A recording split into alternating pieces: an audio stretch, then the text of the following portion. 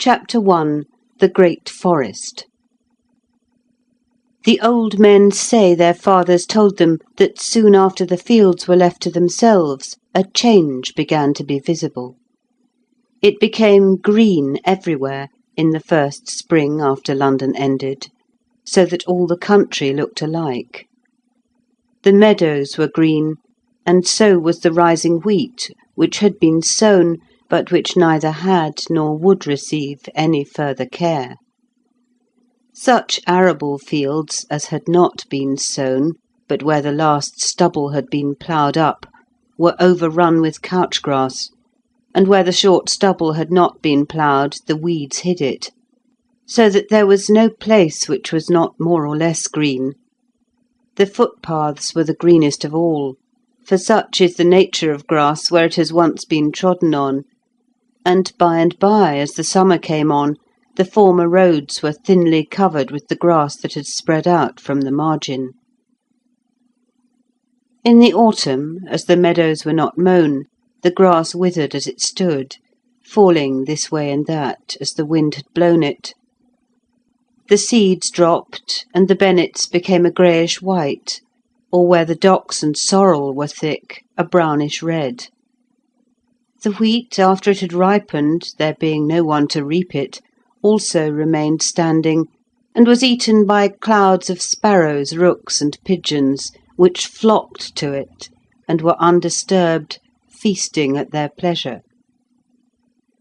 As the winter came on, the crops were beaten down by the storms, soaked with rain, and trodden upon by herds of animals. Next summer, the prostrate straw of the preceding year was concealed by the young green wheat and barley that sprang up from the grain sown by dropping from the ears, and by quantities of docks, thistles, ox-eye daisies, and similar plants. This matted mass grew up through the bleached straw. Charlock, too, hid the rotting roots in the fields under a blaze of yellow flower. The young spring meadow grass could scarcely push its way up through the long dead grass and bennets of the year previous, but docks and thistles, sorrel, wild carrots, and nettles found no such difficulty. Footpaths were concealed by the second year, but roads could be traced, though as green as the sward, and were still the best for walking, because the tangled wheat and weeds, and in the meadows the long grass, caught the feet of those who tried to pass through. Year by year the original crops of wheat, barley, oats, and beans asserted their presence by shooting up, but in gradually diminished force, as nettles and coarser plants, such as the wild parsnips, spread out into the fields from the ditches and choked them. Aquatic grasses from the furrows and water-carriers extended in the meadows, and, with the rushes, helped to destroy or take the place of the former sweet herbage.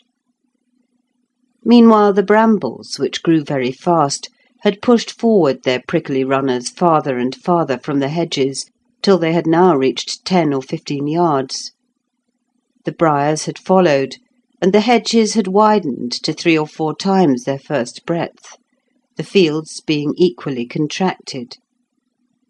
Starting from all sides at once, these brambles and briars, in the course of about 20 years, met in the centre of the largest fields.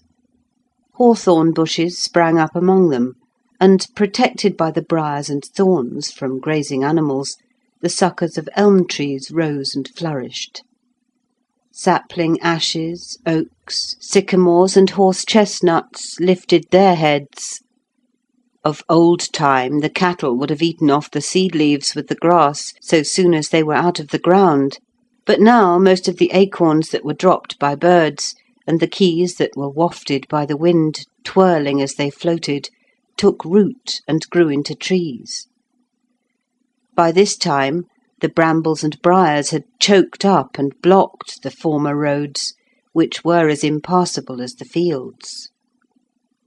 No fields, indeed, remained, for where the ground was dry, the thorns, briars, brambles, and saplings already mentioned filled the space, and these thickets and the young trees had converted most part of the country into an immense forest.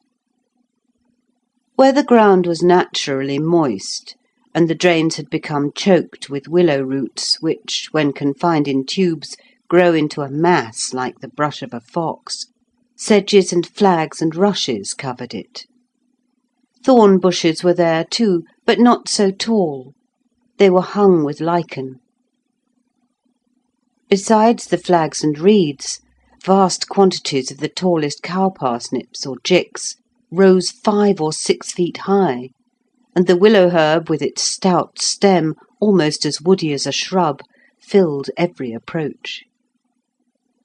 By the 30th year, there was not one single open place, the hills only excepted, where a man could walk, unless he followed the tracks of wild creatures or cut himself a path.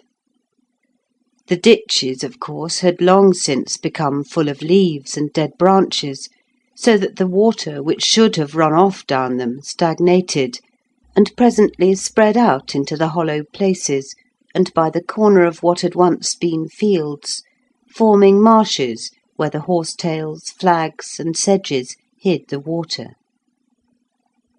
As no care was taken with the brooks, the hatches upon them gradually rotted, and the force of the winter rains carried away the weak timbers, flooding the lower grounds, which became swamps of larger size. The dams, too, were drilled by water rats, and the streams percolating through slowly increased the size of these tunnels till the structure burst, and the currents swept on and added to the floods below. Mill dams stood longer, but as the ponds silted up, the current flowed round and even through the mill houses, which, going by degrees to ruin, were in some cases undermined till they fell. Everywhere the lower lands adjacent to the streams had become marshes, some of them extending for miles in a winding line, and occasionally spreading out to a mile in breadth. This was particularly the case where brooks and streams of some volume joined the rivers, which were also blocked and obstructed in their turn, and the two, overflowing, covered the country around. For the rivers brought down trees and branches, timbers floated from the shore, and all kinds of similar materials, which grounded in the shallows or caught against snags, and formed huge piles where there had been weirs.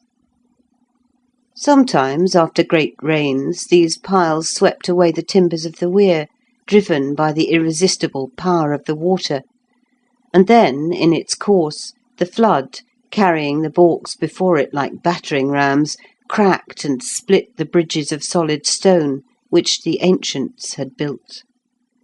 These and the iron bridges likewise were overthrown, and presently quite disappeared, for the very foundations were covered with the sand and gravel silted up.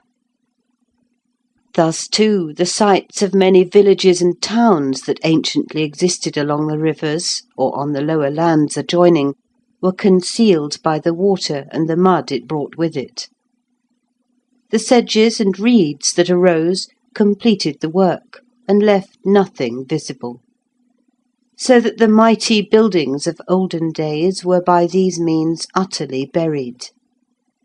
And, as has been proved by those who have dug for treasures, in our time the very foundations are deep beneath the earth, and not to be got at for the water that oozes into the shafts that they have tried to sink through the sand and mud banks. From an elevation, therefore, there was nothing visible but endless forest and marsh.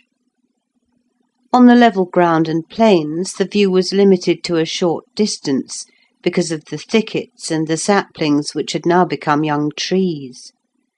The downs only were still partially open, yet it was not convenient to walk upon them except in the tracks of animals, because of the long grass, which, being no more regularly grazed upon by sheep, as was once the case, grew thick and tangled.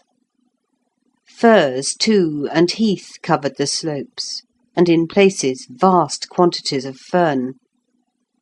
There had always been copses of fir and beech and nut tree covers, and these increased and spread, while bramble, briar, and hawthorn extended around them.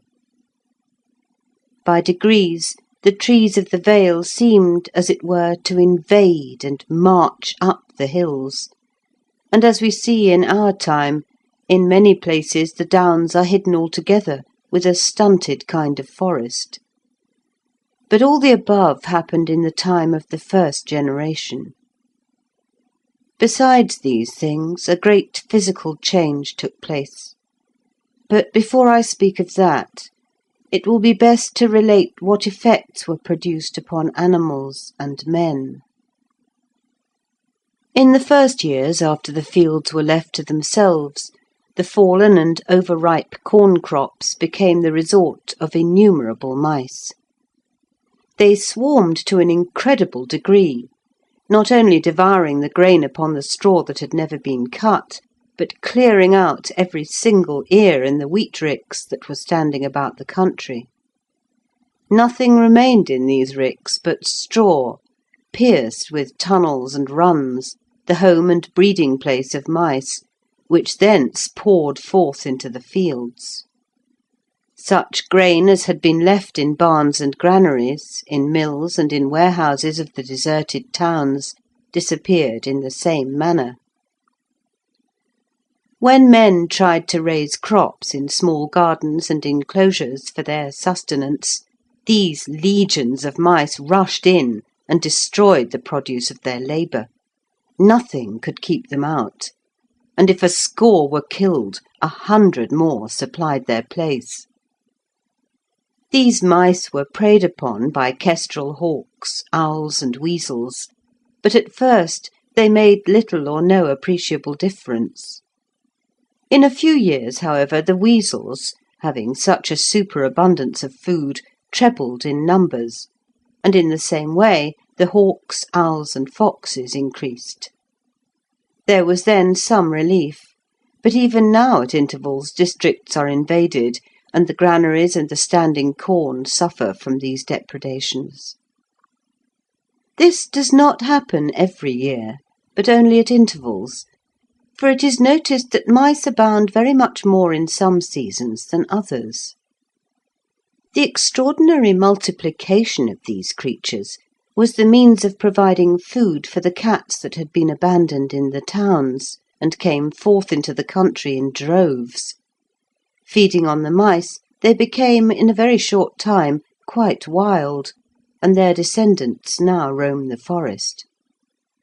In our houses, we still have several varieties of the domestic cat, such as the tortoiseshell, which is the most prized.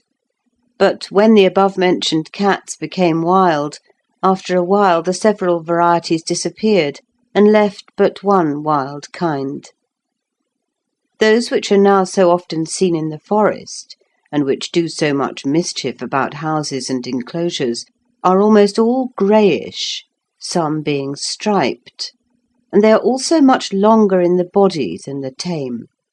A few are jet black. Their skins are then preferred by hunters. Though the forest cat retires from the sight of man as much as possible, yet it is extremely fierce in defence of its young, and instances have been known where travellers in the woods have been attacked upon unwittingly approaching their dens. Dropping from the boughs of a tree upon the shoulders, the creature flies at the face, inflicting deep scratches and bites, exceedingly painful, and sometimes dangerous from the tendency to fester. But such cases are rare, and the reason the forest cat is so detested is because it preys upon fowls and poultry, mounting with ease the trees or places where they roost. Almost worse than the mice were the rats, which came out of the old cities in such vast numbers that the people who survived and saw them are related to have fled in fear. This terror, however, did not last so long as the evil of the mice, for the rats, probably not finding sufficient food when together, scattered abroad, and were destroyed singly by the cats and dogs, who slew them by thousands, far more than they could afterwards eat, so that the carcasses were left to decay.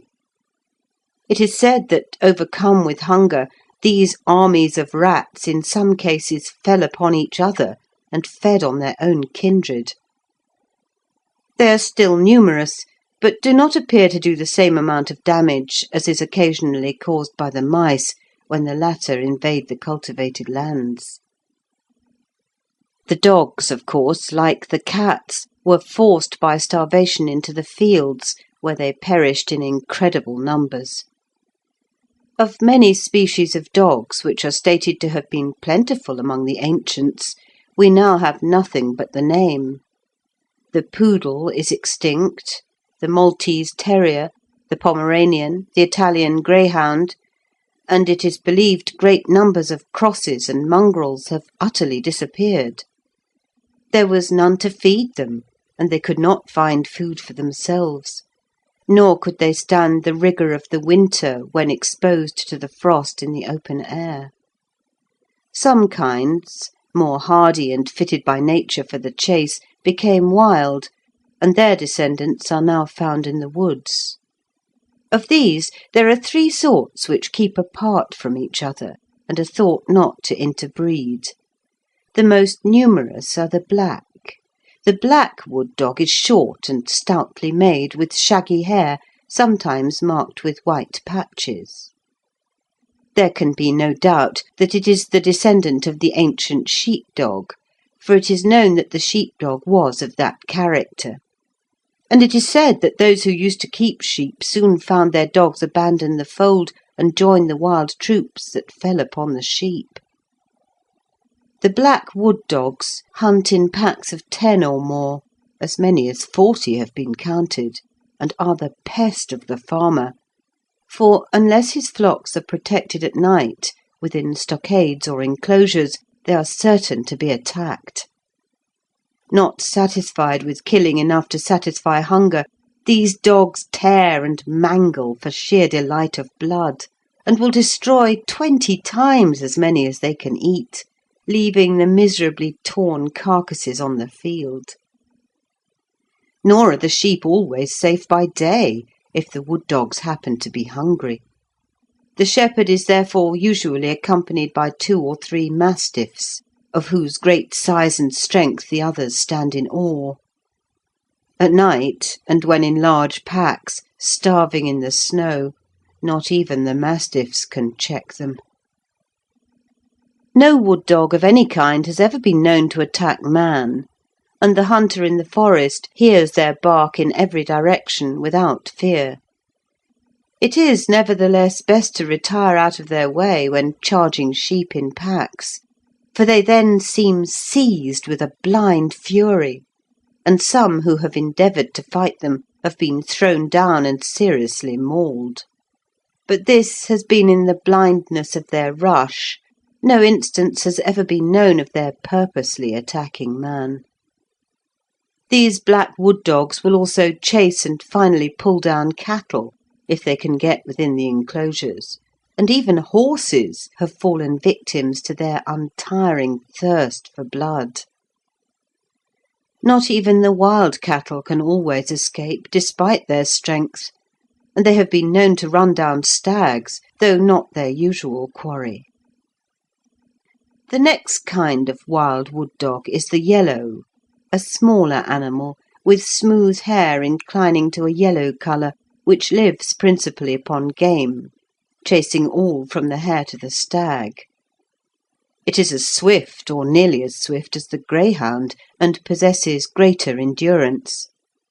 In coursing the hare, it not uncommonly happens that these dogs start from the brake and take the hare, when nearly exhausted, from the hunter's hounds.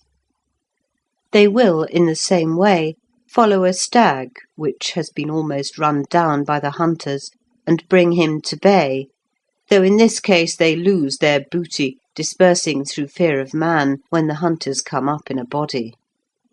But such is their love of the chase that they are known to assemble from their lairs at the distant sound of the horn. and as the hunters ride through the woods they often see the yellow dogs flitting along side by side with them through bush and fern. These animals sometimes hunt singly, sometimes in couples, and as the season advances and winter approaches, in packs of 8 or 12. They never attack sheep or cattle, and avoid man, except when they perceive he is engaged in the chase. There is little doubt that they are the descendants of the dogs which the ancients called lurchers, crossed perhaps with the greyhound and possibly other breeds. When the various species of dogs were thrown on their own resources, those only withstood the exposure and hardships which were naturally hardy and possessed natural aptitude for the chase. The third species of wood dog is the white. They are low on the legs, of a dingy white colour, and much smaller than the other two. They neither attack cattle nor game, though fond of hunting rabbits. This dog is, in fact, a scavenger, living upon the carcasses of dead sheep and animals which are found picked clean in the night. For this purpose it haunts the neighbourhood of habitations and prowls in the evening over heaps of refuse, scampering away at the least alarm, for it is extremely timid. It is perfectly harmless, for even the poultry do not dread it, and it will not face a tame cat if by chance the two meet. It is rarely met with far from habitations, though it will accompany an army on the march. It may be said to remain in one district. The black and yellow dogs, on the contrary, roam about the forest without apparent home. One day the hunter sees signs of their presence, and perhaps may, for a month afterwards, not so much as hear a bark. This uncertainty in the case of the black dog is the bane of the shepherds. For not seeing or hearing anything of the enemy for months altogether, in spite of former experience, their vigilance relaxes, and suddenly, while they sleep, their flocks are scattered. We still have, among tame dogs, the mastiff, terrier, spaniel, deerhound, and greyhound, all of which are as faithful to man as ever. End of chapter 1.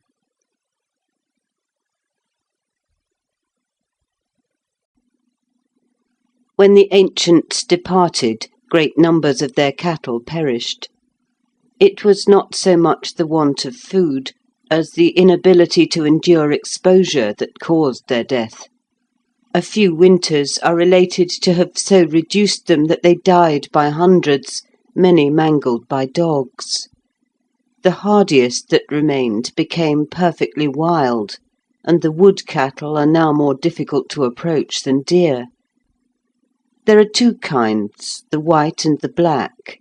The white, sometimes dun, are believed to be the survivors of the domestic roan and white, for the cattle in our enclosures at the present day are of that colour.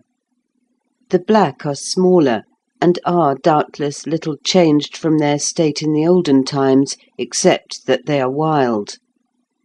These latter are timid unless accompanied by a calf, and are rarely known to turn upon their pursuers.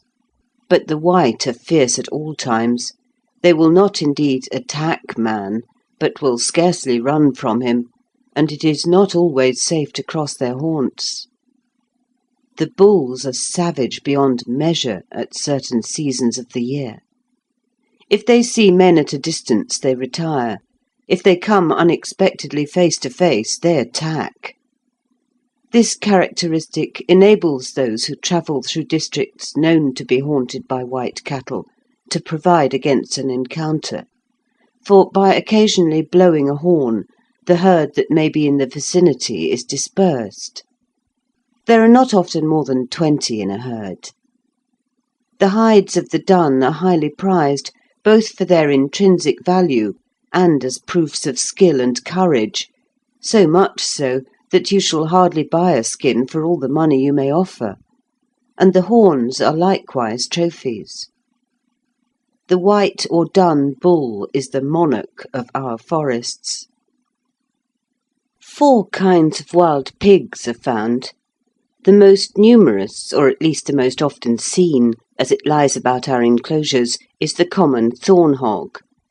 It is the largest of the wild pigs, long-bodied and flat-sided, in colour much the hue of the mud in which it wallows.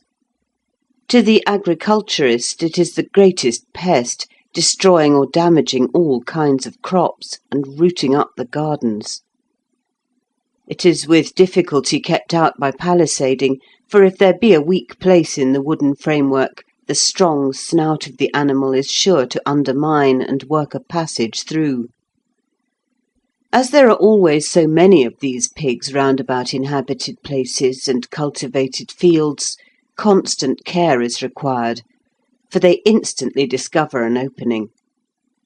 From their habit of haunting the thickets and bush which come up to the verge of the enclosures, they have obtained the name of thorn hogs. Some reach an immense size, and they are very prolific, so that it is impossible to destroy them. The boars are fierce at a particular season, but never attack unless provoked to do so. But when driven to bay, they are the most dangerous of the boars, on account of their vast size and weight. They are of a sluggish disposition, and will not rise from their lairs unless forced to do so. The next kind is the white hog, which has much the same habits as the former, except that it is usually found in moist places, near lakes and rivers, and is often called the marsh pig. The third kind is perfectly black, much smaller in size, and very active, affording by far the best sport, and also the best food when killed. As they are found on the hills, where the ground is somewhat more open, horses can follow freely, and the chase becomes exciting. By some it is called the hill hog, from the locality it frequents. The small tusks of the black boar are used for many ornamental purposes. These 3 species are considered to be the descendants of the various domestic pigs of the ancients, but the 4th, or grey, is thought to be the true wild boar. It is seldom seen, but is most common in the south-western forests, where, from the quantity of fern, it is called the fern pig. This kind is believed to represent the true wild boar, which was extinct, or merged in the domestic hog among the ancients, except in that neighbourhood where the strain remained. With wild times the wild habits have returned, and the grey boar is at once the most difficult of access and the most ready to encounter either dogs or men. Although the first, or thorn hog, does the most damage to the agriculturist because of its numbers and its habit of haunting the neighbourhood of enclosures, the others are equally injurious if they chance to enter the cultivated fields. The 3 principal kinds of wild sheep are the horned, the thyme, and the meadow. The thyme sheep are the smallest, and haunt the highest hills in the south, where, feeding on the sweet herbage of the ridges, their flesh is said to acquire a flavour of wild thyme. They move in small flocks of not more than 30, and are the most difficult to approach, being far more wary than deer, so continuously are they hunted by the wood dogs. The horned are larger, and move in greater numbers, as many as 200 are sometimes seen together. They are found on the lower slopes and plains, and in the woods.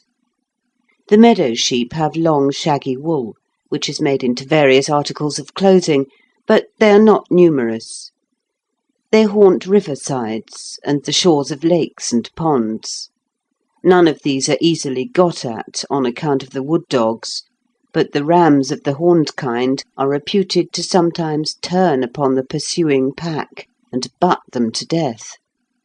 In the extremity of their terror, whole flocks of wild sheep have been driven over precipices and into quagmires and torrents. Besides these, there are several other species whose haunt is local. On the islands especially, different kinds are found. The wood dogs will occasionally, in calm weather, swim out to an island and kill every sheep upon it. From the horses that were in use among the ancients, the two wild species now found are known to have descended, a fact confirmed by their evident resemblance to the horses we still retain. The largest wild horse is almost black, or inclined to a dark colour, somewhat less in size than our present waggon horses, but of the same heavy make. It is, however, much swifter, on account of having enjoyed liberty for so long. It is called the bush horse, being generally distributed among thickets and meadow-like lands adjoining water. The other species is called the hill pony, from its habitat, the hills, and is rather less in size than our riding horse. This latter is short and thick-set, so much so as not to be easily ridden by short persons without high stirrups. Neither of these wild horses are numerous, but neither are they uncommon. They keep entirely separate from each other. As many as 30 mares are sometimes seen together, but there are districts where the traveller will not observe one for weeks. Tradition says that in the olden times there were horses of a slender build, whose speed outstripped the wind. But of the breed of these famous racers not one is left. Whether they were too delicate to withstand exposure, or whether the wild dogs hunted them down, is uncertain, but they are quite gone. Did but one exist, how eagerly it would be sought out! For in these days it would be worth its weight in gold, unless, indeed, as some affirm, such speed only endured for a mile or two. It is not necessary, having written thus far of the animals, that anything be said of the birds of the woods, which everyone knows were not always wild, and which can indeed be compared with such poultry as are kept in our enclosures.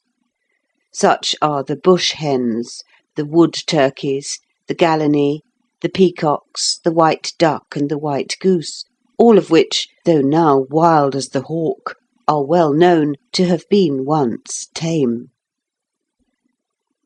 There were deer, red and fallow, in numerous parks and chases of very old time, and these, having got loose and having such immense tracts to roam over unmolested, went on increasing till now they are beyond computation, and I have myself seen 1,000 head together. Within these 40 years, as I learn, the roe deer too have come down from the extreme north, so that there are now 3 sorts in the woods. Before them the pine marten came from the same direction, and though they are not yet common, it is believed they are increasing. For the first few years after the change took place, there seemed a danger lest the foreign wild beasts that had been confined as curiosities in menageries should multiply and remain in the woods, but this did not happen. Some few lions, tigers, bears, and other animals did indeed escape, together with many less furious creatures, and it is related that they roamed about the fields for a long time. They were seldom met with, having such an extent of country to wander over, and after a while entirely disappeared. If any progeny were born, the winter frosts must have destroyed it, and the same fate awaited the monstrous serpents which had been collected for exhibition. Only one such animal now exists which is known to owe its origin to those which escaped from the dens of the ancients. It is the beaver, whose dams are now occasionally found upon the streams by those who traverse the woods. Some of the aquatic birds, too, which frequent the lakes, are thought to have been originally derived from those which were formerly kept as curiosities.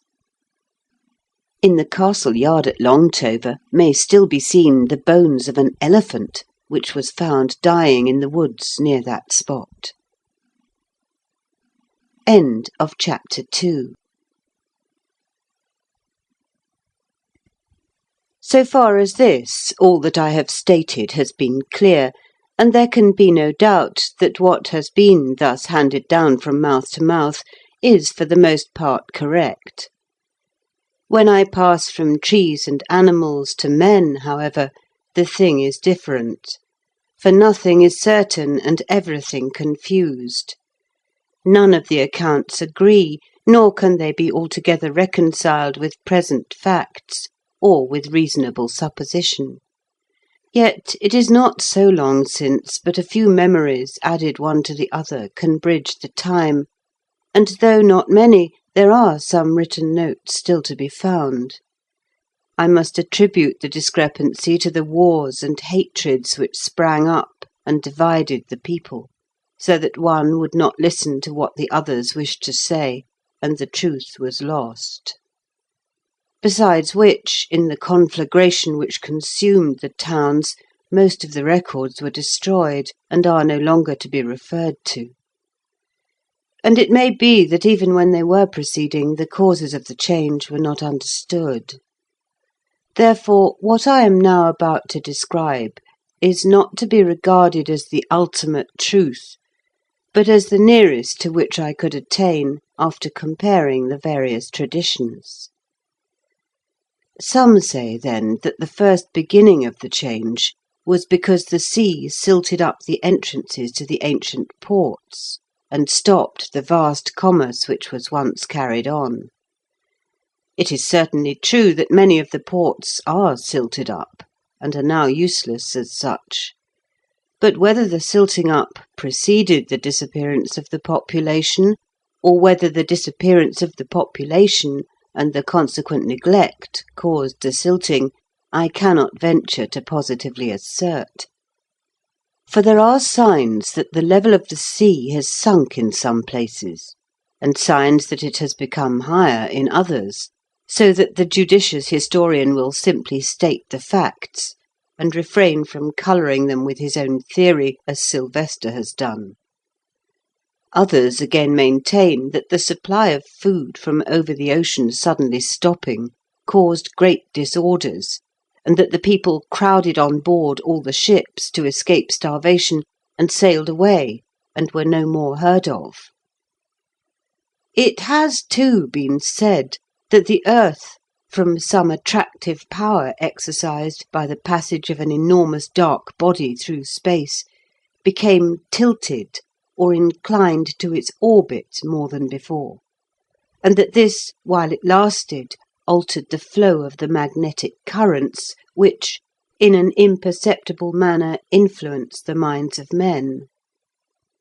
Hitherto the stream of human life had directed itself to the westward, but when this reversal of magnetism occurred, a general desire arose to return to the east.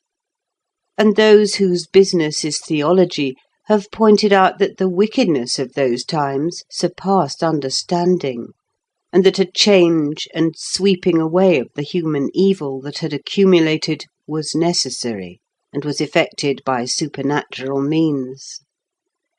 The relation of this must be left to them, since it is not the province of the philosopher to meddle with such matters.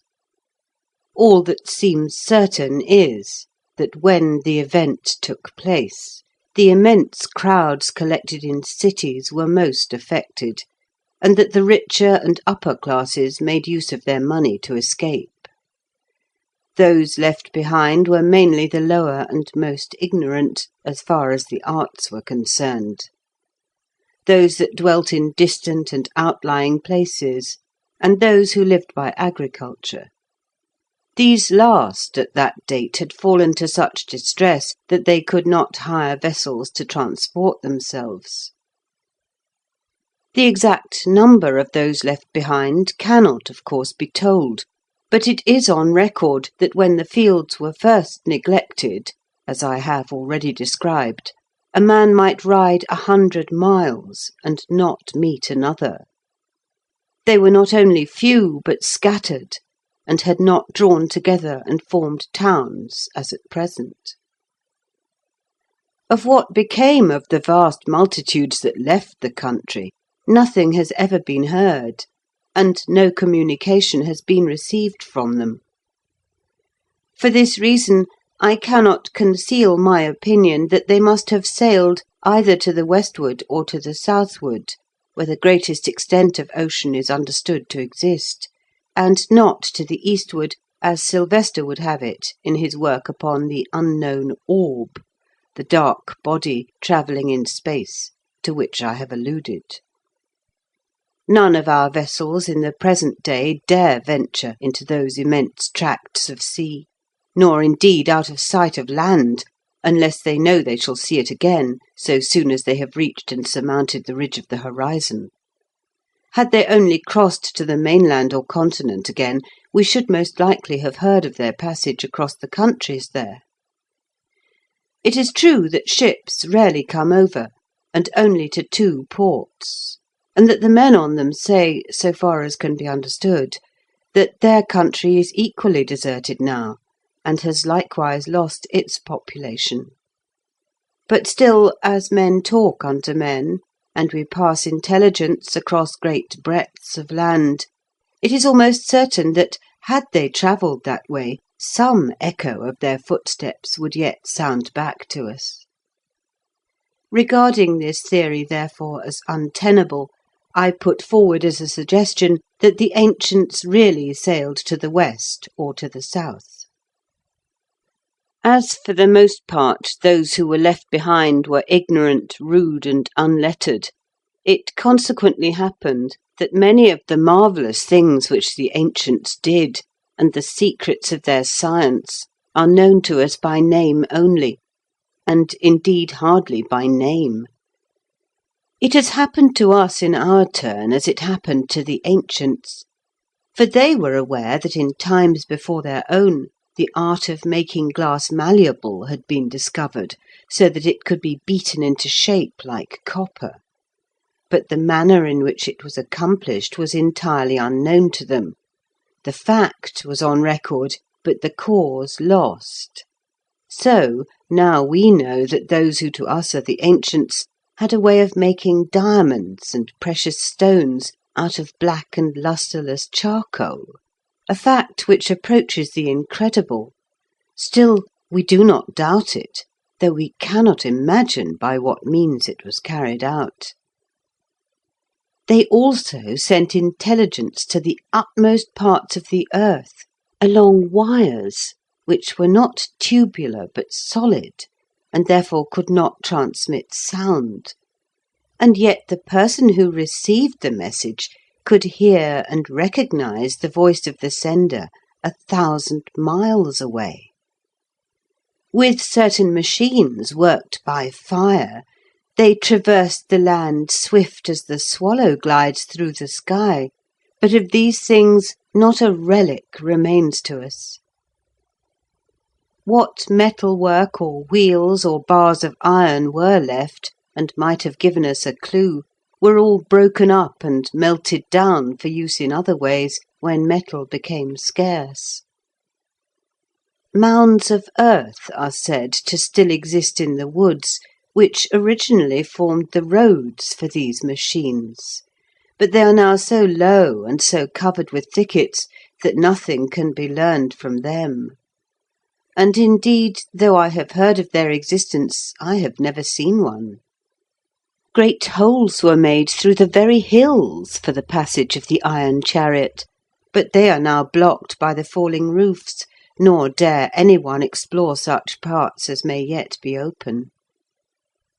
Where are the wonderful structures with which the men of those days were lifted to the skies, rising above the clouds? These marvellous things are to us little more than fables of the giants and of the old gods that walked upon the earth, which were fables even to those whom we call the ancients. Indeed, we have fuller knowledge of those extremely ancient times than of the people who immediately preceded us, and the Romans and the Greeks are more familiar to us than the men who rode in the iron chariots and mounted to the skies. The reason why so many arts and sciences were lost was because, as I have previously said, The most of those who were left in the country were ignorant, rude, and unlettered. They had seen the iron chariots, but did not understand the method of their construction, and could not hand down the knowledge they did not themselves possess. The magic wires of intelligence passed through their villages, but they did not know how to work them.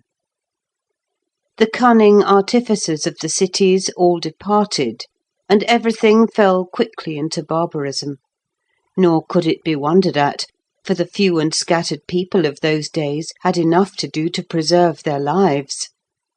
Communication between one place and another was absolutely cut off, and if one perchance did recollect something that might have been of use, he could not confer with another who knew the other part, and thus between them reconstruct the machine. In the second generation, even these disjointed memories died out. At first, it is supposed that those who remained behind existed upon the grain in the warehouses, and what they could thresh by the flail from the crops left neglected in the fields. But as the provisions in the warehouses were consumed or spoiled, they hunted the animals, lately tame and as yet but half wild. As these grew less in number and difficult to overtake, they set to work again to till the ground, and cleared away small portions of the earth, encumbered already with brambles and thistles. Some grew corn, and some took charge of sheep. Thus, in time, places far apart from each other were settled, and towns were built. Towns, indeed, we call them to distinguish them from the champaign, but they are not worthy of the name in comparison with the mighty cities of old time. There are many that have not more than 50 houses in the enclosure, and perhaps no other station within a day's journey, and the largest are but villages, reckoning by antiquity. For the most part they have their own government, or had till recently, and thus there grew up many provinces and kingdoms in the compass of what was originally but one. Thus separated and divided, there came also to be many races, where in the first place was one people. Now, in briefly recounting the principal divisions of men, I will commence with those who are everywhere considered the lowest. These are the Bushmen, who live wholly in the woods. Even among the ancients, when every man, woman, and child could exercise those arts which are now the special mark of nobility, i.e., reading and writing, there was a degraded class of persons who refused to avail themselves of the benefits of civilization. They obtained their food by begging, wandering along the highways, crouching around fires which they lit in the open, clad in rags, and exhibiting countenances from which every trace of self-respect had disappeared. These were the ancestors of the present men of the bushes. They took naturally to the neglected fields, and forming camps, as they call their tribes, or rather families, wandered to and fro, easily subsisting upon roots and trapped game. So they live to this day, having become extremely dexterous in snaring every species of bird and animal, and the fishes of the streams. These latter they sometimes poison with a drug or a plant, it is not known which, the knowledge of which has been preserved among them since the days of the ancients. The poison kills the fishes and brings them to the surface, when they can be collected by hundreds, but does not injure them for eating. Like the black wood dogs, the Bushmen, often in fits of savage frenzy, destroy thrice as much as they can devour, trapping deer in wickerwork hedges or pitfalls, and cutting the miserable animals in pieces for mere thirst of blood. The oxen and cattle in the enclosures are occasionally in the same manner fearfully mutilated by these wretches, sometimes for amusement, and sometimes in vengeance for injuries done to them. Bushmen have no settled home, cultivate no kind of corn or vegetable, keep no animals, not even dogs, have no houses or huts, no boats or canoes, nothing that requires the least intelligence or energy to construct. Roaming to and fro without any apparent aim or object or any particular route, they fix their camp for a few days wherever it suits their fancy, and again move on, no man knows why or whither. It is this uncertainty of movement which makes them so dangerous. Today there may not be the least sign of any within miles of an enclosure. In the night a camp may pass, slaughtering such cattle as may have remained without the palisade, or killing the unfortunate shepherd who has not got within the walls, and in the morning they may be nowhere to be seen, having disappeared like vermin. Face to face the bushman is never to be feared. A whole camp or tribal family will scatter if a traveller stumbles into their midst. It is from behind a tree or under cover of night that he deals his murderous blow. A camp may consist of 10 or 20 individuals, sometimes perhaps of 40 or even 50, of various ages, and is ruled by the eldest, who is also the parent. He is absolute master of his camp, but has no power or recognition beyond it, so that how many leaders there may be among them it is not possible even to guess. Nor is the master known to them as king or duke, nor has he any title, but is simply the oldest or founder of the family. The camp has no law, no established custom. Events happen, and even the master cannot be said to reign. When he becomes feeble, they simply leave him to die. They are depraved and without shame, clad in sheepskins chiefly, if clad at all, or in such clothes as they have stolen. They have no ceremonies whatever. The number of these camps must be considerable, and yet the bushman is seldom seen, nor do we very often hear of their depredations, which is accounted for by the extent of country they wander over. It is in severe winters that the chief danger occurs. They then suffer from hunger and cold, and are driven to the neighbourhood of the enclosures to steal. So dexterous are they in slipping through the bushes and slinking among the reeds and osiers, that they will pass within a few yards without discovering their presence, and the signs of their passage can be detected only by the experienced hunter, and not always by him. It is observed that whatever mischief the bushman commits, he never sets fire to any ricks or buildings. The reason is because his nature is to slink from the scene of his depredations, and flame at once attracts people to the spot. Twice the occurrence of a remarkably severe winter has caused the bushmen to flock together and act in an approach to concert in attacking the enclosures. The bushmen of the north, who were even more savage and brutal, then came down, and were with difficulty repulsed from the walled cities. In ordinary times we see very little of them. They are the thieves, the human vermin of the woods. Under the name of gipsies, those who are now often called Romani and Zingari were well known to the ancients. Indeed, they boast that their ancestry goes back so much farther than the oldest we can claim, that the ancients themselves were but modern to them. Even in that age of highest civilization, which immediately preceded the present, they say, and there is no doubt of it, that they preserved the blood of their race pure and untainted, that they never dwelt under permanent roofs, nor bowed their knees to the prevalent religion. They remained apart, and still continue after civilization has disappeared, exactly the same as they were before it commenced. Since the change, their numbers have greatly increased, and were they not always at war with each other, it is possible that they might go far to sweep the house people from the land. But there are so many tribes, each with its king, queen, or duke, that their power is divided, and their force melts away. The ruler of the Bushman families is always a man, but among the gipsies a woman and even a young girl often exercises supreme authority, but must be of the sacred blood. These kings and dukes are absolute autocrats within their tribe, and can order by a nod the destruction of those who offend them.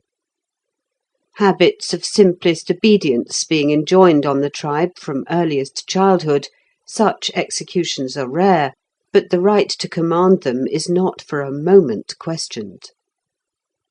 Of the sorcerers, and particularly the sorceresses among them, all have heard, and indeed the places where they dwell seem full of mystery and magic.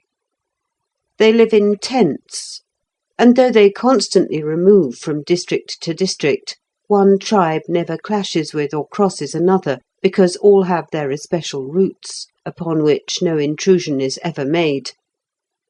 Some agriculture is practised, and flocks and herds are kept, but the work is entirely done by the women. The men are always on horseback or sleeping in their tents. Each tribe has its central camping place, to which they return at intervals after perhaps wandering for months, a certain number of persons being left at home to defend it. These camps are often situated in inaccessible positions and well protected by stockades. The territory which is acknowledged to belong to such a camp is extremely limited. Its mere environs only are considered the actual property of the tribe, and a second can pitch its tents with a few 100 yards.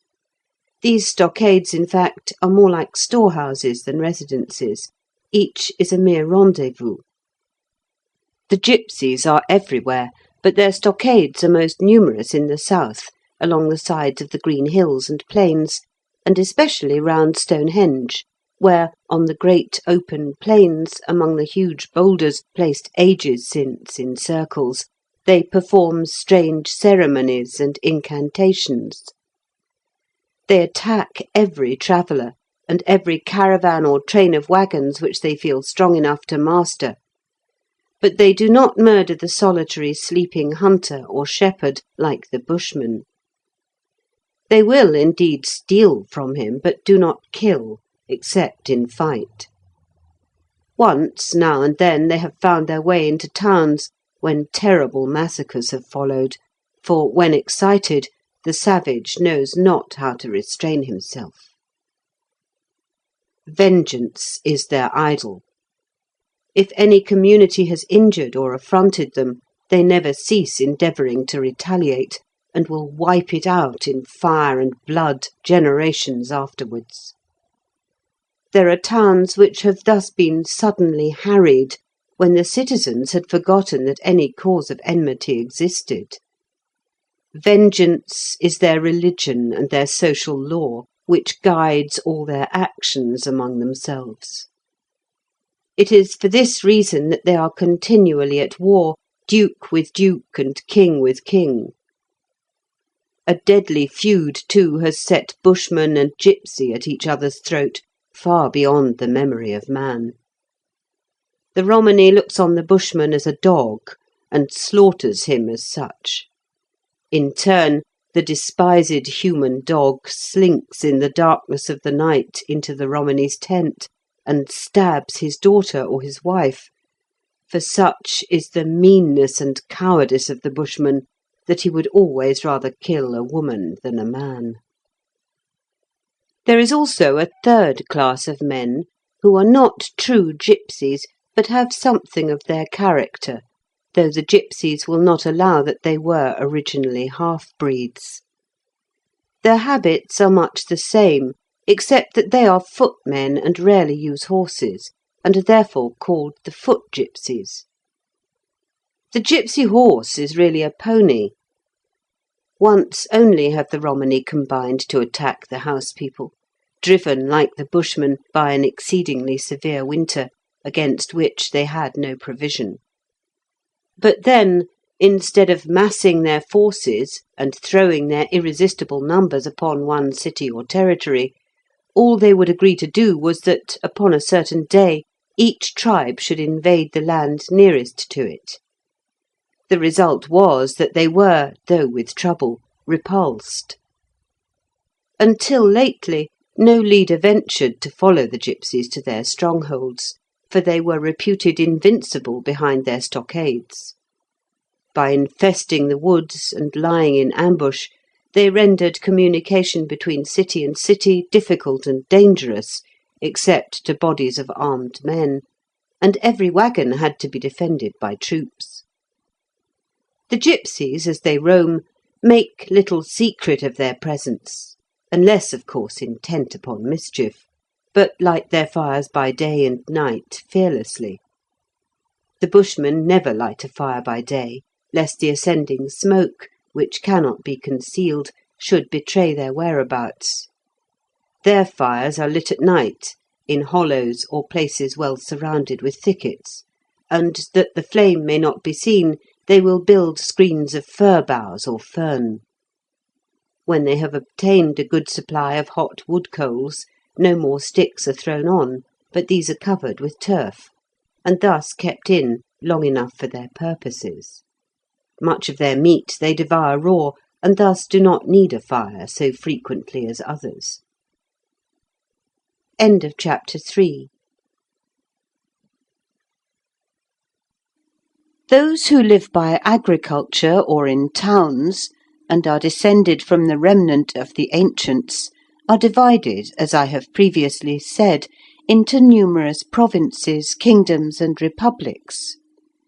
In the middle part of the country the cities are almost all upon the shores of the lake, or within a short distance of the water, and there is therefore more traffic and communication between them by means of vessels than is the case with inland towns, whose trade must be carried on by caravans and waggons. These not only move slowly, but are subject to be interrupted by the Romani and by the banditti, or persons who, for moral or political crimes, have been banished from their homes. It is in the cities that cluster around the great central lake that all the life and civilization of our day are found. But there also begin those wars and social convulsions which cause so much suffering. When was the peninsula at peace? And when was there not some mischief and change brewing in the republics? When was there not a danger from the northern mainland? Until recent years, there was little knowledge of, and scarcely any direct commerce or intercourse between the central part and the districts either of the extreme west or the north, and it is only now that the north and east are becoming open to us. For at the back of the narrow circle of cultivated land, the belt about the lake, there extend immense forests in every direction, through which, till very lately, no practicable way had been cut. Even in the more civilized central part, it is not to this day easy to travel, for at the barriers, as you approach the territories of every prince, they demand your business and your papers, nor, even if you establish the fact that you are innocent of designs against the state, shall you hardly enter without satisfying the greed of the officials.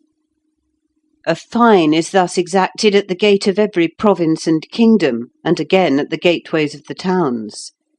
The difference of the coinage, such as it is, causes also great loss and trouble, for the money of one kingdom, though passing current by command in that territory, is not received at its nominal value in the next, on account of the alloy it contains.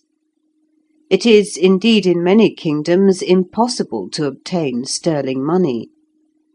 Gold there is little or none anywhere, but silver is the standard of exchange, and copper, bronze, and brass, sometimes tin, are the metals with which the greater number of the people transact their business.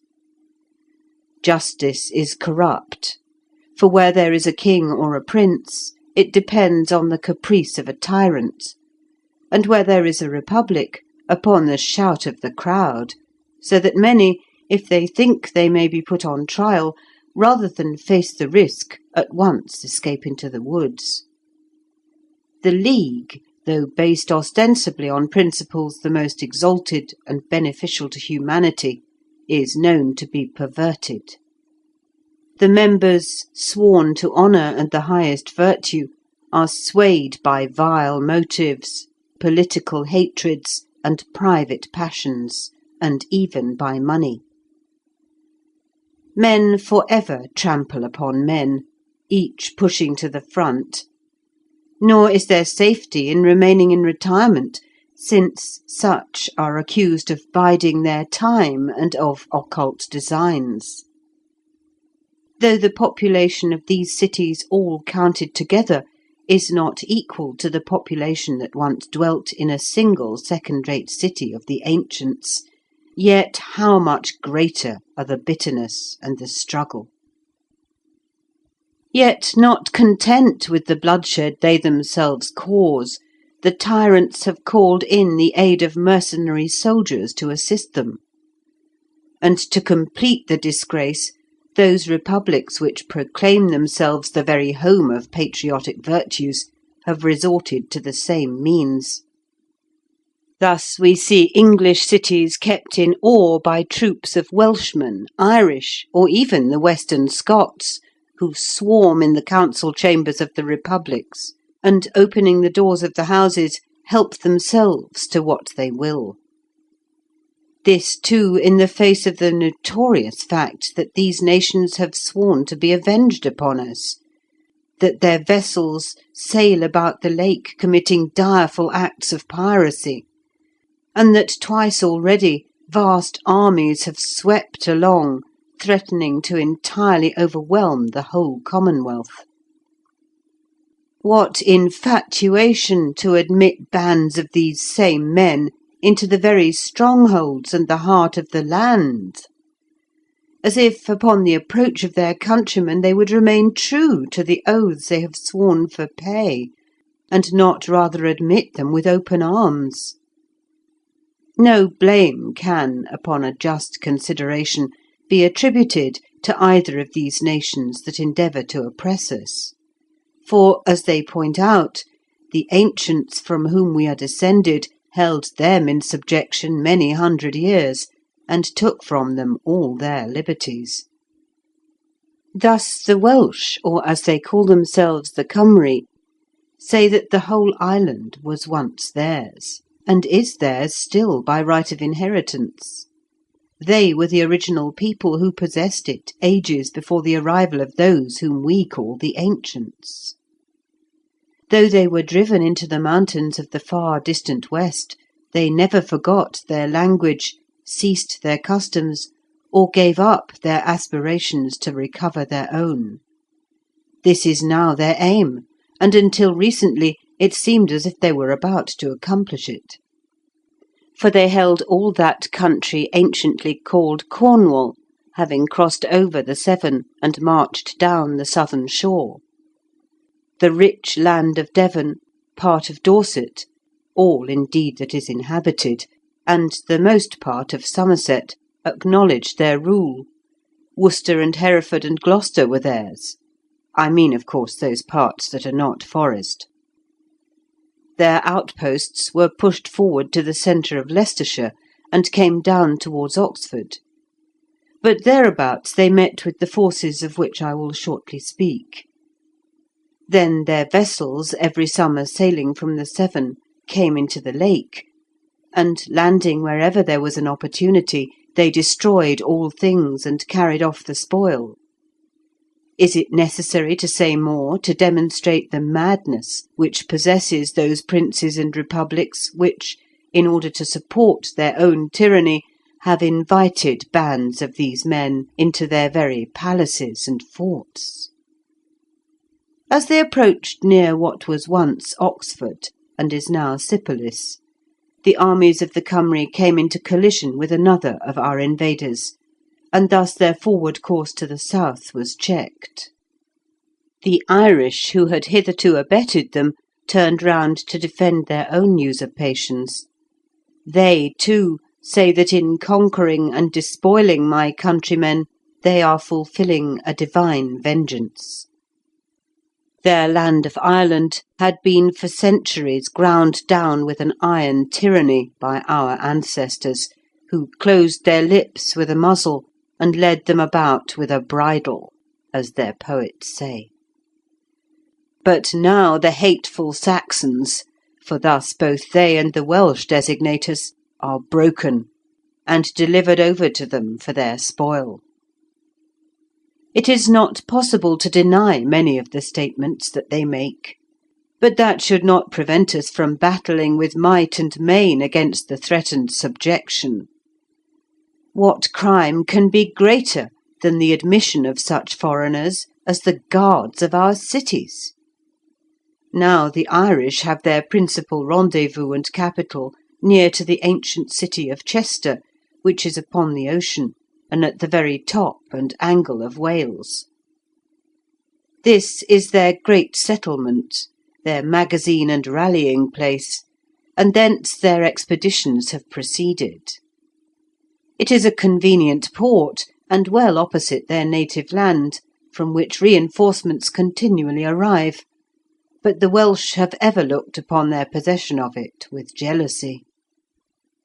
At the period when the Cymry had nearly penetrated to Sypolis or Oxford, the Irish, on their part, had overrun all the cultivated and inhabited country in a south and south-easterly line from Chester, through Rutland to Norfolk and Suffolk, and even as far as Luton.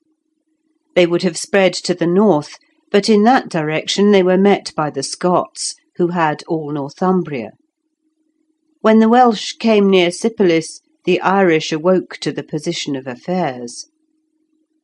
Sypolis is the largest and most important city upon the northern shore of the lake, and it is situated at the entrance to the neck of land that stretches out to the straits. If the Welsh were once well posted there, the Irish could never hope to find their way to the rich and cultivated south, for it is just below Sypolis that the lake contracts, and forms a strait in one place but a furlong wide. The two forces thus came into collision, and while they fought and destroyed each other, Sypolis was saved. After which, finding they were evenly matched, the Irish withdrew 2 days' march northwards, and the Cymry as far westwards. But now the Irish, sailing round the outside of Wales, came likewise up through the Red Rocks, and so into the lake, and in their turn landing, harassed the cities. Often Welsh and Irish vessels, intending to attack the same place, have discerned each other approaching, and turning from their proposed action, have flown at each other's throats. The Scots have not harassed us in the south much, being too far distant, and those that wander hither come for pay, taking service as guards. They are indeed the finest of men, and the hardiest to battle with. I had forgotten to mention that it is possible the Irish might have pushed back the Welsh, had not the kingdom of York, suddenly reviving, by means which shall be related, valiantly thrust out its masters, and fell upon their rear. But still these nations are always upon the verge and margin of our world, and wait but an opportunity to rush in upon it. Our countrymen groan under their yoke, and I say again that infamy should be the portion of those rulers among us who have filled their fortified places with mercenaries derived from such sources. The land, too, is weak, because of the multitude of bondsmen. In the provinces and kingdoms round about the lake, there is hardly a town where the slaves do not outnumber the free as 10 to 1. The laws are framed for the object of reducing the greater part of the people to servitude. For every offence the punishment is slavery, and the offences are daily artificially increased, that the wealth of the few in human beings may grow with them. If a man in his hunger steal a loaf, he becomes a slave. That is, it is proclaimed he must make good to the state the injury he has done it, and must work out his trespass. This is not assessed as the value of the loaf, nor supposed to be confined to the individual from whom it was taken. The theft is said to damage the state at large, because it corrupts the morality of the commonwealth. It is as if the thief had stolen a loaf not from one, but from every member of the state. Restitution must therefore be made to all, and the value of the loaf returned in labour 1,000-fold. The thief is the bondsman of the state. But as the state cannot employ him, he is leased out to those who will pay into the treasury of the prince the money equivalent to the labour he is capable of performing. Thus, under cover of the highest morality, the greatest iniquity is perpetrated. For the theft of a loaf, the man is reduced to a slave. Then his wife and children, unable to support themselves, become a charge to the state, that is, they beg in the public ways. This too, forsooth, corrupts morality, and they likewise are seized and leased out to any who like to take them. Nor can he or they ever become free again, for they must repay to their proprietor the sum he gave for them. And how can that be done, since they receive no wages? For striking another, a man may be, in the same way, as they term it, forfeited to the state, and be sold to the highest bidder. A stout brass wire is then twisted around his left wrist loosely, and the ends soldered together. Then a bar of iron being put through, a half turn is given to it, which forces the wire sharply against the arm, causing it to fit tightly, often painfully, and forms a smaller ring at the outside. By this smaller ring, a score of bondsmen may be seen strung together with a rope. To speak disrespectfully of the prince or his council, or of the nobles, or of religion, to go out of the precincts without permission, to trade without licence, to omit to salute the great, all these and 1,000 others are crimes deserving of the brazen bracelet. Were a man to study all day what he must do and what he must not do to escape servitude, it would not be possible for him to stir one step without becoming forfeit. And yet they hypocritically say that these things are done for the sake of public morality, and that there are not slaves, not permitting the word to be used, and no man was ever sold. It is indeed true that no man is sold in open market. He is leased instead. And by a refined hypocrisy, the owner of slaves cannot sell them to another owner, but he can place them in the hands of the notary, presenting them with their freedom so far as he is concerned. The notary, upon payment of a fine from the purchaser, transfers them to him, and the larger part of the fine goes to the prince. Debt alone, under their laws, must crowd the land with slaves, for, as wages are scarcely known, a child from its birth is often declared to be in debt, for its nourishment is drawn from its mother, and the wretched mother is the wife of a retainer who is fed by his lord. To such a degree is this tyranny carried. If any owe a penny, his doom is sealed. He becomes a bondsman. And thus the estates of the nobles are full of men who work during their whole lives for the profit of others. Thus, too, the woods are filled with banditti, for those who find an opportunity never fail to escape, notwithstanding the hunt that is invariably made for them, and the cruel punishment that awaits recapture. And numbers, foreseeing that they must become bondsmen, before they are proclaimed forfeit, steal away by night, and live as they may in the forests. How then does any man remain free? Only by the favour of the nobles, and only that he may amass wealth for them. The merchants, and those who have licence to trade by land or water, are all protected by some noble house, to whom they pay heavily for permission to live in their own houses. The principal tyrant is supported by the nobles, that they in their turn may tyrannise over the merchants, and they again over all the workmen of their shops and bazaars.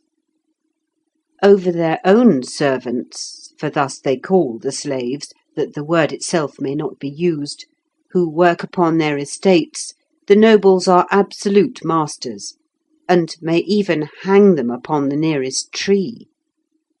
And here I cannot but remark how strange it is, first, that any man can remain a slave rather than die, and secondly, how much stranger it is that any other man, himself a slave, can be found to hunt down or to hang his fellow. Yet the tyrants never lack executioners. Their castles are crowded with retainers who wreak their wills upon the defenceless. These retainers do not wear the brazen bracelet. They are free. Are there then no beggars? Yes, they sit at every corner and about the gates of the cities asking for alms. Though begging makes a man forfeit to the state, it is only when he has thews and sinews and can work. The diseased and aged, the helpless and feeble, may break the law and starve by the roadside, because it profits no one to make them his slaves. And all these things are done in the name of morality, and for the good of the human race, as they constantly announce in their councils and parliaments. There are two reasons why the mercenaries have been called in. First, because the princes found the great nobles so powerful, and can keep them in check only by the aid of these foreigners. And secondly, because the number of the outlaws in the woods has become so great that the nobles themselves are afraid lest their slaves should revolt, and with the aid of the outlaws overcome them. Now, the mark of a noble is that he can read and write. When the ancients were scattered, the remnant that was left behind was, for the most part, the ignorant and the poor. But among them there was here and there a man who possessed some little education and force of mind.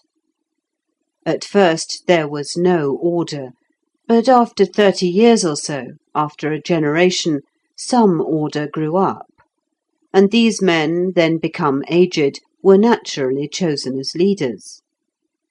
They had indeed no actual power then, no guards or armies, but the common folk who had no knowledge came to them for decision of their disputes, for advice what to do, for the pronouncement of some form of marriage, for the keeping of some note of property, and to be united against a mutual danger. These men in turn taught their children to read and write, wishing that some part of the wisdom of the ancients might be preserved. They themselves wrote down what they knew, and these manuscripts, transmitted to their children, were saved with care. Some of them remain to this day. These children, growing to manhood, took more upon them, and assumed higher authority, as the past was forgotten, and the original equality of all men lost in antiquity. The small enclosed farms of their fathers became enlarged to estates, the estates became towns, and thus, by degrees, the order of the nobility was formed. As they intermarried only among themselves, they preserved a certain individuality. At this day a noble is at once known, no matter how coarsely he may be dressed, or how brutal his habits, by his delicacy of feature, his air of command, even by his softness of skin and fineness of hair. Still, the art of reading and writing is scrupulously imparted to all their legitimate offspring, and scrupulously confined to them alone. It is true that they do not use it except on rare occasions, when necessity demands, being wholly given over to the chase, to war and politics, but they retain the knowledge. Indeed, were a noble to be known not to be able to read and write, the prince would at once degrade him, and the sentence would be upheld by the entire caste. No other but the nobles are permitted to acquire these arts. If any attempt to do so, they are enslaved and punished.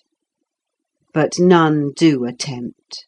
Of what avail would it be to them? All knowledge is thus retained in the possession of the nobles. They do not use it, but the physicians, for instance, who are famous, are so because by favour of some baron they have learned receipts in the ancient manuscripts which have been mentioned. One virtue, and one only, adorns this exclusive caste. They are courageous to the verge of madness. I had almost omitted to state that the merchants know how to read and write, having special licence and permits to do so, without which they may not correspond.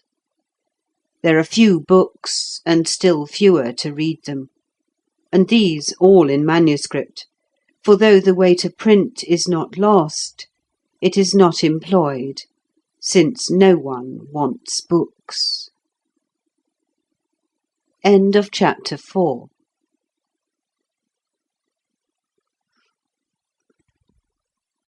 There now only remains the geography of our country to be treated of before the history is commenced. Now, the most striking difference between the country as we know it and as it was known to the ancients is the existence of the great lake in the centre of the island. From the Red Rocks by the Severn hither, the most direct route a galley can follow is considered to be about 200 miles in length, and it is a journey which often takes a week even for a vessel well manned, because the course, as it turns round the islands, faces so many points of the compass, and therefore the oarsmen are sure to have to labour in the teeth of the wind, no matter which way it blows. Many parts are still unexplored, and scarce anything known of their extent, even by repute. Until Felix Aquila's time, the greater portion, indeed, had not even a name. Each community was well acquainted with the bay before its own city, and with the route to the next, but beyond that they were ignorant, and had no desire to learn. Yet the lake cannot really be so long and broad as it seems, for the country could not contain it. The length is increased, almost trebled, by the islands and shoals, which will not permit of navigation in a straight line. For the most part, too, they follow the southern shore of the mainland, which is protected by a fringe of islets and banks from the storms which sweep over the open waters. Thus, rowing along round the gulfs and promontories, their voyage is thrice prolonged, but rendered nearly safe from the waves, which rise with incredible celerity before the gales. The slow ships of commerce, indeed, are often days in traversing the distance between one port and another, for they wait for the wind to blow abaft, and being heavy, deeply laden, built broad and flat-bottomed for shallows, and bluff at the bows, they drift like logs of timber.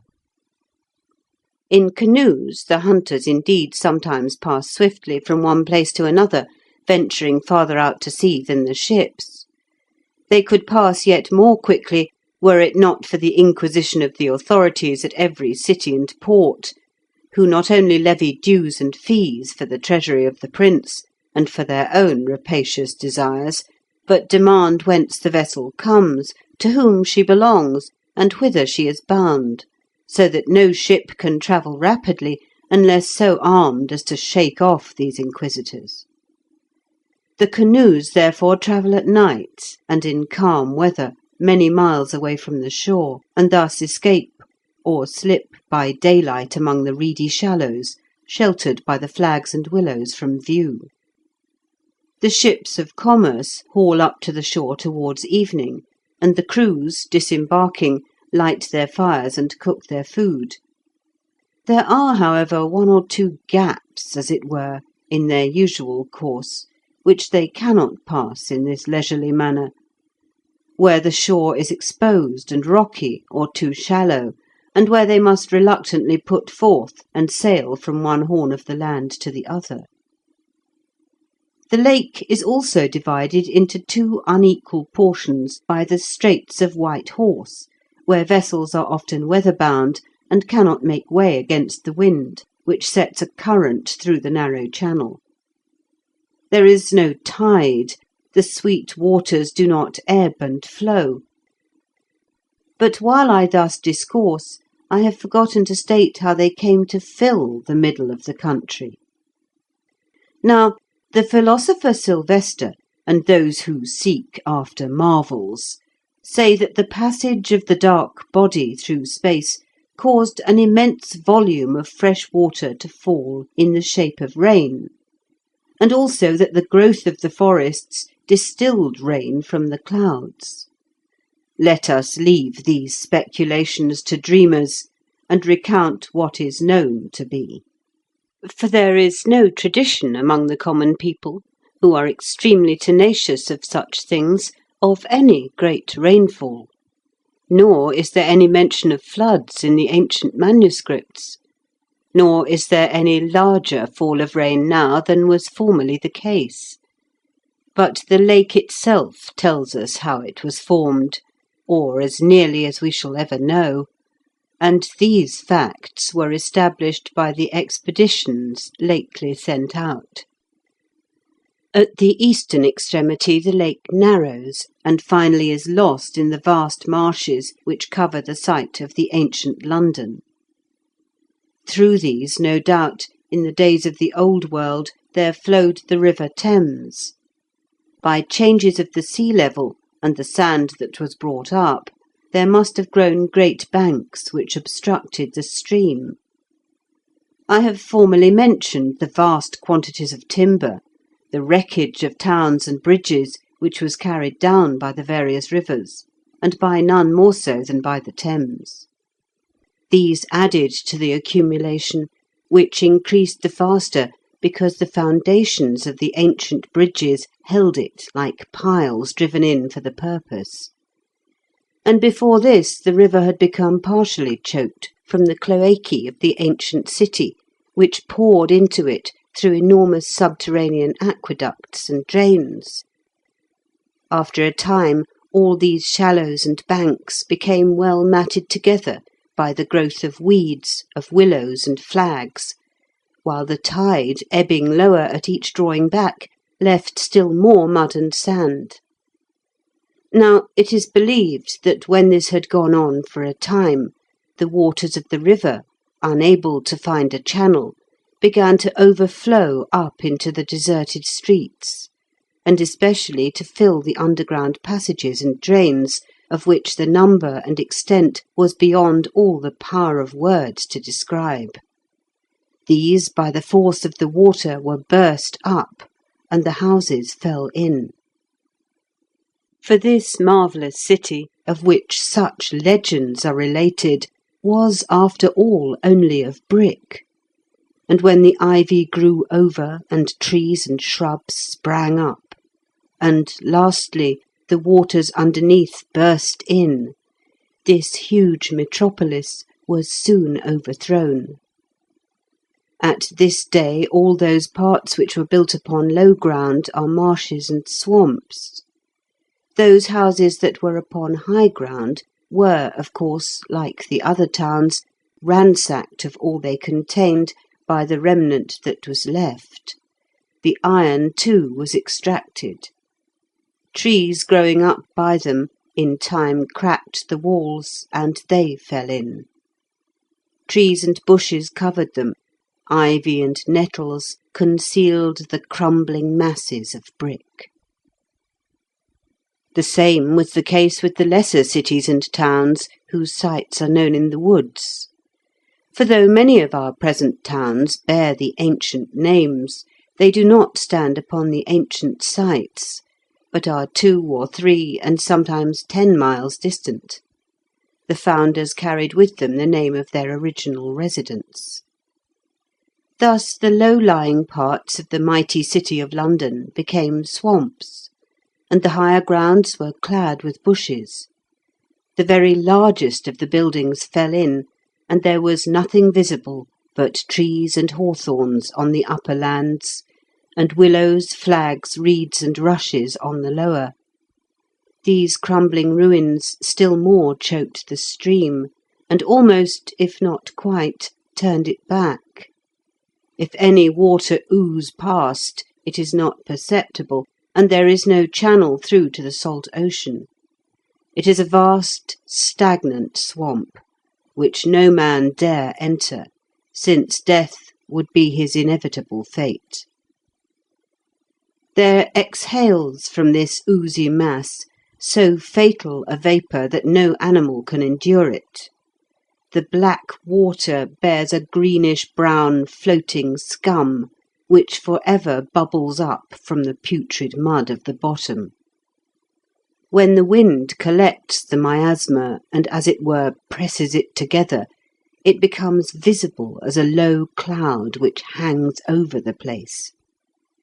The cloud does not advance beyond the limit of the marsh, seeming to stay there by some constant attraction, and well it is for us that it does not, since at such times when the vapour is thickest, the very wildfowl leave the reeds and fly from the poison. There are no fishes, neither can eels exist in the mud, nor even newts. It is dead. The flags and reeds are coated with slime and noisome to the touch. There is one place where even these do not grow, and where there is nothing but an oily liquid, green and rank. It is plain that there are no fishes in the water, for herons do not go thither, nor the kingfishers, not one of which approaches the spot. They say the sun is sometimes hidden by the vapour when it is thickest, but I do not see how any can tell this, since they could not enter the cloud, as to breathe it when collected by the wind is immediately fatal. For all the rottenness of 1,000 years, and of many 100 millions of human beings, is there festering under the stagnant water, which has sunk down into and penetrated the earth, and floated up to the surface the contents of the buried cloacae. Many scores of men have, I fear, perished in the attempt to enter this fearful place, carried on by their desire of gain. For it can scarcely be disputed that untold treasures lie hidden therein, but guarded by terrors greater than fiery serpents. These have usually made their endeavours to enter in severe and continued frost, or in the height of a drought. Frost diminishes the power of the vapour, and the marshes can then, too, be partially traversed, for there is no channel for a boat. But the moment anything be moved, whether it be a bush or a willow, even a flag, if the ice be broken, the pestilence rises yet stronger. Besides which, there are portions which never freeze, and which may be approached unawares, or a turn of the wind may drift the gas towards the explorer. In the midst of summer, after long heat, the vapour rises, and is in a degree dissipated into the sky, and then by following devious ways an entrance may be effected, but always at the cost of illness. If the explorer be unable to quit the spot before night, whether in summer or winter, his death is certain. In the earlier times, some bold and adventurous men did indeed succeed in getting a few jewels, but since then the marsh has become more dangerous, and its pestilent character, indeed, increases year by year as the stagnant water penetrates deeper, so that now, for very many years, no such attempts have been made. The extent of these foul swamps is not known with certainty, but it is generally believed that they are at the widest 20 miles across, and that they reach in a winding line for nearly 40. But the outside parts are much less fatal. It is only the interior which is avoided. Towards the lake, the sand thrown up by the waves has long since formed a partial barrier between the sweet water and the stagnant, rising up to within a few feet of the surface. This barrier is overgrown with flags and reeds where it is shallow. Here it is possible to sail along the sweet water, within an arrow shot of the swamp. Nor, indeed, would the stagnant mingle with the sweet, as is evident at other parts of the swamp, where streams flow side by side with the dark or reddish water, and there are pools upon one side of which the deer drink, while the other is not frequented even by rats. The common people aver that demons reside in these swamps, and indeed, at night, fiery shapes are seen, which to the ignorant are sufficient confirmation of such tales. The vapour, where it is most dense, takes fire, like the blue flame of spirits, and these flaming clouds float to and fro, and yet do not burn the reeds. The superstitious trace in them the forms of demons and winged fiery serpents, and say that white spectres haunt the margin of the marsh after dusk. In a lesser degree, the same thing has taken place with other ancient cities. It is true that there are not always swamps, but the sites are uninhabitable because of the emanations from the ruins. Therefore they are avoided. Even the spot where a single house has been known to have existed is avoided by the hunters in the woods. They say, when they are stricken with ague or fever, that they must have unwittingly slept on the site of an ancient habitation. Nor can the ground be cultivated near the ancient towns, because it causes fever. And thus it is that, as I have already stated, the present places of the same name are often miles distant from the former locality. No sooner does the plough or the spade turn up an ancient site than those who work there are attacked with illness. And thus the cities of the old world, and their houses and habitations, are deserted and lost in the forest. If the hunters, about to pitch their camp for the night, should stumble on so much as a crumbling brick or a fragment of hewn stone, they at once remove at least a bowshot away. The eastward flow of the Thames being at first checked, and finally almost or quite stopped by the formation of these banks, the water turned backwards, as it were, and began to cover hitherto dry land. And this, with the other lesser rivers and brooks that no longer had any ultimate outlet, accounts for the lake, so far as this side of the country is concerned. At the western extremity, the waters also contract between the steep cliffs called the Red Rocks, near to which once existed the city of Bristol.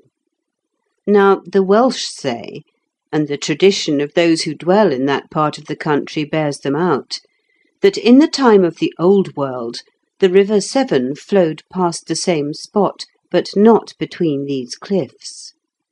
The great River Severn coming down from the north, with England on one bank and Wales upon the other, entered the sea, widening out as it did so.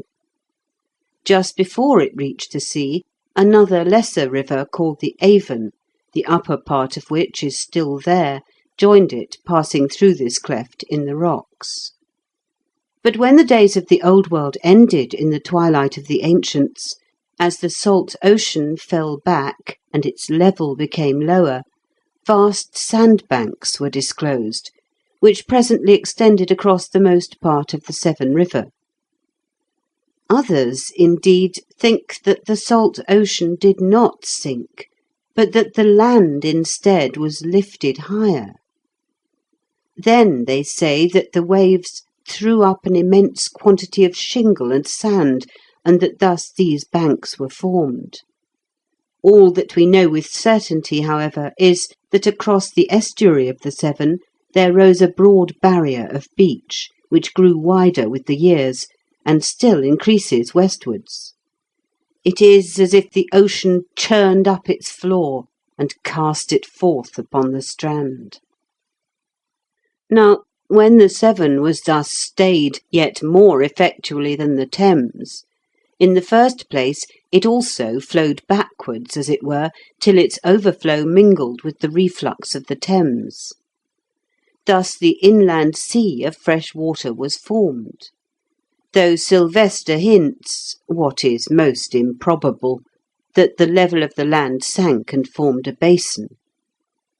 After a time, when the waters had risen high enough, since all water must have an outlet somewhere, the lake, passing over the green country behind the red rocks, came pouring through the channel of the Avon.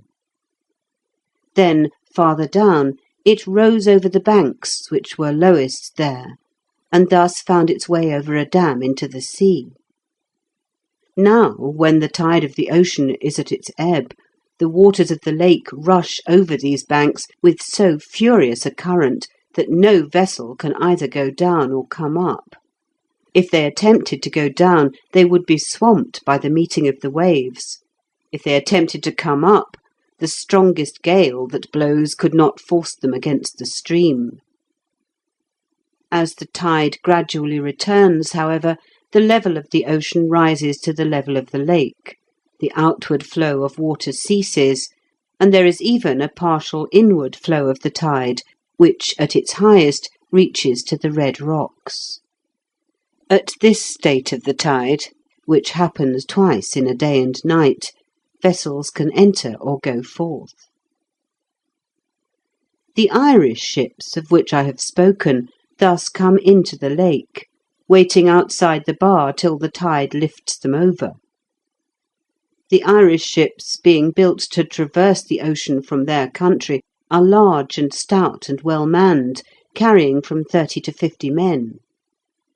The Welsh ships, which come down from that inlet of the lake which follows the ancient course of the Severn, are much smaller and lighter, as not being required to withstand the heavy seas. They carry but 15 or 20 men each, but then they are more numerous. The Irish ships, on account of their size and draught, in sailing about the sweet waters, cannot always haul on shore at night, nor follow the course of the ships of burden between the fringe of islands and the strand. They have often to stay in the outer and deeper waters, but the Welsh boats come in easily at all parts of the coast, so that no place is safe against them. The Welsh have ever been most jealous of the Severn, and will on no account permit so much as a canoe to enter it, so that whether it be a narrow creek, or whether there be wide reaches, or what the shores may be like, we are ignorant. And this is all that is with certainty known concerning the origin of the inland sea of sweet water, excluding all that superstition and speculation have advanced, and setting down nothing but ascertained facts. A beautiful sea it is, clear as crystal, exquisite to drink, abounding with fishes of every kind, and adorned with green islands. There is nothing more lovely in the world than when, upon a calm evening, the sun goes down across the level and gleaming water, where it is so wide that the eye can but just distinguish a low and dark cloud, as it were, resting upon the horizon, or perhaps, looking lengthways, cannot distinguish any ending to the expanse. Sometimes it is blue, reflecting the noonday sky, sometimes white from the clouds, again green and dark as the wind rises and the waves roll. Storms indeed come up with extraordinary swiftness, for which reason the ships, whenever possible, follow the trade route, as it is called, behind the islands, which shelter them like a protecting reef. They drop equally quickly, and thus it is not uncommon for the morning to be calm, the midday raging in waves dashing resistlessly upon the beach, and the evening still again. The Irish, who are accustomed to the salt ocean, say in the suddenness of its storms and the shifting winds it is more dangerous than the sea itself. But then there are almost always islands behind which a vessel can be sheltered. Beneath the surface of the lake there must be concealed very many ancient towns and cities, of which the names are lost. Sometimes the anchors bring up even now fragments of rusty iron and old metal, or black beams of timber. It is said, and with probability, that when the remnant of the ancients found the water gradually encroaching, for it rose very slowly, as they were driven back year by year, they considered that in time they would be all swept away and drowned. But after extending to its present limits, the lake rose no farther, not even in the wettest seasons, but always remains the same.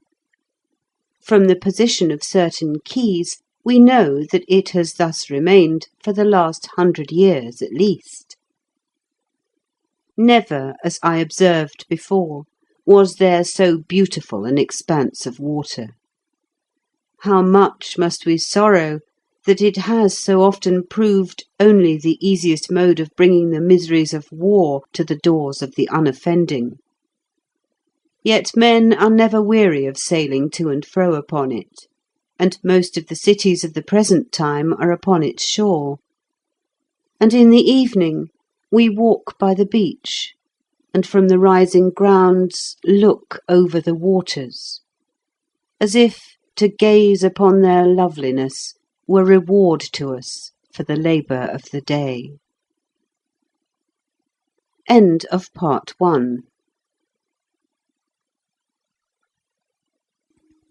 On a bright May morning, the sunlight at 5 o'clock was pouring into a room which faces the east at the ancestral home of the Aquilas. In this room, Felix, the eldest of the 3 sons of the Baron, was sleeping. The beams passed over his head and lit up a square space on the opposite whitewashed wall, where, in the midst of the brilliant light, hung an ivory cross.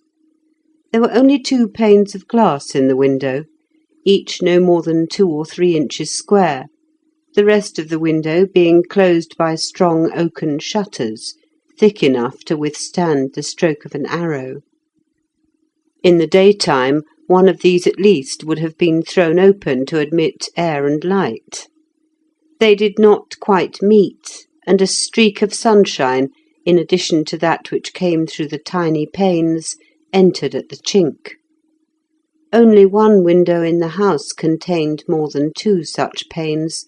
It was in the Baroness's sitting-room, and most of them had none at all. The glass left by the ancients in their dwellings had long since been used up or broken, and the fragments that remained were too precious to be put in ordinary rooms. When larger pieces were discovered, they were taken for the palaces of the princes, and even these were but sparingly supplied, so that the saying, "He has glass in his window," was equivalent to "He belongs to the upper ranks." On the recess of the window was an inkstand, which had been recently in use, for a quill lay beside it, and a sheet of parchment partly covered with writing. The ink was thick and very dark, made of powdered charcoal, leaving a slightly raised writing which could be perceived by the finger on rubbing it lightly over. Beneath the window, on the bare floor, was an open chest, in which were several similar parchments and books, and from which the sheet on the recess had evidently been taken. This chest, though small, was extremely heavy and strong, being dug out with the chisel and gouge from a solid block of oak. Except a few parallel grooves, there was no attempt at ornamentation upon it. The lid, which had no hinges, but lifted completely off, was tilted against the wall. It was, too, of oak some inches thick, and fitted upon the chest by a kind of dovetailing at the edges. Instead of a lock, the chest was fastened by a lengthy thong of ox-hide, which now lay in a coil on the floor. Bound round and round, twisted and intertangled, and finally tied with a special and secret knot, the ends being concealed, the thong of leather secured the contents of the chest from prying eyes or thievish hands. With axe or knife, of course, the knot might easily have been severed, but no one could obtain access to the room except the retainers of the house, and which of them, even if unfaithful, would dare to employ such means in view of the certain punishment that must follow? It would occupy hours to undo the knot, and then it could not be tied again in exactly the same fashion, so that the real use of the thong was to assure the owner that his treasures had not been interfered with in his absence. Such locks as were made were of the clumsiest construction. They were not so difficult to pick as the thong to untie, and their expense, or rather the difficulty of getting a workman who could manufacture them, confined their use to the heads of great houses. The baron's chest was locked, and his alone, in the dwelling. Besides the parchments which were nearest the top, as most in use, there were 3 books, much worn and decayed, which had been preserved, more by accident than by care, from the libraries of the ancients. One was an abridged history of Rome, the other a similar account of English history, the third a primer of science or knowledge. All 3, indeed, being books which among the ancients were used for teaching children, and which by the men of those days would have been cast aside with contempt. Exposed for years in decaying houses, rain and mildew had spotted and stained their pages. The covers had rotted away these 100 years, and were now supplied by a broad sheet of limp leather, with wide margins far overlapping the edges.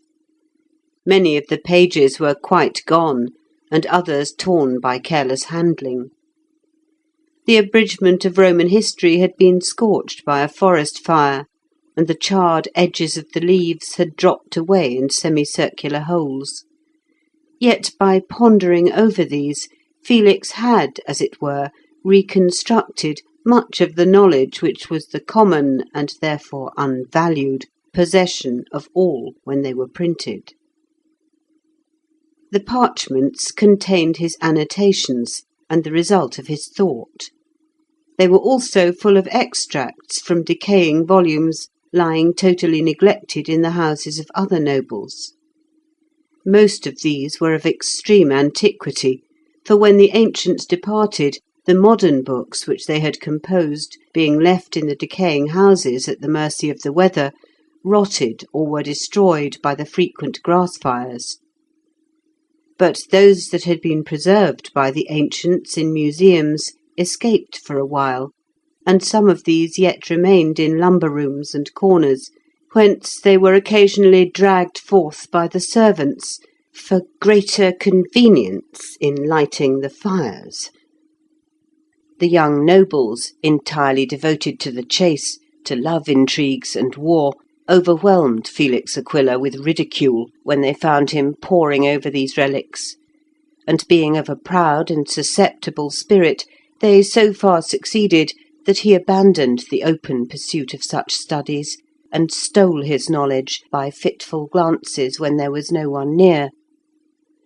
As among the ancients learning was esteemed above all things, so now, by a species of contrast, it was of all things the most despised. Under the books, in one corner of the chest, was a leather bag containing 4 golden sovereigns, such as were used by the ancients, and 18 pieces of modern silver money, the debased shillings of the day, not much more than half of which was silver, and the rest alloy. The gold coins had been found while digging holes for the posts of a new stockade, and by the law should have been delivered to the prince's treasury. All the gold discovered, whether in the form of coin or jewellery, was the property of the prince, who was supposed to pay for its value in currency. As the actual value of the currency was only half of its nominal value, and sometimes less, the transaction was greatly in favour of the treasury. Such was the scarcity of gold that the law was strictly enforced, and had there been the least suspicion of the fact, the house would have been ransacked from the cellars to the roof. Imprisonment and fine would have been the inevitable fate of Felix, and the family would very probably have suffered for the fault of one of its members. But independent and determined to the last degree, Felix ran any risk rather than surrender that which he had found and which he deemed his own. This unbending independence and pride of spirit, together with scarce concealed contempt for others, had resulted in almost isolating him from the youth of his own age, and had caused him to be regarded with dislike by the elders. He was rarely, if ever, asked to join the chase, and still more rarely invited to the festivities and amusements provided in adjacent houses, or to the grander entertainments of the higher nobles. Too quick to take offence where none was really intended, he fancied that many bore him ill will who had scarcely given him a passing thought.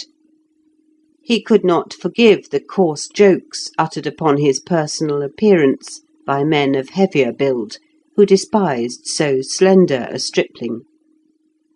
He would rather be alone than join their company, and would not compete with them in any of their sports, so that when his absence from the arena was noticed, it was attributed to weakness or cowardice. These imputations stung him deeply, driving him to brood within himself.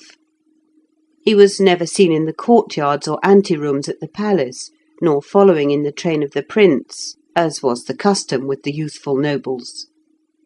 The servility of the court angered and disgusted him. The eagerness of strong men to carry a cushion or fetch a dog annoyed him. There were those who observed this absence from the crowd in the anterooms. In the midst of so much intrigue and continual striving for power, designing men, on the one hand, were ever on the alert for what they imagined would prove willing instruments, and on the other, the prince's counsellors kept a watchful eye on the dispositions of every one of the least consequence. So that, although but 25, Felix was already down in 2 lists, the one at the palace of persons whose views, if not treasonable, were doubtful, and the other in the hands of a possible pretender, as a discontented and therefore useful man. Felix was entirely ignorant that he had attracted so much observation. He supposed himself simply despised and ignored. He cherished no treason, had not the slightest sympathy with any pretender, held totally aloof from intrigue, and his reveries, if they were ambitious, concerned only himself. But the most precious of the treasures in the chest were 8 or 10 small sheets of parchment, each daintily rolled and fastened with a ribbon, letters from Aurora Timer, who had also given him the ivory cross on the wall. It was of ancient workmanship, a relic of the old world. A compass, a few small tools, valuable because preserved for so many years, and not now to be obtained for any consideration, and a magnifying glass, a relic also of the ancients, completed the contents of the chest. Upon a low table by the bedstead were a flint and steel and tinder, and an earthenware oil lamp, not intended to be carried about. There, too, lay his knife, with a buckhorn hilt, worn by every one in the belt, and his forester's axe, a small tool, but extremely useful in the woods, without which, indeed, progress was often impossible. These were in the belt, which, as he undressed, he had cast upon the table, together with his purse, in which there were about a dozen copper coins, not very regular in shape, and stamped on one side only. The table was formed of two short hewn planks, scarcely smoothed, raised on similar planks on edge at each end, in fact a larger form. From a peg driven into the wall hung a disc of brass by a thin leathern lace.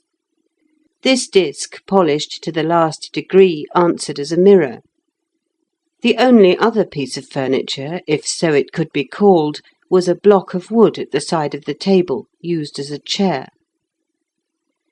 In the corner between the table and the window stood a long yew bow, and a quiver full of arrows ready for immediate use, besides which 3 or 4 sheaves lay on the floor. A crossbow hung on a wooden peg. The bow was of wood, and therefore not very powerful. Bolts and square-headed quarrels were scattered carelessly on the floor under it. 6 or 7 slender darts, used for casting with the hand as javelins, stood in another corner by the door, and 2 stouter boar spears. By the wall a heap of nets lay, in apparent confusion, some used for partridges, some of coarse twine for bush hens, another, lying a little apart, for fishes. Near these the component parts of 2 turkey traps were strewn about, together with a small round shield or targe, such as are used by swordsmen, snares of wire, and in an open box several chisels, gouges, and other tools. A blow-tube was fastened to 3 pegs so that it might not warp. A hunter's horn hung from another, and on the floor were a number of arrows in various stages of manufacture, some tied to the straightening rod, some with the feathers already attached, and some hardly shaped from the elder or aspen log. A heap of skins filled the third corner, and beside them were numerous stag's horns, and 2 of the white cow, but none yet of the much dreaded and much desired white bull.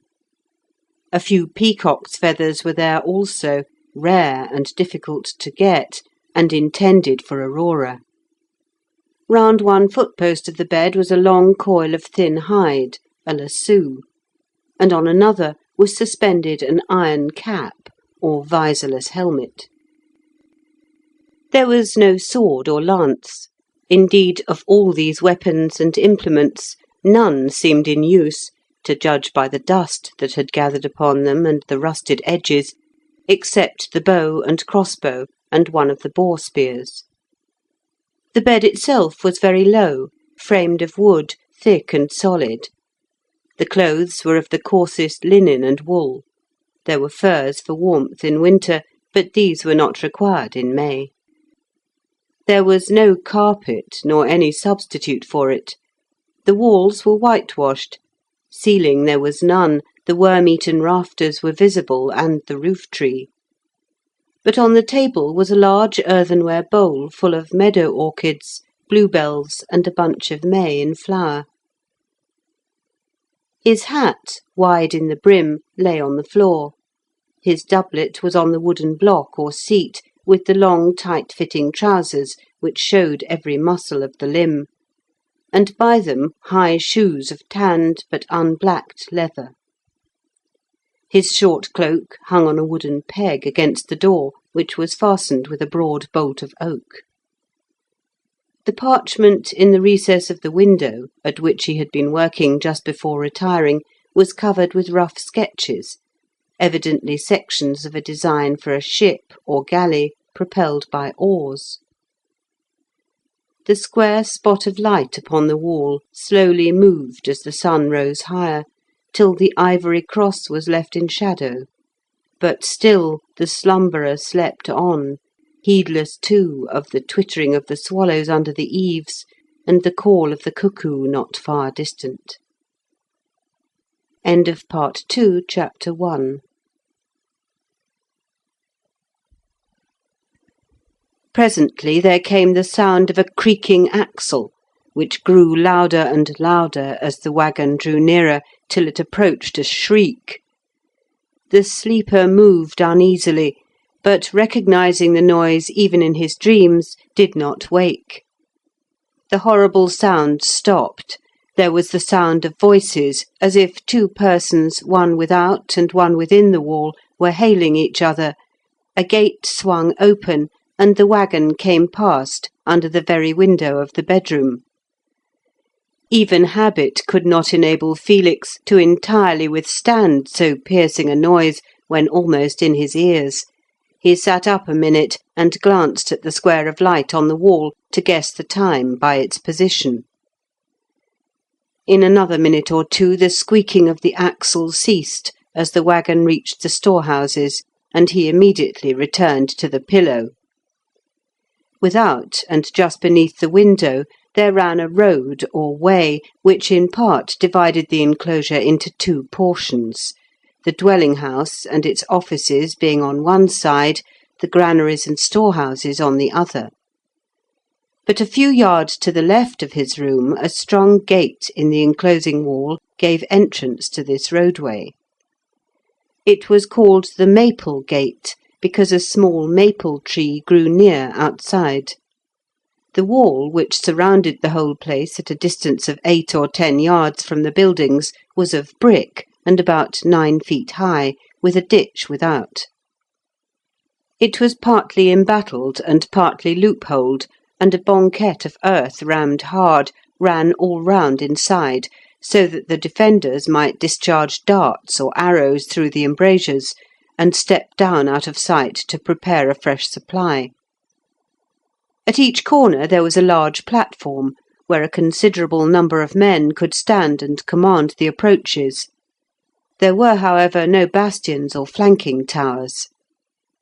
On the roof of the dwelling-house a similar platform had been prepared, protected by a parapet, from which height the entire enclosure could be overlooked.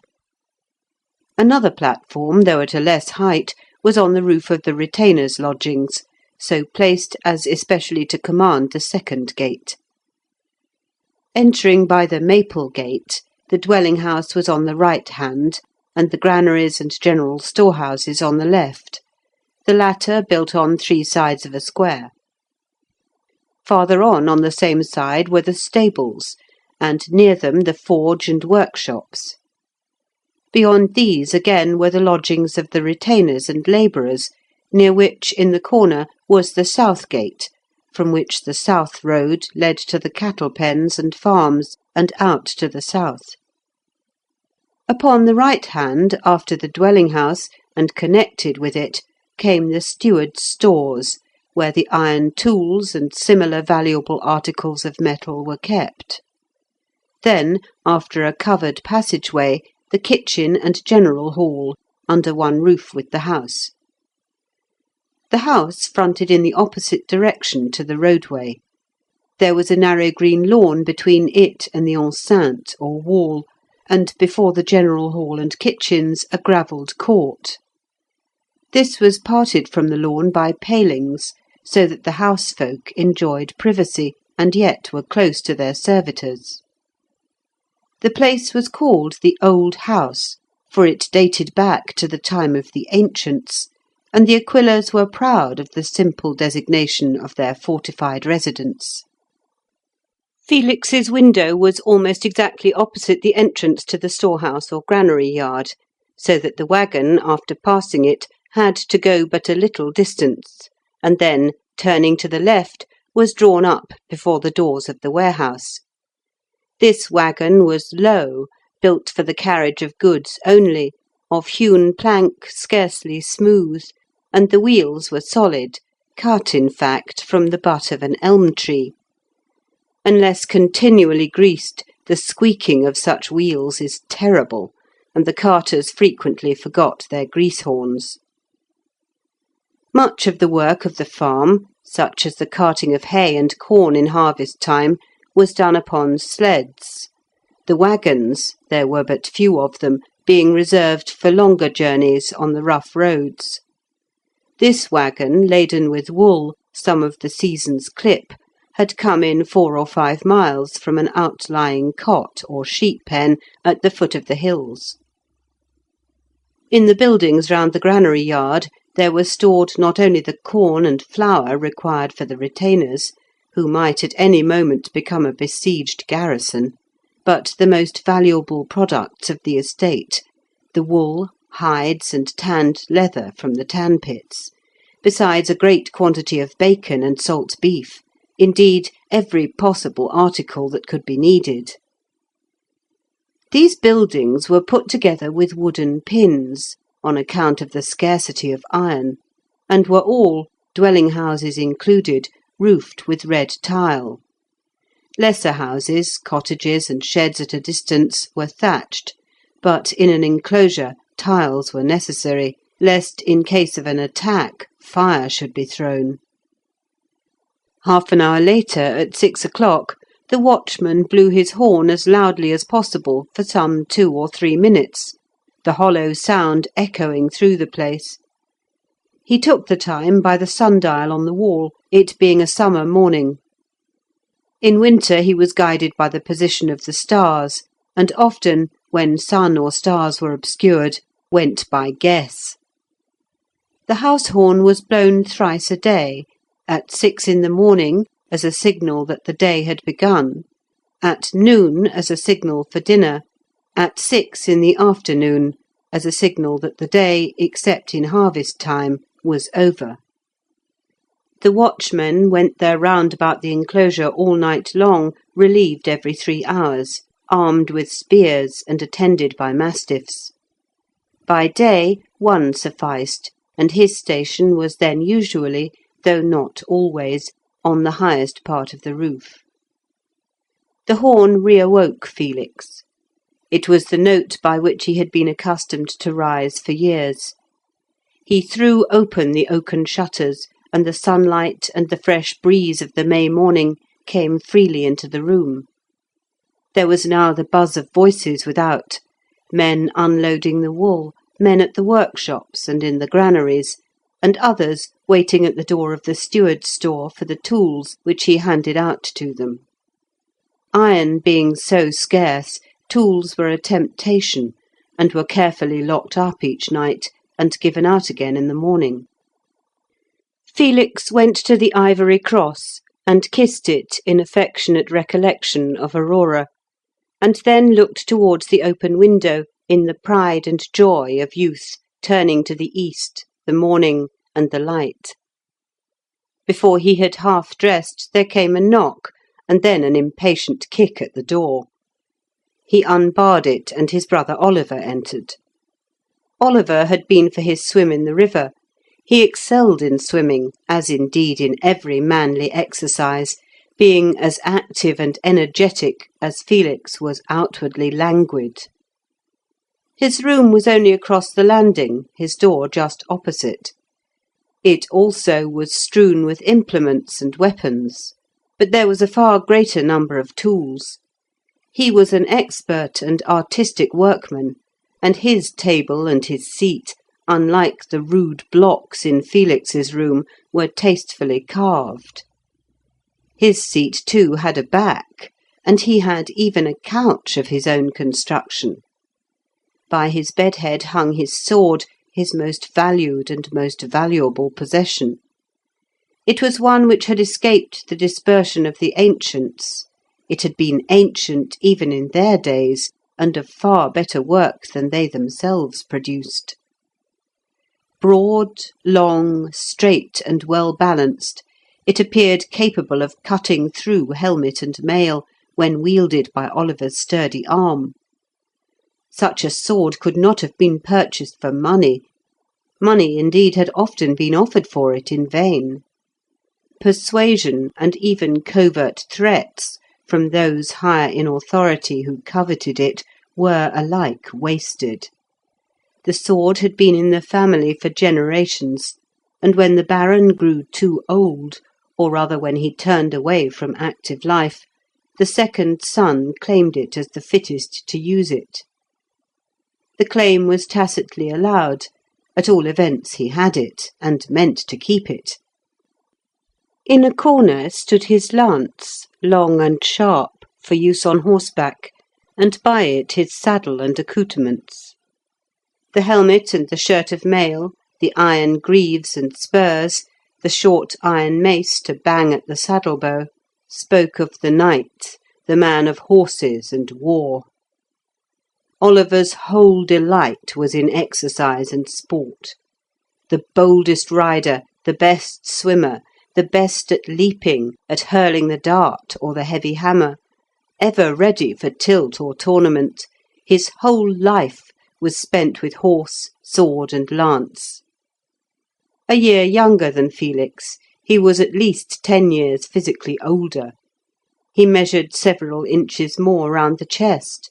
His massive shoulders and immense arms, brown and hairy, his powerful limbs, tower-like neck, and somewhat square jaw were the natural concomitants of enormous physical strength. All the blood and bone and thew and sinew of the house seemed to have fallen to his share. All the fiery, restless spirit and defiant temper, all the utter recklessness and warrior's instinct. He stood every inch a man, with dark, curling, short-cut hair, brown cheek and Roman chin, trimmed moustache, brown eye, shaded by long eyelashes and well-marked brows, every inch a natural king of men. That very physical preponderance and animal beauty was perhaps his bane, for his comrades were so many, and his love adventures so innumerable, that they left him no time for serious ambition. Between the brothers there was the strangest mixture of affection and repulsion. The elder smiled at the excitement and energy of the younger. The younger openly despised the studious habits and solitary life of the elder. In time of real trouble and difficulty they would have been drawn together. As it was, there was little communion. The one went his way, and the other his. There was perhaps rather an inclination to detract from each other's achievements than to praise them, a species of jealousy or envy without personal dislike, if that can be understood. They were good friends, and yet kept apart. Oliver made friends of all, and thwacked and banged his enemies into respectful silence. Felix made friends of none, and was equally despised by nominal friends and actual enemies. Oliver was open and jovial, Felix reserved and contemptuous or sarcastic in manner. His slender frame, too tall for his width, was against him. He could neither lift the weights nor undergo the muscular strain readily borne by Oliver. It was easy to see that Felix, although nominally the eldest, had not yet reached his full development. A light complexion, fair hair, and eyes were also against him. Where Oliver made conquests, Felix was unregarded. He laughed, but perhaps his secret pride was hurt. There was but one thing Felix could do in the way of exercise and sport. He could shoot with the bow in a manner till then entirely unapproached. His arrows fell unerringly in the centre of the target. The swift deer and the hare were struck down with ease, and even the wood-pigeon in full flight. Nothing was safe from those terrible arrows. For this, and this only, his fame had gone forth, and even this was made a source of bitterness to him. The nobles thought no arms worthy of men of descent but the sword and lance. Missile weapons, as the dart and arrow, were the arms of retainers. His degradation was completed when, at a tournament where he had mingled with the crowd, the prince sent for him to shoot at the butt and display his skill among the soldiery, instead of with the knights in the tilting ring. Felix shot indeed, but shut his eyes that the arrow might go wide, and was jeered at as a failure, even in that ignoble competition. Only by an iron self-control did he refrain that day from planting one of the despised shafts in the prince's eye. But when Oliver joked him about his failure, Felix asked him to hang up his breastplate at 200 yards. He did so, and in an instant a shaft was sent through it. After that Oliver held his peace, and in his heart began to think that the bow was a dangerous weapon. "So you are late again this morning," said Oliver, leaning against the recess of the window and placing his arms on it. The sunshine fell on his curly dark hair, still wet from the river. "Studying last night, I suppose?" Turning over the parchment. "Why didn't you ride into town with me?" "The water must have been cold this morning," said Felix, ignoring the question. "Yes, there was a slight frost or something like it very early, and a mist on the surface, but it was splendid in the pool. Why don't you get up and come? You used to." "I can swim," said Felix laconically, implying that having learnt the art it no more tempted him. "You were late last night. I heard you put night in." "We came home in style. It was rather dusky, but night galloped the green miles." "Mind she doesn't put her hoof in a rabbit's hole some night." "Not that. She can see like a cat. I believe we got over the 12 miles in less than an hour. Sharp work, considering the hills. You don't inquire for the news?" "What's the news to me?" "Well, there was a quarrel at the palace yesterday afternoon. The Prince told Louis he was a double-faced traitor, and Louis told the Prince he was a suspicious fool. It nearly came to blows, and Louis is banished." "For the 50th time." "This time it is more serious." "Don't believe it. He will be sent for again this morning. Cannot you see why?" "No." "If the Prince is really suspicious, he will never send his brother into the country, where he might be resorted to by discontented people. He will keep him close at hand." "I wish the quarrelling would cease. It spoils half the fun. One's obliged to creep about the court and speak in whispers, and you can't tell whom you are talking to. They may turn on you if you say too much. There is no dancing either. I hate this moody state. I wish they would either dance or fight." "Fight? Who?" "Anybody. There's some more news, but you don't care."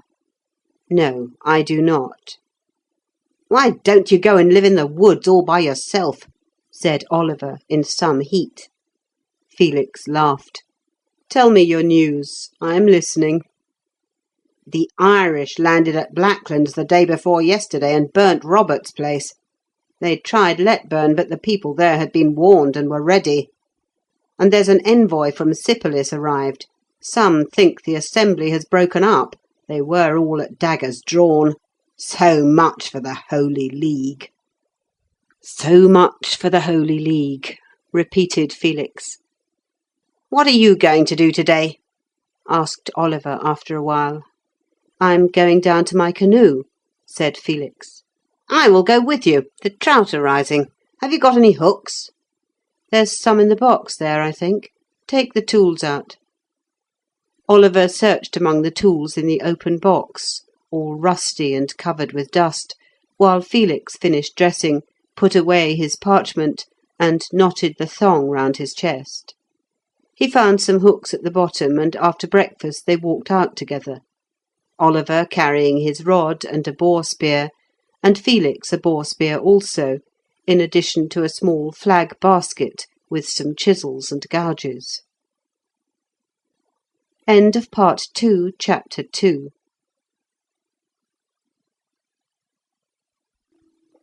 When Oliver and Felix started, they left Philip, the third and youngest of the three brothers, still at breakfast. They turned to the left on getting out of doors, and again to the left through the covered passage between the steward's store and the kitchen. Then, crossing the waggon yard, they paused a moment to glance in at the forge, where two men were repairing part of a plough. Oliver must also look for a moment at his mare, after which they directed their steps to the south gate. The massive oaken door was open, the bolts having been drawn back at horn-blow. There was a guard-room on one side of the gate, under the platform in the corner, where there was always supposed to be a watch. But in times of peace, and when there were no apprehensions of attack, the men whose turn it was to watch there were often called away for a time to assist in some labour going forward, and at that moment were helping to move the wool-packs farther into the warehouse. Still they were close at hand, and had the day watchman or warder, who was now on the roof, blown his horn, would have rushed direct to the gate. Felix did not like this relaxation of discipline. His precise ideas were upset at the absence of the guard. Method, organisation, and precision were the characteristics of his mind, and this kind of uncertainty irritated him. "I wish Sir Constans would insist on the guard being kept," he remarked.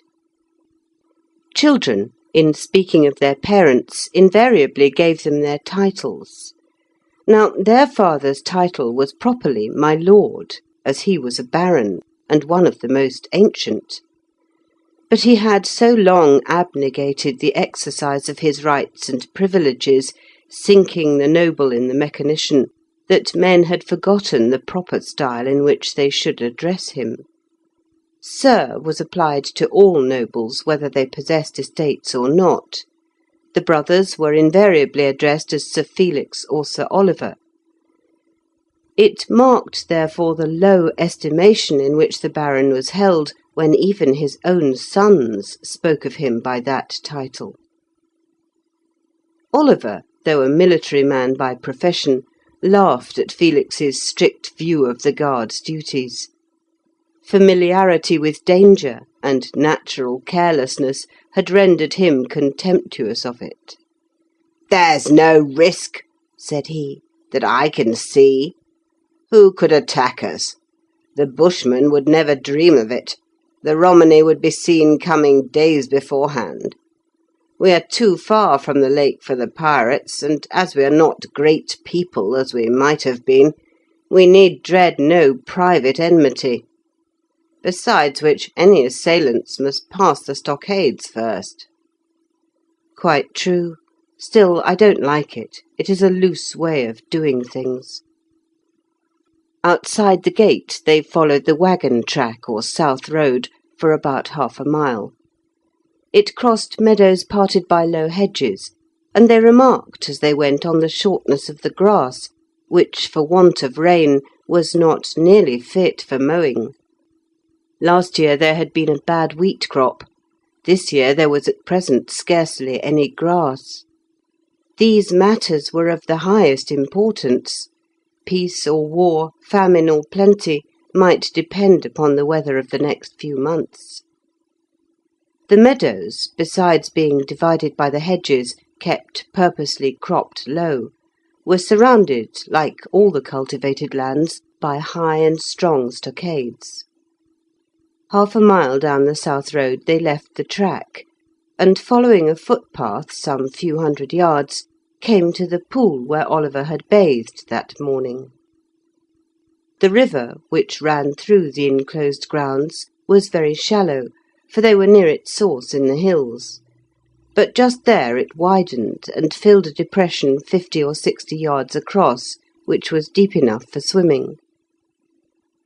Beyond the pool the stream curved and left the enclosure.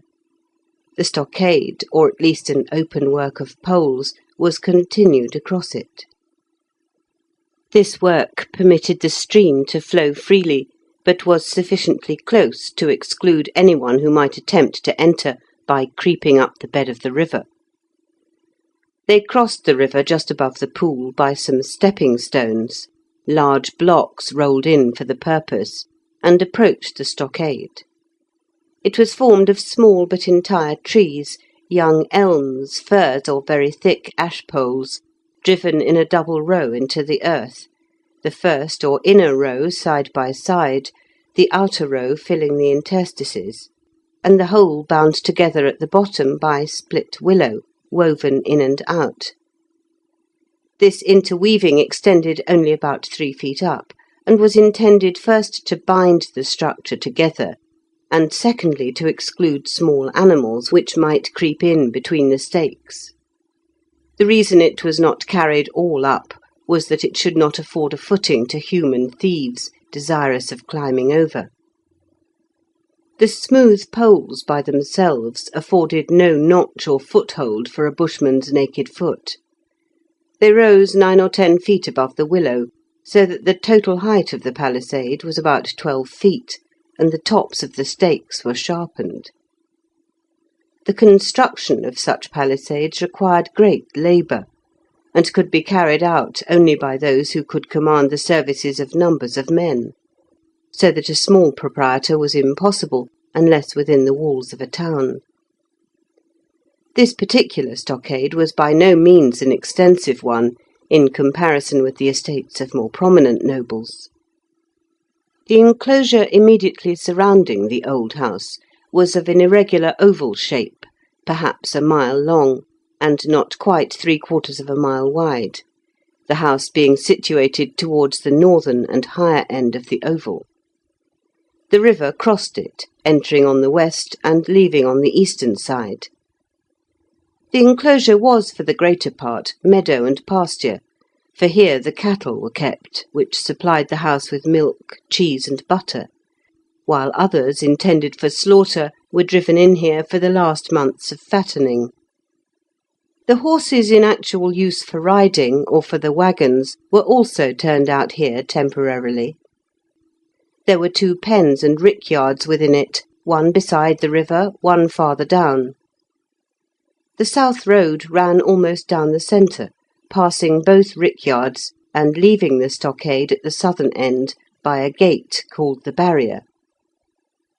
At the northern extremity of the oval, the palisade passed within 300 yards of the house, and there was another barrier to which the road led from the Maple Gate, which has been mentioned.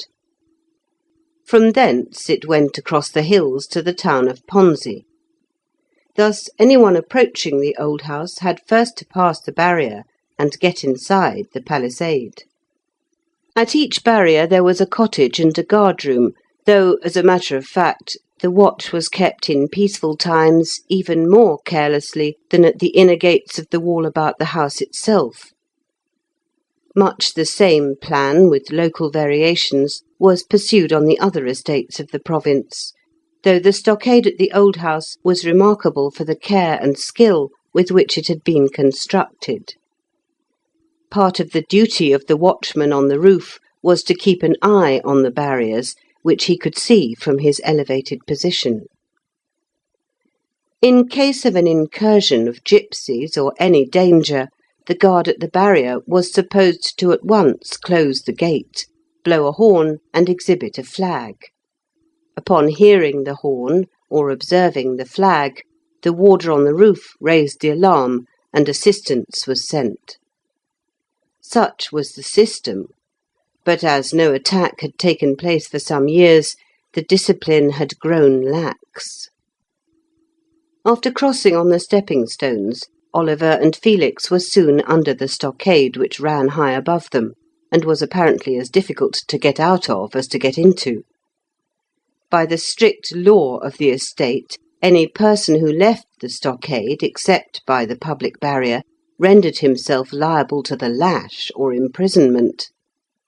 Any person, even a retainer, endeavouring to enter from without by pole, ladder, or rope, might be killed with an arrow or dart, putting himself into the position of an outlaw. In practice, of course, this law was frequently evaded. It did not apply to the family of the owner. Under some bushes by the palisade was a ladder of rope, the rungs, however, of wood. Putting his fishing tackle and boar spear down, Oliver took the ladder and threw the end over the stockade. He then picked up a pole with a fork at the end from the bushes, left there, of course, for the purpose, and with the fork pushed the rungs over till the ladder was adjusted half within and half without the palisade. It hung by the wooden rungs which caught the tops of the stakes. He then went up, and when at the top, leant over and drew up the outer part of the ladder one rung, which he put the inner side of the palisade, so that on transferring his weight to the outer side it might uphold him. Otherwise the ladder, when he got over the points of the stakes, must have slipped the distance between one rung and a second. Having adjusted this, he got over, and Felix, carrying up the spears and tackle, handed them to him. Felix followed, and thus in 3 minutes they were on the outer side of the stockade. Originally the ground for 20 yards, all round outside the stockade, had been cleared of trees and bushes, that they might not harbour vermin or thorn hogs, or facilitate the approach of human enemies. Part of the weekly work of the bailiffs was to walk round the entire circumference of the stockade to see that it was in order, and to have any bushes removed that began to grow up. As with other matters, however, in the lapse of time the bailiffs became remiss, and under the easy and perhaps too merciful rule of Sir Constans, were not recalled to their duties with sufficient sharpness. Brambles and thorns and other underwood had begun to cover the space that should have been open, and young sapling oaks had risen from dropped acorns. Felix pointed this out to Oliver, who seldom accompanied him. He was indeed rather glad of the opportunity to do so, as Oliver had more interest with Sir Constans than himself. Oliver admitted it showed great negligence, but added that after all it really did not matter. "What I wish," said he, "is that Sir Constans would go to court and take his proper position." Upon this they were well agreed. It was, in fact, almost the only point upon which all three brothers did agree. They sometimes talked about it till they separated in a furious temper, not with each other, but with him. There was a distinct track of footsteps through the narrow band of low brambles and underwood between the stockade and the forest. This had been made by Felix in his daily visits to his canoe. The forest there consisted principally of hawthorn trees and thorn thickets, with some scattered oaks and ashes. The timber was sparse, but the fern was now fast rising up so thick that in the height of summer it would be difficult to walk through it. The tips of the fronds unrolling were now not up to the knee, then the brake would reach to the shoulder. The path wound round the thickets, the blackthorn being quite impenetrable, except with the axe, and came again to the river some 400 or 500 yards from the stockade. The stream, which ran from west to east through the enclosure, here turned and went due south. On the bank, Felix had found a fine black poplar, the largest and straightest and best grown of that sort for some distance round, and this he had selected for his canoe. Stones broke the current here into eddies, below which there were deep holes and gullies where alders hung over, and an ever-rustling aspen spread the shadow of its boughs across the water. The light-coloured mud, formed of disintegrated chalk, on the farther and shallower side, was only partly hidden by flags and sedges, which like a richer and more alluvial earth. Nor did the bushes grow very densely on this soil over the chalk, so that there was more room for casting the fly than is usually the case where a stream runs through a forest. Oliver, after getting his tackle in order, at once began to cast, while Felix, hanging his doublet on an oft-used branch, and leaning his spear against a tree, took his chisels and gouge from the flag-basket. He had chosen the black poplar for the canoe because it was the lightest wood and would float best. To fell so large a tree had been a great labour, for the axes were of poor quality, cut badly, and often required sharpening. He could easily have ordered 6 men to throw the tree, and they would have obeyed immediately.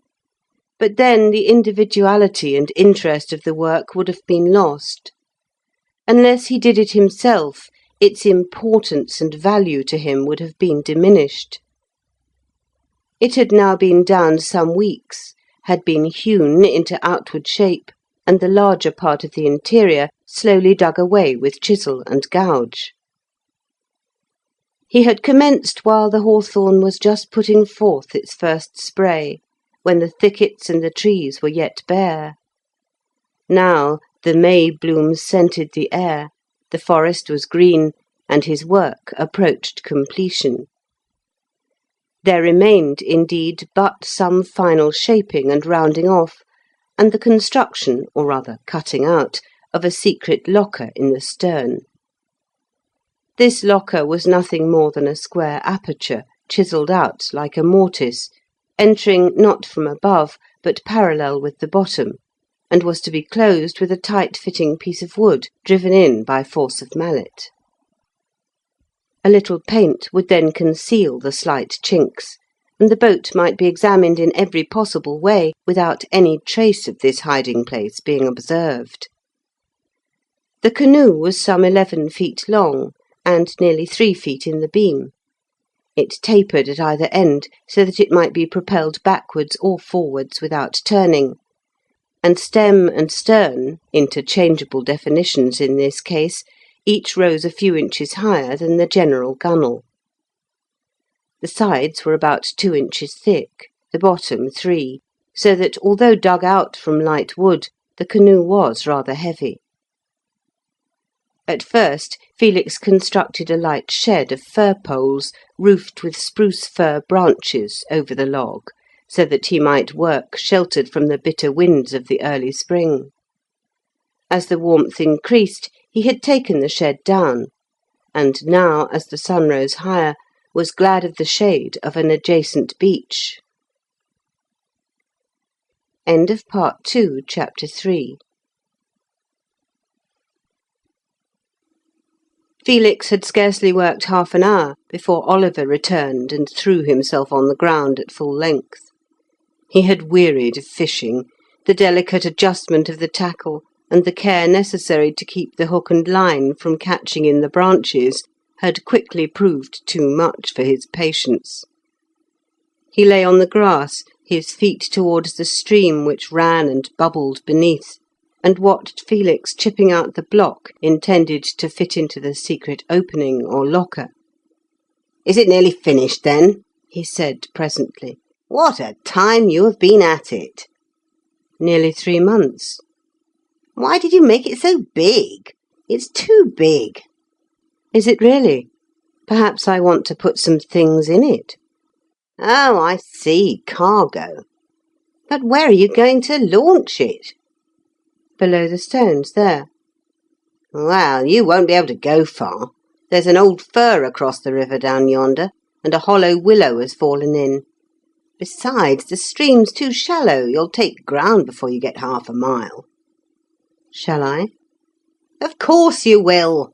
That boat will float 6 inches deep by herself, and I'm sure there's not 6 inches by the thorns." "Very awkward." "Why didn't you have a hide boat made, with a willow framework and leather cover? Then you might perhaps get down the river by hauling it past the shallows and the fallen trees. In 2 days' time you would be in the hands of the gipsies." "And you would be Sir Constans' heir." "Now, come, I say, that's too bad. You know I didn't mean that. Besides, I think I'm as much his heir as you now," looking at his sinewy arm. "At least he doesn't listen as much to you. I mean, the river runs into the gipsies' country as straight as it can go. Just so.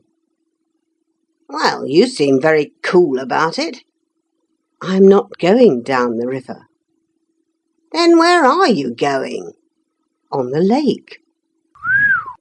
Whistling. Pooh! Why, the lake's, let me see, to Heron Bay it's quite 15 miles. You can't paddle across the land. But I can put the canoe on a cart. Aha! Why didn't you tell me before? Because I did not wish anyone to know. Don't say anything. Not I. But what on earth, or rather on water, are you driving at? Where are you going? What's the canoe for? I'm going a voyage, but I will tell you all when it is ready. Meantime, I rely on you to keep silence. The rest think the boat is for the river. I will not say a word. But why did you not have a hide boat? They're not strong enough. They can't stand knocking about. If you want to go on a voyage, where to, I can't imagine. Why not take a passage on board a ship? I want to go my own way. They will only go theirs. Nor do I like the company. Well, certainly the sailors are the roughest lot I know. Still, that would not have hurt you. You are rather dainty, Sir Felix. My daintiness does not hurt you. Can't I speak? Sharply. Please yourself. A silence. A cuckoo sang in the forest and was answered from a tree within the distant palisade. Felix chopped away slowly and deliberately. He was not a good workman. Oliver watched his progress with contempt. He could have put it into shape in half the time. Felix could draw and design. He could invent, but he was not a practical workman to give speedy and accurate effect to his ideas. My opinion is, said Oliver, that canoe will not float upright. It's one-sided. Felix, usually so self-controlled, could not refrain from casting his chisel down angrily, but he picked it up again and said nothing. This silence had more influence upon Oliver, whose nature was very generous, than the bitterest retort. He sat up on the sward. I will help launch it, he said. We could manage it between us, if you don't want a lot of the fellows down here. Thank you. I should like that best. And I will help you with the cart when you start. Oliver rolled over on his back and looked up idly at the white flecks of cloud sailing at a great height. Old Mouse is a wretch not to give me a command, he said presently. Felix looked round involuntarily, lest anyone should have heard. Mouse was the nickname for the prince. Like all who rule with irresponsible power, the prince had spies everywhere. He was not a cruel man, nor a benevolent, neither clever nor foolish, neither strong nor weak. Simply an ordinary, a very ordinary being, who chanced to sit upon a throne because his ancestors did, and not from any personal superiority. He was at times much influenced by those around him, at others he took his own course, right or wrong, at another he let matters drift. There was never any telling in the morning what he might do towards night, for there was no vein of will or bias running through his character. In fact, he lacked character. He was all uncertainty, except in jealousy of his supremacy. Possibly some faint perception of his own incapacity, of the feeble grasp he had upon the state that seemed outwardly so completely his, occasionally crossed his mind. Hence the furious scenes with his brother, hence the sudden imprisonments and equally sudden pardons, the spies and eavesdroppers, the sequestration of estates for no apparent cause. And following these erratic severities to the suspected nobles, proclamations giving privileges to the people and removing taxes, But in a few days these were imposed again, and men who dared to murmur were beaten by the soldiers or cast into the dungeons. Yet Prince Louis, the family were all of the same name, was not an ill-meaning man. He often meant well, but had no stability or firmness of purpose. This was why Felix dreaded lest some chance listener should hear Oliver abuse him. Oliver had been in the army for some time. His excellence in all arms, and especially with lance and sword, his acknowledged courage and his noble birth entitled him to a command, however lowly it might be, but he was still in the ranks, and not the slightest recognition had ever been taken of his feats, except, indeed, if whispers were true, by some sweet smiles from a certain lady of the palace who admired knightly prowess. Oliver chafed under this neglect. "I would not say that kind of thing," remarked Felix. "Certainly it is annoying." "Annoying! That is a mild expression. Of course, every one knows the reason. If we had any money or influence, it would be very different. But Sir Constans has neither gold nor power, and he might have had both." "There was a clerk from the notary's at the house yesterday evening," said Felix. "About the debts, no doubt. Some day the cunning old scoundrel, when he can squeeze no more interest out of us, will find a legal quibble and take the lot. Or put us in the Blue Chamber, the first time the Prince goes to war and wants money. The Blue Chamber will say, 'Where can we get it? Who's weakest? Why, Sir Constans?' Then away with him." "Yes, that will be it. Yet I wish a war would happen. There would be some chance for me. I would go with you in your canoe, but you are going you don't know where. What's your object? Nothing. You don't know yourself." "Indeed?" "No, you don't. You're a dreamer." "I'm afraid it is true." "I hate dreams." After a pause, in a lower voice, "Have you any money?" Felix took out his purse and showed him the copper pieces. "The eldest son of Constance Aquila with 10 copper pieces," growled Oliver, rising, but taking them all the same. "Lend them to me. I'll try them on the board to-night. Fancy me putting down copper! It's intolerable!" Working himself into a rage. "I'll turn bandit and rob on the roads. I'll go to King Yo and fight the Welsh. Confusion!" He rushed into the forest, leaving his spear on the sward. Felix quietly chipped away at the block he was shaping, but his temper too was inwardly rising. The same talk, varied in detail, but the same in point, took place every time the brothers were together, and always with the same result of anger. In earlier days, Sir Constans had been as forward in all warlike exercises as Oliver was now, and being possessed of extraordinary physical strength, took a leading part among men.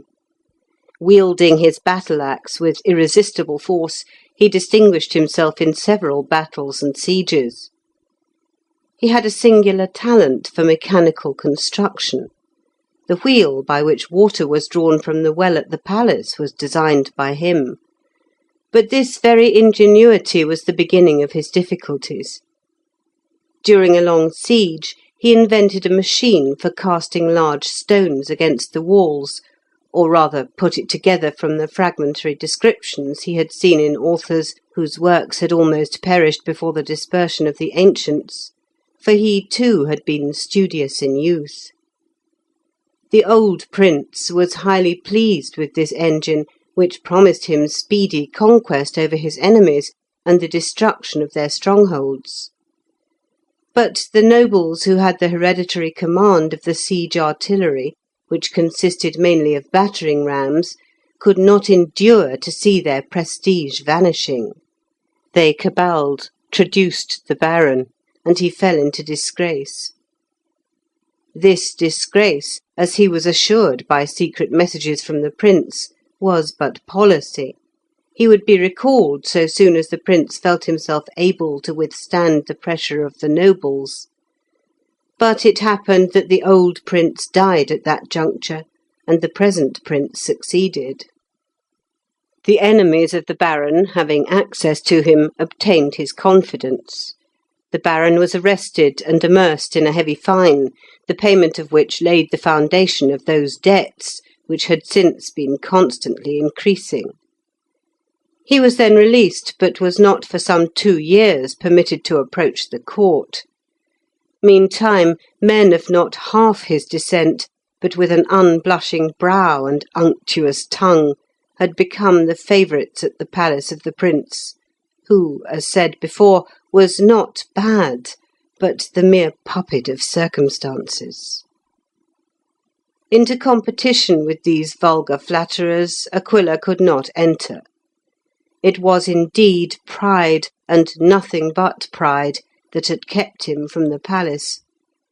By slow degrees he had sunk out of sight, occupying himself more and more with mechanical inventions and with gardening, till at last he had come to be regarded as no more than an agriculturist. Yet in this obscure condition he had not escaped danger. The common people were notoriously attached to him.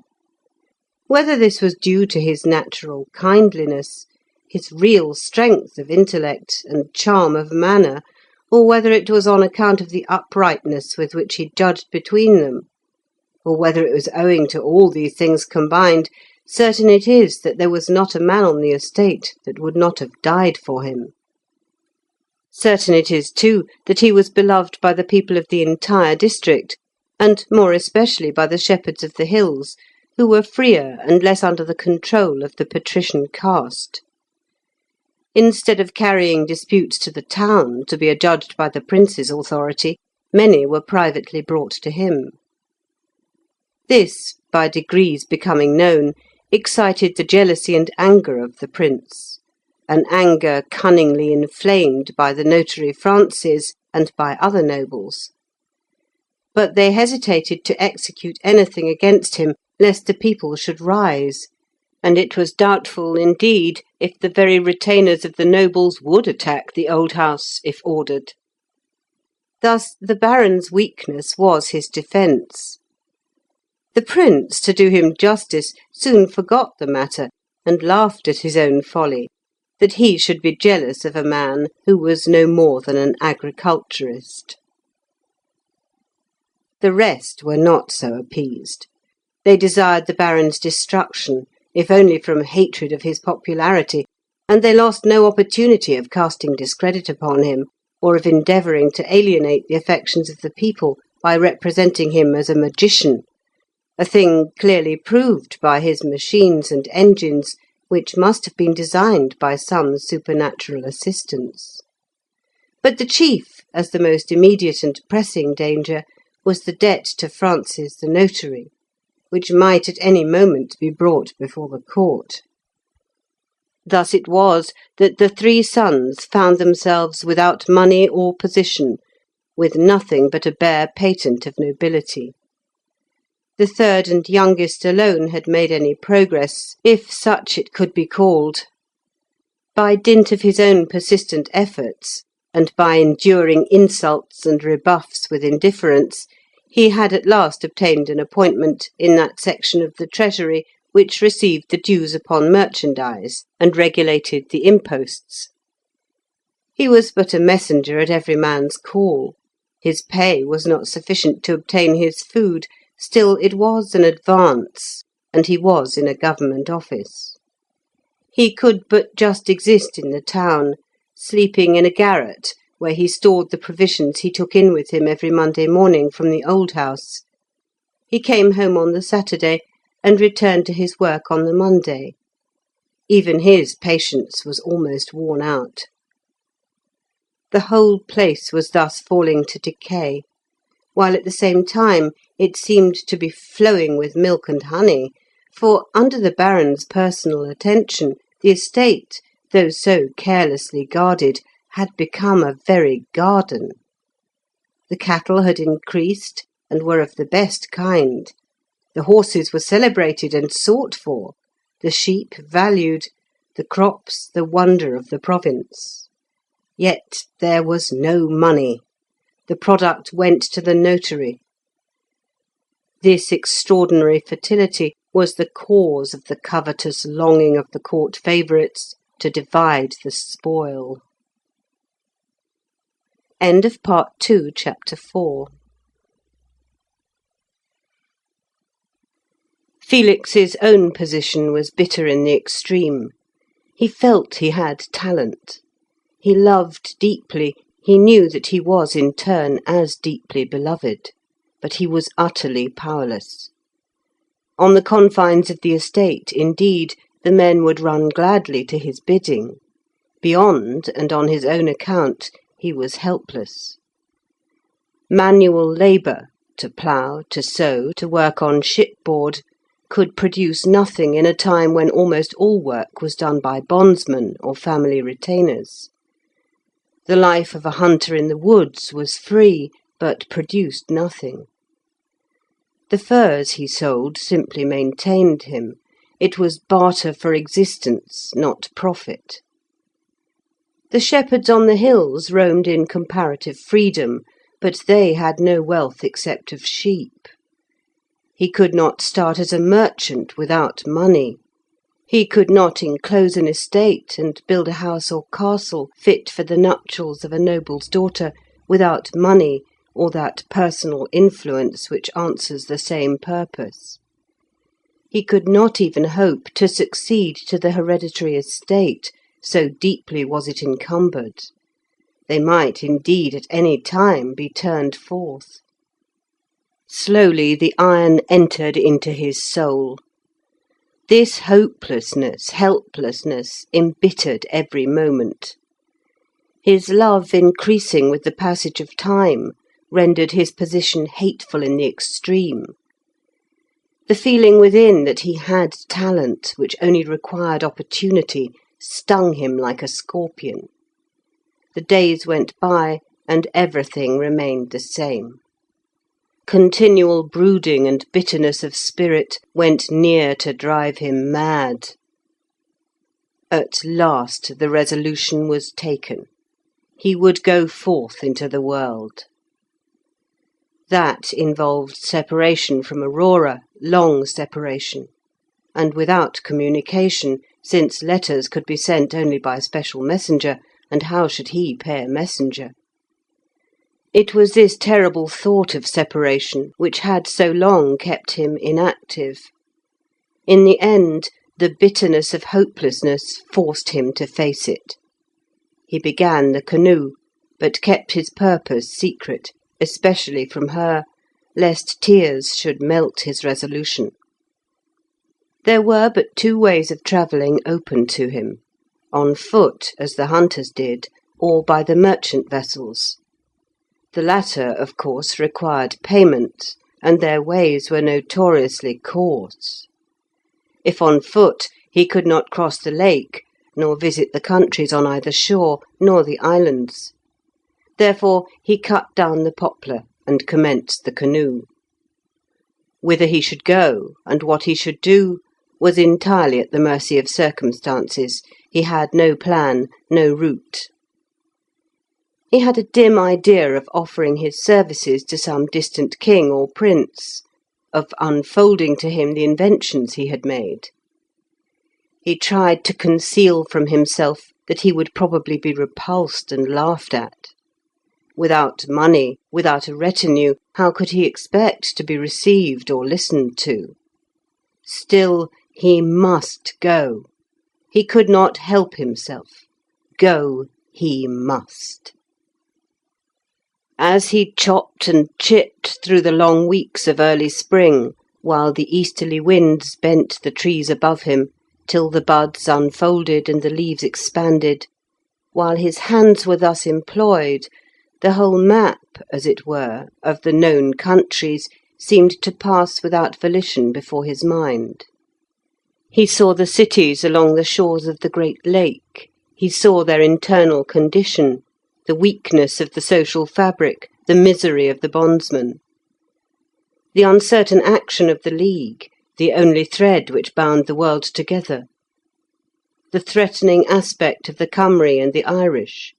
The dread north, the vast northern forests, from which at any time invading hosts might descend on the fertile south, it all went before his eyes. What was there behind the immense and untraversed belt of forest which extended to the south, to the east and west? Where did the Great Lake end? Were the stories of the gold and silver mines of Devon and Cornwall true? And where were the iron mines from which the ancients drew their stores of metal? Led by these thoughts, he twice or thrice left his labour, and walking some 20 miles through the forests and over the hills, reached the summit of White Horse. From thence, resting on the sward, he watched the vessels making slow progress by oars, and some drawn with ropes by gangs of men or horses on the shore, through the narrow straits. North and south there nearly met. There was but a furlong of water between them. If ever the north came down, there the armies would cross. There was the key of the world. Excepting the few cottages where the owners of the horses lived, there was neither castle nor town within 20 miles. Forced on by these thoughts, he broke the long silence which had existed between him and his father. He spoke of the value and importance of this spot. Could not the Baron send forth his retainers and enclose a new estate there? There was nothing to prevent him. The forest was free to all, provided that they rendered due service to the prince. Might not a house or castle built there become the beginning of a city? The Baron listened, and then said he must go and see that a new hatch was put in the brook to irrigate the water meadow. That was all.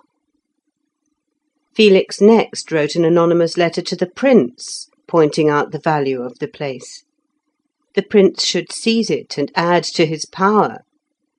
He knew that the letter was delivered, but there was no sign. It had indeed been read and laughed at. Why make further efforts when they already had what they desired? One only, the deep and designing Valentine, gave it serious thought in secret.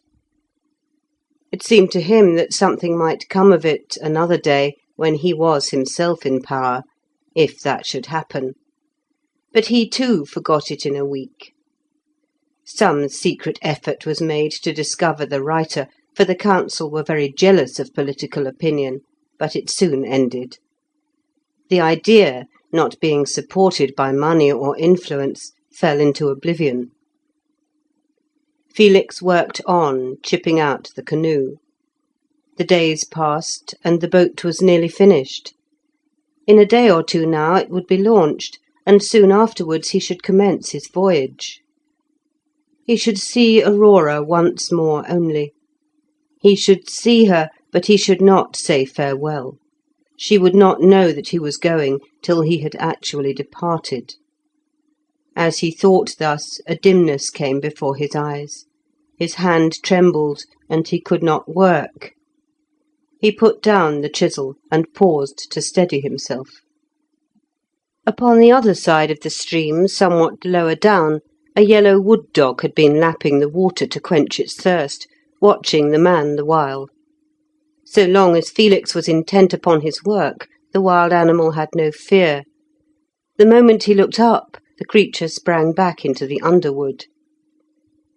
A dove was cooing in the forest not far distant, but as he was about to resume work, the cooing ceased.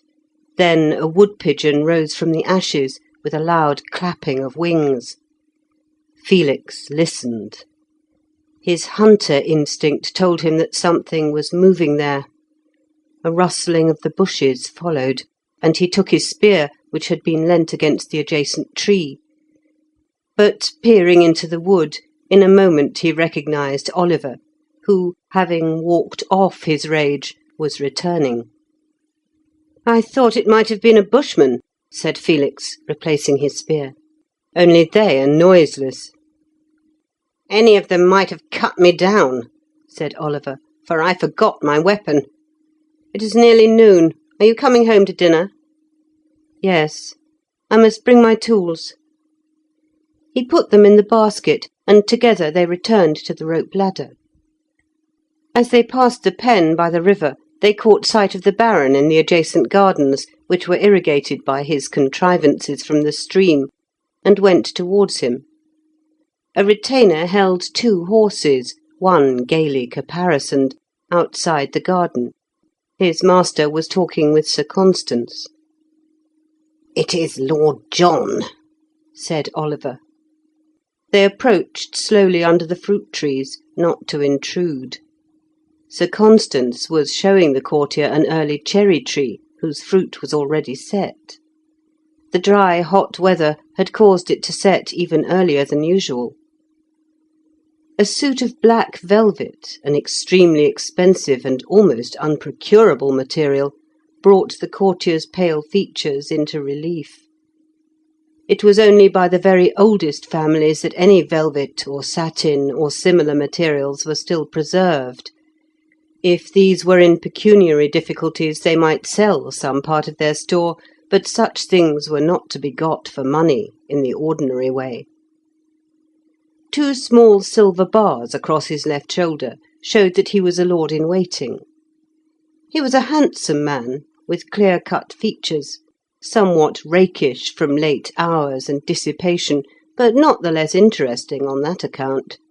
But his natural advantages were so overrun with the affectation of the court that you did not see the man at all, being absorbed by the studied gesture to display the jewelled ring, and the peculiarly low tone of voice in which it was the fashion to speak. Beside the old warrior he looked a mere stripling. The Baron's arm was bare, his sleeve rolled up, and as he pointed to the tree above, the muscles, as the limb moved, displayed themselves in knots, at which the courtier himself could not refrain from glancing. Those mighty arms, had they clasped him about the waist, could have crushed his bending ribs. The heaviest blow that he could have struck upon that broad chest would have produced no more effect than a hollow sound. It would not even have shaken that powerful frame. He felt the steel-blue eye, bright as the sky of midsummer, glance into his very mind. The high forehead, bare, for the Baron had his hat in his hand, mocked at him in its humility. The Baron bared his head in honour of the courtier's office and the prince who had sent him. The beard, though streaked with white, spoke little of age. It rather indicated an abundant, a luxuriant vitality. Lord John was not at ease. He shifted from foot to foot, and occasionally puffed a large cigar of Devon tobacco. His errand was simple enough. Some of the ladies at the court had a fancy for fruit, especially strawberries, but there were none in the market, nor to be obtained from the gardens about the town. It was recollected that Sir Constans was famous for his gardens, and the Prince dispatched Lord John to Old House with a gracious message and request for a basket of strawberries. Sir Constans was much pleased, but he regretted that the hot, dry weather had not permitted the fruit to come to any size or perfection. Still, there were some. The courtier accompanied him to the gardens and saw the water wheel, which, turned by a horse, forced water from the stream into a small pond or elevated reservoir, from which it irrigated the ground. This supply of water had brought on the fruit, and Sir Constans was able to gather a small basket. He then looked round to see what other early product he could send to the palace. There was no other fruit. The cherries, though set, were not ripe, but there was some asparagus, which had not yet been served, said Lord John, at the Prince's table. Sir Constans set men to hastily collect all that was ready, and while this was done, took the courtier over the gardens. Lord John felt no interest whatever in such matters, but he could not choose but admire the extraordinary fertility of the enclosure and the variety of the products. There was everything, fruit of all kinds, herbs of every species, plots specially devoted to those possessing medicinal virtue. This was only one part of the gardens, the orchards proper were farther down, and the flowers nearer the house. Sir Constans had sent a man to the flower garden, who now returned with 2 fine bouquets, which were presented to Lord John, the one for the princess, the prince's sister, the other for any lady to whom he might choose to present it. The fruit had already been handed to the retainer who had charge of the horses. Though interested in spite of himself, Lord John, acknowledging the flowers, turned to go with a sense of relief. This simplicity of manners seemed discordant to him. He felt out of place, and in some way lowered in his own esteem, and yet he despised the rural retirement and beauty about him. Felix and Oliver, a few yards distant, were waiting with rising tempers. The spectacle of the Baron in his native might of physique, humbly standing hat in hand before this court messenger, discoursing on cherries and offering flowers and fruit, filled them with anger and disgust. The affected gesture and subdued voice of the courtier, on the other hand, roused an equal contempt. As Lord John turned, he saw them. He did not quite guess their relationship, but supposed they were cadets of the house, it being customary for those in any way connected to serve the head of the family. He noted the flag basket in Felix's hand, and naturally imagined that he had been at work. "You have been to plough, eh?" he said, intending to be very gracious and condescending. "Very healthy employment. The land requires some rain, does it not? Still, I trust it will not rain till I am home, for my plume's sake," tossing his head. "Allow me." And as he passed, he offered Oliver a couple of cigars. "One each," he added. "The best Devon." Oliver took the cigars mechanically, holding them as if they had been vipers, at arm's length, till the courtier had left the garden and the hedge interposed. Then he threw them into the water carrier. The best tobacco, indeed the only real tobacco, came from the warm Devon land, but little of it reached so far on account of the distance, the difficulties of intercourse, the rare occasions on which the merchant succeeded in escaping the vexatious interference, the downright robbery of the way. Intercourse was often entirely closed by war. These cigars, therefore, were worth their weight in silver, and such tobacco could be obtained only by those about the court, as a matter of favour, too, rather than by purchase.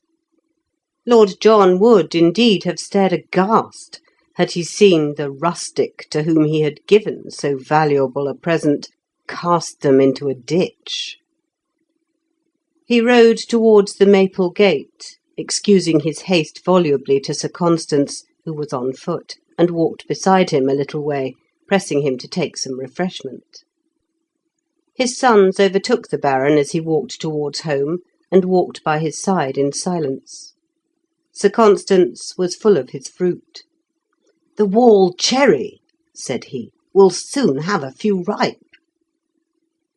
Oliver swore a deep but soundless oath in his chest. Sir Constans continued talking about his fruit and flowers, entirely oblivious of the silent anger of the pair beside him. As they approached the house, the warder blew his horn thrice for noon. It was also the signal for dinner.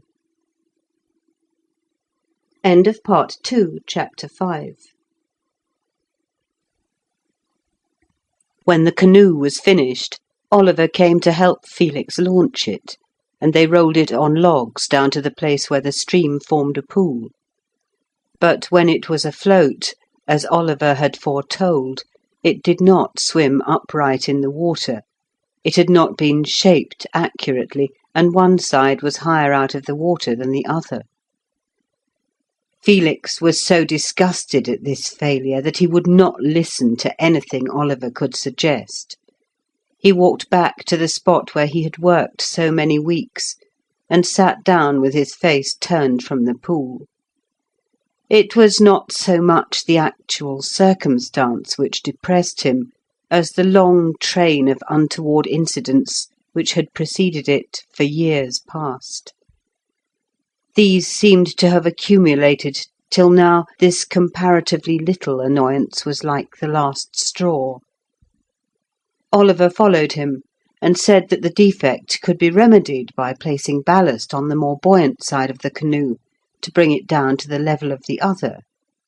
Or perhaps if some more wood were cut away on the heavier side, that it would cause it to rise. He offered to do the work himself, but Felix, in his gloomy mood, would not answer him.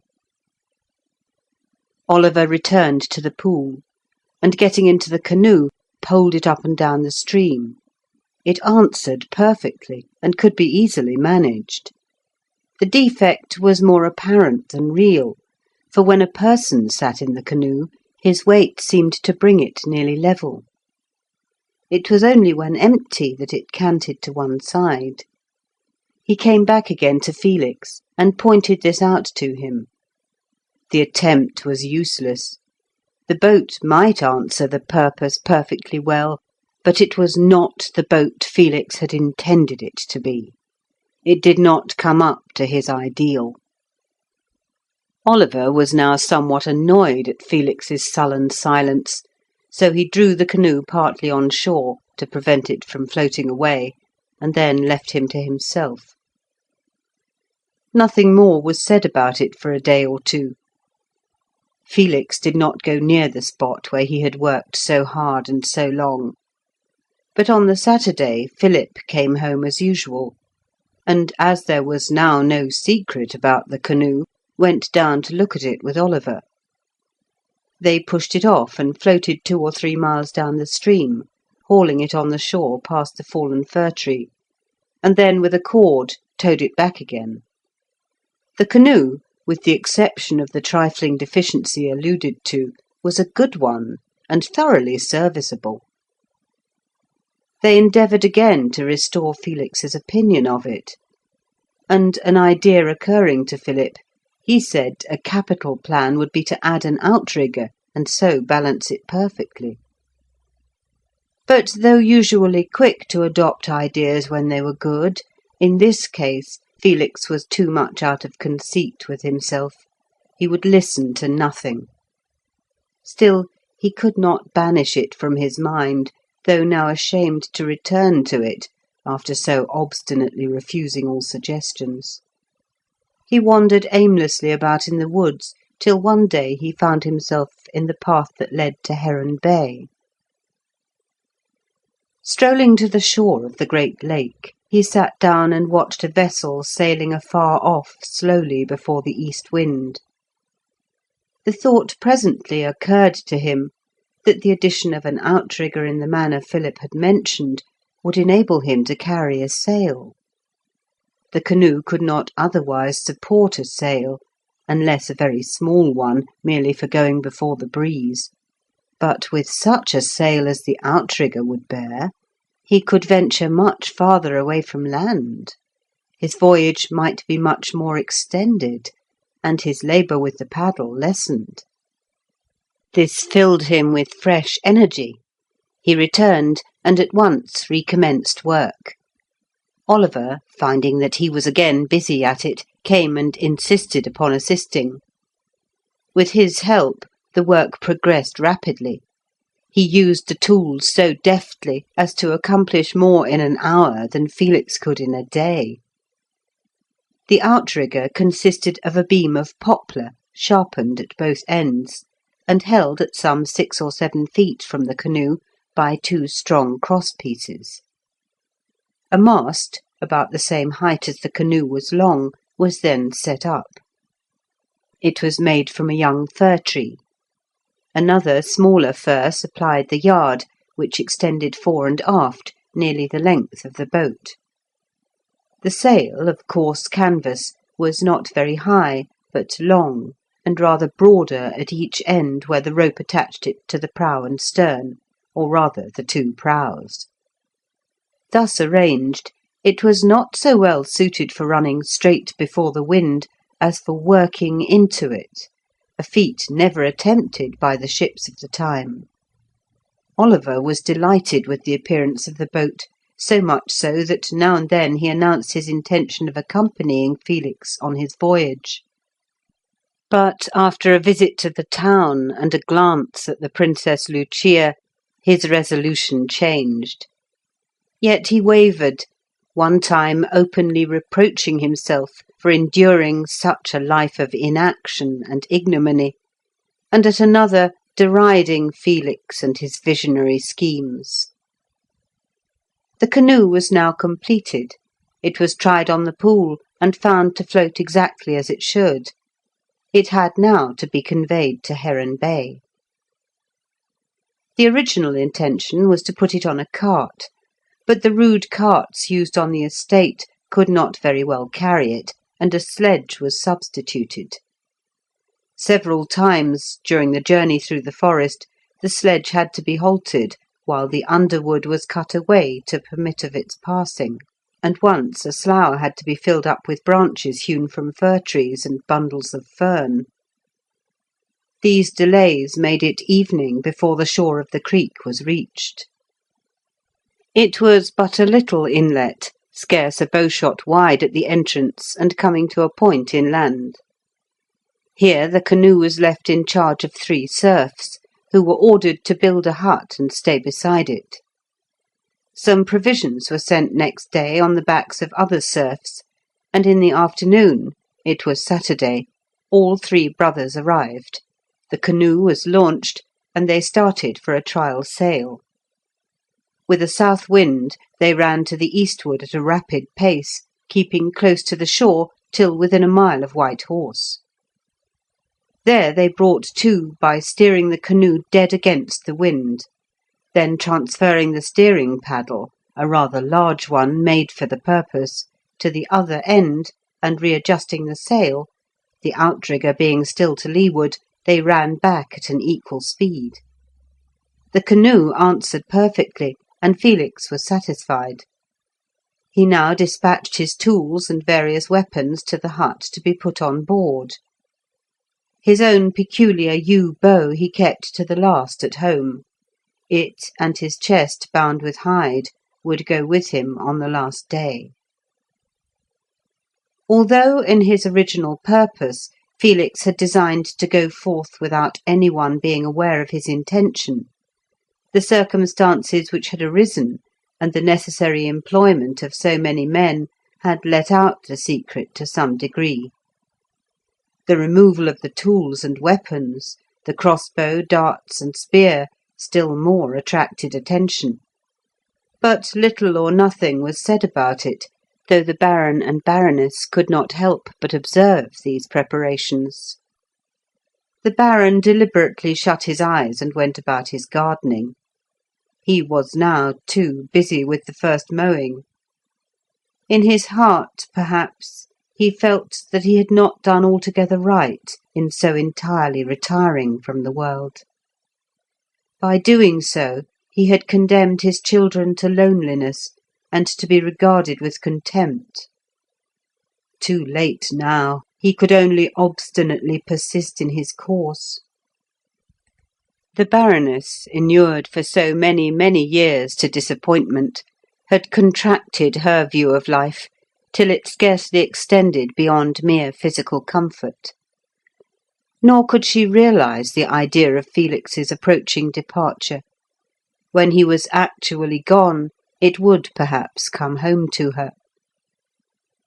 All was now ready, and Felix was only waiting for the feast of St. James to pay a last visit to Aurora at Thyma Castle. The morning before the day of the feast, Felix and Oliver set out together. They had not lived altogether in harmony, but now, at this approaching change, Oliver felt that he must bear Felix company. Oliver rode his beautiful knight. He wore his plumed hat and precious sword, and carried his horseman's lance. Felix rode a smaller horse, useful but far from handsome. He carried his yew bow and hunting knife. Thyma Castle was situated 15 miles to the south. It was the last outpost of civilization. Beyond it there was nothing but forest and the wild open plains, the home of the gipsies. This circumstance of position had given Baron Thyma, in times past, a certain importance more than was due to the size of his estate or the number of his retainers. During an invasion of the gipsies, his castle bore the brunt of the war, and its gallant defence, indeed, broke their onward progress. So many fell in endeavouring to take it that the rest were disheartened, and only scattered bands penetrated beyond. For this service the Baron received the grant of various privileges. He was looked on as a pillar of the state, and was welcome at the court. But it proved an injury to him in the end. His honours and the high society they led him into were too great for the comparative smallness of his income. Rich in flocks and herds, he had but little coin. High-spirited and rather fond of display, he could not hold back. He launched forth with the usual result of impoverishment, mortgage, and debt. He had hoped to obtain the command of an army in the wars that broke out from time to time. It was, indeed, universally admitted that he was in every respect qualified for such a post. The courtiers and others, however, jealous, as is ever the case, of ability and real talent, debarred him by their intrigues from attaining his object. Pride prevented him from acquiescing in this defeat. He strove by display and extravagance to keep himself well to the front, flaunting himself before the eyes of all. This course could not last long. He was obliged to retire to his estate, which narrowly escaped forfeiture to his creditors. So ignominious an end after such worthy service was, however, prevented by the personal interference of the old prince, who from his private resources paid off the most pressing creditors. To the last the old prince received him as a friend, and listened to his counsel.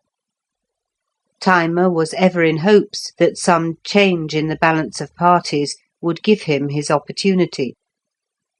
When the young prince succeeded, he was clever enough to see that the presence of such men about his court gave it a stability, and he, too, invited Thyma to tender his advice. The Baron's hopes now rose higher than ever, but again he was disappointed. The new prince, himself incapable, disliked and distrusted talent. The years passed, and the Baron obtained no appointment. Still he strained his resources to the utmost to visit the court as often as possible. Still he believed that sooner or later a turn of the wheel would elevate him.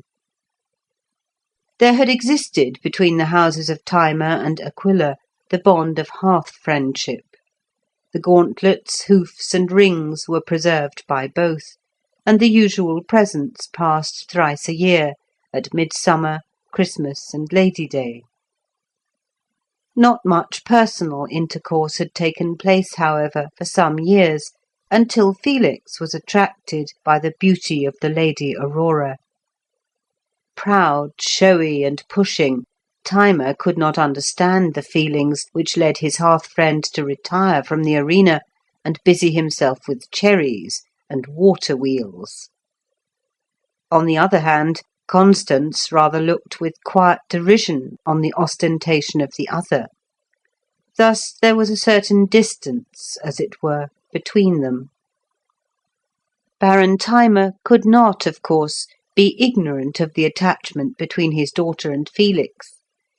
Yet as much as possible he ignored it. He never referred to Felix. If his name was incidentally mentioned, he remained silent. The truth was, he looked higher for Lady Aurora. He could not, in courtesy, discourage even in the faintest manner the visits of his friend's son. The knightly laws of honour would have forbidden so mean a course. Nor would his conscience permit him to do so, remembering the old days when he and the Baron were glad companions together, and how the Baron Aquila was the first to lead troops to his assistance in the Gipsy War. Still, he tacitly disapproved. He did not encourage. Felix felt that he was not altogether welcome.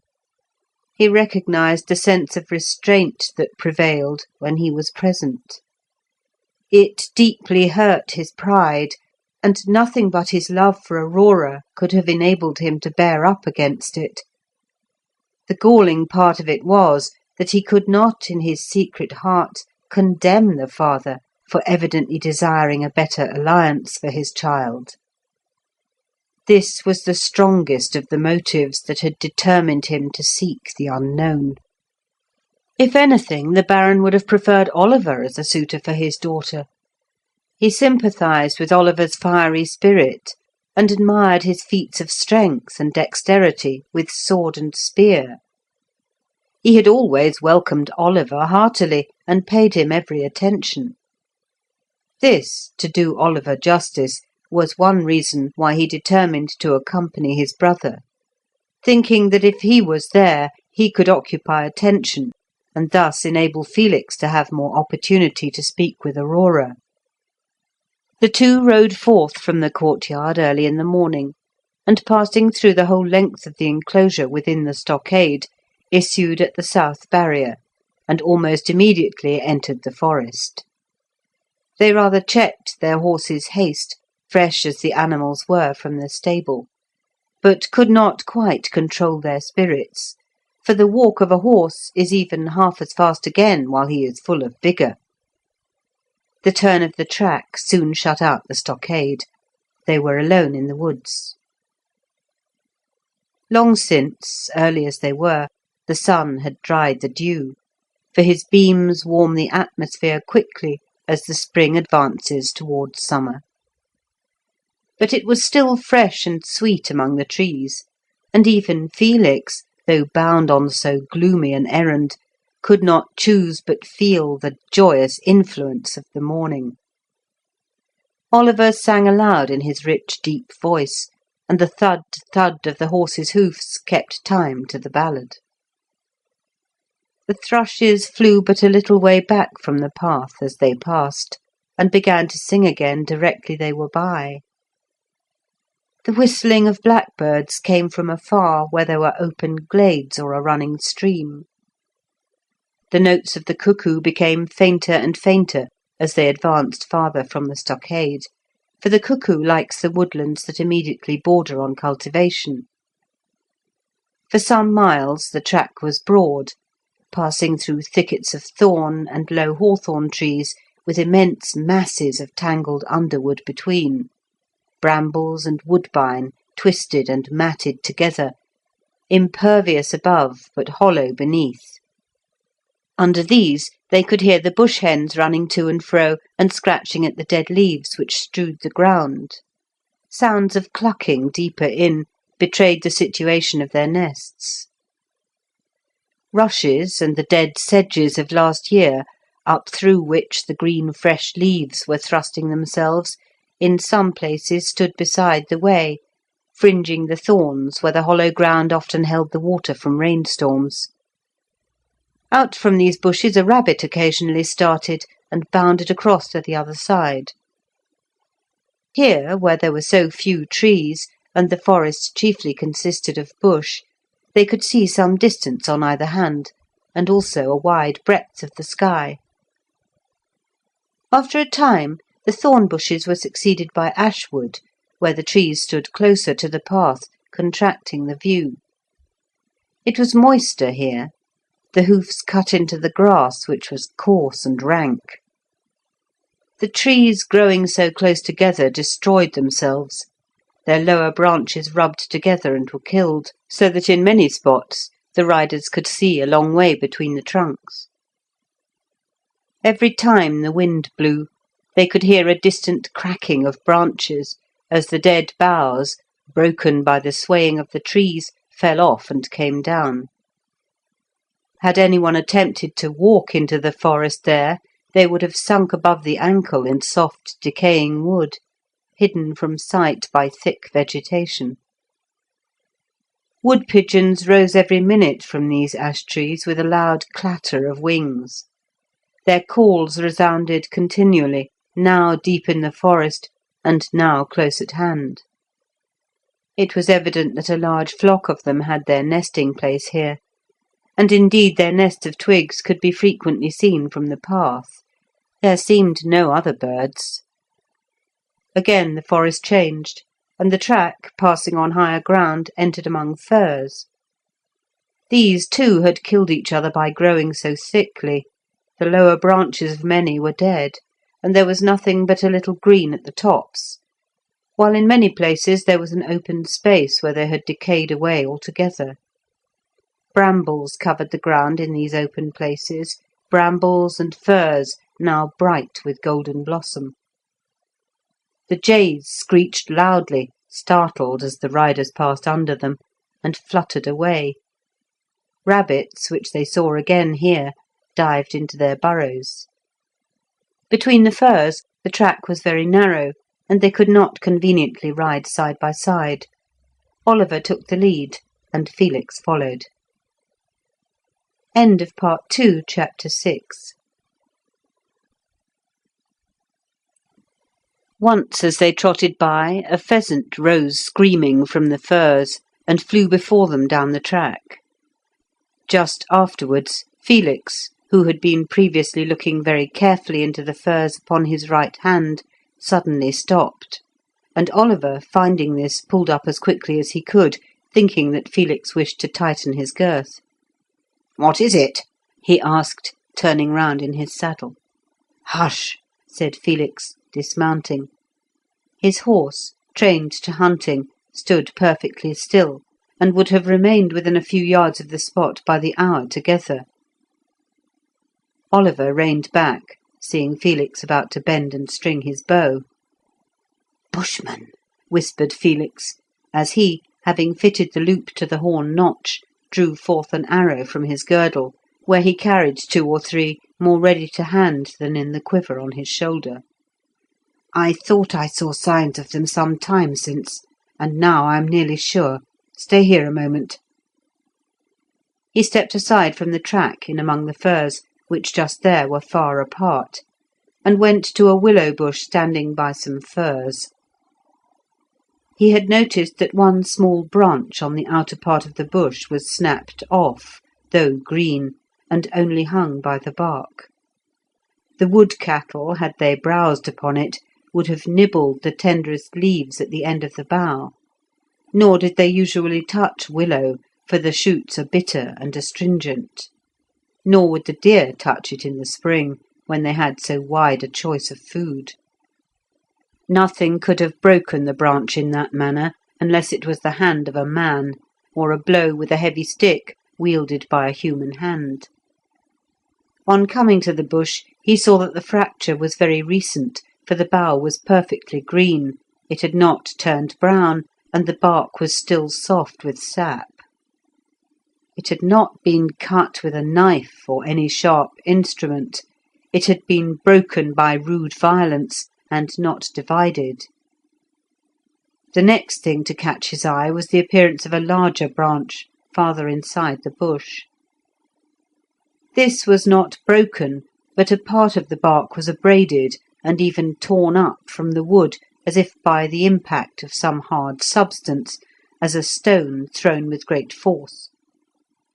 He examined the ground, but there was no stone visible, and on again looking at the bark, he concluded that it had not been done with a stone at all, because the abraded portion was not cut.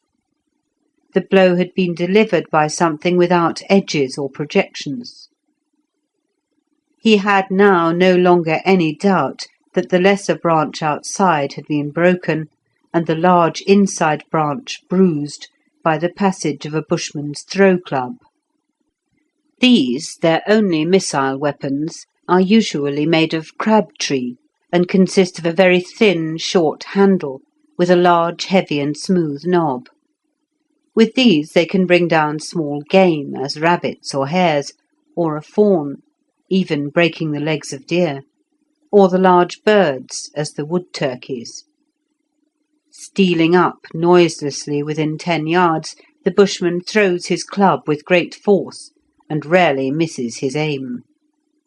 If not killed at once, the game is certain to be stunned, and is much more easily secured than if wounded with an arrow. For with an arrow in its wing a large bird will flutter along the ground, and perhaps creep into sedges or under impenetrable bushes. Deprived of motion by the blow of the club, it can, on the other hand, be picked up without trouble and without the aid of a dog, and if not dead, is dispatched by a twist of the bushman's fingers or a thrust from his spud. The spud is at once his dagger, his knife and fork, his chisel, his grub-axe, and his gouge. It is a piece of iron, rarely or never of steel, for he does not know how to harden it, about 10 inches long, 1.5 inches wide at the top or broadest end, where it is shaped and sharpened like a chisel, only with the edge not straight but sloping, and from thence tapering to a point at the other, the pointed part being 4-sided, like a nail. It has indeed been supposed that the original spud was formed from a large wrought iron nail, such as the ancients used, sharpened on a stone at one end and beaten out flat at the other. This instrument has a handle in the middle, halfway between the chisel end and the point. The handle is of horn or bone, the spud being put through the hollow of the bone, smoothed to fit the hand. With the chisel end he cuts up his game and his food. The edge, being sloping, is drawn across the meat and divides it. With this end, too, he fashions his club and his traps, and digs up the roots he uses. The other end he runs into his meat as a fork, or thrusts it into the neck of his game to kill it and let out the blood, or, with it, stabs a sleeping enemy.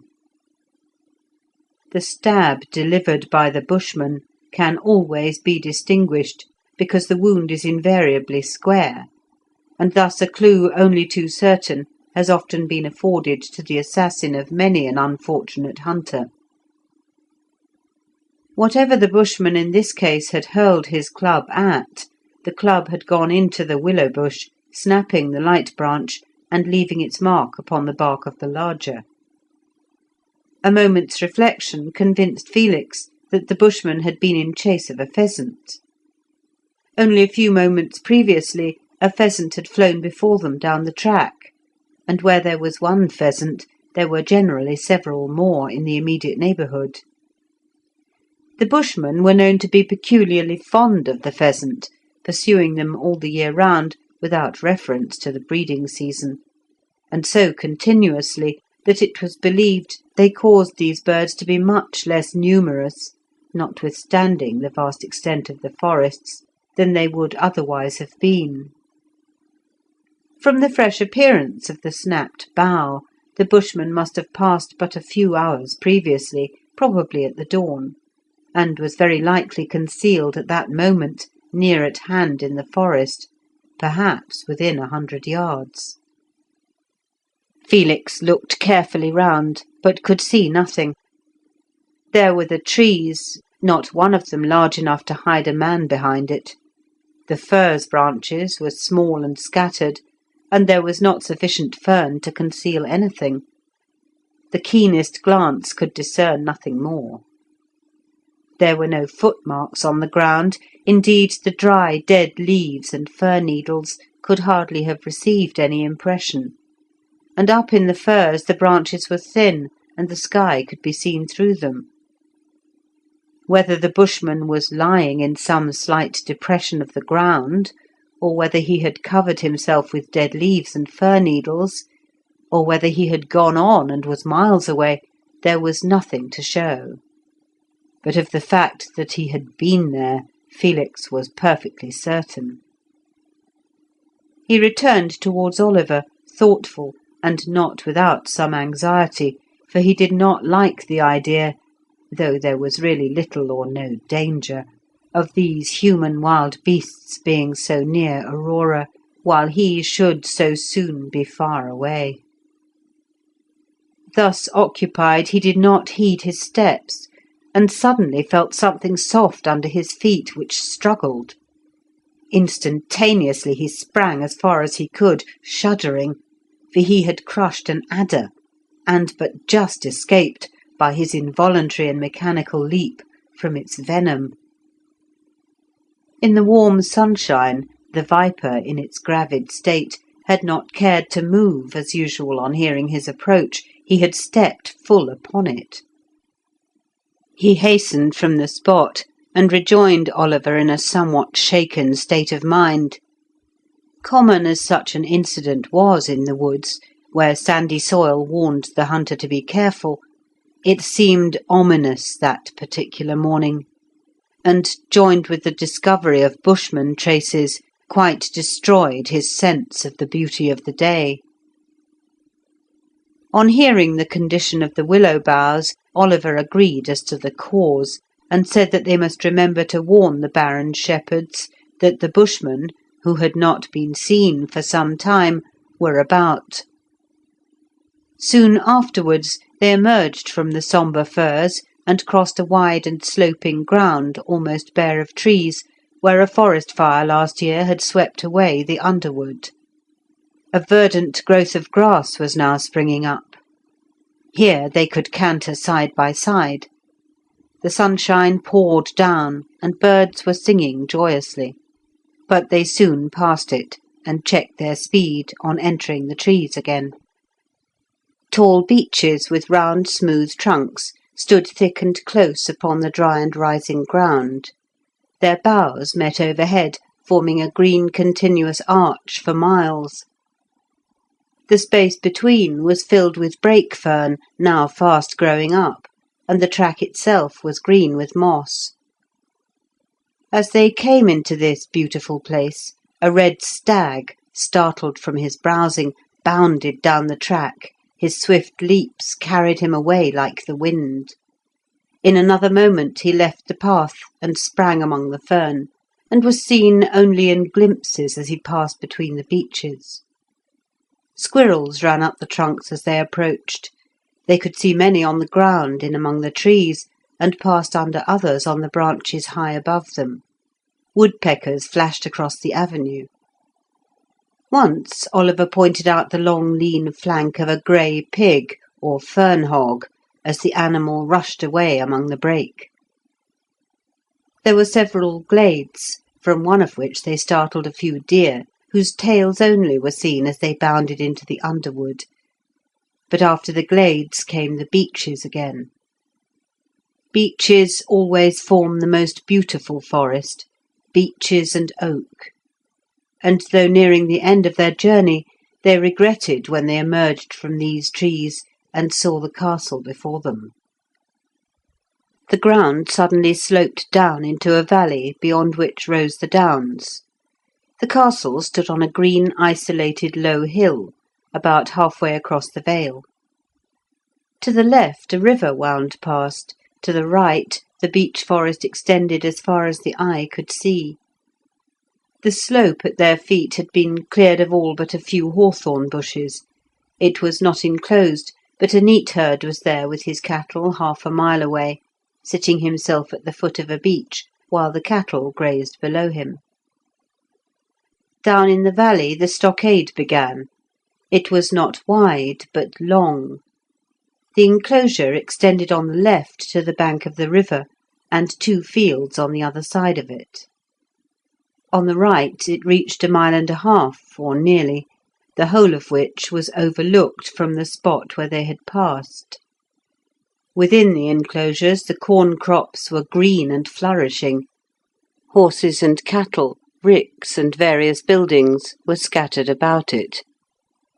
The town, or cottages of the serfs, were on the bank of the river immediately beyond the castle. On the downs, which rose a mile or more on the other side of the castle, sheep were feeding. Part of the ridge was wooded and part open. Thus the cultivated and enclosed valley was everywhere shut in with woods and hills. The isolated round hill on which the castle stood was itself enclosed with a second stockade. The edge of the brow above that, again, was defended by a stout high wall of flints and mortar, crenellated at the top. There were no towers or bastions. An old and ivy-grown building stood inside the wall. It dated from the time of the ancients. It had several gables, and was roofed with tiles. This was the dwelling-house. The gardens were situated on the slope between the wall and the inner stockade. Peaceful as the scene appeared, it had been the site of furious fighting not many years ago. The downs trended to the south, where the Romani and the Zingari resided, and a keen watch was kept both from the wall and from the hills beyond. They now rode slowly down the slope, and in a few minutes reached the barrier or gateway in the outer stockade. They had been observed, and the guard called by the warden, but as they approached were recognised, and the gate swang open before them. Walking their horses, they crossed to the hill, and were as easily admitted to the second enclosure. At the gate of the wall they dismounted, and waited while the warden carried the intelligence of their arrival to the family. A moment later, and the Baron's son advanced from the porch, and from the open window the Baroness and Aurora beckoned to them. End of Part 2, Chapter 7. Soon afterwards the hollow sound of the warden's horn from the watch over the gate of the wall proclaimed the hour of noon, and they all assembled for dinner in the banqueting chamber. The apartment was on the ground floor, and separated from the larger hall only by an internal wall. The house, erected in the time of the ancients, was not designed for our present style of life. It possessed, indeed, many comforts and conveniences which are scarcely now to be found in the finest palaces, but it lacked the breadth of construction which our architects have now in view. In the front there were originally only 2 rooms, extensive for those old days, but not sufficiently so for ours. One of these had therefore been enlarged by throwing into it a back room and part of the entrance, and even then it was not long enough for the Baron's retainers, and at feast time a wooden shed was built opposite and up to the window, to continue, as it were, the apartment out of doors. Workmen were busy putting up this shed when they arrived. The second apartment retained its ancient form, and was used as the dining room on ordinary days. It was lighted by a large window, now thrown wide open that the sweet spring air might enter, which window was the pride of the Baroness, for it contained more true glass than any window in the palace of the Prince. The glass made now is not transparent, but merely translucent. It indeed admits light after a fashion, but it is thick and cannot be seen through. These panes were almost all, the central casement wholly, of ancient glass, preserved with the greatest care through the long years past. 3 tables were arranged in an open square. The Baron and Baroness's chairs of oak faced the window. The guests sat at the other tables sideways to them. The servants moved on the outer side, and thus placed the food before them without pushing against or incommoding them. A 4th table was placed in a corner between the fireplace and the window. At it sat the old nurse, the housekeeper, frequently arising to order the servants, and the Baron's henchman, who had taught him to ride, but now, grey and aged, could not mount himself without assistance, and had long ceased from active service. Already 8 or 9 guests had arrived besides Felix and Oliver. Some had ridden a great distance to be present at the house day. They were all nobles, richly dressed. 1 or 2 of the eldest were wealthy and powerful men, and the youngest was the son and heir of the Earl of Essiton, who was then the favourite at court. Each had come with his personal attendants. The young Lord Durand brought with him 25 retainers and 6 gentlemen friends, all of whom were lodged in the town, the gentlemen taking their meals at the castle at the same time as the Baron, but, owing to lack of room, in another apartment by themselves. Durand was placed, or rather quietly helped himself to a seat, next to the Lady Aurora. And of all the men there present, certainly there was none more gallant and noble than he. His dark eyes, his curling hair short, but brought in a thick curl over his forehead, his lips well shaped, his chin round and somewhat prominent, the slight moustache, no other hair on the face, formed the very ideal of what many women look for in a man. But it was his bright, lively conversation, the way in which his slightly swarthy complexion flushed with animation, the impudent assurance and yet generous warmth of his manner, and indeed of his feelings, which had given him the merited reputation of being the very flower of the nobles. With such a reputation, backed with the great wealth and power of his father, gentlemen competed with each other to swell his train. He could not indeed entertain all that came, and was often besieged with almost as large a crowd as the Prince himself. He took as his right the chair next to Aurora, to whom, indeed, he had been paying unremitting attention all the morning. She was laughing heartily as she sat down at some sally of his upon a beauty at the court.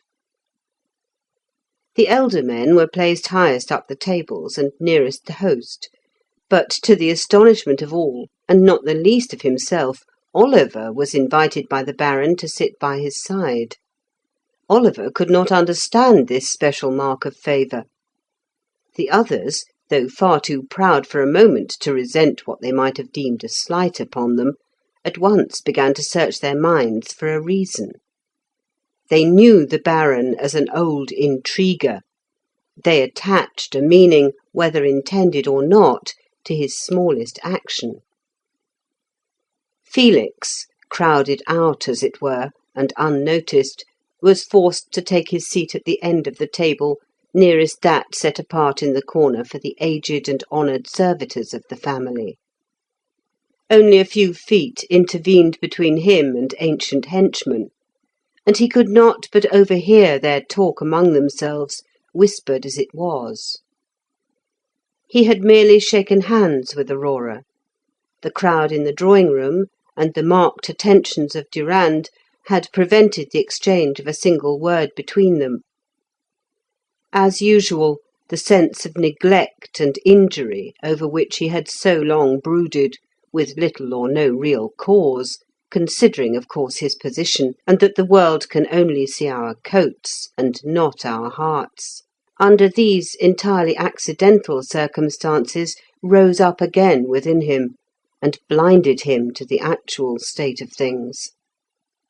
His seat, the lowest and the nearest to the servitors, was in itself a mark of the low estimation in which he was held. The Lord Durand had been placed next to Aurora as a direct encouragement to him, and a direct hint to himself not to presume. Doubtless Durand had been at the castle many times, not improbably already been accepted by the Baron, and not altogether refused by Aurora. As a fact, though delighted with her beauty and conversation, Durand's presence was entirely due to the will of his father, the Earl, who wished to maintain friendly relations with Baron Thyma, and even then he would not have come had not the lovely weather invited him to ride into the forest. It was, however, so far true that though his presence was accidental, yet he was fast becoming fascinated by one who, girl though she was stronger in mind than he. Now Aurora, knowing that her father's eye was on her, dared not look towards Felix, lest by an open and pronounced conduct she should be the cause of his being informed that his presence was not desirable. She knew that the Baron only needed a pretext to interfere, and was anxious to avoid offering him a chance. Felix, seeing her glance bent downwards or towards her companion, and never all the time turned to him, not unnaturally, but too hastily, concluded that she had been dazzled by Durand and the possibility of an alliance with his powerful family. He was discarded, worthless, and of no account. He had nothing but his sword. Nay, he had not a sword, he was only an archer, a footman. Angry, jealous, and burning with inward annoyance, despising himself, since all others despised him, scarce able to remain at the table, Felix was almost beside himself, and did not answer nor heed the remarks of the gentleman sitting by him, who put him down as an ill-bred churl. For the form's sake, indeed, he put his lips to the double-handed cup of fine ale, which continually circulated round the table, and was never allowed to be put down. One servant had nothing else to do but to see that its progress never stopped. But he drank nothing, and ate nothing. He could not swallow. How visionary, how weak and feeble now seemed the wild scheme of the canoe and his proposed voyage.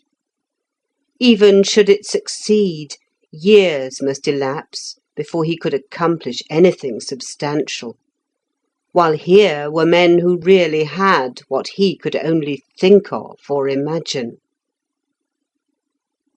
The silver chain or sword belt of Durand, the sword and the dagger were not worn at the banquet, nor in the house. They were received by the marshal and deposited in his care, a precaution against quarrelling. Solid silver links passing over his shoulder were real, actual things. All the magnificence that he could call up by the exercise of his imagination was but imagination, a dream no more to be seen by others than the air itself. The dinner went on, and the talk became more noisy. The trout, the chicken, the thyme lamb, trapped on the hills by the shepherds, the plover eggs, the sirloin, the pastry, the Baroness superintended the making of it herself, all the profusion of the table rather set him against food than tempted him. Nor could he drink the tiny drop, as it were, of ancient brandy sent round to each guest at the conclusion, precious as liquid gold, for it had been handed down from the ancients, and when once the cask was empty, it could not be refilled. The dessert, the strawberries, the nuts and walnuts, carefully preserved with a little salt, and shaken in the basket from time to time that they might not become mouldy. The apples, the honey in the comb with slices of white bread, nothing pleased him. Nor did he drink, otherwise than the sip demanded by courtesy of the thin wine of Gloucester, costly as it was, grown in the vineyard there, and shipped across the lake, and rendered still more expensive by risk of pirates. This was poured into flagons of maple wood, which, like the earthenware cup of ale, were never allowed to touch the board till the dinner was over. Wearily the time went on. Felix glanced more and more often at the sky seen through the casement, eagerly desiring to escape, and at least to be alone. At last, how long it seemed, the Baron rose, and immediately the rest did the same, and they drank the health of the Prince. Then a servitor brought in a pile of cigars upon a carved wooden tray, like a large platter, but with a rim. "These," said the Baron, again rising, the signal to all to cease conversing and to listen, "are a present from my gracious and noble friend the Earl of Essiton." He looked towards Durand. "Not less kindly carried by Lord Durand. I could have provided only our own coarse tobacco, but these are the best Devon." The ladies now left the table, Aurora escorted by Durand, the Baroness by Oliver. Oliver, indeed, was in the highest spirits. He had eaten heartily of all, especially the sweet thyme lamb, and drunk as freely. He was in his element, his laugh the loudest, his talk the liveliest. Directly Durand returned, he had gone even a part of the way upstairs towards the drawing-room with Aurora, a thing a little against etiquette. He took his chair, formality being now at an end, and placed it by Oliver. They seemed to become friends at once by sympathy of mind and taste. Round them the rest gradually grouped themselves, so that presently Felix, who did not move, found himself sitting alone at the extreme end of the table, quite apart, for the old retainers who dined at the separate table had quitted the apartment when the wine was brought in. Freed from the restraint of the ladies, the talk now became extremely noisy. The blue smoke from the long cigars filled the great apartment. One only remained untouched, that placed before Felix. Suddenly it struck him that thus sitting alone and apart, he should attract attention. He therefore drew his chair to the verge of the group, but remained silent, and as far off as ever. Presently the arrival of 5 more guests caused a stir and confusion, in the midst of which he escaped into the open air. He wandered towards the gate of the wall, passing the wooden shed where the clink of hammers resounded, glanced at the sundial, which showed the hour of 3. 3 weary hours had they feasted, and went out into the gardens. Still going on, he descended the slope, and, not much heeding whither he was going, took the road that led into town. It consisted of some 100 or more houses, built of wood and thatched, placed without plan or arrangement on the bank of the stream. Only one long street ran through it, the rest were mere byways. All these were inhabited by the Baron's retainers, but the number and apparently small extent of the houses did not afford correct data for the actual amount of the population. In these days the people, as is well known, find much difficulty in marrying. It seems only possible for a certain proportion to marry, and hence there are always a great number of young or single men out of all ratio to the houses. At the sound of the bugle, the Baron could reckon on at least 300 men flocking without a minute's delay to man the wall. In an hour more would arrive from the outer places, and by nightfall, if the summons went forth in the morning, his shepherds and swineherds would arrive, and these together would add some 150 to the garrison. Next must be reckoned the armed servants of the house, the Baron's personal attendants, the gentlemen who formed his train, his sons, and the male relations of the family. These certainly were not less than 50. Altogether over 500 men, well armed and accustomed to the use of their weapons, would range themselves beneath his banner. 2 of the buildings in the town were of brick, the material carried hither, for there was no clay or stone thereabouts. They were not far apart. The one was the toll house, where all merchants or traders paid the charges in corn or kind due to the Baron. The other was the court house, where he sat to administer justice and decide causes, or to send the criminal to the gibbet. These alone of the buildings were of any age, for the wooden houses were extremely subject to destruction by fire, and twice in the Baron's time half the town had been laid in ashes, only to rise again in a few weeks.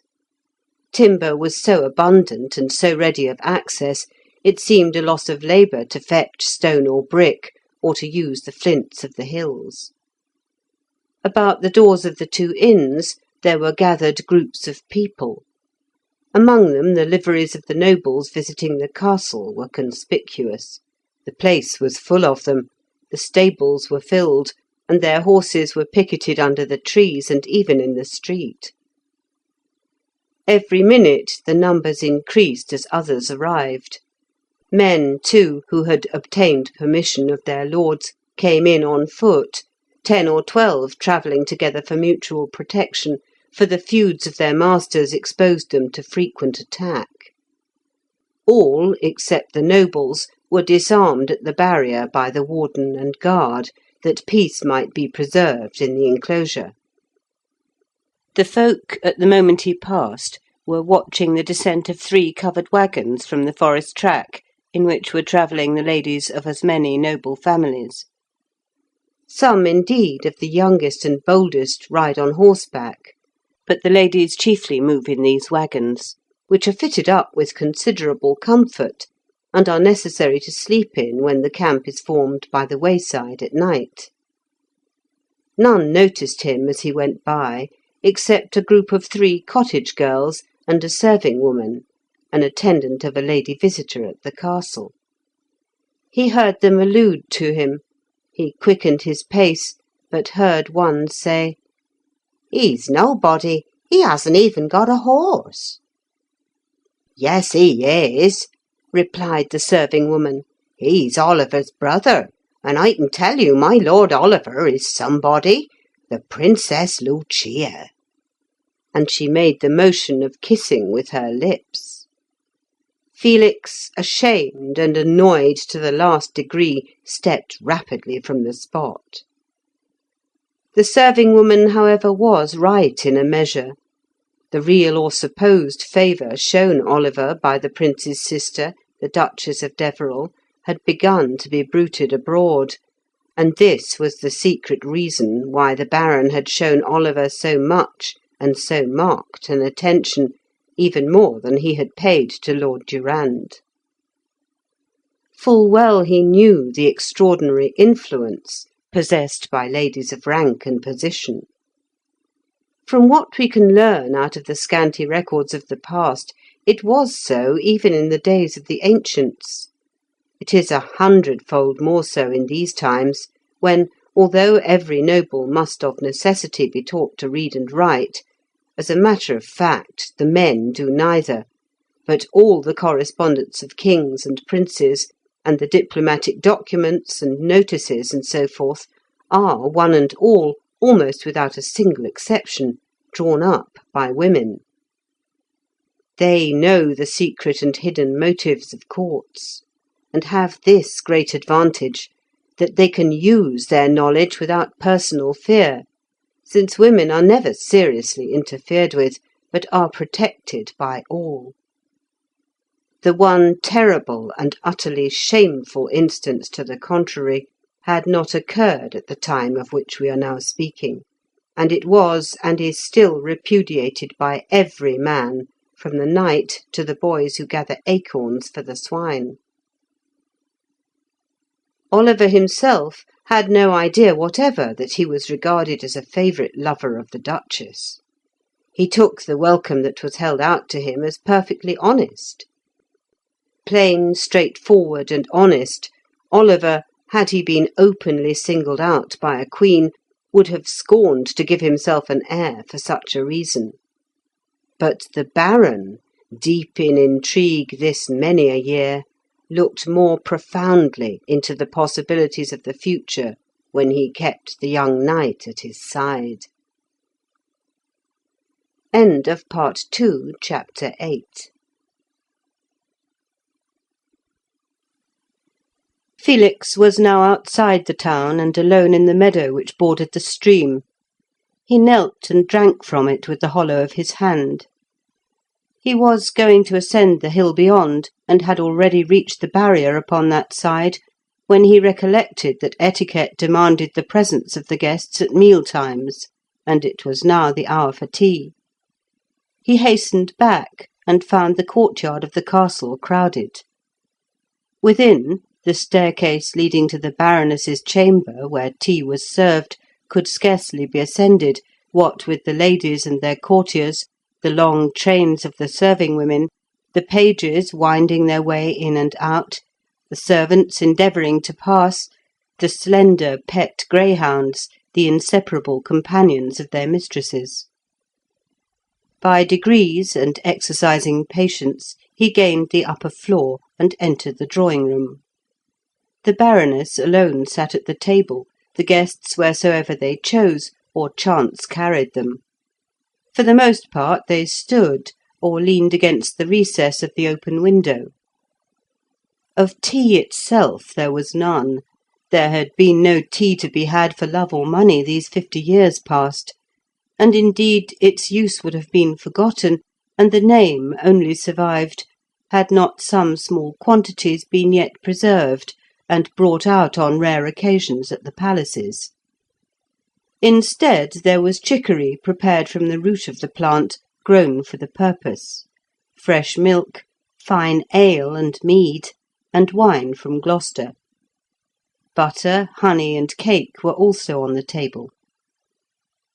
The guests helped themselves, or waited till the servants came to them with wooden carved trays.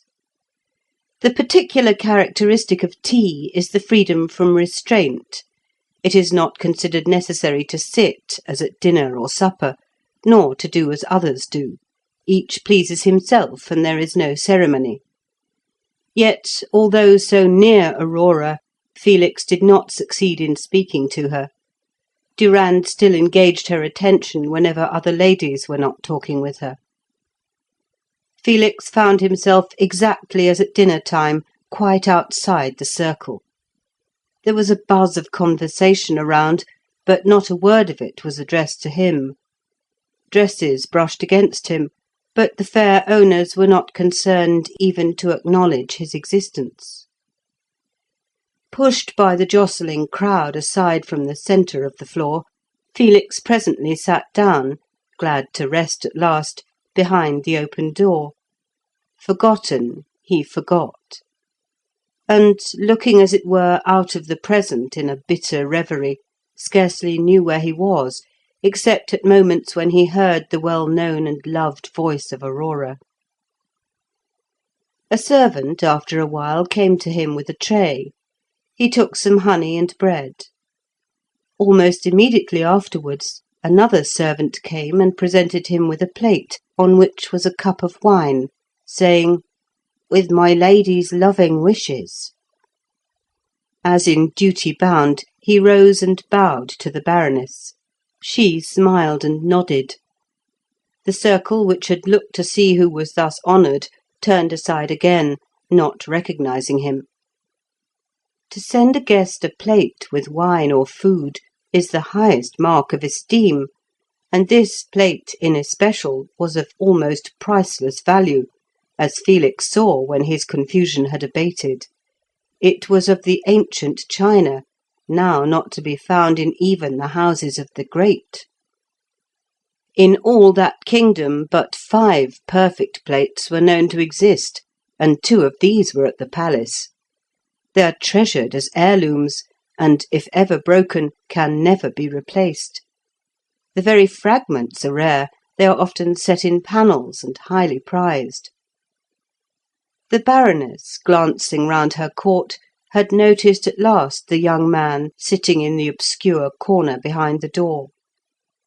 She remembered, not without some twinge of conscience, that his house was their ancient ally and sworn hearth-friend. She knew, far better than the Baron, how deeply her daughter loved him, better perhaps even than Aurora herself. She, too, naturally hoped a higher alliance for Aurora, yet she was a true woman, and her heart was stronger than her ambition. The trifle of the wine was, of course, nothing, but it was open and marked recognition.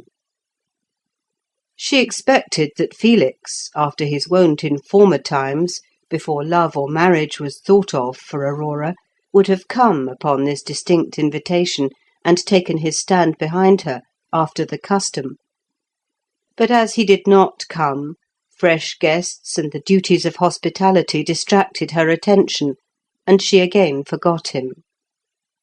He was indeed more hurt than pleased with the favour that had been shown him. It seemed to him, though really prompted by the kindest feeling, like a bone cast at a dog.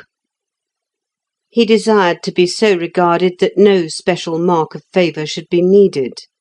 It simply increased his discontent. The evening wore on, the supper began.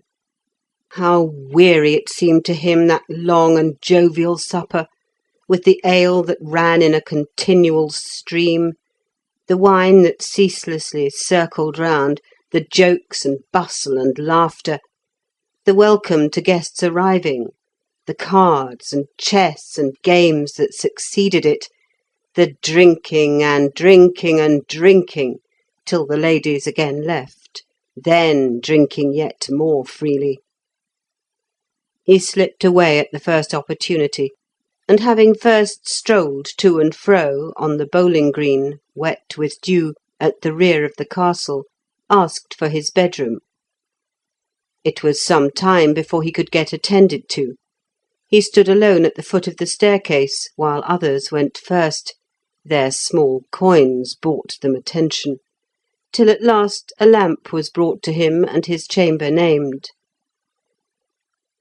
This chamber, such as it was the only pleasure, and that a melancholy one, he had had that day.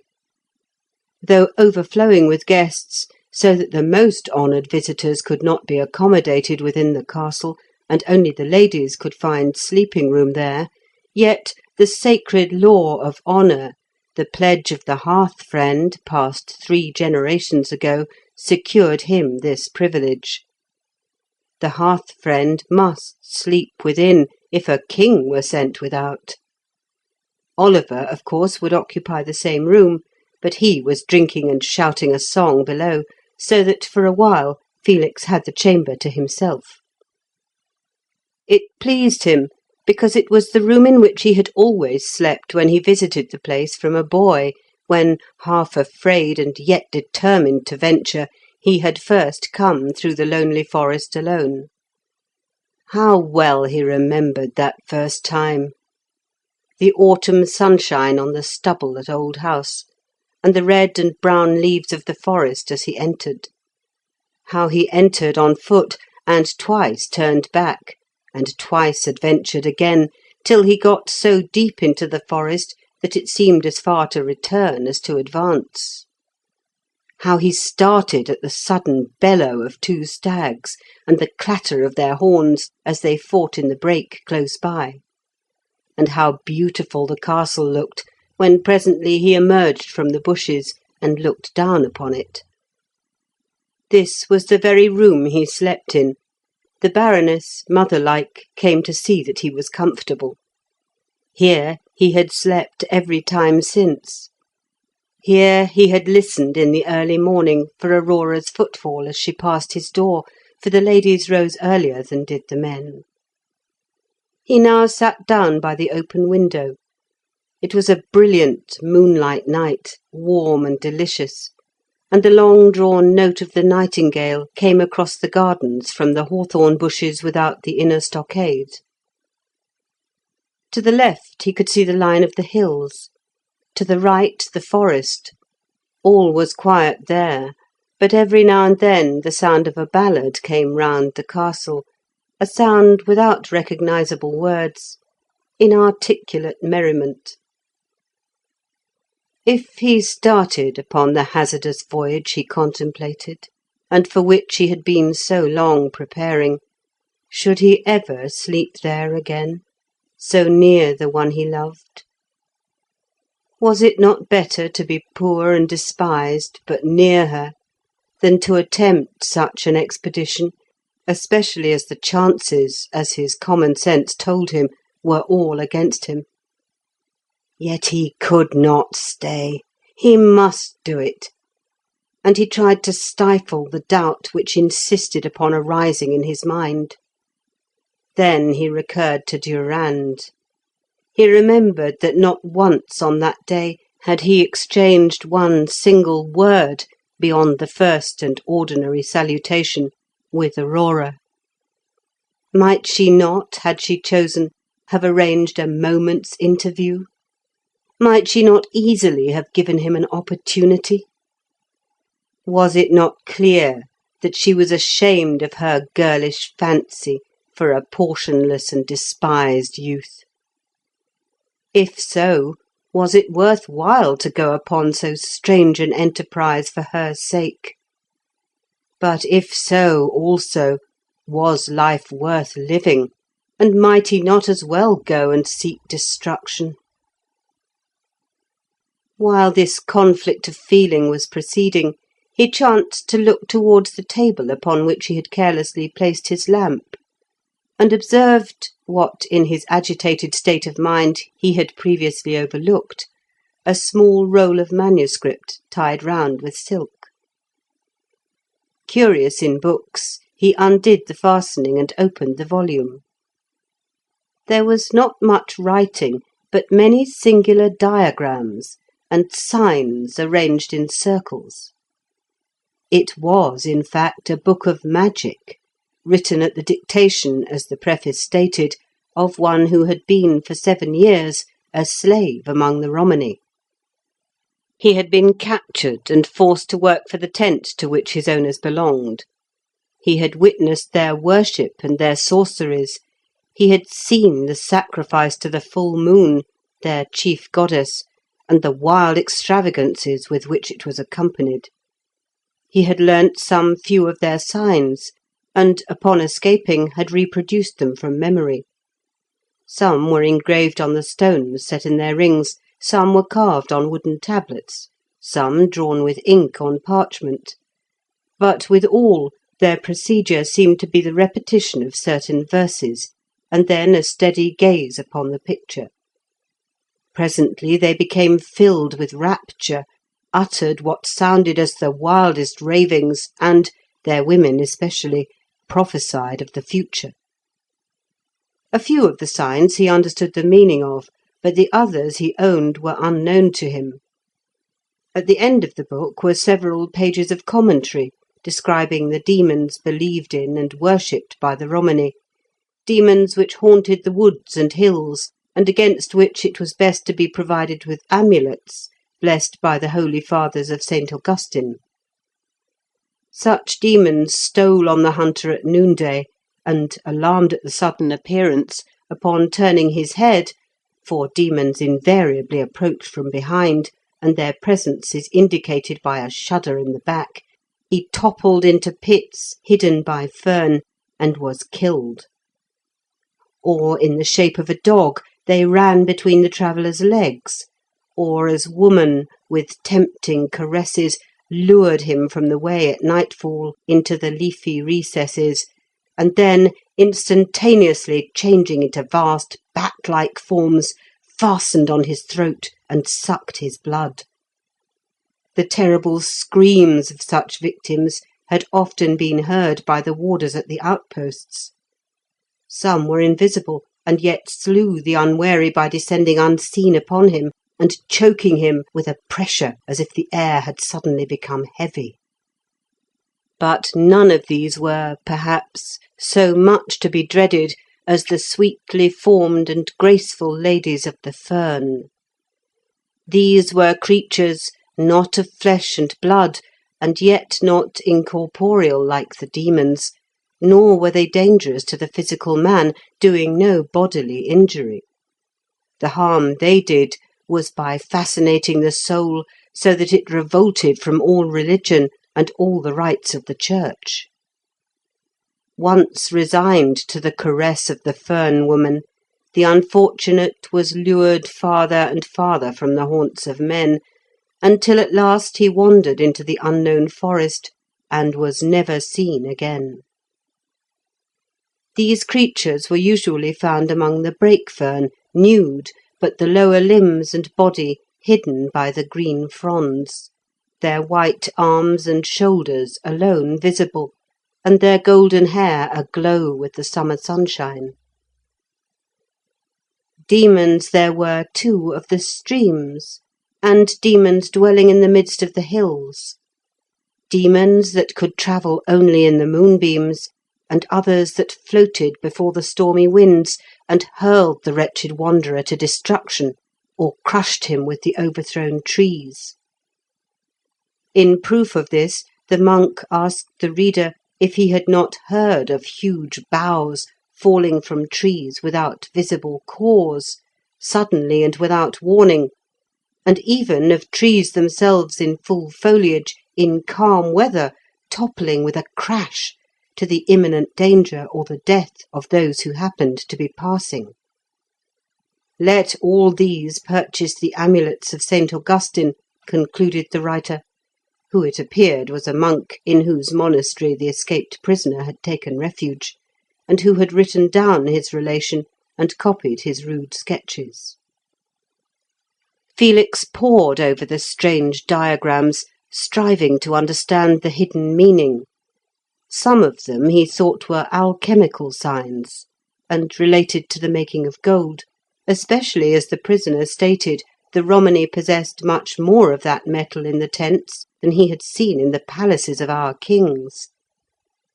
Whether they had a gold mine from whence they drew it, or whether they had the art of transmutation, he knew not, but he had heard allusions to the wealth in the mountain of the apple trees, which he supposed to be a mystical phrase. When Felix at last looked up, the lamp was low, the moonbeams had entered and fell upon the polished floor, and from the window he could see a long white ghostly line of mist where a streamlet ran at the base of the slope by the forest.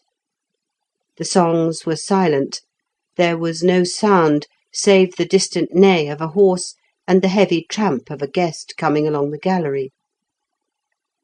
Half bewildered by poring over the magic scroll, full of the signs and the demons, and still with a sense of injury and jealousy cankering his heart, Felix retired to his couch, and, weary beyond measure, instantly fell asleep. In his unsettled state of mind, it did not once occur to him to ask himself how the manuscript came to be upon his table.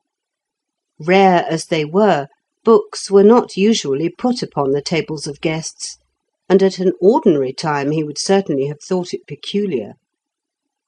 The fact was that Aurora, whom all day he had inwardly accused of forgetting him, had placed it there for him with her own hands. She, too, was curious in books and fond of study.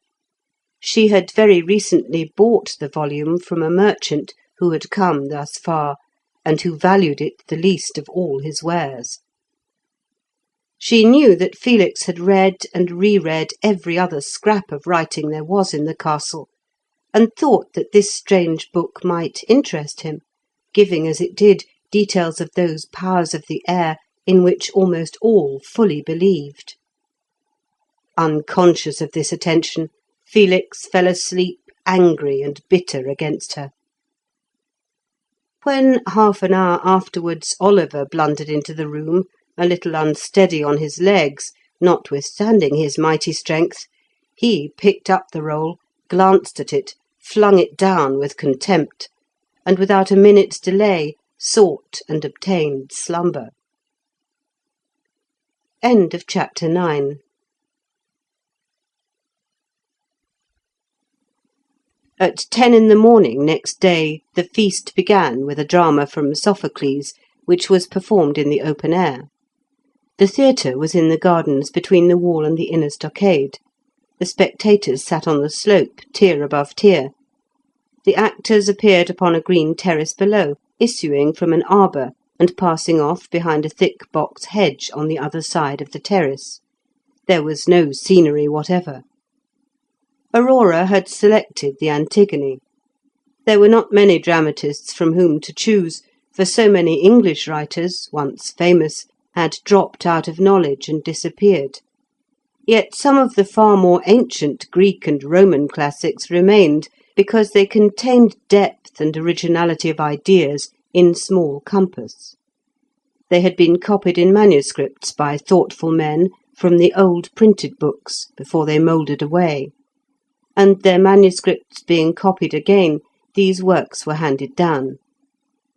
The books which came into existence with printing had never been copied by the pen, and had consequently nearly disappeared. Extremely long and diffuse, it was found, too, that so many of them were but enlargements of ideas or sentiments which had been expressed in a few words by the classics.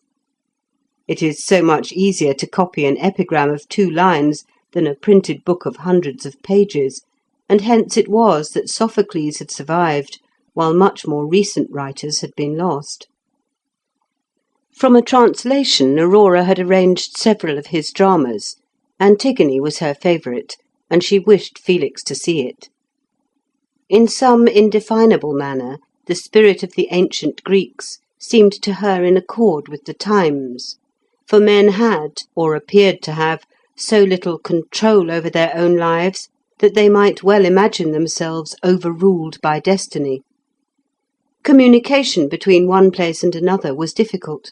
The division of society into castes, and the iron tyranny of arms prevented the individual from making any progress in lifting himself out of the groove in which he was born, except by the rarest opportunity, unless specially favoured by fortune. As men were born, so they lived.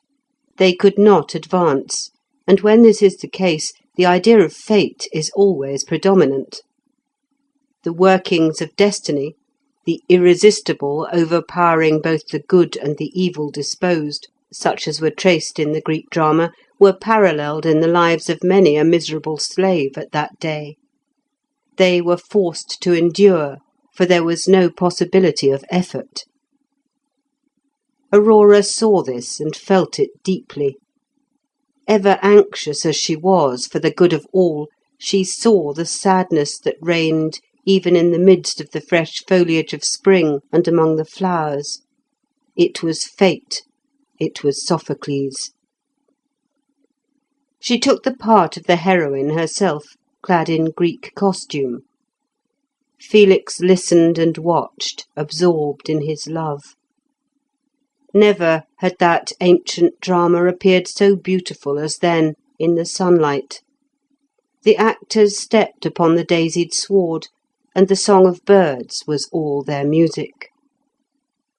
While the play was still proceeding, those who were to form the usual procession had already been assembling in the court before the castle, and just after noon, to the sound of the trumpet, the Baron, with his youngest son beside him, the eldest was at court, left the porch, wearing his fur-lined short mantle, his collar and golden spurs, and the decoration won so many years before, all the insignia of his rank.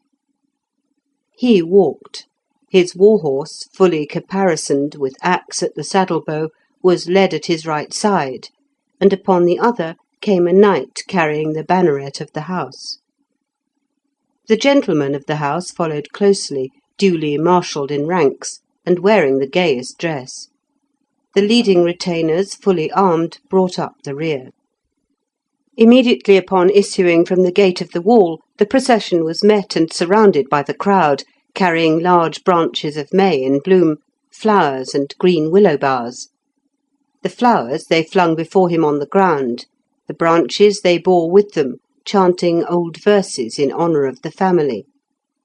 The route was through the town, where the Baron stopped at the door of the court-house, and proclaimed a free pardon to all serfs, who were released within a few minutes, not guilty of the heavier crimes. Thence he went to the pasture just beyond, carefully mown close and swept for the purpose, where the maypole stood, wreathed in flowers and green branches. Beneath it he deposited a bag of money for distribution upon a carved butt placed there, the signal that the games were open. Instantly the fiddles began to play, and the feast really commenced. At the inns ale was served out freely, at the Baron's charge. Carts, too, came down from the castle laden with ale and cooked provisions. Wishing them joy, the Baron returned by the same road to the castle, where dinner was already served in the hall and the sheds that had been erected to enlarge the accommodation. In the afternoon there were foot races, horse races, and leaping competitions, and the dances about the Maypole were prolonged far into the night. The second day, early in the morning, the barriers were opened, and trials of skill with the blunt sword, jousting with the blunt lance at the quinton, and wrestling began, and continued almost till sunset. Tournament with sharpened lance or sword, when the combatants fight with risk of serious wounds, can take place only in the presence of the prince or his deputy. But in these conflicts sufficiently severe blows were given to disable the competitors. On the third day there was a set battle in the morning between 15 men on each side, armed with the usual buckler or small shield, and stout single sticks instead of swords. This combat excited more interest than all the duels that had preceded it. The crowd almost broke down the barriers, and the cheering and cries of encouragement could be heard upon the hills. Thrice the combatants rested from the engagement, and thrice at the trumpet call started again to meet each other, at least those who had sustained the first onslaught. Blood, indeed, was not shed, for the Iron Morions saved their skulls, but nearly half of the number required assistance to reach the tents pitched for their use. Then came more feasting, the final dinner prolonged till 6 in the evening, when the company, constantly rising from their seats, cheered the Baron and drank to the prosperity of the house. After the horn blew at 6, the guests who had come from a distance rapidly dispersed. Their horses were already waiting, for they were anxious to pass the 15 miles of forest before nightfall. Those on foot, and those ladies who had come in covered waggons, stayed till next morning, as they could not travel so speedily. By 7 or 8 the castle courtyard was comparatively empty, and the Baron, weary from the mere bodily efforts of saying farewell to so many, had flung himself at full length on a couch in the drawing-room. During the whole of this time Felix had not obtained a single moment with Aurora.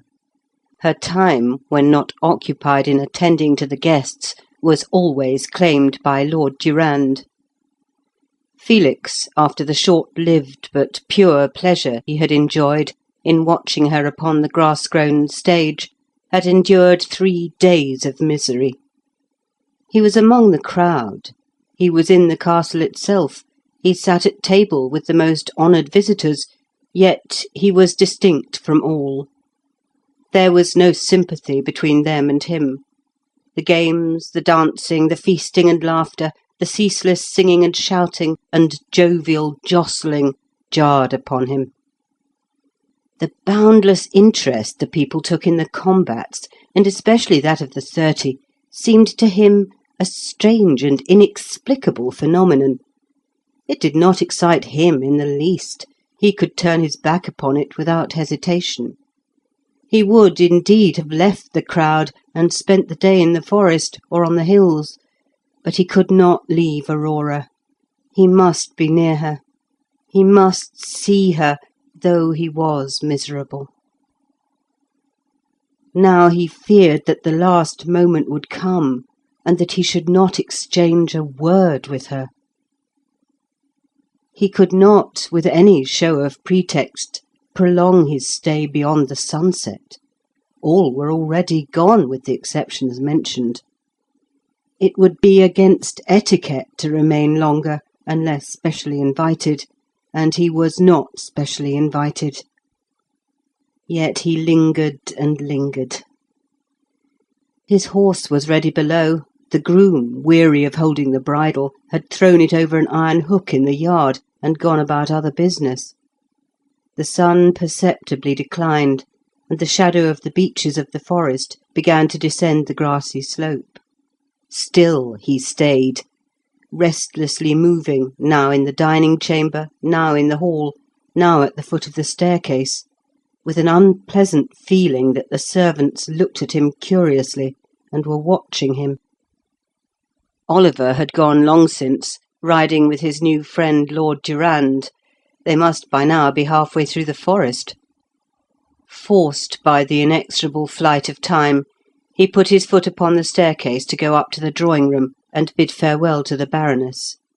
He ascended it step by step, as a condemned person goes to his doom. He stayed to look out of the open windows as he went by, anything to excuse delay to himself. He reached the landing at last, and had taken 2 steps towards the door, when Aurora's maid, who had been waiting there an hour or more for the opportunity, brushed past him and whispered, "The rose arbour." Without a word he turned, hastened down the stairs, ran through the castle yard, out at the gate, and entering the gardens between the wall and the inner stockade, made for the arbour on the terrace where the drama had been enacted. Aurora was not there. But as he looked round, disappointed, she came from the Filbert walk, and, taking his arm, led him to the arbour. They sat down without a word. In a moment she placed her head upon his shoulder. He did not respond. She put her arm, how warm it felt, about his neck. He yielded stiffly and ungraciously to the pressure. She drew down his head and kissed him. His lips touched, but did not press hers. They met, but did not join. In his sullen and angry silence he would not look. She drew still nearer and whispered his name. Then he broke out. He pushed her away. His petty jealousy and injured self-esteem poured out upon her. "I am not the heir to an earldom," he said. "I do not ride with a score of gentlemen at my back. They have some wonderful diamonds, have they not, Countess?" "Felix!" "It is no use. Yes, your voice is sweet, I know. But you, all of you, despise me. I am nothing, no one." "You are all, everything to me." "You were with Durand the whole time." "I could not help myself." "Not help yourself? Do you think I believe that?" "Felix, dear, I tell you I could not help myself. I could not indeed. You do not know all." "No, probably not. I do not know the terms of the marriage contract." "Felix, there is no such thing. Why, what has come to you? How pale you look! Sit down." For he had risen. "I cannot, Aurora, dear, I cannot. Oh, what shall I do? I love you so." End of Part 2, Chapter 10.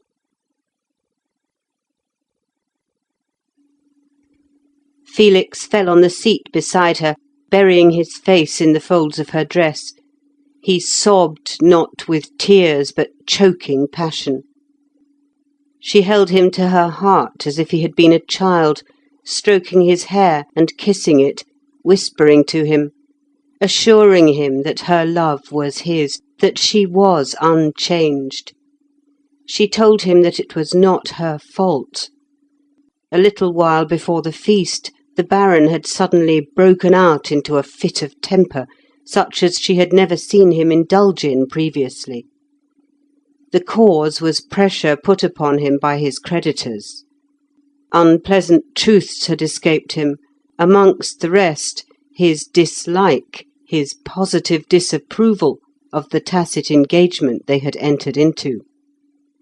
he declared that if the least outward sign of it appeared before the guests that were expected, he would order Felix to leave the place and cancel the hearth friendship, no matter what the consequence.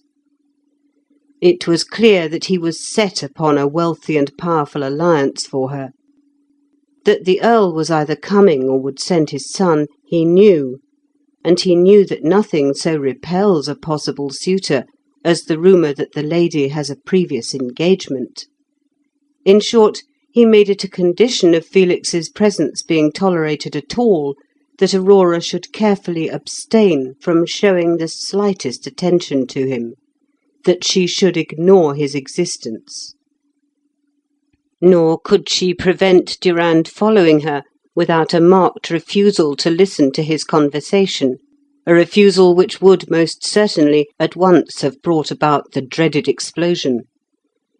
She thought it better, under the circumstances, to preserve peace, lest intercourse between her and Felix should be entirely broken off for ever. This was the secret history of the apparent indifference and neglect which had so deeply hurt him. The explanation, accompanied as it was with so many tender expressions and caresses, soothed him. He returned her kisses and became calmer. He could not doubt her, for in his heart he had suspected something of the kind long since. Yet it was not so much the explanation itself, nor even the love she poured upon him, as the mere fact of her presence so near that brought him to himself. The influence of her steadfast nature, of her clear, broad, straightforward view of things, the decision of her character, the high, unselfish motives which animated her, all together supplied that which was wanting in himself. His indecision, his too impressionable disposition, which checked and stayed the force of his talent and counteracted the determination of a naturally iron will, these, as it were relieved. In a word, with her he became himself. How many times he had told her as much! How many times she had replied that it was not herself, but that in which she believed, that was the real cause of this feeling. It was that ancient and true religion, the religion of the primitive church, as she found it in the fragments of the scriptures that had come down from the ancients. Aurora had learnt this faith from childhood. It was, indeed, a tradition of the house, preserved unbroken these 100 years in the midst of the jarring creeds, whose disciples threatened and destroyed each other. On the one hand, the gorgeous rite of the vice-pope, with the priests and the monks, claimed dominion, and really held a large share, both over the body and the soul. On the other, the Leaguers, with their bold, harsh, and flowerless creed, were equally overbearing and equally bigoted. Around them the Bushmen wandered without a god. The Romany called upon the full moon. Within courts and cities, the gay and the learned alike mocked at all faith, and believed in gold alone. Cruelty reigned everywhere. Mercy, except in the name of honour, there was none. Humanity was unknown. A few, a very few only, had knowledge of or held to the leading tenets, which in the time of the ancients were assented to by everyone, such as the duty of humanity to all, the duty of saving and protecting life, of kindness and gentleness. These few, with their pastors, simple and unassuming, had no power or influence, yet they existed here and there, a living protest against the lawlessness and brutality of the time. Among these the House of Thyma had in former days been conspicuous, but of late years the barons of Thyma had, more from policy than from aught else, rather ignored their ancestral faith, leaning towards the League, which was then powerful in that kingdom. To have acted otherwise would have been to exclude himself from all appointments. But Aurora, learning the old faith at her mother's knee, had become too deeply imbued with its moral beauty to consent to this course.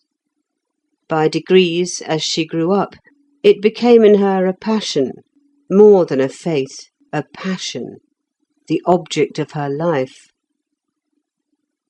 A girl indeed can do but little in our iron days, but that little she did. The chapel beside the castle, long since fallen to decay, was, at her earnest request, repaired. A pastor came and remained as chaplain, and services of the simplest kind, but serious and full of meaning, took place twice a week. To these she drew as many as possible of the inhabitants of the enclosure. Some even came from afar once now and then to attend them. Correspondence was carried on with the remnant of the faith. That no one might plead ignorance, for there was up to the date no written record, Aurora set herself the task of reducing the traditions which had been handed down to writing. When the manuscript was at last completed, it occupied her months to transcribe copies of it for circulation, and she still continued to make copies which were sent by messengers and by the travelling merchants to the markets, and even across the sea. Apart from its intrinsically elevating character, the mere mental labour expended on this work had undoubtedly strengthened a naturally fine intellect. As she said, it was the faith, the hope that that faith would one day be recognised, which gave her so much influence over others. Upon this one thing only they differed. Felix did not oppose, did not even argue, he was simply untouched. It was not that he believed in anything else, nor that he doubted, he was merely indifferent. He had too great a natural aptitude for the physical sciences, and too clear a mind, to accept that which was taught by the one or the other of the two chief opposing parties. Nor could he join in the ridicule and derision of the gay courtiers, for the mystery of existence had impressed him deeply while wandering alone in the forest. But he stood aloof, he smiled and listened unconvinced. Like the wild creatures of the forest, he had no ears for these matters. He loved Aurora, that was all. But he felt the influence just the same. With all his powers of mind and contempt of superstitions in others, he could not at times shake off the apprehensions aroused by untoward omens, as when he stepped upon the adder in the woods. Aurora knew nothing of such things. Her faith was clear and bright like a star. Nothing could alarm her or bring uneasiness of mind. This beautiful calm, not cold, but glowing with hope and love, soothed him. That evening, with her hope and love, with her message of trust, she almost persuaded him. He almost turned to what she had so long taught. He almost repented of that hardness of heart, that unutterable distance, as it were, between him and other men, which lay at the bottom of his proposed expedition. He opened his lips to confess to her his purpose, and had he done so, assuredly she would have persuaded him from it. But in the very act of speaking, he hesitated. It was characteristic of him to do so. Whether she instinctively felt that there was something concealed from her, or guessed that the discontent she knew he had so long endured was coming to a point, or feared lest what she had told him might drive him to some ill-considered act, she begged him with all the power of her love to do nothing hasty or in despair, nothing that would separate them. He threw his arms around her. He pressed her closely to him. He trembled with the passion and the struggle within him. "My lady calls for you, mademoiselle," said a voice. It was Aurora's maid who had kept watch. "She has asked for you for some time since. Someone is coming into the garden."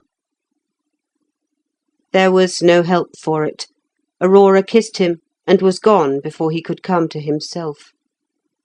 How long the interview had lasted, time flies swiftly in such sweet intercourse, or how long he sat there after she left, he could not tell. But when he went out, already the dusk was gathering, the sun had gone down, and in the east the as yet pale orb of the moon was rising over the hills. As if in a dream, he walked with unsteady steps to the castle stable. His horse had been put back, and the grooms suggested to him that it was better not to attempt the forest at night. But he was determined. He gave them all the coin he had about him. It was not much, but more than they had expected. They ran beside him to the barrier, advising him as they ran, as he would go, to string his bow and loosen an arrow in the girdle, and above all, not to loiter or let his horse walk, but to keep him at as sharp a trot as he could. The fact that so many wealthy persons had assembled at the castle for the feast would be sure to be known to the banditti, the outlaws of the cities and the escaped serfs. They were certain to be on the lookout for travellers. Let him beware. His ears tingled and his head felt hot, as if the blood had rushed into it. It was the violence of the emotion that he had felt, as he rode from the barrier, hearing and yet without conscious knowledge of what they said. They watched him up the slope, and saw him disappear from sight under the dark beeches of the forest. End of Part 2, Chapter 11. At first Felix rode quickly, but his horse stumbling, though accustomed to the woods, warned him to be more careful. The passage of so many horsemen in the last few days had cut up and destroyed the track, which was nothing but a green path, and the covered waggons had of course assisted in rendering it rough and broken. He therefore rode slowly, and giving his horse his head, he picked his way of his own accord at the side of the road, often brushing against the underwood. Still, indeed, absorbed by the feelings which had almost mastered him in the arbour, and thinking of Aurora, he forgot where he was, till the dismal howling of wood-dogs deep in the forest woke him. It was almost pitch dark under the tall beeches, the highest of the trees preventing the beams of the moon from illuminating the path till later in the night. Like a curtain, the thick foliage above shut out the sky so that no star was visible.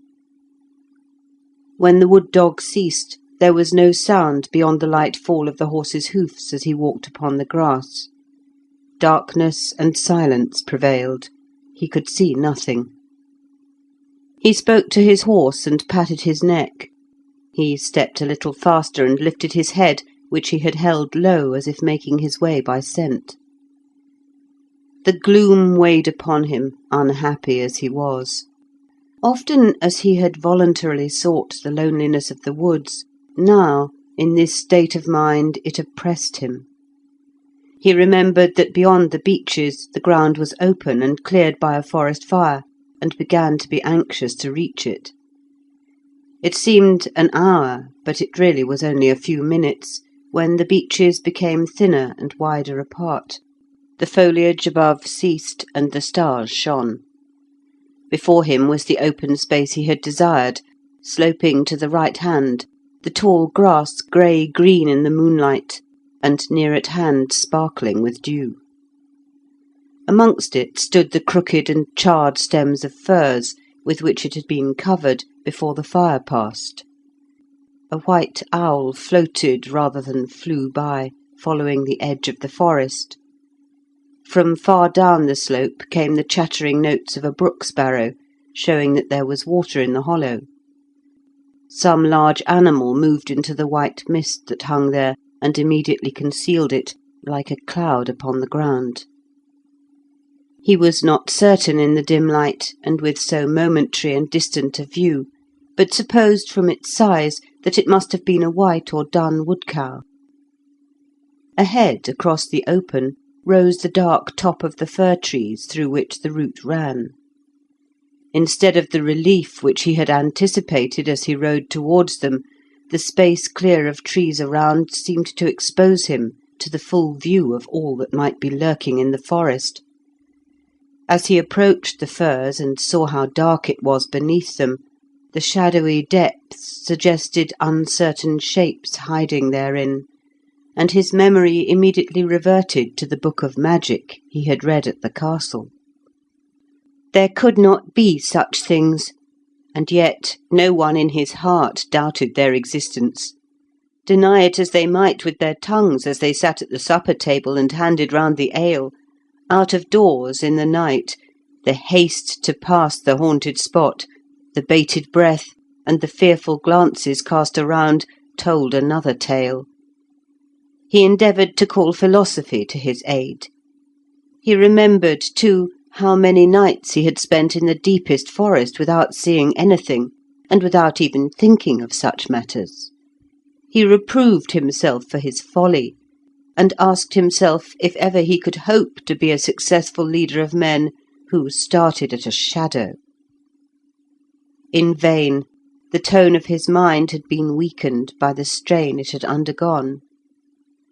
Instead of strengthening him, the teachings of philosophy now seemed cold and feeble, and it occurred to him that possibly the belief of the common people, fully shared by their religious instructors, was just as much entitled to credence as these mere suppositions and theories. The details of the volume recurred to his mind, the accurate description of the demons of the forest and the hill, and especially the horrible vampires enfolding the victim with outstretched wings. In spite of himself, incredulous yet excited, he pressed his horse to greater speed, though the track was narrow and very much broken under the firs. He obeyed and trotted, but reluctantly, and needed continual urging. The yellow spark of a glowworm shining by a bush made him set his teeth. Trifling and well known as it was, the light suddenly seen thrilled him with the terror of the unexpected. Strange rushings sounded among the fern, as if the wings of a demon brushed it as he travelled.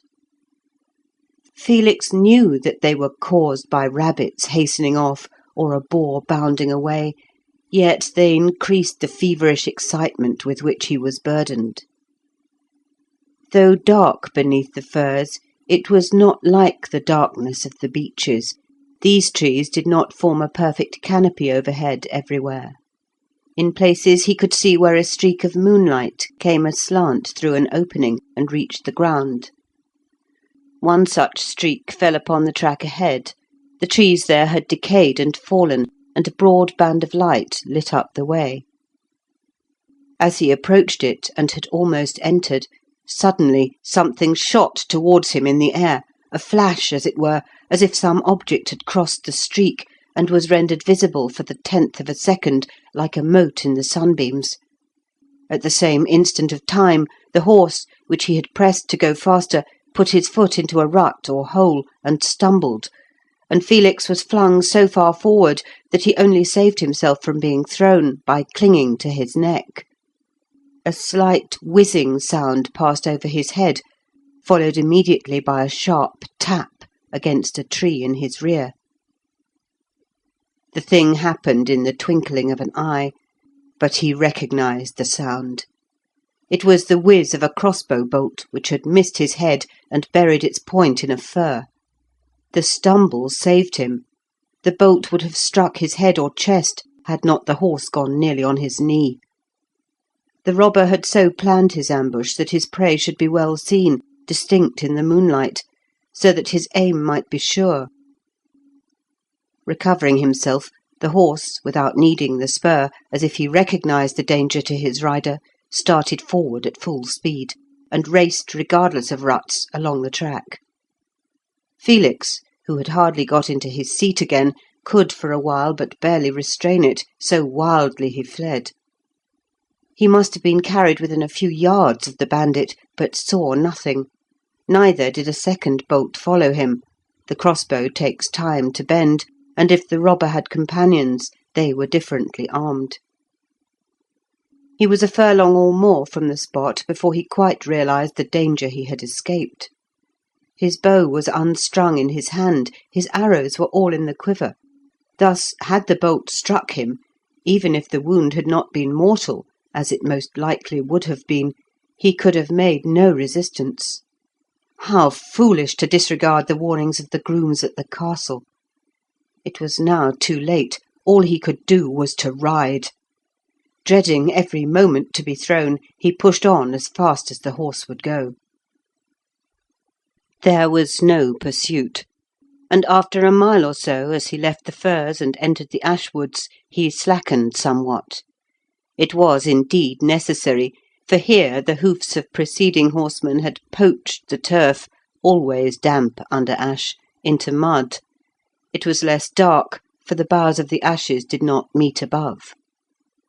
As he passed, wood-pigeons rose with loud clatterings from their roosting places, and once or twice he saw in the gloom the fiery phosphoric eyeballs of the grey woodcats.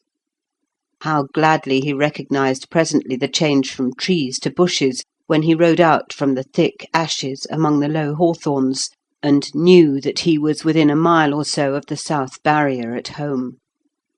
Already he heard the song of the nightingale, the long note which at night penetrates so far, the nightingale which loves the hawthorn and the neighbourhood of man. Imperceptibly he increased the speed again. The horse, too, knew that he was nearing home, and responded willingly. The track was much broader and fairly good, but he knew that at one spot, where it was marshy, it must be cut up. There he went at the side, almost brushing a projecting maple bush. Something struck the horse. He fancied the rebound of a bough. He jumped, literally jumped, like a buck, and tore along the road. With one foot out of the stirrup, it was with the utmost difficulty he stuck to his seat. He was not riding, but holding on for a moment or two. Presently recovering from the jolt, he endeavoured to check him, but the bit was of no avail. The animal was beside himself with terror, and raced headlong till they reached the barrier. It was, of course, closed, and the warder was asleep, so that until he dismounted and kicked and shouted, no one challenged him. Then the warder, spear in hand, appeared with his lantern, but recognising the voice, ran to the gate. Within the gate a few yards there were the embers of a fire, and round it a bivouac of footmen who had been to the feast, and had returned thus far before nightfall. Hearing the noise, some of them arose and came round him, when one immediately exclaimed and asked if he was wounded. Felix replied that he was not, but looking at his foot where the man pointed, saw that it was covered with blood. But upon close examination there was no cut or incision. He was not hurt. The warder now called to them, and showed a long deep scratch on the near flank of the horse, from which the blood was dripping. It was such a scratch as might have been made with an iron nail, and without hesitation they all put it down to a bushman's spud. Without doubt, the bushman, hearing Felix approach, had hidden in the maple bush, and as he passed, struck with his nail-like dagger, but miscalculating the speed at which the horse was going, instead of piercing the thigh of the rider, the blow fell on the horse, and the sharp point was dragged along the side. The horse trembled as they touched him. "Sir," said one of the retainers, their headman, "if you will pardon me, you'd best string your bow and send a shaft through his heart, for he will die in misery before morning." The bushman's spud, the one he uses for assassination or to dispatch his prey, is poisoned. It is a lingering poison, and takes several hours to produce its effect, but no remedy is known, and many who have escaped from the cowardly blow have crawled to the path, only to expire in torture. There was no denying that what the retainer proposed was the only thing that could be done. The warder had meantime brought a bucket of water, of which the poor creature drank eagerly. Felix could not do it. He could not slay the creature which had carried him so long, and which twice that night had saved him, and was now to die, as it were, in his place. He could not consent to it. He led the horse towards home, but he was weak or weary, and could not be got beyond the pen. There the group assembled around him.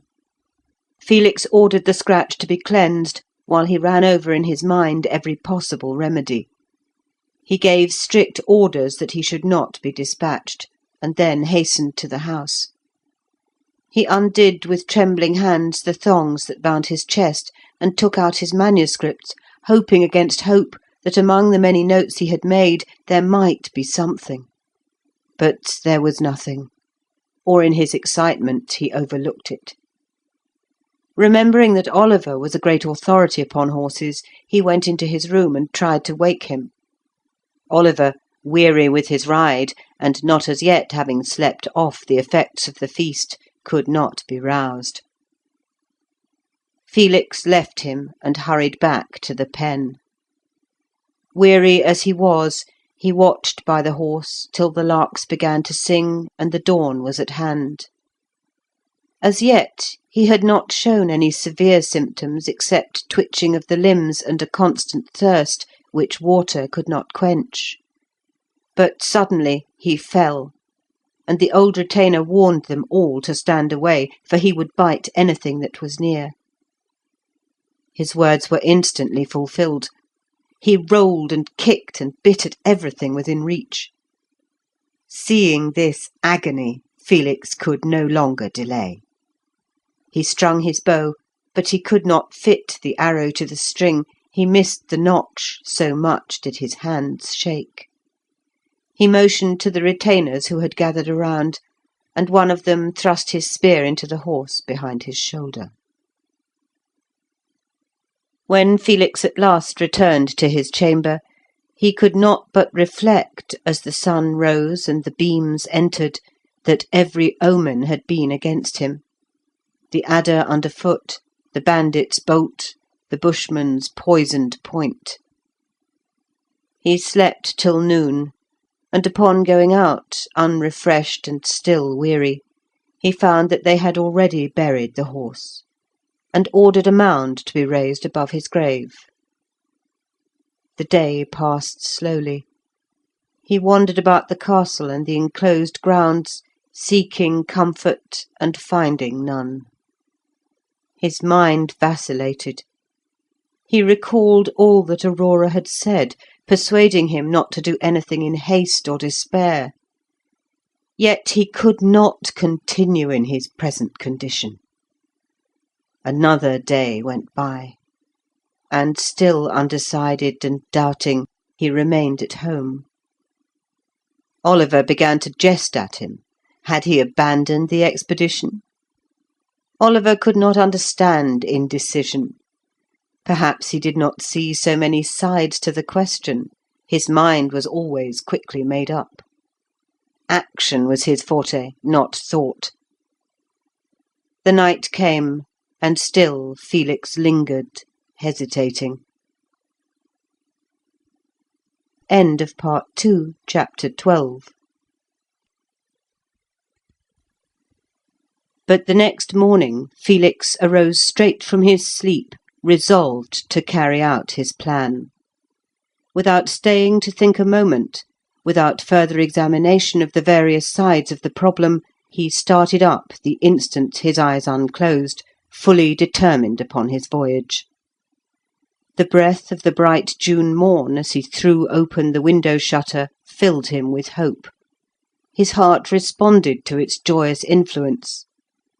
The excitement which had disturbed his mind had had time to subside.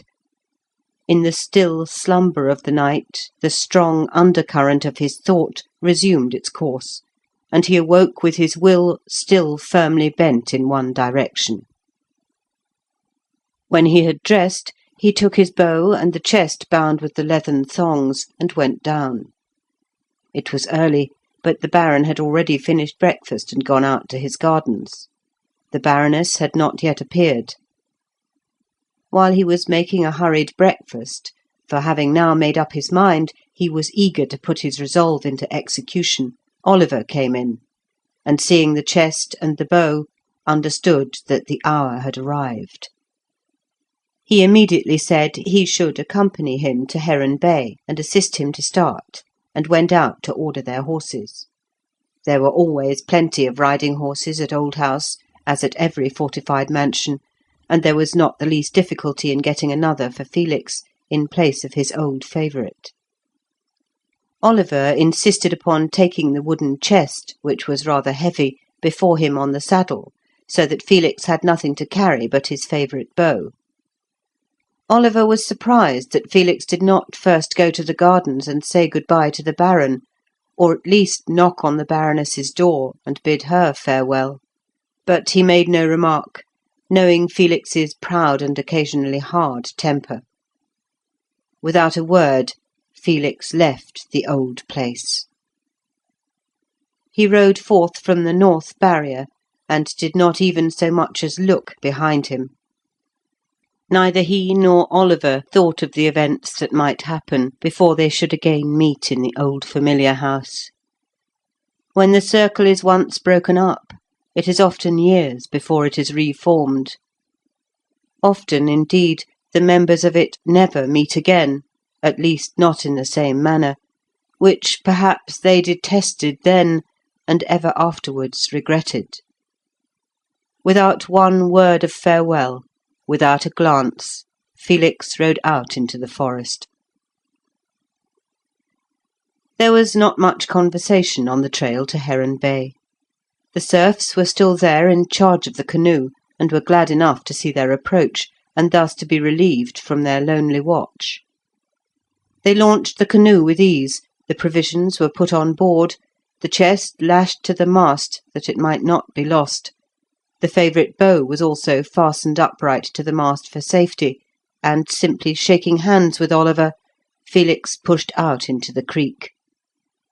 He paddled the canoe to the entrance and out into the lake, till he arrived where the south-west breeze coming over the forest touched and rippled the water, which by the shore was perfectly calm. Then, hoisting the sail, he put out the larger paddle which answered as a rudder, took his seat, and waving his hand to Oliver, began his voyage. The wind was but light, and almost too favourable, for he had determined to sail to the eastward, not for any specific reason, but because there the sun rose, and that was the quarter of light and hope. His canoe, with a long fore and aft sail, and so well adapted for working into the wind, was not well rigged for drifting before a breeze, which was what he was now doing. He had merely to keep the canoe before the wind, steering so as to clear the bold headland of White Horse, which rose blue from the water's edge far in front of him. Though the wind was light, the canoe being so taper and sharp at the prow, and the sail so large in comparison, slipped from the shore faster than he at first imagined. As he steered aslant from the little bay outwards into the great lake, the ripples rolling before the wind gradually enlarged into wavelets. These again increased, and in half an hour, as the wind now played upon them over a mile of surface, they seemed in his canoe, with its low freeboard, to be considerable waves. He had purposely refrained from looking back till now, lest they should think he regretted leaving, and in his heart desired to return. But now, feeling that he had really started, he glanced behind. He could see no one. He had forgotten that the spot where they had launched the canoe was at the end of an inlet, and as he sailed away the creek was shut off from view by the shore of the lake. Unable to get to the mouth of the bay because of the underwood and the swampy soil, Oliver had remained gazing in the direction the canoe had taken for a minute or two, absorbed in thought, almost the longest period he had ever wasted in such an occupation, and then, with a whistle, turned to go. The serfs, understanding that they were no longer required, gathered their things together and were shortly on their way home. Oliver, holding Felix's horse by the bridle, had already ridden that way, but he presently halted and waited till the three men overtook him. He then gave the horse into their charge, and turning to the right, along a forest path which branched off there, went to Ponze. Felix could therefore see no one when he looked back, and they were indeed already on their way from the place. He now felt that he was alone. He had parted from the shore and from all the old associations. He was fast passing not only out upon the water, but out into the unknown future. But his spirit no longer vacillated. Now that he was really in the beginning of his long contemplated enterprise, his natural strength of mind returned. The weakness and irresolution, the hesitation, left him. He became full of his adventure and thought of nothing else. The south-west breeze, blowing as a man breathes, with alternate rise and fall, now driving him along rapidly till the water bubbled under the prow, now sinking, came over his right shoulder and cooled his cheek, for it was now noon, and the June sun was unchecked by clouds. He could no longer distinguish the shape of the trees on the shore. All the boughs were blended together in one great wood, stretching as far as he could see. On his left there was a chain of islands, some covered with firs, and others only with brushwood, while others again were so low and flat that the waves in stormy weather broke almost over them. As he drew near White Horse, 5 white terns or sea swallows flew over. He did not welcome their appearance, as they usually preceded rough gales. The headland, wooded to its ridge, now rose high against the sky. Ash and nut tree and hawthorn had concealed the ancient graven figure of the horse upon its side, but the tradition was not forgotten, and the site retained its name. He had been steering so as just to clear the promontory, but he now remembered that when he had visited the summit of the hill, he had observed that banks and shoals extended far out from the shore, and were nearly on a level with the surface of the lake. In a calm they were visible, but waves concealed them, and unless the helmsman recognised the swirl sufficiently early to change his course, they were extremely dangerous. Felix bore more out from the land, and passing fully a mile to the north, left the shoals on his right. On his other hand there was a sandy and barren island, barely 1/4 of a mile distant, upon which he thought he saw the timbers of a wreck. It was quite probable, for the island lay in the track of vessels coasting along the shore. Beyond White Horse, the land fell away in a series of indentations, curving inwards to the south, an inhospitable coast, for the hills came down to the strand, ending abruptly in low but steep chalk cliffs. Many islands of large size stood out on the left, but Felix, not knowing the shape of the lake beyond White Horse, thought it best to follow the trend of the land. He thus found, after about 3 hours, that he had gone far out of his course, for the gulf-like curve of the coast now began to return to the northward, and looking in that direction he saw a merchant vessel under her one square sail of great size, standing across the bay. She was about 5 miles distant, and was evidently steering so as to keep just inside the line of the islands. Felix, with some difficulty, steered in a direction to interrupt her. The south-west wind being then immediately aft, his sail did not answer well. Presently he lowered it and paddled till he had turned the course, so that the outrigger was now on the eastern side. Then, hoisting the sail again, he sat at what had before been the prow, and steered a point or so nearer the wind. This improved her sailing, but as the merchant ship had at least 5 miles' start, it would take some hours to overtake her. Nor, on reflection, was he at all anxious to come up with her, for mariners were dreaded for their lawless conduct, being, when on a voyage, beyond all jurisdiction. On the one hand, if they saw an opportunity, they did not hesitate to land and pillage a house, or even a hamlet. On the other, those who dwelt anywhere near the shore considered it good sport to light a fire and lure a vessel to her destruction, or, if she was becalmed, to sally out in boats, attack, and perhaps destroy both ship and crew. Hence the many wrecks and losses and the risks of navigation, not so much from natural obstacles, since the innumerable islands and the creeks and inlets of the mainland almost always offered shelter, no matter which way the storm blew, but from the animosity of the coast people. If there was an important harbour and a town where provisions could be obtained or repairs effected, the right of entrance was jealously guarded, and no ship, however pressed by the gale, was permitted to leave, if she had anchored, without payment of a fine. So that vessels as much as possible avoided the harbours and towns, and the mainland altogether, sailing along beside the islands, which were for the most part uninhabited, and anchoring under their lee at night. Felix, remembering the character of the mariners, resolved to keep well away from them, but to watch their course as a guide to himself. The mainland now ran abruptly to the north, and the canoe, as he brought her more into the wind, sprang forward at a rapid pace.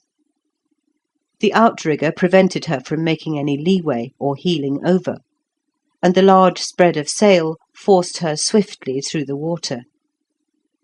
He had lost sight of the ship behind some islands, and as he approached these, began to ask himself if he had not better haul down his sail there, as he must now be getting near her, when, to his surprise, on coming close, he saw her great square sail in the middle, as it seemed, of the land. The shore there was flat, the hills which had hitherto bounded it suddenly ceasing. It was overgrown with reeds and flags, and about 2 miles away the dark sail of the merchantman drifted over these, the hull being hidden. He at once knew that he had reached the western mouth of the straits which divide the southern and northern mainland. When he went to see the channel on foot through the forest, he must have struck it a mile or 2 more to the east, where it wound under the hills. In another half-hour he arrived at the opening of the strait. It was about a mile wide, and either shore was quite flat, that on the right for a short distance, the range of downs approaching within 2 miles, that on the left or north was level as far as he could see. He had now again to lower his sail, to get the outrigger on his lee as he turned to the right and steered due east into the channel. So long as the shore was level, he had no difficulty, for the wind drew over it. But when the hills gradually came near, and almost overhung the channel, they shut off much of the breeze, and his progress was slow. When it turned and ran narrowing every moment to the south, the wind failed him altogether. On the right shore wooded hills rose from the water like a wall. On the left it was a perfect plain. He could see nothing of the merchantman, although he knew that she could not sail here, but must be working through with her sweeps. Her heavy hull and bluff bow must make the rowing a slow and laborious process. Therefore she could not be far ahead, but was concealed by the winding of the strait. He lowered the sail, as it was now useless, and began to paddle. In a very short time he found the heat under the hills oppressive when thus working. He had now been afloat between 6 and 7 hours, and must have come fully 30 miles, perhaps rather more than 20 in a straight line, and he felt somewhat weary and cramped from sitting so long in the canoe. Though he paddled hard, he did not seem to make much progress, and at length he recognised that there was a distinct current, which opposed his advance, flowing through the channel from east to west. If he ceased paddling, he found he drifted slowly back. The long aquatic weeds, too, which he passed, all extended their floating streamers westward. We did not know of this current till Felix Aquila observed and recorded it. Tired and hungry, for full of his voyage he had taken no refreshments since he started, he resolved to land, rest a little while, and then ascend the hill, and see what he could of the channel. He soon reached the shore, the strait having narrowed to less than a mile in width, and ran the canoe on the ground by a bush, to which, on getting out, he attached the painter. The relief of stretching his limbs was so great that it seemed to endow him with fresh strength, and without waiting to eat, he at once climbed the hill. From the top, the remainder of the strait could be easily distinguished, but a short distance from where he stood it bent again and proceeded due east. End of Part 2, Chapter 13. The passage contracted there to little over half a mile, but these narrows did not continue far. The shores, having approached thus near each other, quickly receded, till presently they were at least 2 miles apart. The merchant vessel had passed the narrows with the aid of her sweeps, but she moved slowly, and, as it seemed to him, with difficulty. She was about 1.5 miles distant, and near the eastern mouth of the strait. As Felix watched, he saw her square sail again raised, showing that she had reached a spot where the hills ceased to shut off the wind. Entering the open lake, she altered her course and sailed away to the north-north-east, following the course of the northern mainland. Looking now eastwards across the lake, he saw a vast and beautiful expanse of water, without island or break of any kind, reaching to the horizon. Northwards and southwards the land fell rapidly away, skirted as usual with islets and shoals, between which and the shore vessels usually voyaged. He had heard of this open water, and it was his intention to sail out into and explore it, but as the sun now began to decline towards the west, he considered that he had better wait till morning, and so have a whole day before him. Meantime he would paddle through the channel, beach the canoe on the islet that stood farthest out, and so start clear on the morrow. Turning now to look back the other way, westward, he was surprised to see a second channel, which came almost to the foot of the hill on which he stood, but there ended, and did not connect with the first. The entrance to it was concealed, as he now saw, by an island, past which he must have sailed that afternoon. This second or blind channel seemed more familiar to him than the flat and reedy shore at the mouth of the true strait, and he now recognised it as the one to which he had journeyed on foot through the forest. He had not, then, struck the true strait at all. He had sat down and pondered beside this deceptive inlet, thinking that it divided the mainlands. From this discovery he saw how easy it was to be misled in such matters. But it even more fully convinced him of the importance of this uninhabited and neglected place. It seemed like a canal cut on purpose to supply a fort from the lake in the rear with provisions and material, supposing access in front prevented by hostile fleets and armies. A castle, if built near where he stood, would command the channel.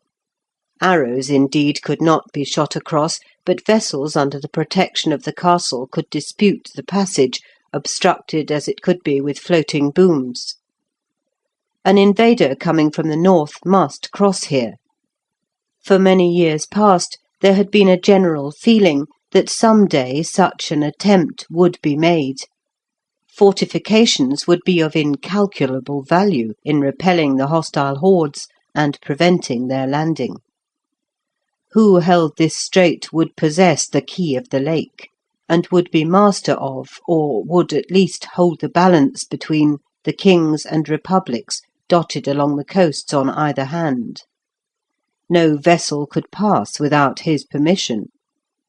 It was the most patent illustration of the extremely local horizon, the contracted mental view of the petty kings and their statesmen, who were so concerned about the frontiers of their provinces, and frequently interfered and fought for a single palisaded estate or barony, yet were quite oblivious of the opportunity of empire open here to any who could seize it.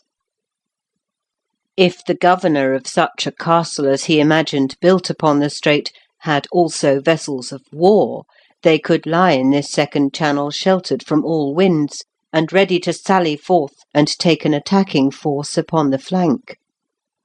While he pondered upon these advantages, he could not conceal from himself that he had once sat down and dreamed beside this second inlet, thinking it to be the channel. The doubt arose whether, if he was so easily misled in such a large, tangible, and purely physical matter, he might not be deceived also in his ideas, whether, if tested, they might not fail, whether the world was not right and he wrong. The very clearness and many-sided character of his mind often hindered and even checked altogether the best founded of his impressions, the more especially when he, as it were, stood still and thought. In reverie, the subtlety of his mind entangled him. In action, he was almost always right. Action prompted his decision. Descending from the hill, he now took some refreshment, and then pushed out again in the canoe. So powerful was the current in the narrowest part of the strait that it occupied him 2 hours in paddling as many miles.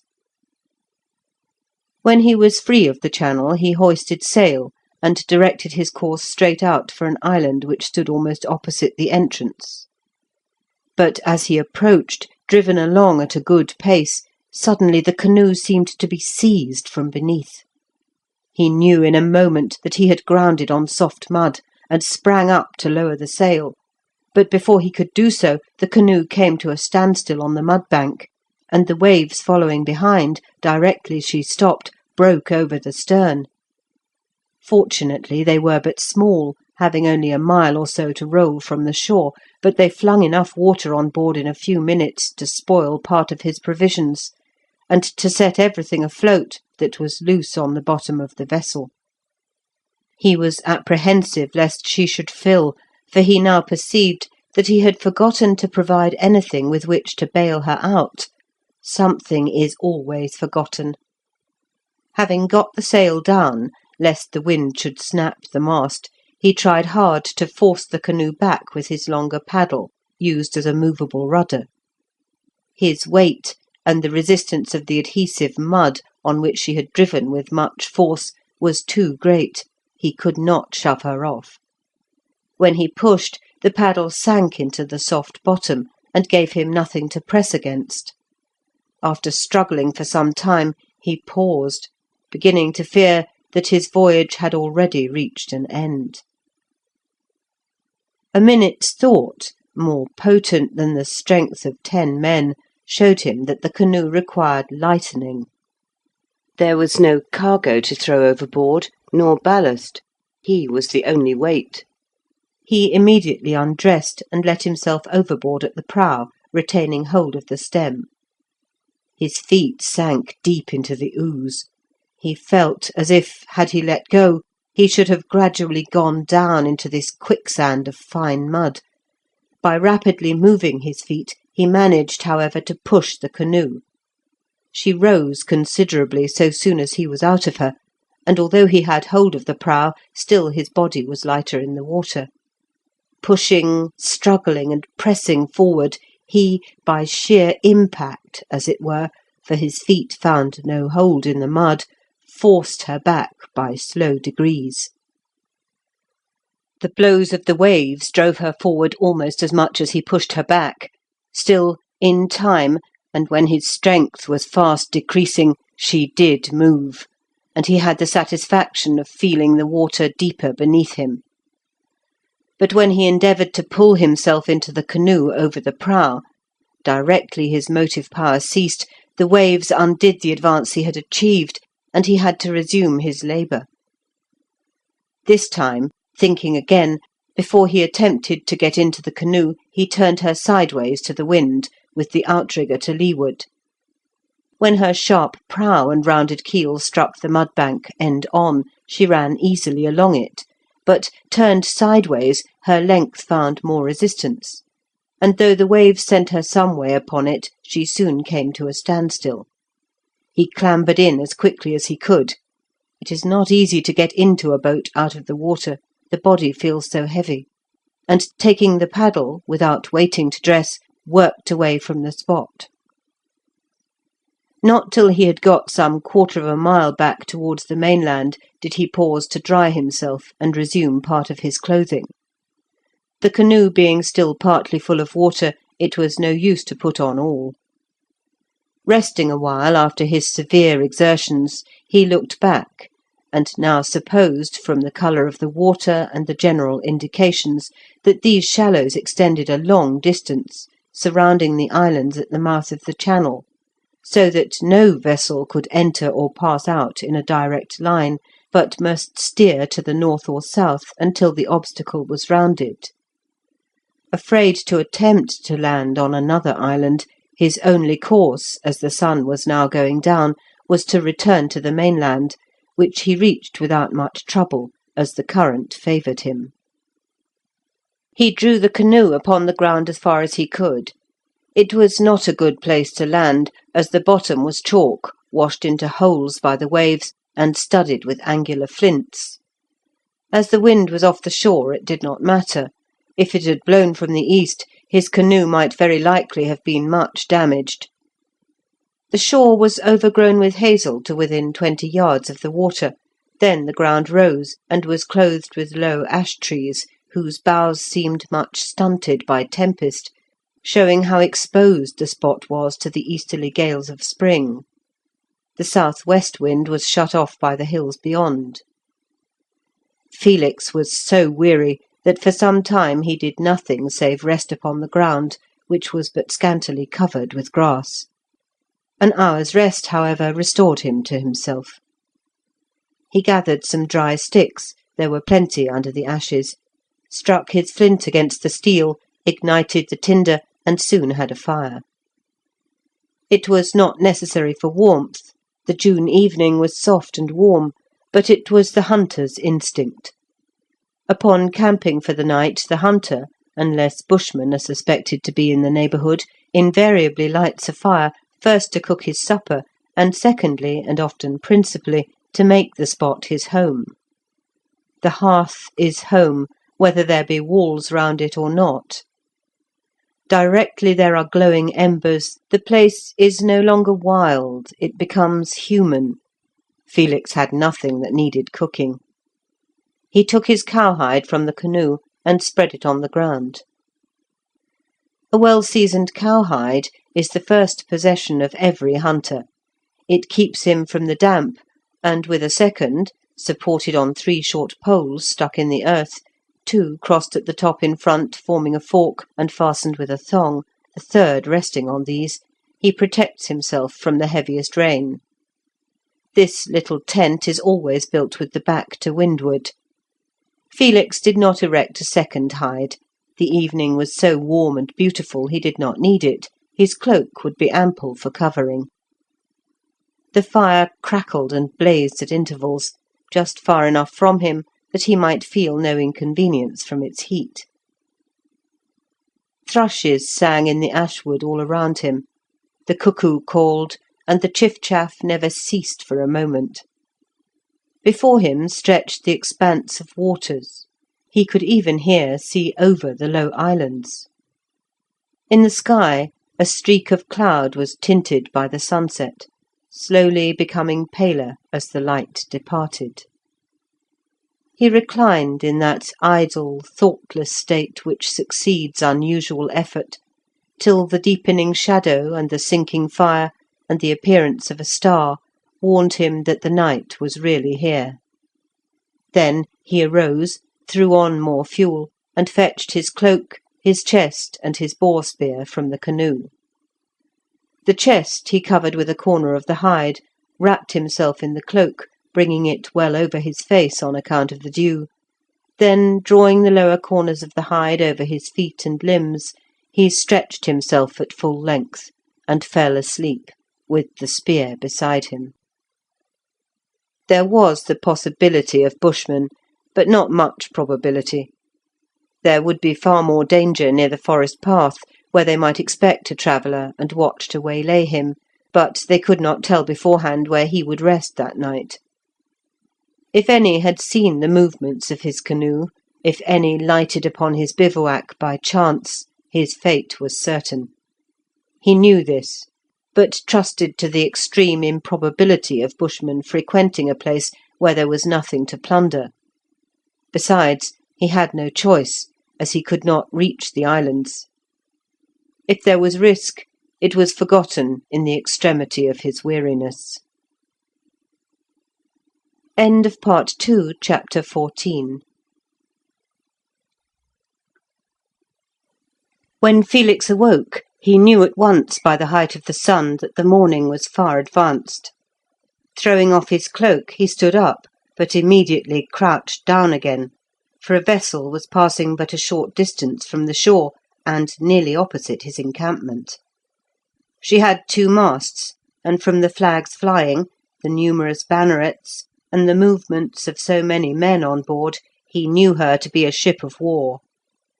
He was anxious that he should not be seen, and regretted that his canoe was so much exposed, for the bush by which he had landed hid it only from one side. As the shore was so bare and open, if they looked that way, the men on board would hardly fail to see it, and might even distinguish him. But whether they were too much engaged with their own affairs, or kept a careless look-out, no notice appeared to be taken. No boat was lowered. He watched the warship for nearly an hour before he ventured to move. Her course was to the eastward, inside the fringe of islands. That she was neither Irish nor Welsh, he was certain from her build and from her flags.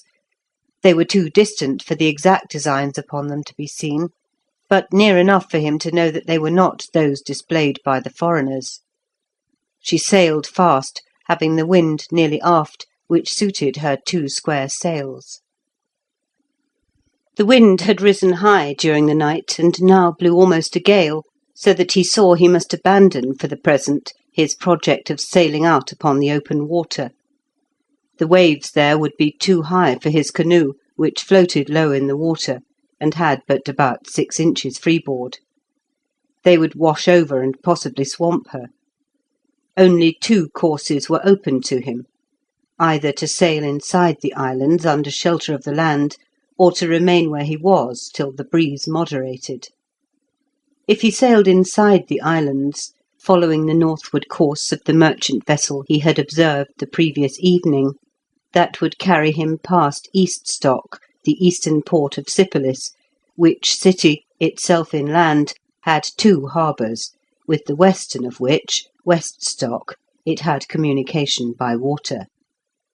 Should he continue to sail on, he would soon reach that part of the northern continent which was occupied by the Irish outposts. On the other hand, to follow the warship east by south would, he knew, bring him by the great city of Aisi, famous for its commerce, its riches, and the warlike disposition of its king, Isambard. He was the acknowledged head of the forces of the League, but yet, with the inconsistency of the age, sometimes attacked other members of it. His furious energy was always disturbing the world, and Felix had no doubt he was now at war with someone or other, and that the warship he had seen was on its way to assist him or his enemies. One of the possibilities which had impelled him to this voyage was that of taking service with some king or commander, and so perhaps gradually rising himself to command. Such adventures were very common, knights often setting forth upon such expeditions when dissatisfied with their own rulers, and they were usually much welcomed as an addition to the strength of the camp they sought. But there was this difference.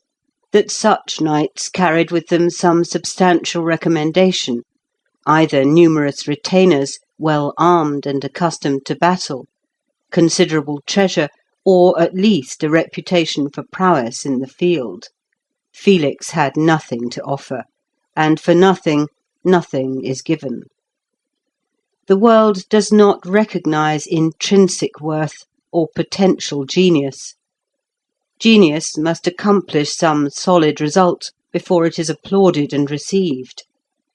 The unknown architect may say, "I have a design in my mind for an impregnable castle," but the world cannot see or appreciate the mere design. If by any personal sacrifice of time, dignity, or self-respect, the architect, after long years, can persuade someone to permit him to build the castle, to put his design into solid stone, which squadrons may knock their heads against in vain, then he is acknowledged. There is then a tangible result. Felix was in the position of the architect. He believed he had ideas, but he had nothing substantial, no result to point to. He had, therefore, but little hope of success, and his natural hauteur and pride revolted against making application for enrolment, which must be accompanied with much personal humiliation, since at best he could but begin in the common ranks. The very idea of asking was repugnant to him. The thought of Aurora, however, drew him on.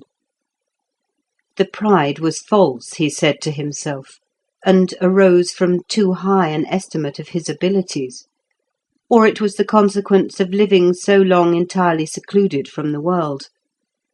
He acknowledged to himself that he had not been beaten down to his level.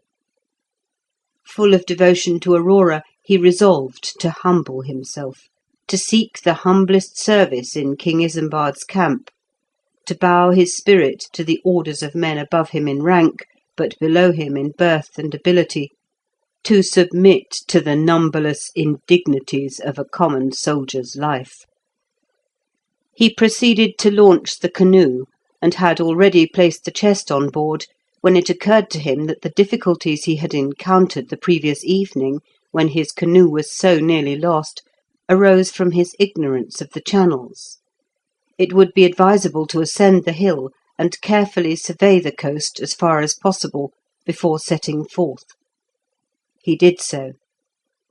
The warship was still visible from the summit, but while he looked she was hidden by the intervening islands.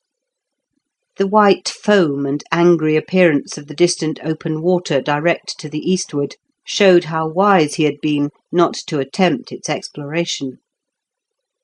Under the land the wind was steady. Yonder, where the gale struck the surface with all its force, the waves were large and powerful. From this spot he could see nearly the whole length of the strait, and, gazing up it in the direction he had come, he saw some boats crossing in the distance. As they moved so slowly and appeared so broad, he conjectured that they were flat-bottomed punts, and, straining his eyes, he fancied he detected horses on board. He watched 4 cross, and presently the first punt returned, as if for another freight. He now noticed that there was a land route by which travellers or waggons came down from the northward and crossed the strait by a ferry. It appeared that the ferry was not in the narrowest part of the strait, but nearer its western mouth, where the shores were flat and covered with reeds and flags. He wondered that he had not seen anything of the landing places, or of the ferry boats, or some sign of this traffic, when he passed, but concluded that the track was hidden among the dense growth of reed and flag, and that the punts, not being in use that day, had been drawn up, and perhaps covered with green boughs, to shelter them from the heat of the summer sun. The fact of this route existing, however, gave additional importance to the establishment of a fort on the shore of the strait, as he had so long contemplated. By now the first punt had obtained another load, and was recrossing the channel. It was evident that a caravan of travellers or merchants had arrived, such persons usually travelling in large bodies for safety, so that the routes were often deserted for weeks together, and then suddenly covered with people. Routes, indeed, they were, and not roads, mere tracks worn through the forest and over the hills, often impassable from floods. Still further satisfied that his original idea of a castle here was founded on a correct estimate of the value of the spot, Felix resolved to keep the conception to himself, and not again to hazard it to others who might despise him but adopt his design. With one long last glance at the narrow streak of water which formed the central part, as it were, of his many plans, he descended the hill and pushed off in the canoe. His course this time gave him much less trouble than the day before, when he had frequently to change his tack. The steady, strong breeze came off the land, to which he was too close for any waves to arise, and hour after hour passed without any necessity to shift the sail, further than to ease or tighten the sheets, as the course of the land varied. By degrees the wind came more and more across his course, at right angles to it, and then began to fall aft as he described an arc, and the land projected northwards.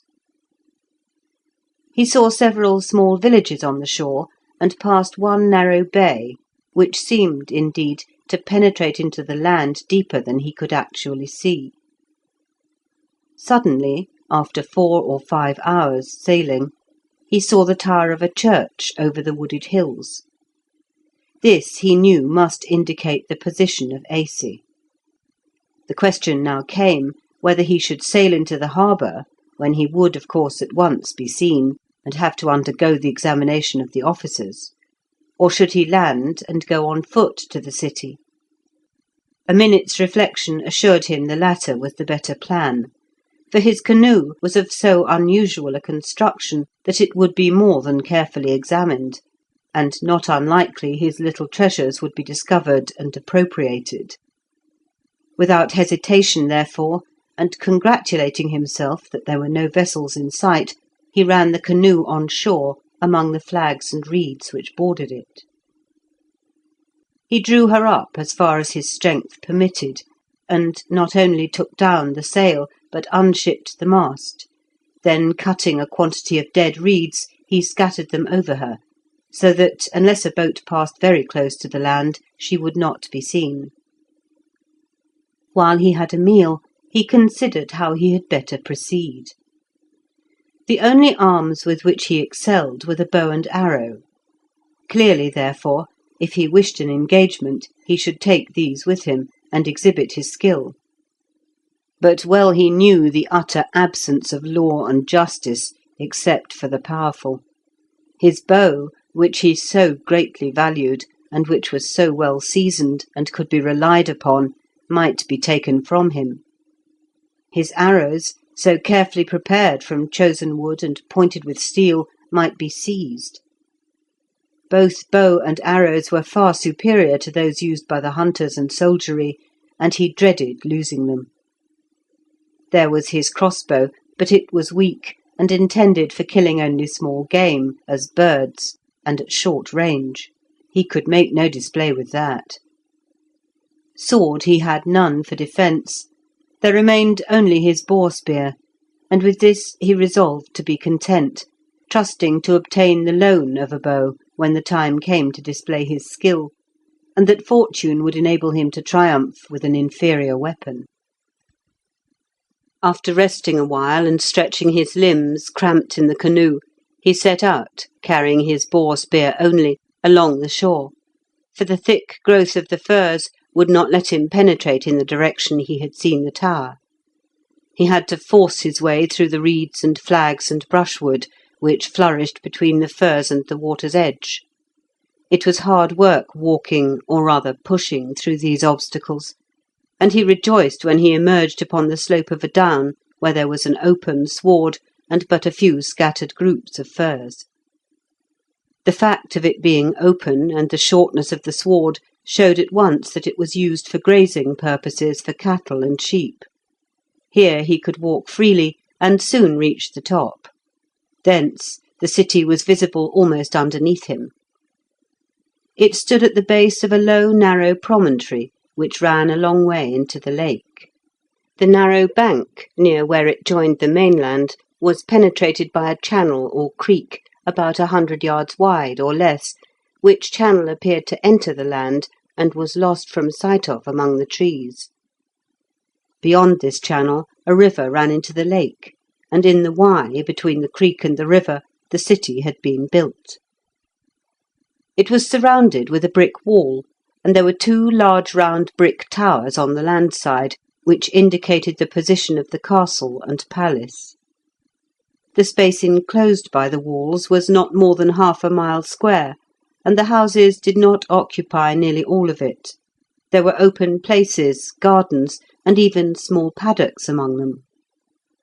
None of the houses were more than 2 stories high, but what at once struck a stranger was the fact that they were all roofed with red tiles, most of the houses of that day being thatched or covered with shingles of wood.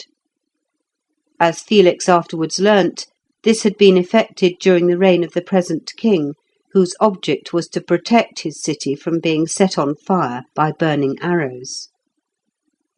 The encircling wall had become a dull red hue from the long exposure to the weather, but the roofs were a brighter red.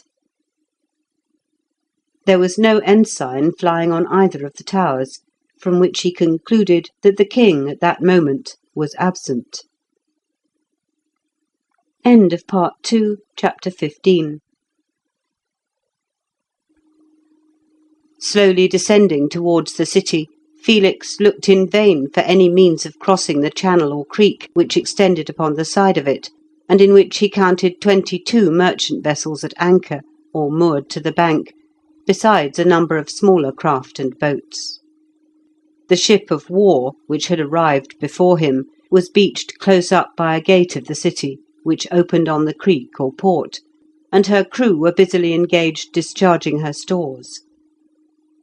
As he walked beside the creek, trying to call the attention of some boatman to take him across, he was impressed by the silence, for though the city wall was not much more than a stone's throw distant, there was none of the usual hum which arises from the movements of people. On looking closer, he noticed, too, that there were few persons on the merchant vessels, and not one gang at work loading or unloading. Except the warder stalking to and fro on the wall and the crew of the warship, there was no one visible. As the warder paced to and fro, the blade of his partisan gleamed in the sunshine. He must have seen Felix, but with military indifference did not pay the slightest heed to the latter's efforts to attract his attention. He now passed the warship and shouted to the men at work, who were, he could see, carrying sheaves of arrows and bundles of javelins from the vessel and placing them on carts, but they did not trouble to reply. His common dress and ordinary appearance did not inspire them with any hope of payment from him if they obliged him with a boat. The utter indifference with which his approach was seen showed him the contempt in which he was held. Looking round to see if there were no bridge or ferry, he caught sight of the grey church tower, which he had observed from afar while sailing. It was quite a mile from the city, and isolated outside the walls. It stood on the slope of the hill, over whose summit the tower was visible. He wandered up towards it, as there were usually people in or about the churches, which were always open day and night.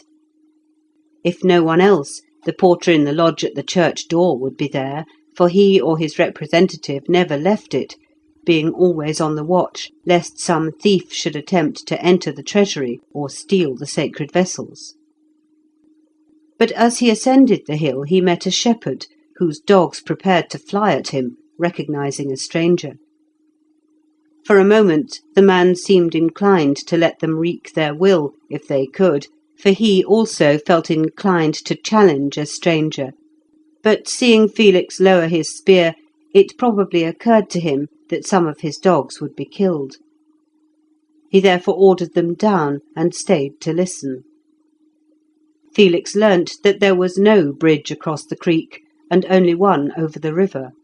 But there was a ferry for anybody who was known. No strangers were allowed to cross the ferry, they must enter by the main road over the bridge.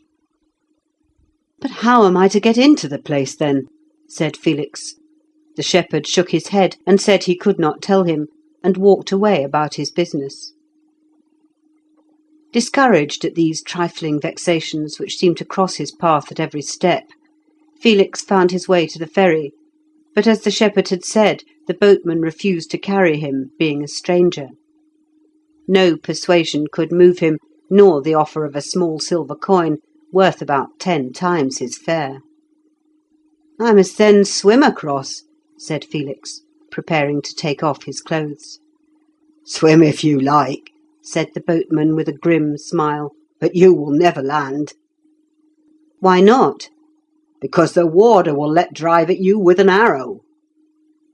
Felix looked, and saw that he was opposite the extreme angle of the city wall, a point usually guarded with care.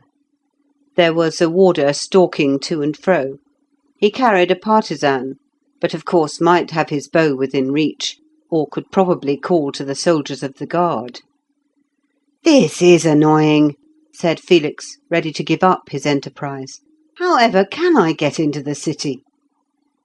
The old boatman grinned, but said nothing, and returned to a net which he was mending. He made no answer to the further questions Felix put to him. Felix then shouted to the warder. The soldier looked once, but paid no more heed. Felix walked a little way and sat down on the grass. He was deeply discouraged. These repulses, trifles in themselves, assumed an importance because his mind had long been strung up to a high pitch of tension. A stolid man would have thought nothing of them. After a while he arose, again asking himself how should he become a leader who had not the perseverance to enter a city in peaceful guise. Not knowing what else to do, he followed the creek round the foot of the hill, and so onwards for a mile or more. This bank was steep on account of the down, the other cultivated, the corn being already high. The cuckoo sang, she loves the near neighbourhood of man, and flew over the channel towards a little copse. Almost suddenly the creek wound round under a low chalk cliff, and in a moment Felix found himself confronted by another city. This had no wall, it was merely defended by a ditch and earthwork, without tower or bastion. The houses were placed thickly together. There were, he thought, 6 or 7 times as many as he had previously seen, and they were thatched or shingled, like those in his own country. It stood in the midst of the fields, and the corn came up to the fosse. There were many people at work, but as he noticed, most of them were old men, bowed and feeble. A little way farther he saw a second boat-house. He hastened thither, and the ferrywoman, for the boat was poled across by a stout dame, made not the least difficulty about ferrying him over. So delighted was Felix at this unexpected fortune that he gave her the small silver coin, at sight of which he instantly rose high in her estimation. She explained to him, in answer to his inquiries, that this was also called Aisi. This was the city of the common folk. Those who were rich or powerful had houses in the walled city, the precinct of the court. Many of the houses there, too, were the inns of great families who dwelt in the country in their castles, but when they came to the court required a house. Their shields or coats of arms were painted over the doors.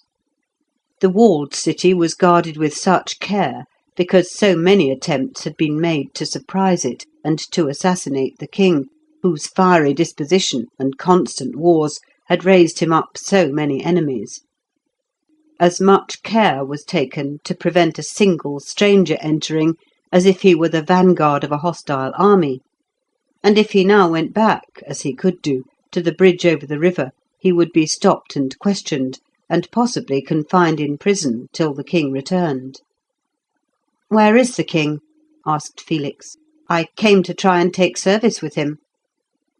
"Then you will be welcome," said the woman.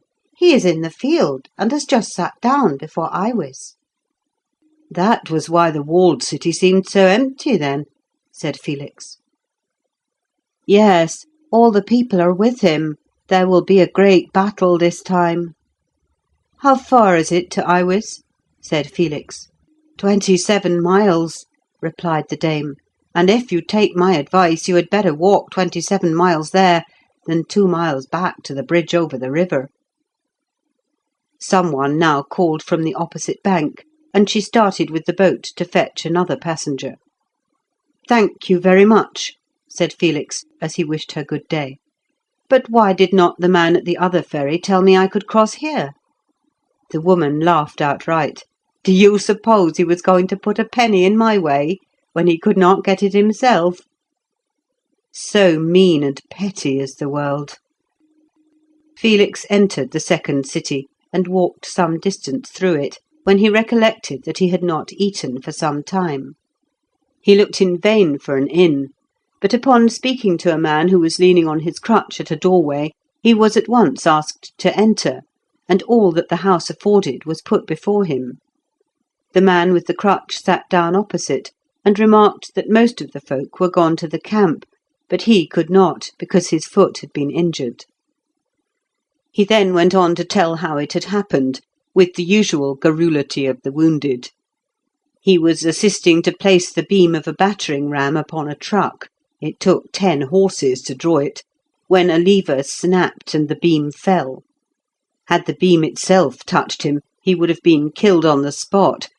As it was, only a part of the broken lever or pole hit him. Thrown with such force, the weight of the ram driving it, the fragment of the pole grazed his leg, and either broke one of the small bones that form the arch of the instep, or so bruised it that it was worse than broken. All the bone setters and surgeons had gone to the camp, and he was left without attendants other than the women, who fomented the foot daily, but he had little hope of present recovery, knowing that such things were often months about. He thought it lucky that it was no worse, for very few he had noticed ever recovered from serious wounds of spear or arrow. The wounded generally died, only the fortunate escaped. Thus he ran on, talking as much for his own amusement as that of his guest. He fretted because he could not join the camp and help work the artillery. He supposed the ram would be in position by now, and shaking the wall with its blow. He wondered if Baron Ingulf would miss his face. "Who's he?" asked Felix. "He is captain of the artillery," replied his host. "Are you his retainer?" "No, I am a servant." Felix started slightly, and did but just check himself from rising from the table. A servant was a slave. It was the euphemism used instead of the hateful word, which not even the most degraded can endure to bear. The class of the nobles to which he belonged deemed it a disgrace to sit down with a slave, to eat with him, even to accidentally touch him. With the retainers or free men they were on familiar terms, though despotic to the last degree. The slave was less than the dog. Then, stealing a glance at the man's face, Felix saw that he had no moustache. He had not noticed this before. No slaves were allowed to wear the moustache. This man, having been at home ill some days, had neglected to shave, and there was some mark upon his upper lip. As he caught his guest's glance, the slave hung his head, and asked his guest in a low and humble voice not to mention this fault. With his face slightly flushed, Felix finished his meal. He was confused to the last degree. His long training and the tone of the society in which he had moved, though so despised a member of it, prejudiced him strongly against the man whose hospitality was so welcome. On the other hand, the ideas which had for so long worked in his mind in his solitary intercommunings in the forest were entirely opposed to servitude. In abstract principle he had long since condemned it, and desired to abolish it, but here was the fact. He had eaten at a slave's table, and sat with him face to face. Theory and practice are often strangely at variance. He felt it an important moment. He felt that he was himself, as it were, on the balance. Should he adhere to the ancient prejudice, the ancient exclusiveness of his class, or should he boldly follow the dictate of his mind? He chose the latter, and extended his hand to the servant as he rose to say good-bye. The act was significant. It recognised man as distinct from caste. The servant did not know the conflict that had taken place, but to be shaken hands with at all, even by a retainer, as he supposed Felix to be, was indeed a surprise. He could not understand it. It was the first time his hand had been taken by any one of superior position since he had been born. He was dumb with amazement, and could scarcely point out the road when asked. Nor did he take the small coin Felix offered, one of the few he possessed. Felix therefore left it on the table, and again started. Passing through the town, Felix followed the track which led in the direction indicated. In about half a mile it led him to a wider track, which he immediately recognised as the main way and road to the camp by the ruts and dust, for the sward had been trampled down for 50 yards wide, and even the corn was cut up by wheels and horses' hoofs. The army had passed, and he had but to follow its unmistakable trail. End of Part 2, Chapter 16. Felix walked steadily on for nearly 3 hours, when the rough track, the dust and heat, began to tell upon him, and he sat down beside the way. The sun was now declining, and the long June day tending to its end. A horseman passed, coming from the camp, and as he wore only a sword and had a leathern bag slung from his shoulder, he appeared to be a courier. The dust raised by the hoofs, as it rose and floated above the brushwood, rendered his course visible. Some time afterwards, while he still rested, being very weary with walking through the heat of the afternoon, he heard the sound of wheels, and 2 carts drawn by horses came along the track from the city. The carts were laden with bundles of arrows, perhaps the same he had seen unloading that morning from the warship, and were accompanied only by carters. As they approached, he rose, feeling that it was time to continue his journey. His tired feet were now stiff, and he limped as he stepped out into the road. The men spoke, and he walked as well as he could beside them, using his boar spear as a staff. There were 2 carters with each cart, and presently, noting how he lagged and could scarce keep pace with them, one of them took a wooden bottle from the load on his cart and offered him a draught of ale. Thus somewhat refreshed, Felix began to talk, and learnt that the arrows were from the vessel in whose track he had sailed, that it had been sent loaded with stores for the king's use by his friend the Prince of Quinton, that very great efforts had been made to get together a large army in this campaign, first because the city besieged was so near home, and failure might be disastrous, and secondly because it was one of 3 which were all republics, and the other 2 would be certain to send it assistance. These cities stood in a plain, but a few miles apart, and in a straight line on the banks of the river. The king had just sat down before the first, vowing that he would knock them down one after the other like a row of 9-pins. The carters asked him in return whose retainer he was, and he said that he was on his way to take service, and was under no banner yet. "Then," said the man who had given him a drink, "if you are free like that, you had better join the king's levy, and be careful to avoid the Baron's war. For if you join either of the Baron's war, they will know you to be a stranger, and very likely, if they see that you are quick and active, they will not let you free again. And if you attempt to escape after the campaign, you will find yourself mightily mistaken. The Baron's captain would only have to say you had always been his man, and as for your word, it would be no more than a dog's bark. Besides which, if you rebelled, it would be only to shave off that moustache of yours and declare you a slave. And as you have no friends in camp, a slave you would be." "That would be very unjust," said Felix. "Surely the king would not allow it." "How is he to know?" said another of the carters. "My brother's boy was served just like that.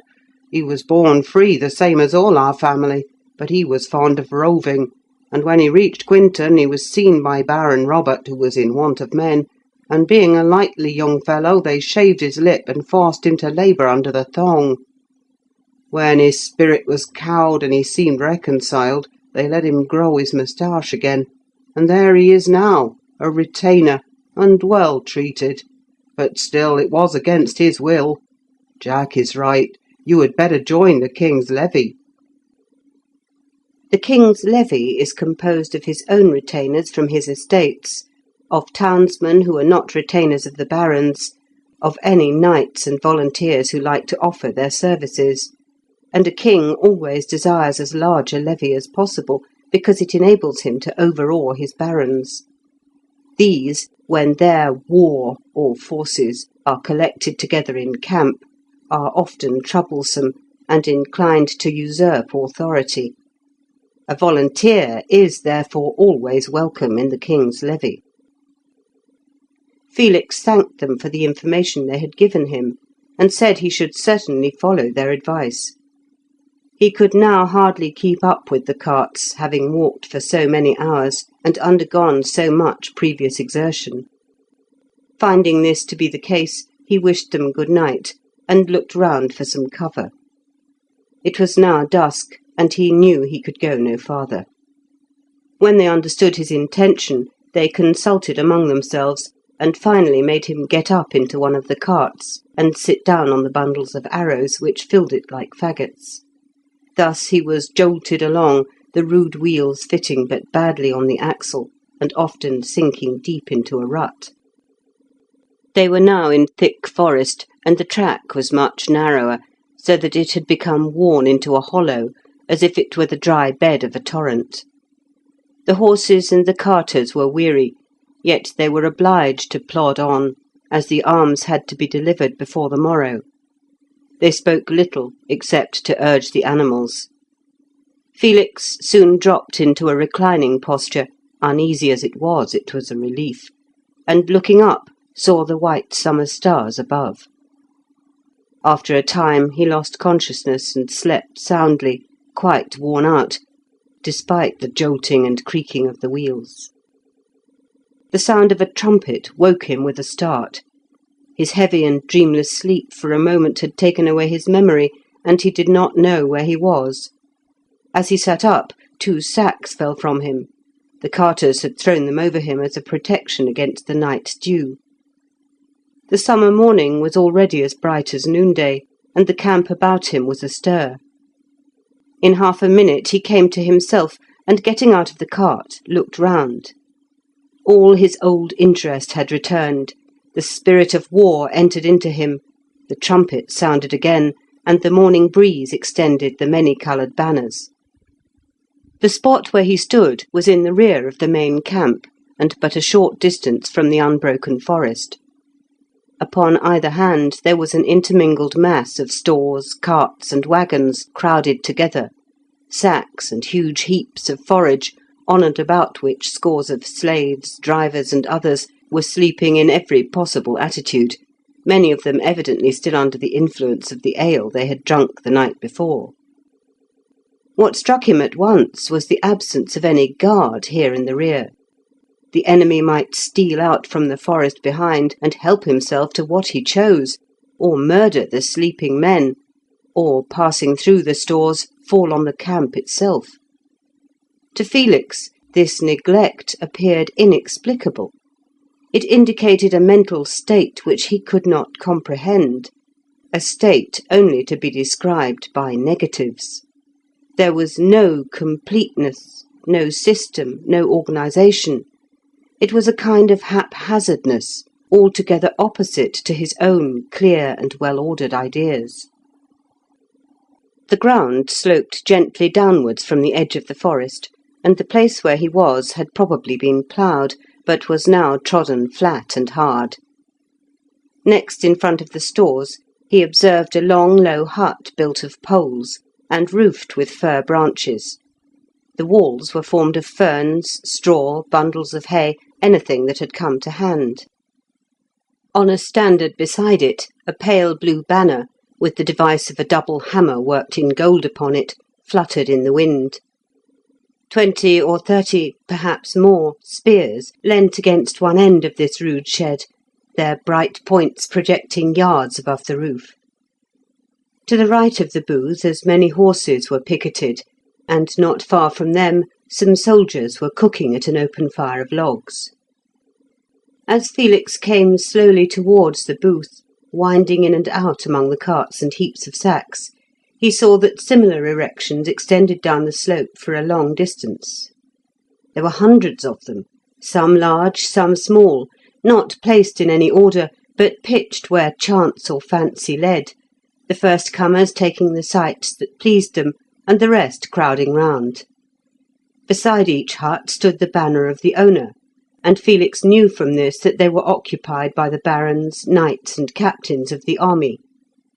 The retainers of each baron bivouacked as they might in the open air. Some of them had hunters' hides, and others used bundles of straw to sleep on. Their fire was as close to their lord's hut as convenient, and thus there were always plenty within call.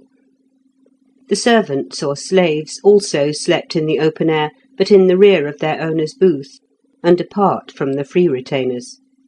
Felix noticed that although the huts were pitched anyhow and anywhere, those on the lowest ground seemed built along a line, and looking closer he found that a small stream ran there. He learnt afterwards that there was usually an emulation among the commanders to set up their standards as near the water as possible, on account of convenience, those in the rear having often to lead their horses a long distance to water. Beyond the stream the ground rose again as gradually as it had declined. It was open and cultivated up to the walls of the besieged city, which was not 3/4 of a mile distant. Felix could not for the moment distinguish the king's headquarters. The confused manner in which the booths were built prevented him from seeing far, though from the higher ground it was easy to look over their low roofs.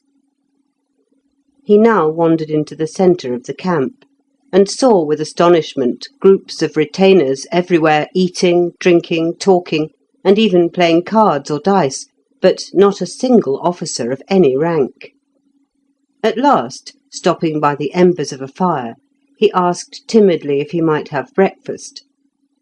The soldiers laughed and pointed to a cart behind them, telling him to help himself. The cart was turned with the tail towards the fire, and laden with bread and sides of bacon, slices of which the retainers had been toasting at the embers. He did as he was bid, and the next minute a soldier, not quite steady on his legs even at that hour, offered him the can. "For," said he, "you had best drink whilst you may, youngster. There is always plenty of drink and good living at the beginning of a war, and very often not a drop or a bite to be got in the middle of it." Listening to their talk as he ate his breakfast, Felix found the reason there were no officers about was because most of them had drunk too freely the night before. The king himself, they said, was put to bed as tight as a drum, and it took no small quantity to fill so huge a vessel, for he was a remarkably big man. After the fatigue of the recent march, they had, in fact, refreshed themselves and washed down the dust of the track. They thought that this siege was likely to be a very tough business, and congratulated themselves that it was not 30 miles to Acy, so that so long as they stayed there, they might perhaps get supplies of provisions with tolerable regularity. "But if you're over the water, my lad," said the old fellow with the can, picking his teeth with a twig, "and have got to get your victuals by ship. By George, you may have to eat grass, or gnaw boughs like a horse." None of these men wore any arms, except the inevitable knife. Their arms were piled against the adjacent booth, bows and quivers, spears, swords, bills, and darts, thrown together just as they had cast them aside, and more or less rusty from the dew. Felix thought that had the enemy come suddenly down in force, they might have made a clean sweep of the camp, for there were no defences, neither breastwork, nor fosse, nor any set guard. But he forgot that the enemy were quite as ill organised as the besiegers. Probably they were in still greater confusion, for King Isambard was considered one of the greatest military commanders of his age, if not the very greatest. The only sign of discipline he saw was the careful grooming of some horses, which he rightly guessed to be those ridden by the knights, and the equally careful polishing of pieces of armour before the doors of the huts. He wished now to inquire his way to the king's levy, but as the question rose to his lips, he checked himself, remembering the caution the friendly carters had given him. He therefore determined to walk about the camp till he found some evidence that he was in the immediate neighbourhood of the king. He rose, stood about a little while to allay any possible suspicion, quite needless precautions, for the soldiers were far too agreeably engaged to take the least notice of him, and then sauntered off with as careless an air as he could assume. Looking about him, first at a forge where the blacksmith was shoeing a horse, then at a grindstone where a knight's sword was being sharpened, he was nearly knocked down by a horse urged at some speed through the crowds. By a rope from the collar, 3 dead bodies were drawn along the ground, dusty and disfigured by bumping against stone and clod. They were those of slaves, hanged the preceding day, perhaps for pilfering, perhaps for a mere whim, since every baron had power of the gallows. They were dragged through the camp and out a few 100 yards beyond, and there left to the crows. This horrible sight, to which the rest were so accustomed and so indifferent that they did not even turn to look at it, deeply shocked him. The drawn and distorted features, the tongues protruding and literally licking the dust, haunted him for long after. Though his father, as a baron, possessed the same power, it had never been exercised during his tenure of the estate, so that Felix had not been hardened to the sight of executions common enough elsewhere. Upon the Old House estate, a species of negative humanity reigned. If the slaves were not emancipated, they were not hanged or cruelly beaten for trifles. Hastening from the spot, Felix came across the artillery, which consisted of battering rams and immense crossbows. The bows were made from entire trees, or more properly, poles. He inspected these clumsy contrivances with interest, and entered into a conversation with some men who were fitting up the framework on which a battering ram was to swing. Being extremely conceited with themselves and the knowledge they had acquired from experience only, as the repeated blows of the block drive home the pile, they scarcely answered him. But presently, as he lent a hand to assist, and bore with their churlishness without reply, they softened, and, as usual, asked him to drink, for here and throughout the camp the ale was plentiful, too plentiful for much progress. Felix took the opportunity and suggested a new form of trigger for the unwieldy crossbows. He saw that as at present discharged it must require some strength, perhaps the united effort of several men, to pull away the bolt or catch. Such an effort must disconcert the aim. These crossbows were worked upon a carriage, and it was difficult to keep the carriage steady, even when stakes were inserted by the low wheels. It occurred to him at once that the catch could be depressed by a lever, so that one man could discharge the bow by a mere pressure of the hand, and without interfering with the aim. The men soon understood him, and acknowledged that it would be a great improvement.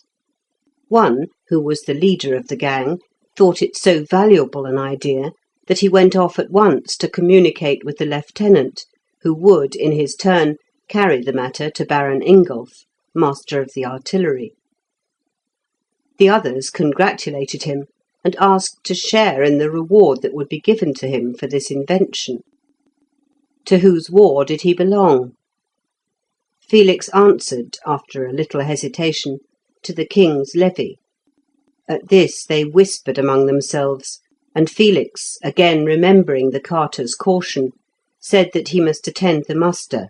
This was a pure guess, but that he would return directly afterwards. Never for a moment suspecting that he would avoid the reward they looked upon as certain, they made no opposition, and he hurried away. Pushing through the groups, and not in the least knowing where he was going, Felix stumbled at last upon the king's quarters. End of Part 2, Chapter 17. The king's booth stood apart from the rest. It was not much larger, but properly thatched with straw, and the wide doorway hung with purple curtains. 2 standards stood beside it, one much higher than the other.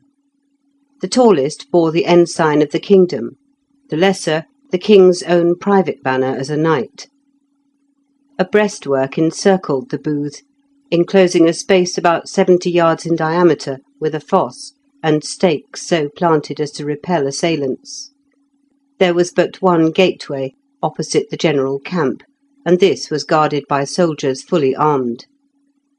A knight on horseback in armour, except his helmet, rode slowly up and down before the gate. He was the officer of the guard. His retainers, some 30 or 40 men, were drawn up close by. A distance of 50 yards intervened between this entrenchment and the camp, and was kept clear. Within the entrenchment Felix could see a number of gentlemen and several horses caparisoned, but from the absence of noise, and the fact that everyone appeared to walk daintily and on tiptoe, he concluded that the king was still sleeping. The stream ran beside the entrenchment, and between it and the city. The king's quarters were at that corner of the camp highest up the brook, so that the water might not be fouled before it reached him. The king's levy, however, did not seem to be hereabouts, for the booths nearest the headquarters were evidently occupied by great barons, as Felix easily knew from their banners. There was here some little appearance of formality. The soldiery were not so noisy, and there were several officers moving among them. He afterwards discovered that the greater barons claimed the right to camp nearest the king, and that the king's levy was just behind their booths. But unable to discover the place, and afraid of losing his liberty if he delayed longer, Felix, after hesitating some time, determined to apply direct to the guard at the gate of the circular entrenchment.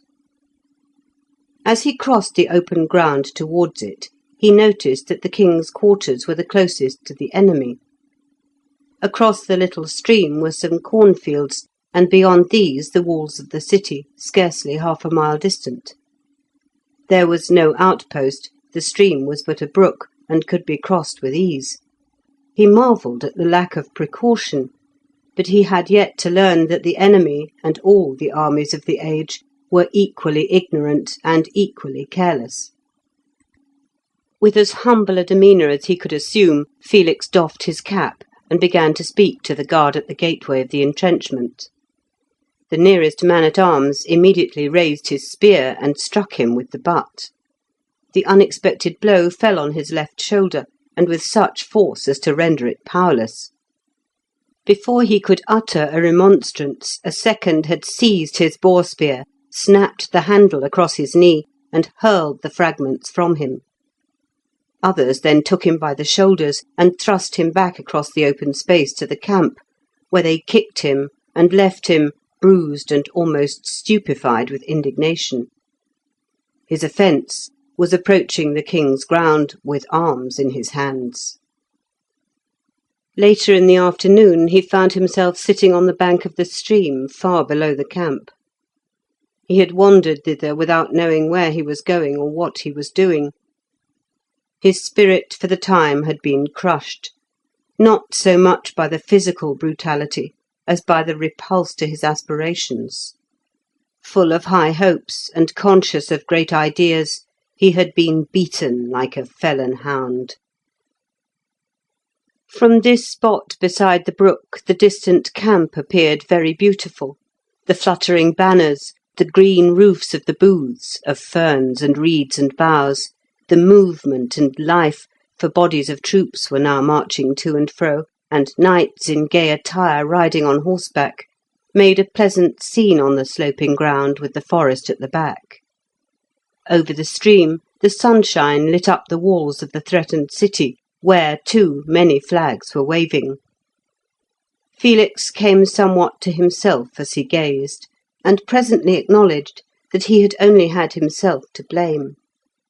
He had evidently transgressed a rule, and his ignorance of the rule was no excuse, since those who had any right to be in the camp at all were supposed to understand it. He got up, and returning slowly towards the camp, passed on his way the drinking place, where a groom was watering some horses. The man called to him to help hold a spirited charger, and Felix mechanically did as he was asked. The fellow's mates had left him to do their work, and there were too many horses for him to manage. Felix led the charger for him back to the camp, and in return was asked to drink. He preferred food, and a plentiful supply was put before him. The groom, gossiping as he attended to his duties, said that he always welcomed the beginning of a war, for they were often half starved and had to gnaw the bones like the dogs in peace. But when war was declared, vast quantities of provisions were got together, and everybody gorged at their will. The very dogs battened. He pointed to half a dozen who were tearing a raw shoulder of mutton to pieces.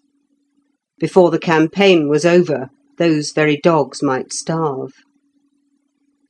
To what war did Felix belong? He replied, to the king's levy. The groom said that this was the king's levy where they were, but under whose command was he? This puzzled Felix, who did not know what to say, and ended by telling the truth and begging the fellow to advise him, as he feared to lose his liberty. The man said he had better stay where he was and serve with him under Master Lacy, who was mean enough in the city, but liked to appear liberal when thus consorting with knights and gentlemen. Master Lacy was a merchant of Acy, an owner of vessels.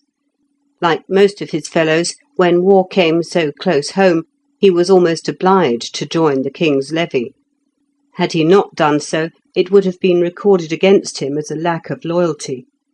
His privileges would have been taken from him, possibly the wealth he had accumulated seized, and himself reduced to slavery. Lacy therefore put on armour and accompanied the king to the camp. Thus Felix, after all his aspirations, found himself serving as the knave of a mere citizen. He had to take the horses down to water, to scour arms, to fetch wood from the forest for the fire. He was at the beck and call of all the other men, who never scrupled to use his services, and, observing that he never refused, put upon him all the more. On the other hand, when there was nothing doing, they were very kind and even thoughtful.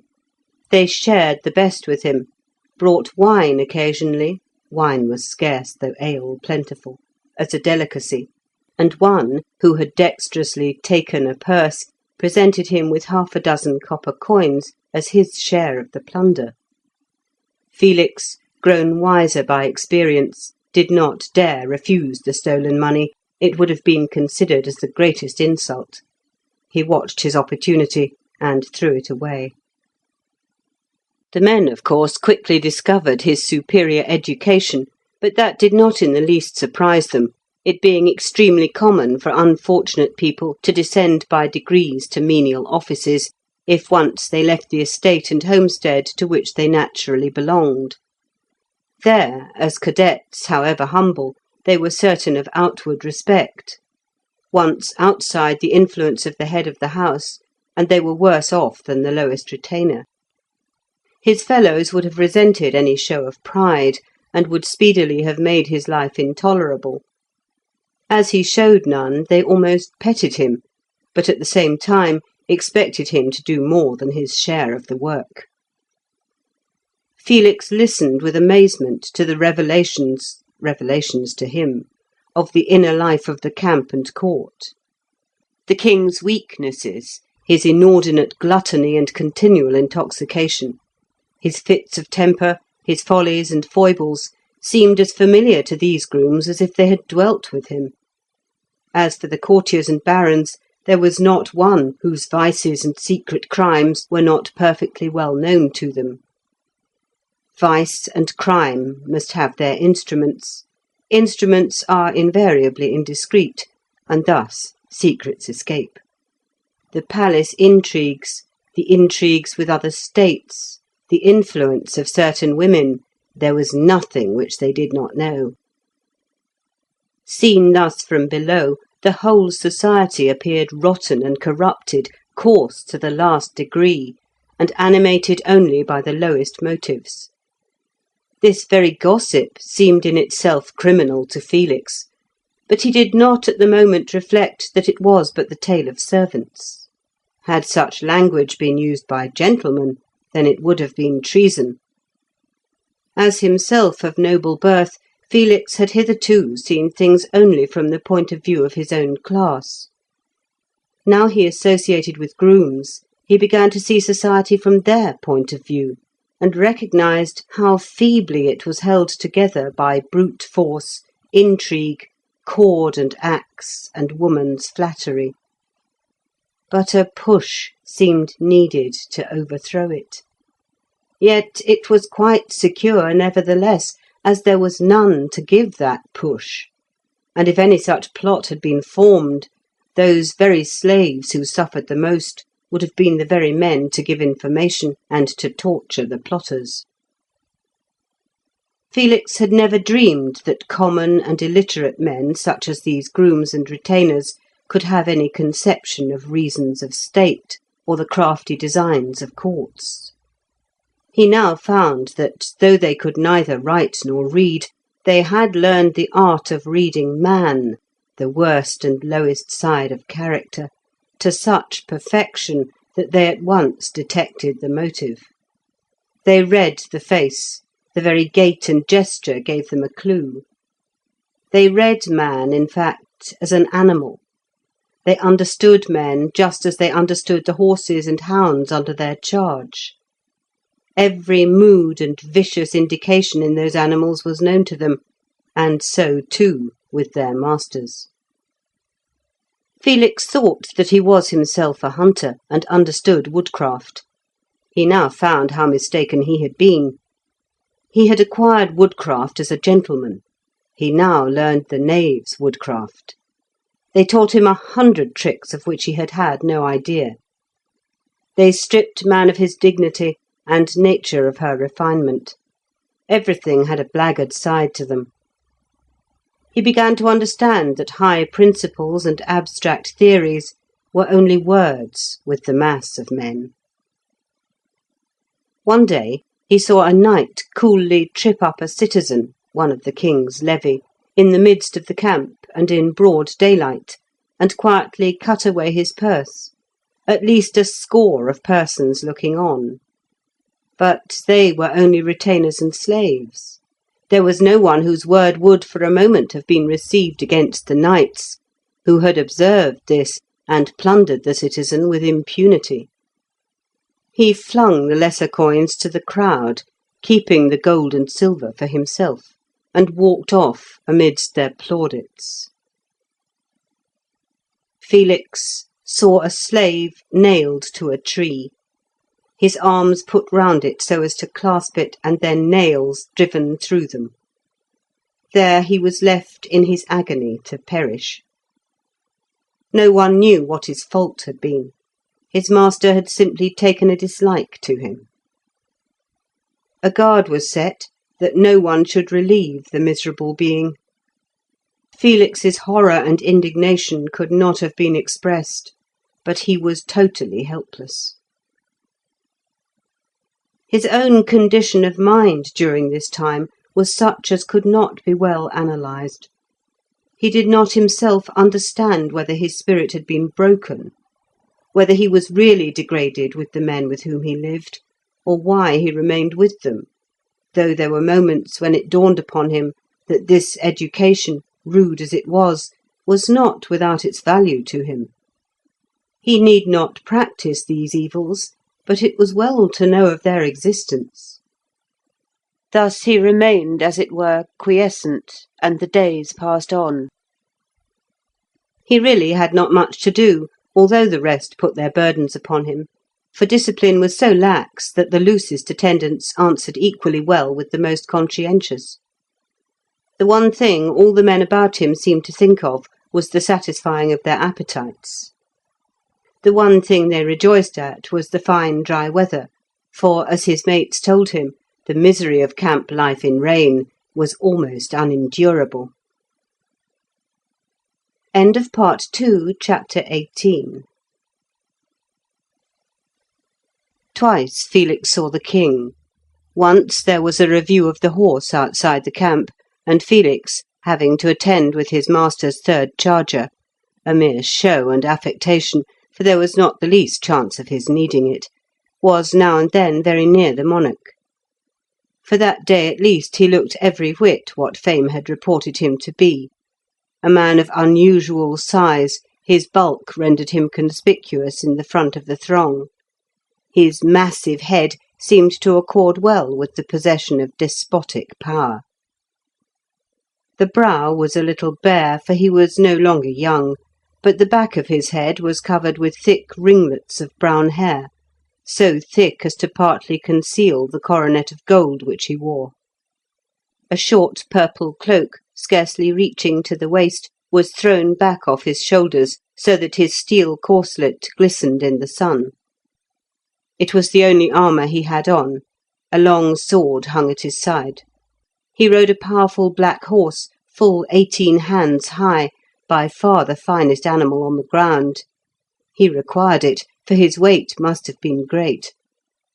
Felix passed near enough to note that his eyes were brown, and the expression of his face open, frank, and pleasing. The impression left upon the observer was that of a strong intellect, but a still stronger physique, which latter too often ran away with and controlled the former. No one could look upon him without admiration, and it was difficult to think that he could so demean himself as to wallow in the grossest indulgence. As for the review, though it was a brilliant scene, Felix could not conceal from himself that these gallant knights were extremely irregular in their movements, and not one single evolution was performed correctly, because they were constantly quarrelling about precedence, and one would not consent to follow the other. He soon understood, however, that discipline was not the object, nor regularity considered.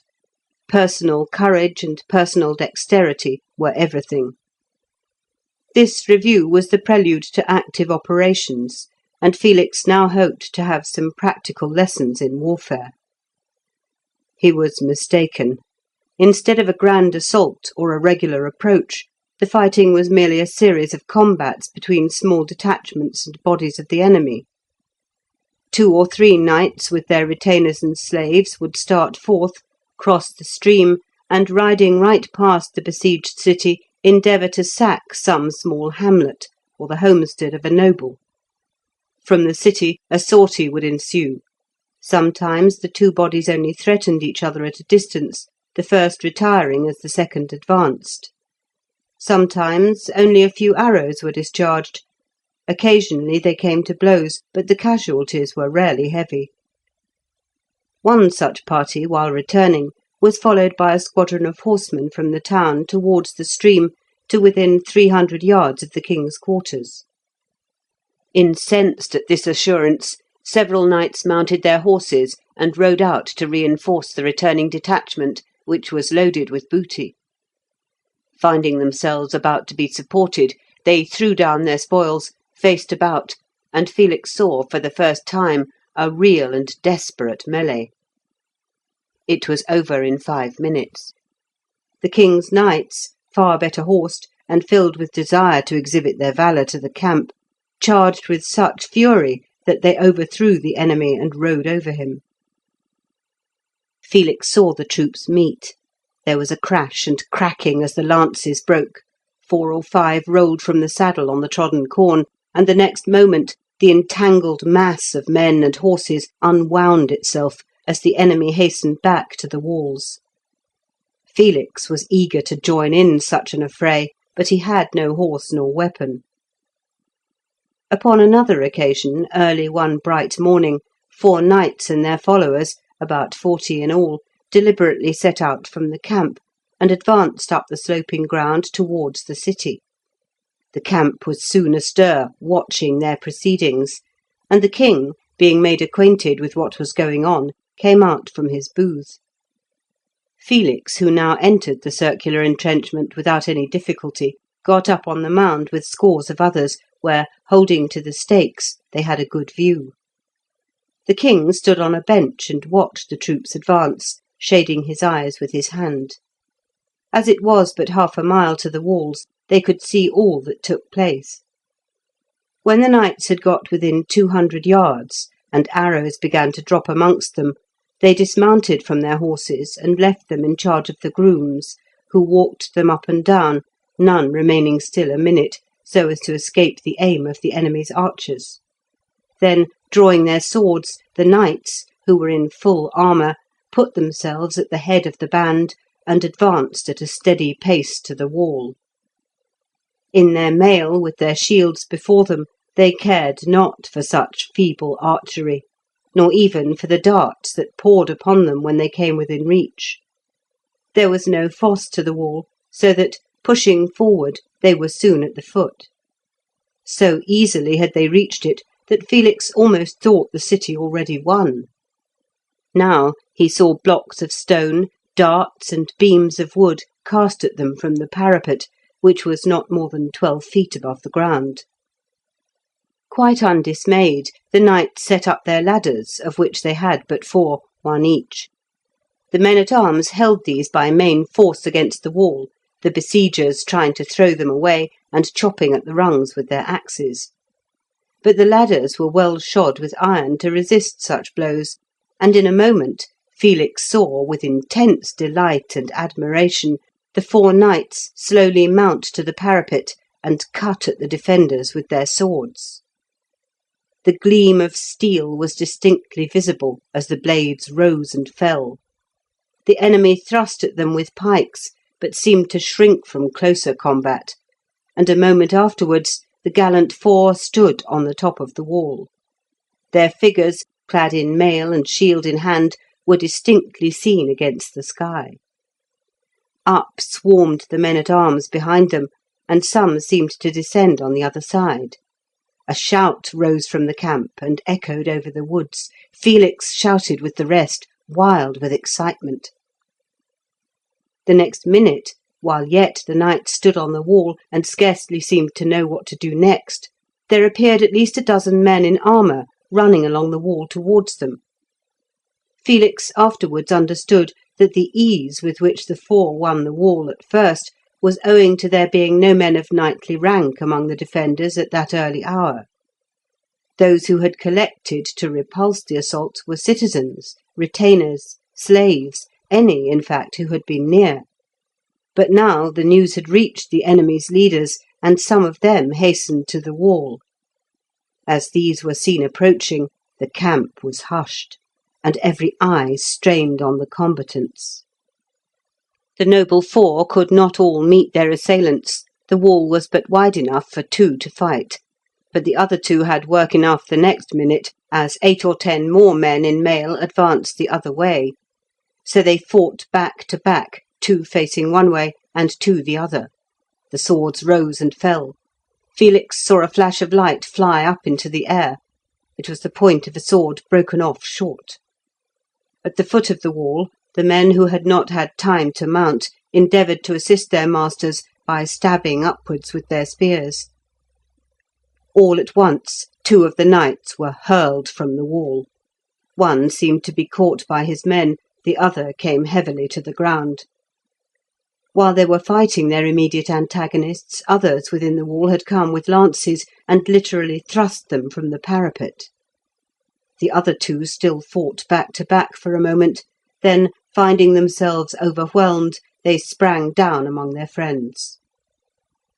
The minute the 2 first fell, the grooms with the horses ran towards the wall, and despite the rain of arrows, darts, and stones from the parapet, Felix saw with relief 3 of the 4 knights placed on their chargers. 1 only could sit upright unassisted, 2 were supported in their saddles, and the 4th was carried by his retainers.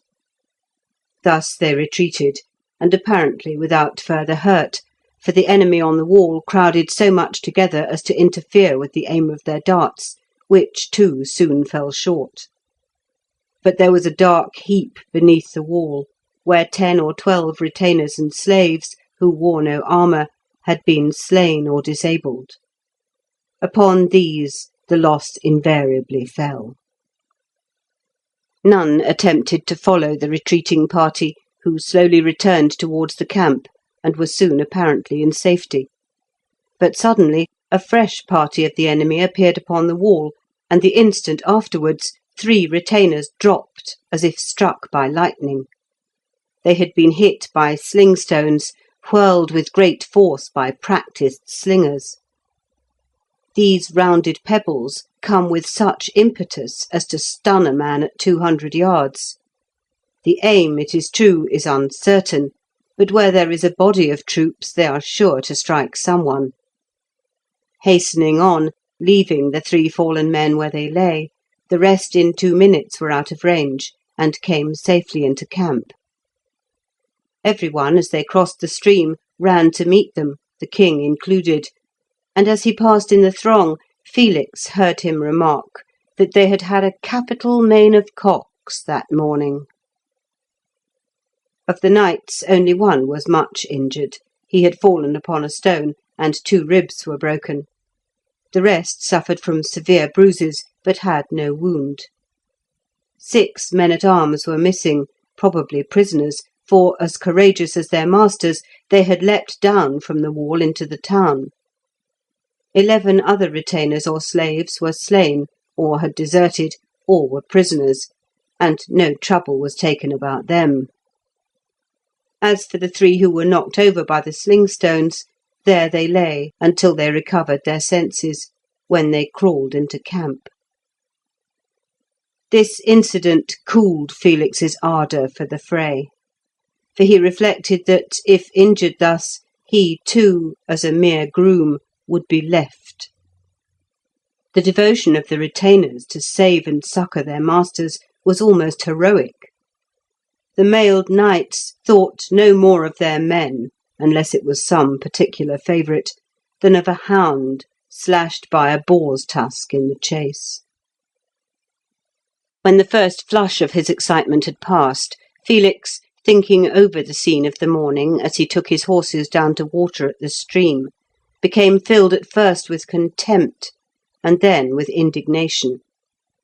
That the first commander of the age should thus look on, while the wall was won before his eyes, and yet never send a strong detachment, or move himself with his whole army to follow up the advantage, seemed past understanding. If he did not intend to follow it up, why permit such desperate ventures, which must be overwhelmed by mere numbers, and could result only in the loss of brave men?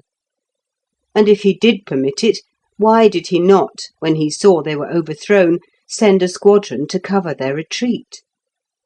To call such an exhibition of courage a main of cocks, to look on it as a mere display for his amusement, was barbarous and cruel in the extreme. He worked himself up into a state of anger which rendered him less cautious than usual in expressing his opinions. The king was not nearly so much at fault as Felix, arguing on abstract principles, imagined. He had long experience of war, and he knew its extreme uncertainty. The issue of the greatest battle often hung on the conduct of a single leader, or even a single man-at-arms. He had seen walls won and lost before. To follow up such a venture with a strong detachment must result in one of two things. Either the detachment in its turn must be supported by the entire army, or it must eventually retreat. If it retreated, the loss of prestige would be serious, and might encourage the enemy to attack the camp, for it was only his prestige which prevented them. If supported by the entire army, then the fate of the whole expedition depended upon that single day.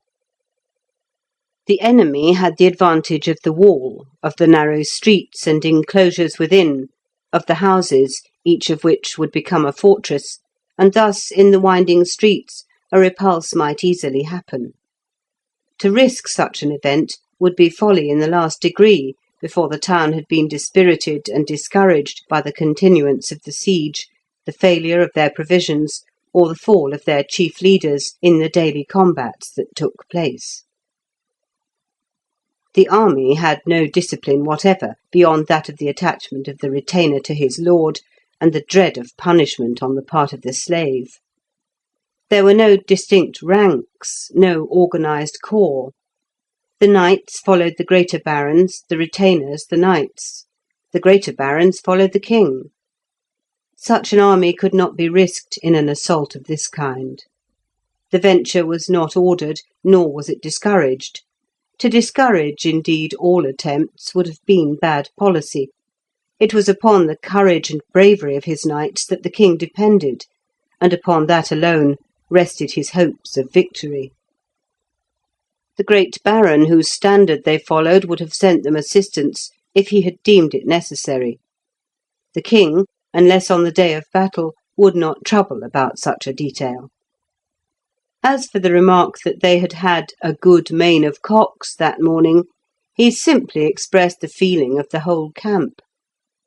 The spectacle Felix had seen was, in fact, merely an instance of the strength and of the weakness of the army and of the monarch himself.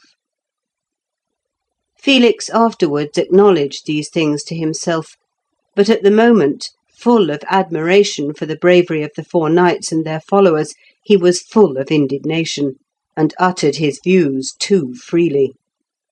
His fellow grooms cautioned him, but his spirit was up, and he gave way to his feelings without restraint. Now, to laugh at the king's weaknesses, his gluttony or follies, was one thing. To criticise his military conduct was another. The one was merely badinage, and the king himself might have laughed had he heard it. The other was treason, and moreover likely to touch the monarch on the delicate matter of military reputation. Of this Felix quickly became aware. His mates indeed tried to shield him, but possibly the citizen, his master, had enemies in the camp, barons perhaps to whom he had lent money, and who watched for a chance of securing his downfall. At all events, early the next day, Felix was rudely arrested by the provost in person, bound with cords, and placed in the provost's booth. At the same time, his master was ordered to remain within, and a guard was put over him. End of Part 2, Chapter 19. Hope died within Felix when he thus suddenly found himself so near the executioner. He had known so many butchered without cause that he had indeed reason to despair. Towards the sunset, he felt sure he should be dragged forth and hanged on the oak used for the purpose, and which stood near where the track from Acy joined the camp. Such would most probably have been his fate had he been alone concerned in this affair, but by good fortune he was able to escape so miserable an end. Still, he suffered as much as if the rope had finished him, for he had no means of knowing what would be the result. His heart swelled with bitterness. He was filled with inexpressible indignation. His whole being rebelled against the blundering, as it were, of events which had thus thrown him into the jaws of death. In an hour or two, however, he sufficiently recovered from the shock to reflect that most probably they would give him some chance to speak for himself. There would not be any trial. Who would waste time in trying so insignificant a wretch? But there might be some opportunity of speaking, and he resolved to use it to the utmost possible extent. He would arraign the unskilful generalship of the king. He would not only point out his errors, but how the enemy could be defeated. He would prove that he had ideas and plans worthy of attention. He would, as it were, vindicate himself before he was executed, and he tried to collect his thoughts and put them into form.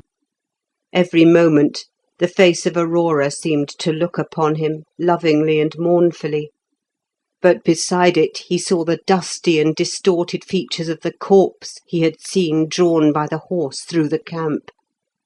Thus, too, his tongue would protrude and lick the dust. He endured, in a word, those treble agonies which the highly wrought and imaginative inflict upon themselves. The hours passed, and still no one came near him.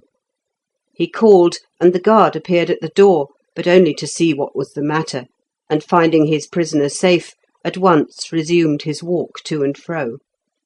The soldier did not, for his own sake, dare to enter into conversation with a prisoner under arrest for such an offence. He might be involved or suspected. Had it been merely theft or any ordinary crime, he would have talked freely enough, and sympathised with the prisoner. As time went on, Felix grew thirsty, but his request for water was disregarded, and there he remained till 4 in the afternoon. They then marched him out. He begged to be allowed to speak, but the soldiery did not reply, simply hurrying him forward. He now feared that he should be executed without the chance being afforded him to say a word. But to his surprise, he found in a few minutes that they were taking him in the direction of the king's quarters. New fears now seized him, for he had heard of men being turned loose, made to run for their lives, and hunted down with hounds for the amusement of the court. If the citizen's wealth had made him many enemies, men whom he had befriended, and who hoped, if they could but see him executed, to escape the payment of their debts, on the other hand, it had made him as many friends, that is, interested friends, who trusted by doing him service to obtain advances. These latter had lost no time, for greed is quite as eager as hate, and carried the matter at once to the king. What they desired was that the case should be decided by the monarch himself, and not by his chancellor or a judge appointed for the purpose. The judge would be nearly certain to condemn the citizen, and to confiscate whatever he could lay hands on. The king might pardon, and would be content with a part only, where his ministers would grasp all. These friends succeeded in their object. The king, who hated all judicial affairs because they involved the trouble of investigation, shrugged his shoulders at the request, and would not have granted it had it not come out that the citizen's servant had declared him to be an incapable commander. At this the king started. "We are indeed fallen low," said he, "when a miserable trader's knave calls us incapable. We will see this impudent rascal." He accordingly ordered that the prisoner should be brought before him after dinner. Felix was led inside the entrenchment, unbound, and commanded to stand upright. There was a considerable assembly of the greater barons anxious to see the trial of the money-lender, who, though present, was kept apart from Felix, lest the two should arrange their defence. The king was sleeping on a couch outside the booth in the shade. He was lying on his back, breathing loudly with open mouth. How different his appearance to the time when he sat on his splendid charger, and reviewed his nights. A heavy meal had been succeeded by as heavy a slumber. No one dared to disturb him. The assembly moved on tiptoe and conversed in whispers. The experienced divined that the prisoners were certain to be condemned, for the king would wake with indigestion, and vent his uneasy sensations upon them. Full an hour elapsed before the king awoke with a snort, and called for a draught of water. How Felix envied that draught! He had neither eaten nor drunk since the night previous. It was a hot day, and his tongue was dry and parched. The citizen was first accused. He denied any treasonable designs or expressions whatever. As for the other prisoner, till the time he was arrested, he did not even know he had been in his service. He was some stroller whom his grooms had incautiously engaged, the lazy scoundrels, to assist them. He had never even spoken to him. If the knave told the truth, he must acknowledge this. "How now?" said the king, turning to Felix. "What do you say?" "It is true," replied Felix. "He has never spoken to me, nor I to him. He knew nothing of what I said. I said it on my own account, and I say it again." "And pray, sir knave," said the king, sitting up on his couch, for he was surprised to hear one so meanly dressed speak so correctly, and so boldly face him, "what was it you did say?" "If your Majesty will order me a single drop of water," said the prisoner, "I will repeat it word for word, but I have had nothing the whole day, and I can hardly move my tongue." Without a word, the king handed him the cup from which he had himself drunk. Never surely was water so delicious. Felix drained it to the bottom, handed it back, an officer took it, and with one brief thought of Aurora, he said, "Your Majesty, you are an incapable commander." "Go on," said the king sarcastically. "Why am I incapable?" "You have attacked the wrong city. These three are all your enemies, and you have attacked the first. They stand in a row." "They stand in a row," repeated the king, "and we will knock them over like 3 ninepins." "But you have begun with the end one," said Felix, "and that is the mistake. For after you have taken the first, you must take the second, and still after that the third. But you might have saved much trouble and time if—" "If what?" "If you had assaulted the middle one first. For then, while the siege went on, you would have been able to prevent either of the other 2 towns from sending assistance. And when you had taken the first, and put your garrison in it, neither of the others could have stirred or reaped their corn, nor could they even communicate with each other, since you would be between them, and in fact you would have cut your enemies in twain." "By St. John," swore the king, "it is a good idea. I begin to think. But go on. You have more to say." "I think too, your Majesty, that by staying here as you have done this fortnight past without action, you have encouraged the other 2 cities to make more desperate resistance, and it seems to me that you are in a dangerous position, and may at any moment be overwhelmed with disaster, for there is nothing whatever to prevent either of the other 2 from sending troops to burn the open city of Aisi in your absence. And that danger must increase every day as they take courage by your idleness." "Idleness! There shall be idleness no longer. The man speaks the truth. We will consider further of this. We will move on Adlington," turning to his barons. "If it please your Majesty," said Baron Ingulf, "this man invented a new trigger for our carriage crossbows, but he was lost in the crowd, and we have sought for him in vain. My sergeant here has this moment recognised him." "Why did you not come to us before, fellow?" said the king. Let him be released. Let him be entertained at our expense. Give him clothes and a sword. We will see you further." Overjoyed at this sudden turn of fortune, Felix forgot to let well alone. He had his audience with him for a moment. He could not resist, as it were, following up his victory.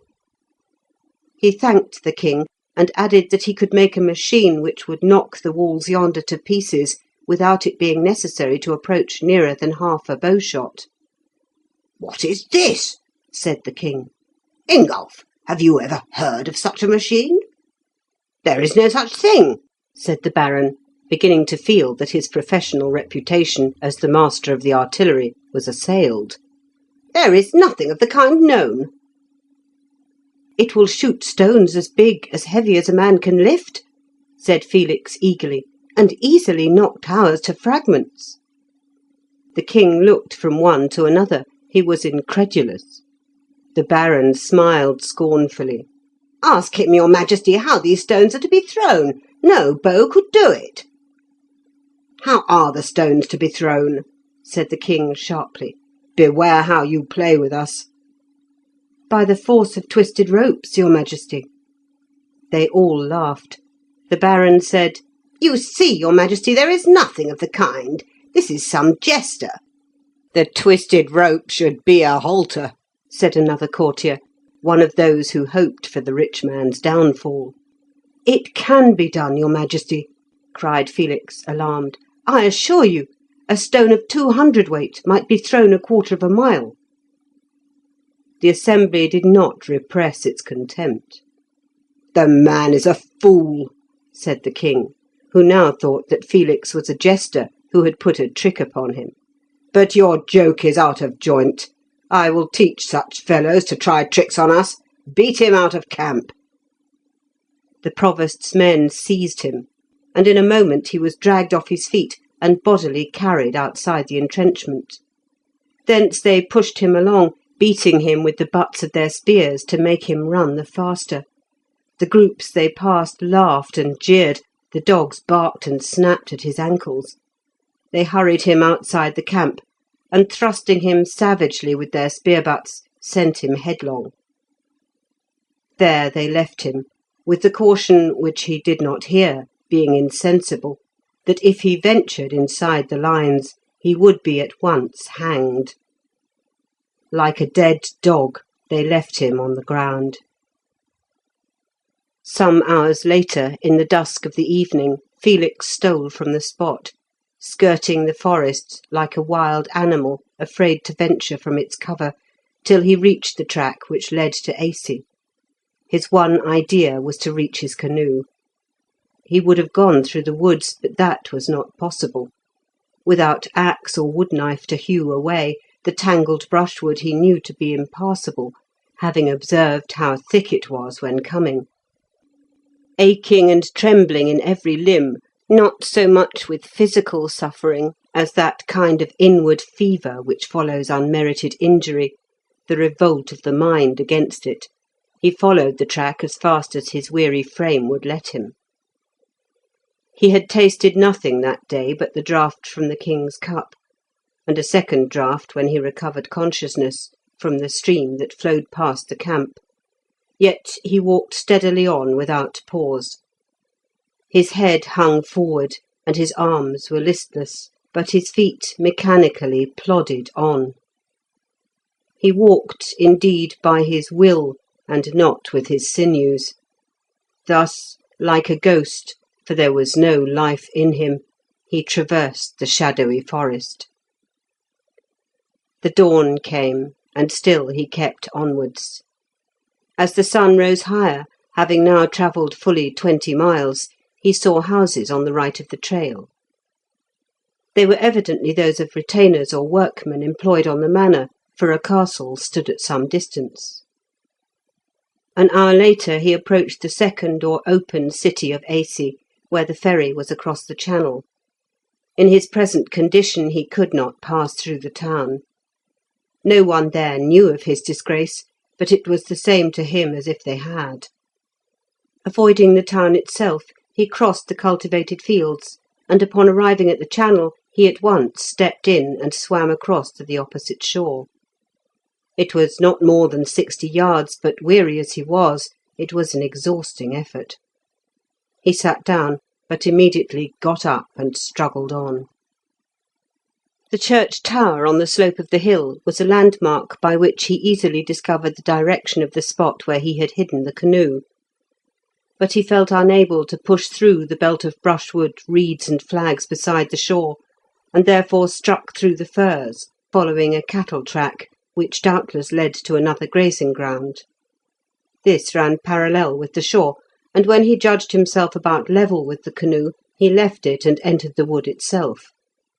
For a little way he could walk, but the thick fir branches soon blocked his progress, and he could progress only on hands and knees, creeping beneath them. There was a hollow space under the lower branches, free from brushwood. Thus he painfully approached the lake, and descending the hill, after an hour's weary work, emerged among the rushes and reeds. He was within 200 yards of the canoe, for he recognised the island opposite it. In 10 minutes he found it undisturbed and exactly as he had left it, except that the breeze had strewn the dry reeds with which it was covered with willow leaves, yellow and dead, they fall while all the rest are green, which had been whirled from the branches. Throwing himself upon the reeds beside the canoe, he dropped asleep as if he had been dead. He awoke as the sun was sinking, and sat up, hungry in the extreme, but much refreshed. There were still some stores in the canoe, of which he ate ravenously. But he felt better now. He felt at home beside his boat. He could hardly believe in the reality of the hideous dream through which he had passed. But when he tried to stand, his feet, cut and blistered, only too painfully assured him of its reality. He took out his hunter's hide and cloak, and spread himself a comfortable bed. Though he had slept so long, he was still weary. He reclined in a semi-unconscious state, his frame slowly recovering from the strain it had endured, till by degrees he fell asleep again. Sleep, nothing but sleep, restores the overtaxed mind and body. End of Part 2, Chapter 20. The sun was up when Felix awoke, and as he raised himself, the beauty of the lake before him filled him with pleasure. By the shore it was so calm that the trees were perfectly reflected, and the few willow leaves that had fallen floated without drifting one way or the other. Farther out, the islands were lit up with the sunlight, and the swallows skimmed the water, following the outline of their shores. In the lake beyond them, glimpses of which he could see through the channel or passage between, there was a ripple where the faint south-western breeze touched the surface. His mind went out to the beauty of it. He did not question or analyse his feelings. He launched his vessel and left that hard and tyrannical land for the loveliness of the water. Paddling out to the islands, he passed through between them and reached the open lake. There he hoisted the sail. The gentle breeze filled it. The sharp cutwater began to divide the ripples. A bubbling sound arose, and steering due north, straight out to the open and boundless expanse, he was carried swiftly away. The mallards, who saw the canoe coming, at first scarcely moved, never thinking that a boat would venture outside the islands, within whose line they were accustomed to see vessels, but when the canoe continued to bear down upon them, they flew up and descended far away to one side. When he had sailed past the spot where these birds had floated, the lake was his own. By the shores of the islands the crows came down for mussels, moorhens swam in and out among the rushes. Water rats nibbled at the flags, pikes basked at the edge of the weeds, summer snipes ran along the sand, and doubtless an otter here and there was in concealment. Without the line of the shoals and islets, now that the mallards had flown, there was a solitude of water. It was far too deep for the longest weeds, nothing seemed to exist here. The very water snails seek the shore, or are drifted by the currents into shallow corners. Neither great nor little care for the broad expanse. The canoe moved more rapidly as the wind came now with its full force over the distant woods and hills, and though it was but a light southerly breeze, the broad sail impelled the taper vessel swiftly. Reclining in the stern, Felix lost all consciousness of aught but that he was pleasantly borne along. His eyes were not closed, and he was aware of the canoe, the lake, the sunshine, and the sky, and yet he was asleep. Physically awake, he mentally slumbered. It was rest. After the misery, exertion, and excitement of the last fortnight, it was rest. Intense rest for body and mind. The pressure of the water against the handle of the rudder paddle, the slight vibration of the wood as the bubbles rushed by beneath, alone perhaps kept him from really falling asleep. This was something which could not be left to itself, it must be firmly grasped, and that effort restrained his drowsiness. 3 hours passed. The shore was 12 or 15 miles behind, and looked like a blue cloud, for the summer haze hid the hills more than would have been the case in clearer weather. Another hour, and at last Felix, awakening from his slumberous condition, looked round and saw nothing but the waves. The shore he had left had entirely disappeared, gone down. If there were land more lofty on either hand, the haze concealed it. He looked again. He could scarcely comprehend it. He knew the lake was very wide, but it had never occurred to him that he might possibly sail out of sight of land. This, then, was why the mariners would not quit the islands. They feared the open water. He stood up and swept the horizon carefully, shading his eyes with his hand. There was nothing but a mist at the horizon. He was alone with the sun, the sky, and the lake. He could not surely have sailed into the ocean without knowing it. He sat down, dipped his hand overboard, and tasted the drops that adhered. The water was pure and sweet, warm from the summer sunshine. There was not so much as a swift in the upper sky, nothing but slender filaments of white cloud. No swallows glided over the surface of the water. If there were fishes, he could not see them through the waves, which were here much larger, sufficiently large, though the wind was light, to make his canoe rise and fall with their regular rolling. To see fishes, a calm surface is necessary, and, like other creatures, they haunt the shallows and the shore.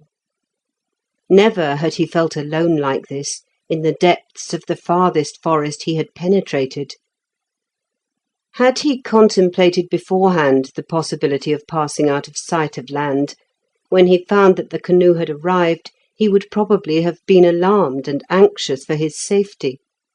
But thus stumbling drowsily into the solitude of the vast lake, he was so astounded with his own discovery, so absorbed in thinking of the immense expanse, that the idea of danger did not occur to him. Another hour passed, and he now began to gaze about him more eagerly for some sight of land, for he had very little provision with him, and he did not wish to spend the night upon the lake. Presently, however, the mist on the horizon ahead appeared to thicken, and then became blue, and in a shorter time than he expected, land came in sight. This arose from the fact of its being low, so that he had approached nearer than he knew before recognising it. At the time when he was really out of sight of the coast, he was much further from the hilly land left behind than from the low country in front, and not in the mathematical centre, as he had supposed, of the lake. As it rose and came more into sight, he already began to wonder what reception he should meet with from the inhabitants, and whether he should find them as hard of heart as the people he had just escaped from. Should he, indeed, venture among them at all, or should he remain in the woods till he had observed more of their ways and manners? These questions were being debated in his mind when he perceived that the wind was falling. As the sun went past the meridian, the breeze fell, till, in the hottest part of the afternoon, and when he judged that he was not more than 8 miles from shore, it sank to the merest zephyr, and the waves by degrees diminished. So faint became the breeze in half an hour's time, and so intermittent, that he found it patience wasted even to hold the rudder paddle. The sail hung, and was no longer bellied out. As the idle waves rolled under, it flapped against the mast. The heat was now so intolerable, the light reflected from the water increasing the sensation, that he was obliged to make himself some shelter by partly lowering the sail and hauling the yard athwart the vessel, so that the canvas acted as an awning. Gradually the waves declined in volume, and the gentle breathing of the wind ebbed away, till at last the surface was almost still, and he could feel no perceptible air stirring. Weary of sitting in the narrow boat, he stood up, but he could not stretch himself sufficiently for the change to be of much use. The long summer day, previously so pleasant, now appeared scarcely endurable. Upon the silent water the time lingered, for there was nothing to mark its advance, not so much as a shadow beyond that of his own boat. The waves, having now no crest, went under the canoe without chafing against it or rebounding, so that they were noiseless. No fishes rose to the surface. There was nothing living near, except a blue butterfly which settled on the mast, having ventured thus far from land. The vastness of the sky, overarching the broad water, the sun and the motionless filaments of cloud, gave no repose for his gaze, for they were seemingly still.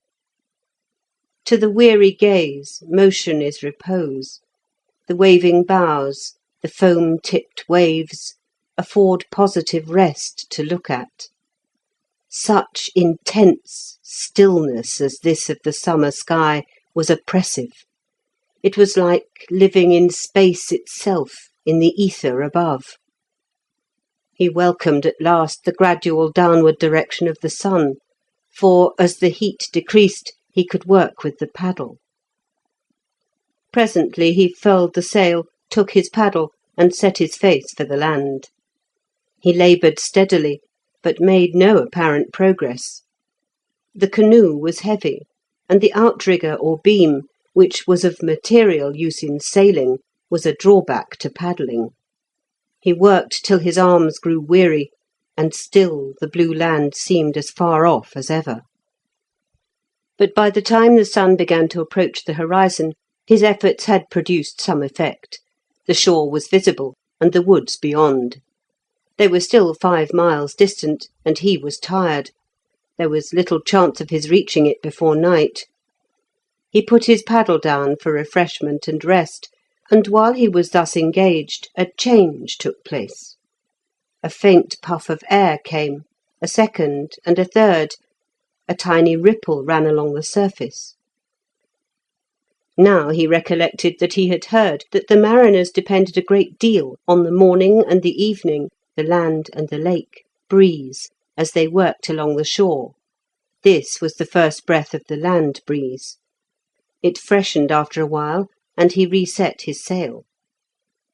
An hour or so afterwards he came near the shore. He heard the thrushes singing and the cuckoo calling long before he landed. He did not stay to search about for a creek, but ran the canoe on the strand, which was free of reeds or flags, a sign that the waves often beat furiously there, rolling as they must for so many miles. He hauled the canoe up as high as he could, but presently, when he looked about him, he found that he was on a small and narrow island, with a channel in the rear. Tired as he was, yet anxious for the safety of his canoe, he pushed off again, and paddled round and again beached her with the island between her and the open lake. Else he feared if a south wind should blow, she might be broken to pieces on the strand before his eyes. It was prudent to take the precaution, but as it happened, the next day the lake was still. He could see no traces of human occupation upon the island, which was of small extent and nearly bare, and therefore in the morning paddled across the channel to the mainland, as he thought. But upon exploring the opposite shore, it proved not to be the mainland, but merely another island. Paddling round it, he tried again, but with the same result. He found nothing but island after island, all narrow, and bearing nothing except bushes. Observing a channel which seemed to go straight in among these islets, he resolved to follow it, and did so, resting at noontime, the whole morning. As he paddled slowly in, he found the water shallower, and weeds, bulrushes, and reeds became thick, except quite in the centre. After the heat of midday had gone over, he resumed his voyage, and still found the same: islets and banks more or less covered with hawthorn bushes, willow, elder, and alder, succeeded to islets fringed round their edges with reeds and reed canary grass. When he grew weary of paddling, he landed and stayed the night. The next day he went on again, and still, for hour after hour, rowed in and out among these banks and islets, till he began to think he should never find his way out. The farther he penetrated, the more numerous became the waterfowl. Ducks swam among the flags, or rose with a rush and splashing. Coots and moorhens dived and hid in the reeds. The lesser grebe sank at the sound of the paddle like a stone. A strong northern diver raised a wave as he hurried away under the water, his course marked by the undulation above him. Sedgebirds chirped in the willows, black-headed buntings sat on the trees and watched him without fear. Bearded titmice were there, clinging to the stalks of the sedges, and long-necked herons rose from the reedy places where they loved to wade. Blue dragonflies darted to and fro, or sat on water plants as if they were flowers. Snakes swam across the channels, vibrating their heads from side to side. Swallows swept over his head. Pikes struck from the verge of the thick weeds as he came near.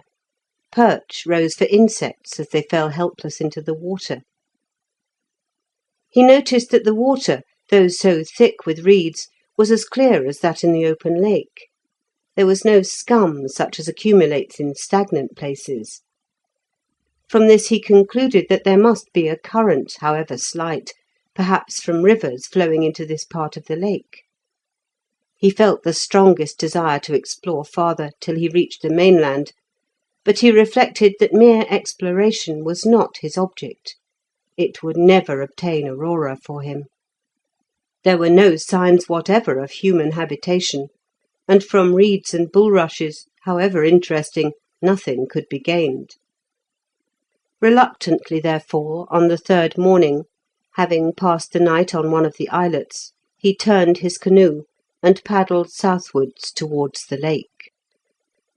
He did not for a moment attempt to retrace the channel by which he had entered. It would have been an impossibility. He took advantage of any clear space to push through. It took him as long to get out as it had to get in. It was the afternoon of the fourth day when he at last regained the coast. He rested the remainder of the afternoon, wishing to start fresh in the morning, having determined to follow the line of the shore eastwards, and so gradually to circumnavigate the lake. If he succeeded in nothing else, that at least would be something to relate to Aurora. The morning rose fair and bright, with a south-westerly air rather than a breeze. He sailed before it. It was so light that his progress could not have exceeded more than 3 miles an hour. Hour after hour passed away, and still he followed the line of the shore, now going a short way out to skirt an island, and now nearer it to pass between sandbanks. By noon he was so weary of sitting in the canoe that he ran her ashore, and rested a while. It was the very height of the heat of the day when he set forth again, and the wind lighter than in the morning. It had, however, changed a little, and blew now from the west, almost too exactly abaft to suit his craft. He could not make a map while sailing, or observe his position accurately, but it appeared to him that the shore trended towards the south-east, so that he was gradually turning an arc. He supposed from this that he must be approaching the eastern end of the lake. The water seemed shallower, to judge from the quantity of weeds. Now and then he caught glimpses between the numerous islands of the open lake, and there, too, the weeds covered the surface in many places.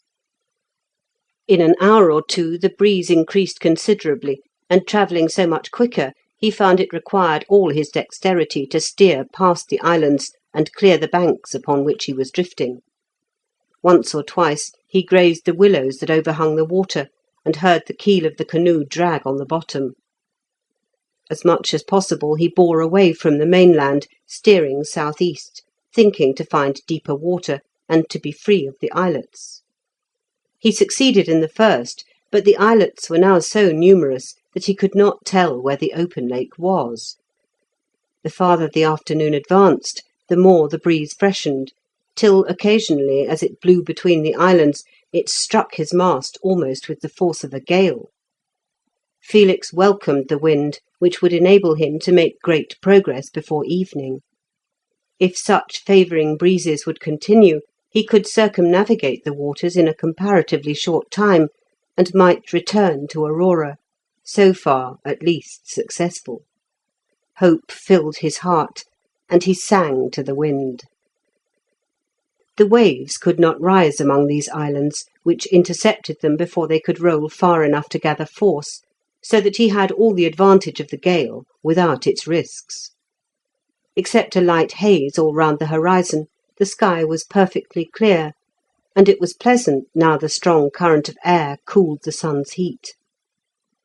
As he came round the islands, he constantly met and disturbed parties of waterfowl, mallards, and coots. Sometimes they merely hid in the weeds, sometimes they rose, and when they did so, passed to his rear. End of Part 2, Chapter 21. This little circumstance of the mallards always flying over him and away behind when flushed, presently made Felix speculate on the cause, and he kept a closer watch. He now saw, what had indeed been going on for some time, that there was a ceaseless stream of waterfowl, mallards, ducks, coots, moorhens, and lesser grebes, coming towards him, swimming to the westward. As they met him, they parted and let him through, or rose and went over. Next, he noticed that the small birds on the islands were also travelling in the same direction, that is, against the wind. They did not seem in any haste, but flitted from islet to islet, bush to tree, feeding and gossiping as they went. Still, the movement was distinct. Finches, linnets, blackbirds, thrushes, wrens, and whitethroats, and many others, all passed him, and he could see the same thing going on to his right and left. Felix became much interested in this migration, all the more singular as it was the nesting time, and hundreds of these birds must have left their nests with eggs or young behind them. Nothing that he could think of offered an adequate explanation. He imagined he saw shoals of fishes going the same way, but the surface of the water being ruffled, and the canoe sailing rapidly, he could not be certain. About an hour after he first observed the migration, the stream of birds ceased suddenly. There were no waterfowls in the water, and no finches in the bushes. They had evidently all passed. Those in the van of the migratory army were no doubt scattered and thinly distributed, so that he had been meeting the flocks a long while before he suspected it. The nearer he approached their centre, the thicker they became, and on getting through that he found a solitude. The weeds were thicker than ever, so that he had constantly to edge away from where he supposed the mainland to lie, but there were no waterfowls and no birds on the islets. Suddenly, as he rounded a large island, he saw what for the moment he imagined to be a line of white surf, but the next instant he recognised a solid mass, as it were, of swallows and martins flying just over the surface of the water, straight towards him. He had no time to notice how far they extended before they had gone by him with a rushing sound. Turning to look back, he saw them continue directly west in the teeth of the wind. Like the water and the islands, the sky was now cleared of birds, and not a swallow remained.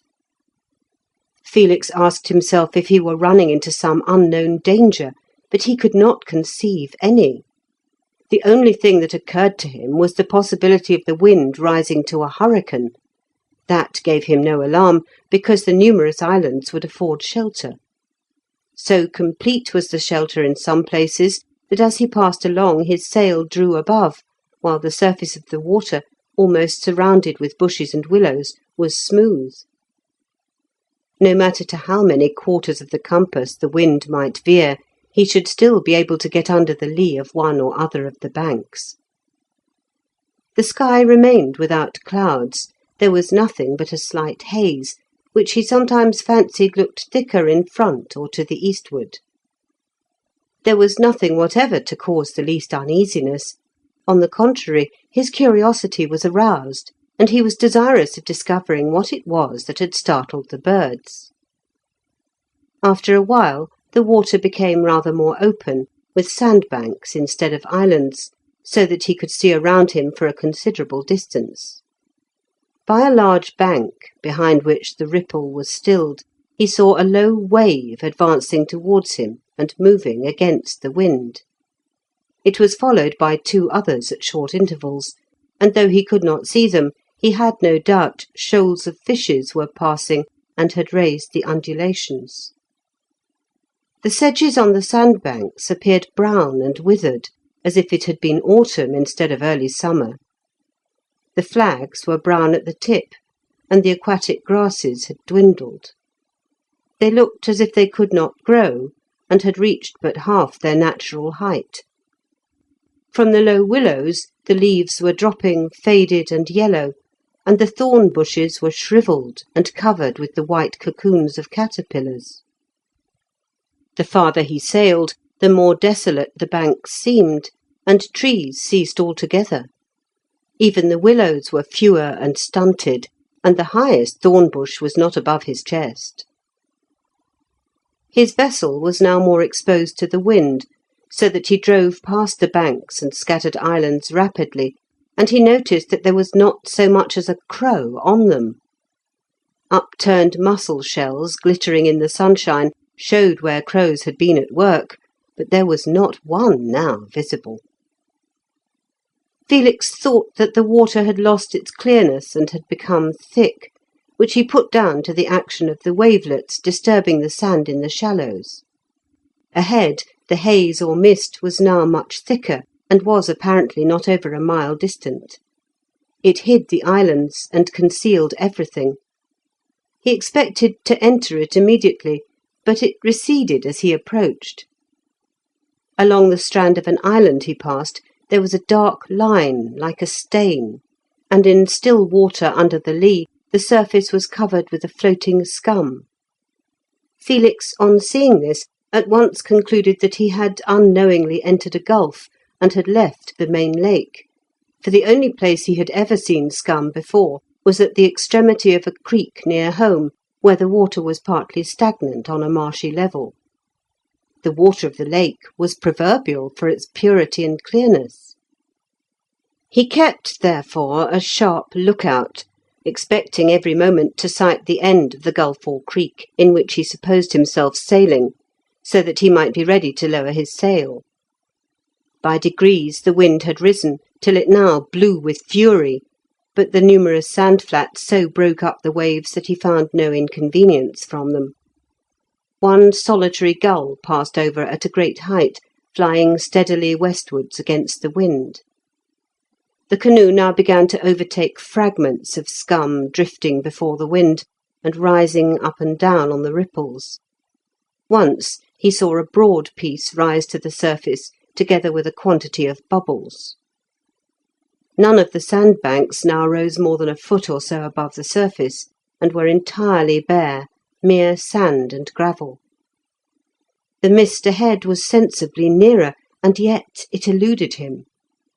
It was of a faint yellow, and though so thin, obscured everything where it hovered. From out of the mist there presently appeared a vast stretch of weeds. They floated on the surface and undulated to the wavelets, a pale yellowish-green expanse.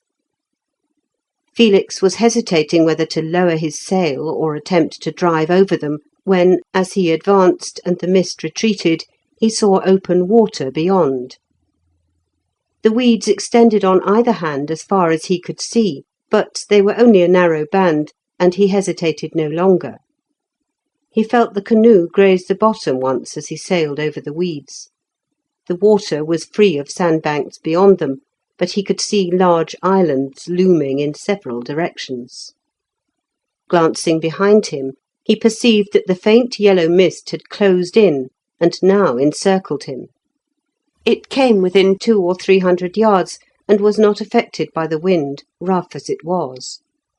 Quite suddenly he noticed that the water on which the canoe floated was black. The wavelets which rolled alongside were black, and the slight spray that occasionally flew on board was black, and stained the side of the vessel. This greatly astonished and almost shocked him. It was so opposite and contrary to all his ideas about the lake, the very mirror of purity. He leant over and dipped up a little in the palm of his hand.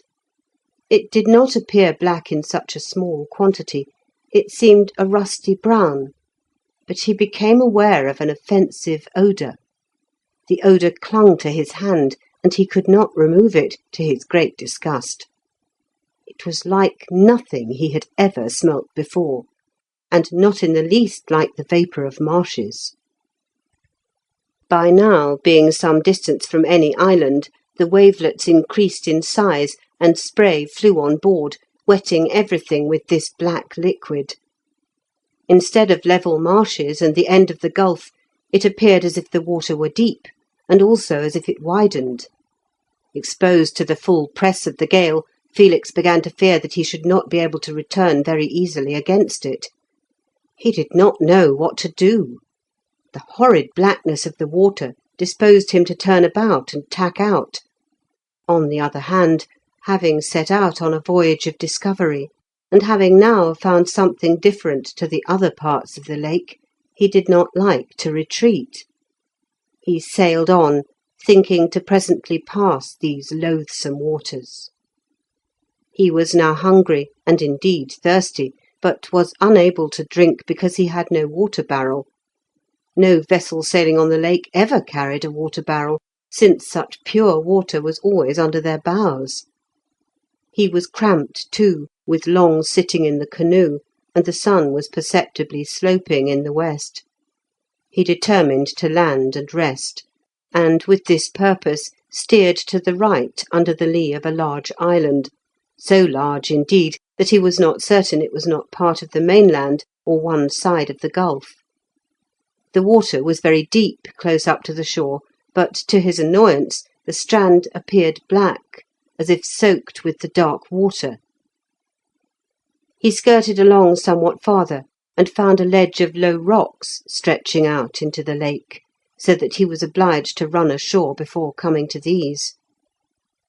On landing, the black strand, to his relief, was fairly firm, for he had dreaded sinking to the knees in it, but its appearance was so unpleasant that he could not bring himself to sit down. He walked on towards the ledge of rocks, thinking to find a pleasanter place there. They were stratified, and he stepped on them to climb up, when his foot went deep into the apparently hard rock. He kicked it, and his shoe penetrated it, as if it had been soft sand. It was impossible to climb up the reef. the ground rose inland, and curious to see around him as far as possible, he ascended the slope. From the summit, however, he could not see farther than on the shore, for the pale yellow mist rose up round him and hid the canoe on the strand. The extreme desolation of the dark and barren ground repelled him. There was not a tree, bush, or living creature, not so much as a buzzing fly. He turned to go down, and then for the first time noticed that the disk of the sun was surrounded with a faint blue rim, apparently caused by the yellow vapour. So much were the rays shorn of their glare that he could now look at the sun without any distress, but its heat seemed to have increased, though it was now late in the afternoon.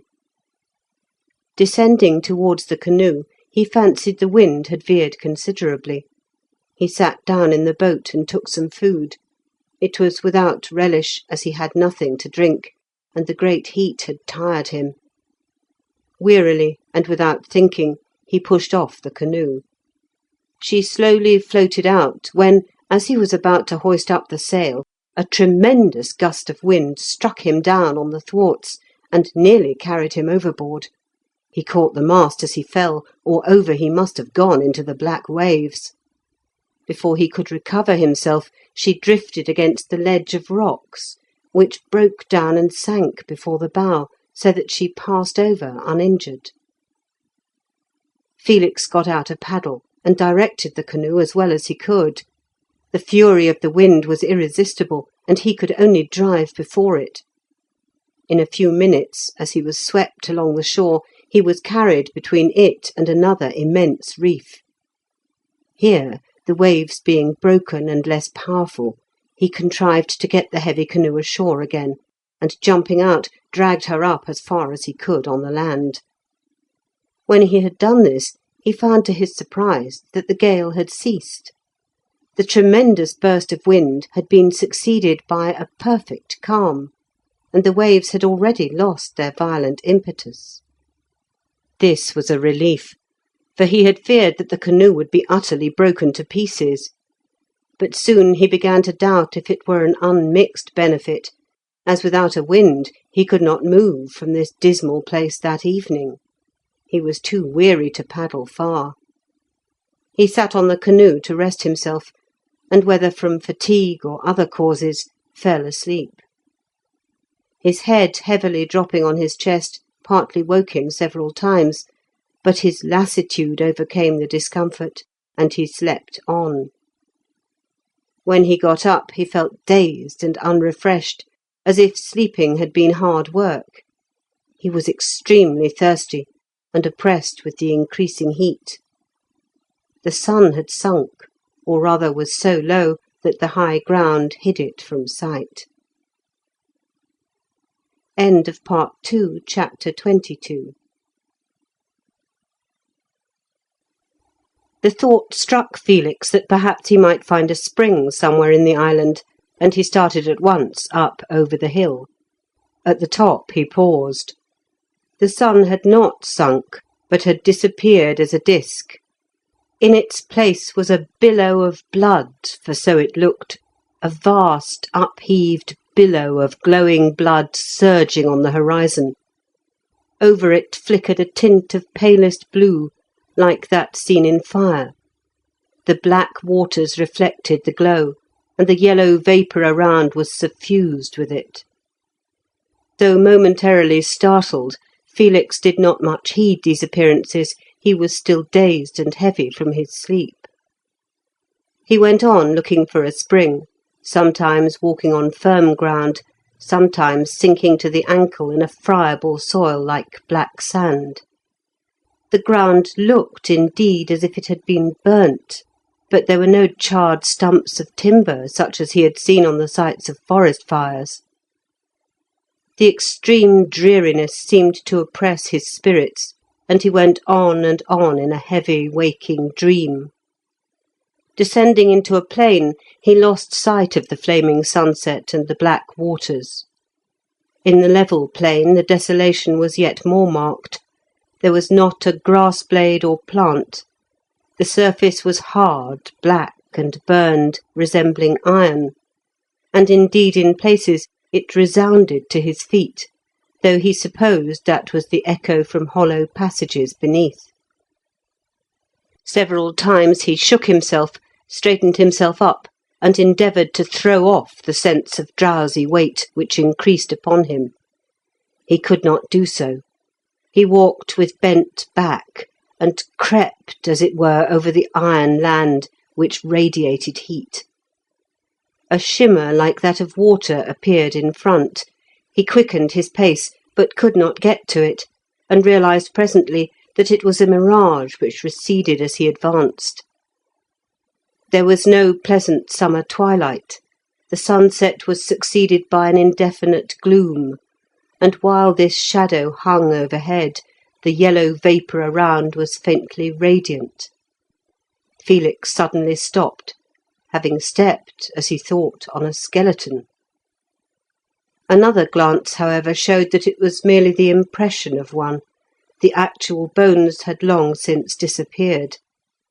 The ribs, the skull, and limbs were drawn on the black ground in white lines, as if it had been done with a broad piece of chalk. Close by he found 3 or 4 more, intertangled and superimposed, as if the unhappy beings had fallen partly across each other, and in that position had mouldered away, leaving nothing but their outline.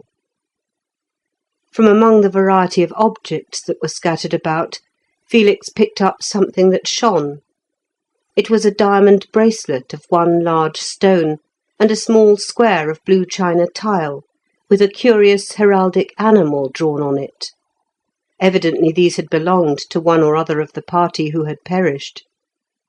Though startled at the first sight, it was curious that Felix felt so little horror.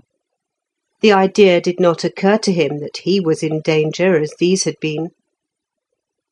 Inhaling the gaseous emanations from the soil and contained in the yellow vapour, he had become narcotized, and moved as if under the influence of opium, while wide awake and capable of rational conduct. His senses were deadened, and did not carry the usual vivid impression to the mind. He saw things as if they were afar off. Accidentally looking back, he found that his footmarks, as far as he could see, shone with a phosphoric light like that of touchwood in the dark.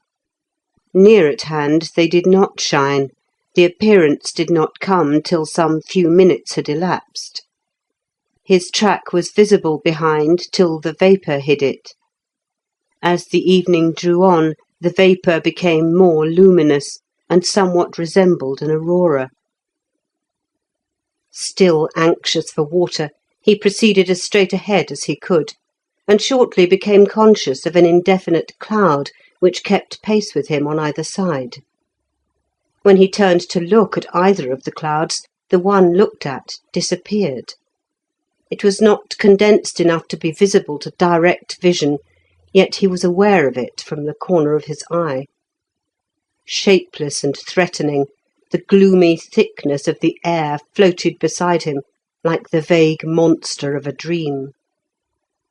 Sometimes he fancied that he saw an arm or a limb among the folds of the cloud, or an approach to a face. The instant he looked, it vanished. Marching at each hand, these vapours bore him horrible company. His brain became unsteady, and flickering things moved about him. Yet, though alarmed, he was not afraid. His senses were not acute enough for fear. The heat increased. His hands were intolerably hot, as if he had been in a fever. He panted, but did not perspire. A dry heat, like an oven, burned his blood in his veins. His head felt enlarged, and his eyes seemed alight. He could see these 2 globes of phosphoric light under his brows. They seemed to stand out so that he could see them. He thought his path straight. It was really curved. Nor did he know that he staggered as he walked. Presently a white object appeared ahead, and on coming to it, he found it was a wall, white as snow, with some kind of crystal. He touched it, when the wall fell immediately with a crushing sound, as if pulverised, and disappeared in a vast cavern at his feet. Beyond this chasm he came to more walls like those of houses, such as would be left if the roofs fell in. He carefully avoided touching them, for they seemed as brittle as glass, and merely a white powder, having no consistency at all. As he advanced, these remnants of buildings increased in number, so that he had to wind in and out round them. In some places the crystallised wall had fallen of itself, and he could see down into the cavern, for the house had either been built partly underground, or, which was more probable, the ground had risen. Whether the walls had been of bricks or stone or other material, he could not tell. They were now like salt. Soon wearying of winding round these walls, Felix returned and traced his steps till he was outside the place, and then went on towards the left. Not long after, as he still walked in a dream and without feeling his feet, he descended a slight slope, and found the ground change in colour from black to a dull red. In his dazed state, he had taken several steps into this red before he noticed that it was liquid, unctuous and slimy, like a thick oil. It deepened rapidly and was already over his shoes. He returned to the black shore and stood looking out over the water, if such it could be called. The luminous yellow vapour had now risen a height of 10 or 15 feet, and formed a roof both over the land and over the red water, under which it was possible to see for a great distance. The surface of the red oil or viscid liquid was perfectly smooth, and, indeed, it did not seem as if any wind could rouse a wave on it, much less that a swell should be left after the gale had gone down. Disappointed in his search for water to drink, Felix mechanically turned to go back. He followed his luminous footmarks, which he could see a long way before him. His trail curved so much that he made many short cuts across the winding line he had left. His weariness was now so intense that all feeling had departed. His feet, his limbs, his arms and hands were numbed. The subtle poison of the emanations from the earth had begun to deaden his nerves. It seemed a full hour or more to him till he reached the spot where the skeletons were drawn in white upon the ground. He passed a few yards to one side of them, and stumbled over a heap of something which he did not observe, as it was black like the level ground. It emitted a metallic sound, and looking, he saw that he had kicked his foot against a great heap of money. The coins were black as ink. He picked up a handful and went on. Hitherto, Felix had accepted all that he saw as something so strange as to be unaccountable. During his advance into this region in the canoe, he had, in fact, become slowly stupefied by the poisonous vapour he had inhaled. His mind was partly in abeyance. It acted, but only after some time had elapsed. He now at last began to realise his position. The finding of the heap of blackened money touched a chord of memory. These skeletons were the miserable relics of men who had ventured in search of ancient treasures into the deadly marshes over the site of the mightiest city of former days. The deserted and utterly extinct city of London was under his feet. He had penetrated into the midst of that dreadful place, of which he had heard many a tradition. How the earth was poison, the water poison, the air poison, the very light of heaven falling through such an atmosphere, poison. There were said to be places where the earth was on fire and belched forth sulphurous fumes, supposed to be from the combustion of the enormous stores of strange and unknown chemicals collected by the wonderful people of those times. Upon the surface of the water there was a greenish yellow oil, to touch which was death to any creature. It was the very essence of corruption. Sometimes it floated before the wind, and fragments became attached to reeds or flags far from the place itself. If a moorhen or duck chanced to rub the reed, and but one drop stuck to its feathers, it forthwith died. Of the red water he had not heard, nor of the black, into which he had unwittingly sailed. Ghastly beings haunted the site of so many crimes, shapeless monsters hovering by night and weaving a fearful dance. Frequently they caught fire, as it seemed, and burned as they flew or floated in the air. Remembering these stories, which in part at least now seemed to be true, Felix glanced aside, where the cloud still kept pace with him, and involuntarily put his hands to his ears, lest the darkness of the air should whisper some horror of old times.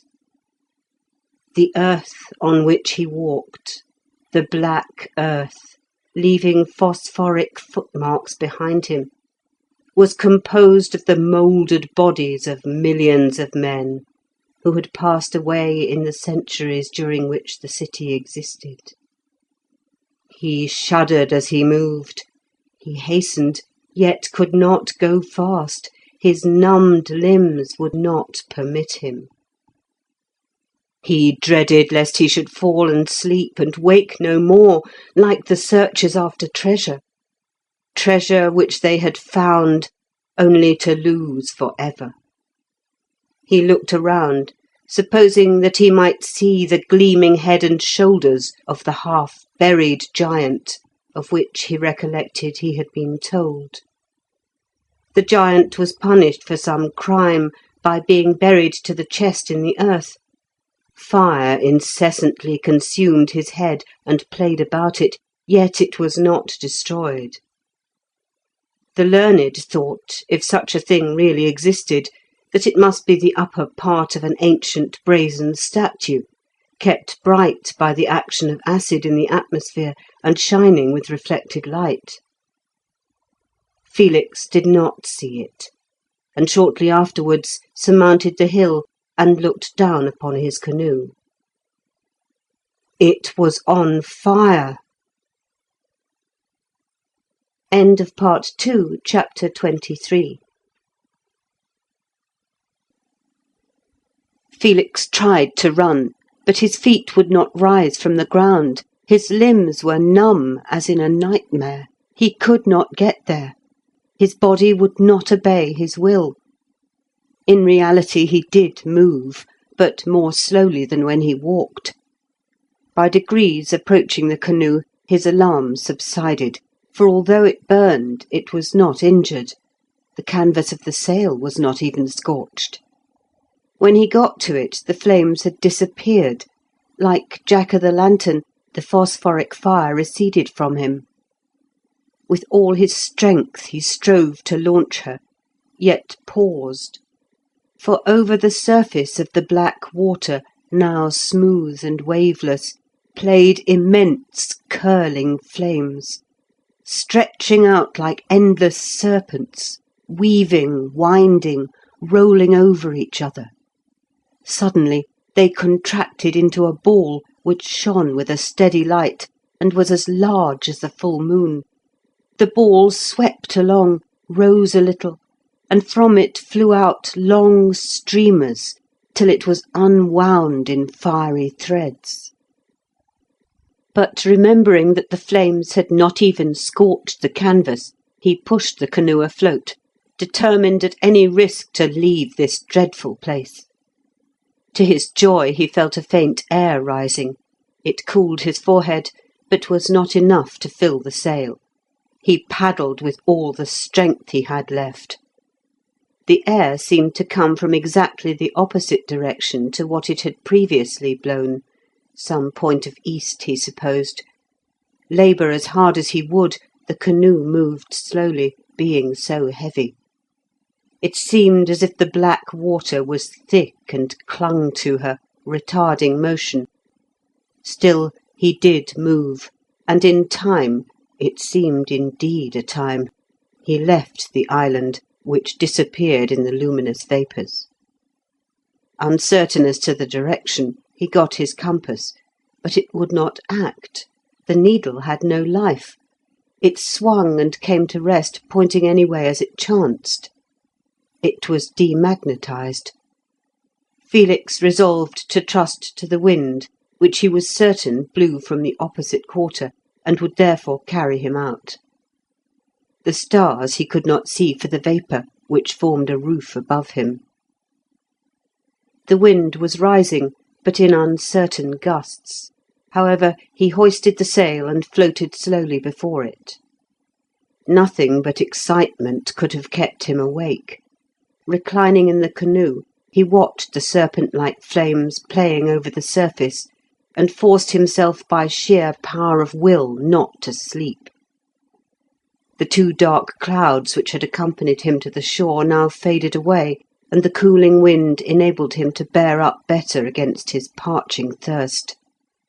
His hope was to reach the clear and beautiful lake, his dread that in the uncertain light he might strike a concealed sandbank and become firmly fixed.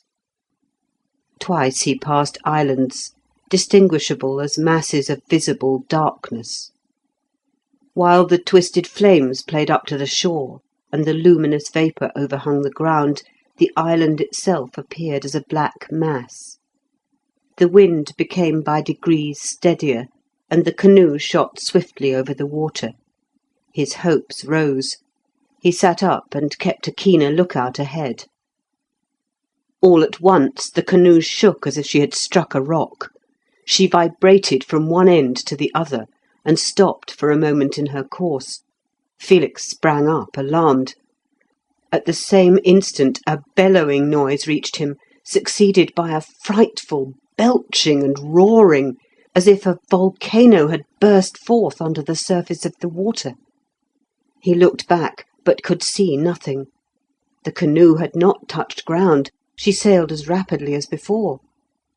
Again the shock, and again the hideous roaring, as if some force beneath the water were forcing itself up, vast bubbles rising and turning.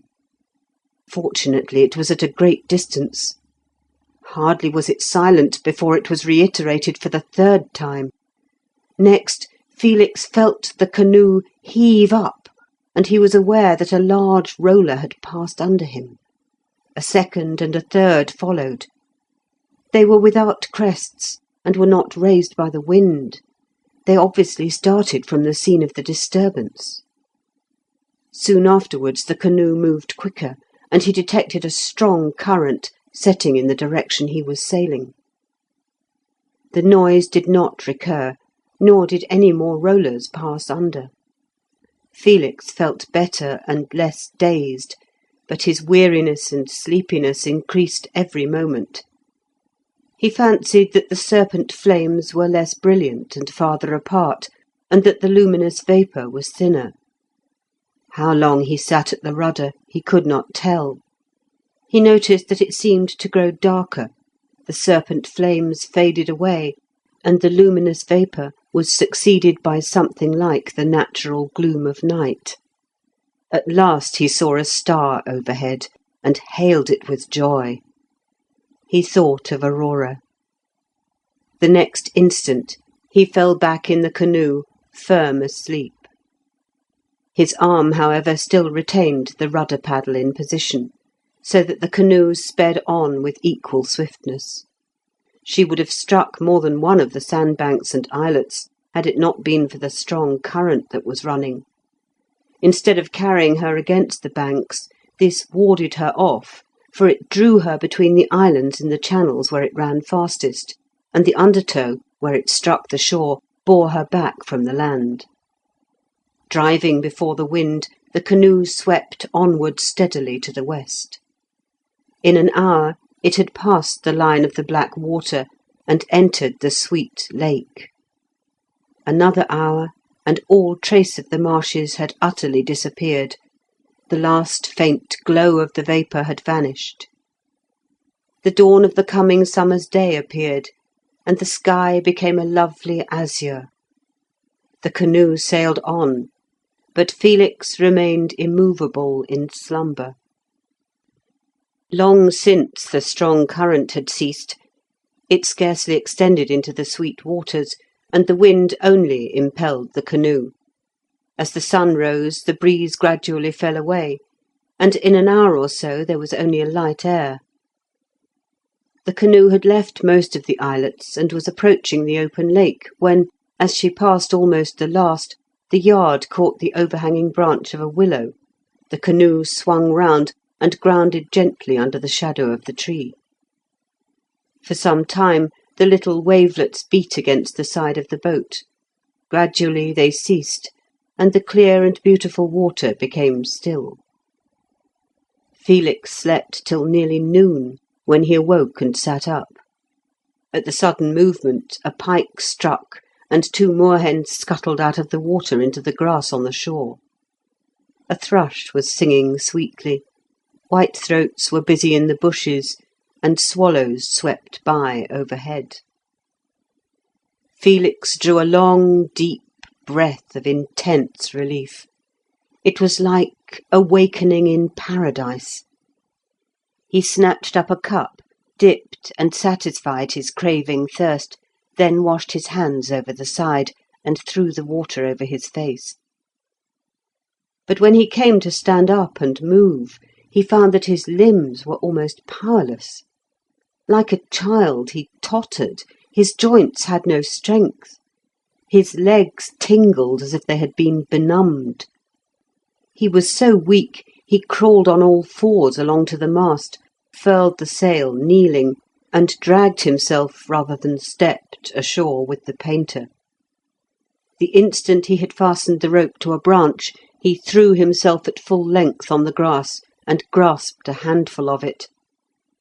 Merely to touch the grass after such an experience was intense delight. The song of the thrush, the chatter of the whitethroats, the sight of a hedge sparrow gave him inexpressible pleasure. Lying on the sward, he watched the curves traced by the swallows in the sky. From the sedges came the curious cry of the moorhen. A bright kingfisher went by. He rested as he had never rested before. His whole body, his whole being was resigned to rest. It was fully 2 hours before he rose and crept on all fours into the canoe for food. There was only sufficient left for one meal, but that gave him no concern now he was out of the marshes. He could fish and use his crossbow. He now observed what had escaped him during the night. The canoe was black from end to end. Stem, stern, gunwale, thwart, outrigger, mast, and sail were black. The stain did not come off on being touched. It seemed burnt in. As he leaned over the side to dip water and saw his reflection, he started. His face was black. His clothes were black. His hair black. In his eagerness to drink the first time, he had noticed nothing. His hands were less dark. Contact with the paddle and ropes had partly rubbed it off, he supposed. He washed, but the water did not materially diminish the discoloration. After eating, he returned to the grass and rested again, and it was not till the sun was sinking that he felt any return of vigour. Still weak, but able now to walk, leaning on a stick, he began to make a camp for the coming night. But a few scraps, the remnant of his former meal, were left. On these he supped after a fashion, and long before the white owl began his rounds, Felix was fast asleep on his hunter's hide from the canoe. He found next morning that the island was small, only a few acres. It was well wooded, dry, and sandy in places. He had little inclination or strength to resume his expedition. He erected a booth of branches, and resolved to stay a few days till his strength returned. By shooting wildfowl and fishing he fared very well, and soon recovered. In 2 days the discoloration of the skin had faded to an olive tint, which, too, grew fainter. The canoe lost its blackness and became a rusty colour. By rubbing the coins he had carried away, he found they were gold. Part of the inscription remained, but he could not read it. The blue china tile was less injured than the metal. After washing it, it was bright. But the diamond pleased him most. It would be a splendid present for Aurora. Never had he seen anything like it in the palaces. He believed it was twice the size of the largest possessed by any king or prince. It was as big as his fingernail, and shone and gleamed in the sunlight, sparkling and reflecting the beams. Its value must be very great, but well he knew how dangerous it would be to exhibit it. On some pretext or other he would be thrown into prison and the gem seized. It must be hidden with the greatest care till he could produce it in Thyma Castle, when the Baron would protect it. Felix regretted now that he had not searched further. Perhaps he might have found other treasures for Aurora. The next instant he repudiated his greed, and was only thankful that he had escaped with his life. He wondered and marvelled that he had done so. It was so well known that almost all who had ventured in had perished. Reflecting on the circumstances which had accompanied his entrance to the marshes, the migration of the birds seemed almost the most singular. They were evidently flying from some apprehended danger, and that most probably would be in the air. The gale at that time, however, was blowing in a direction which would appear to ensure safety to them, into and not out of the poisonous marshes. Did they, then, foresee that it would change? Did they expect it to veer like a cyclone, and presently blow east with the same vigour as it then blew west? That would carry the vapour from the inky waters out over the sweet lake, and might even cause the foul water itself to temporarily encroach on the sweet. The more he thought of it, the more he felt convinced that this was the explanation. And as a fact, the wind, after dropping, did arise again and blow from the east, though, as it happened, not with nearly the same strength. It fell, too, before long, fortunately for him. Clearly the birds had anticipated a cyclone, and that the wind, turning, would carry the gases out upon them to their destruction. They had therefore hurried away, and the fishes had done the same. The velocity of the gale which had carried him into the black waters had proved his safety by driving before it the thicker and most poisonous portion of the vapour, compressing it towards the east, so that he had entered the dreaded precincts under favourable conditions. When it dropped, while he was on the Black Island, he soon began to feel the effect of the gases rising imperceptibly from the soil, and had he not had the good fortune to escape so soon, no doubt he would have fallen a victim. He could not congratulate himself sufficiently upon his good fortune. The other circumstances appeared to be due to the decay of the ancient city, to the decomposition of accumulated matter, to phosphorescence and gaseous exhalations. The black rocks that crumbled at a touch were doubtless the remains of ancient buildings saturated with the dark water and vapours. Inland, similar remains were white and resembled salt.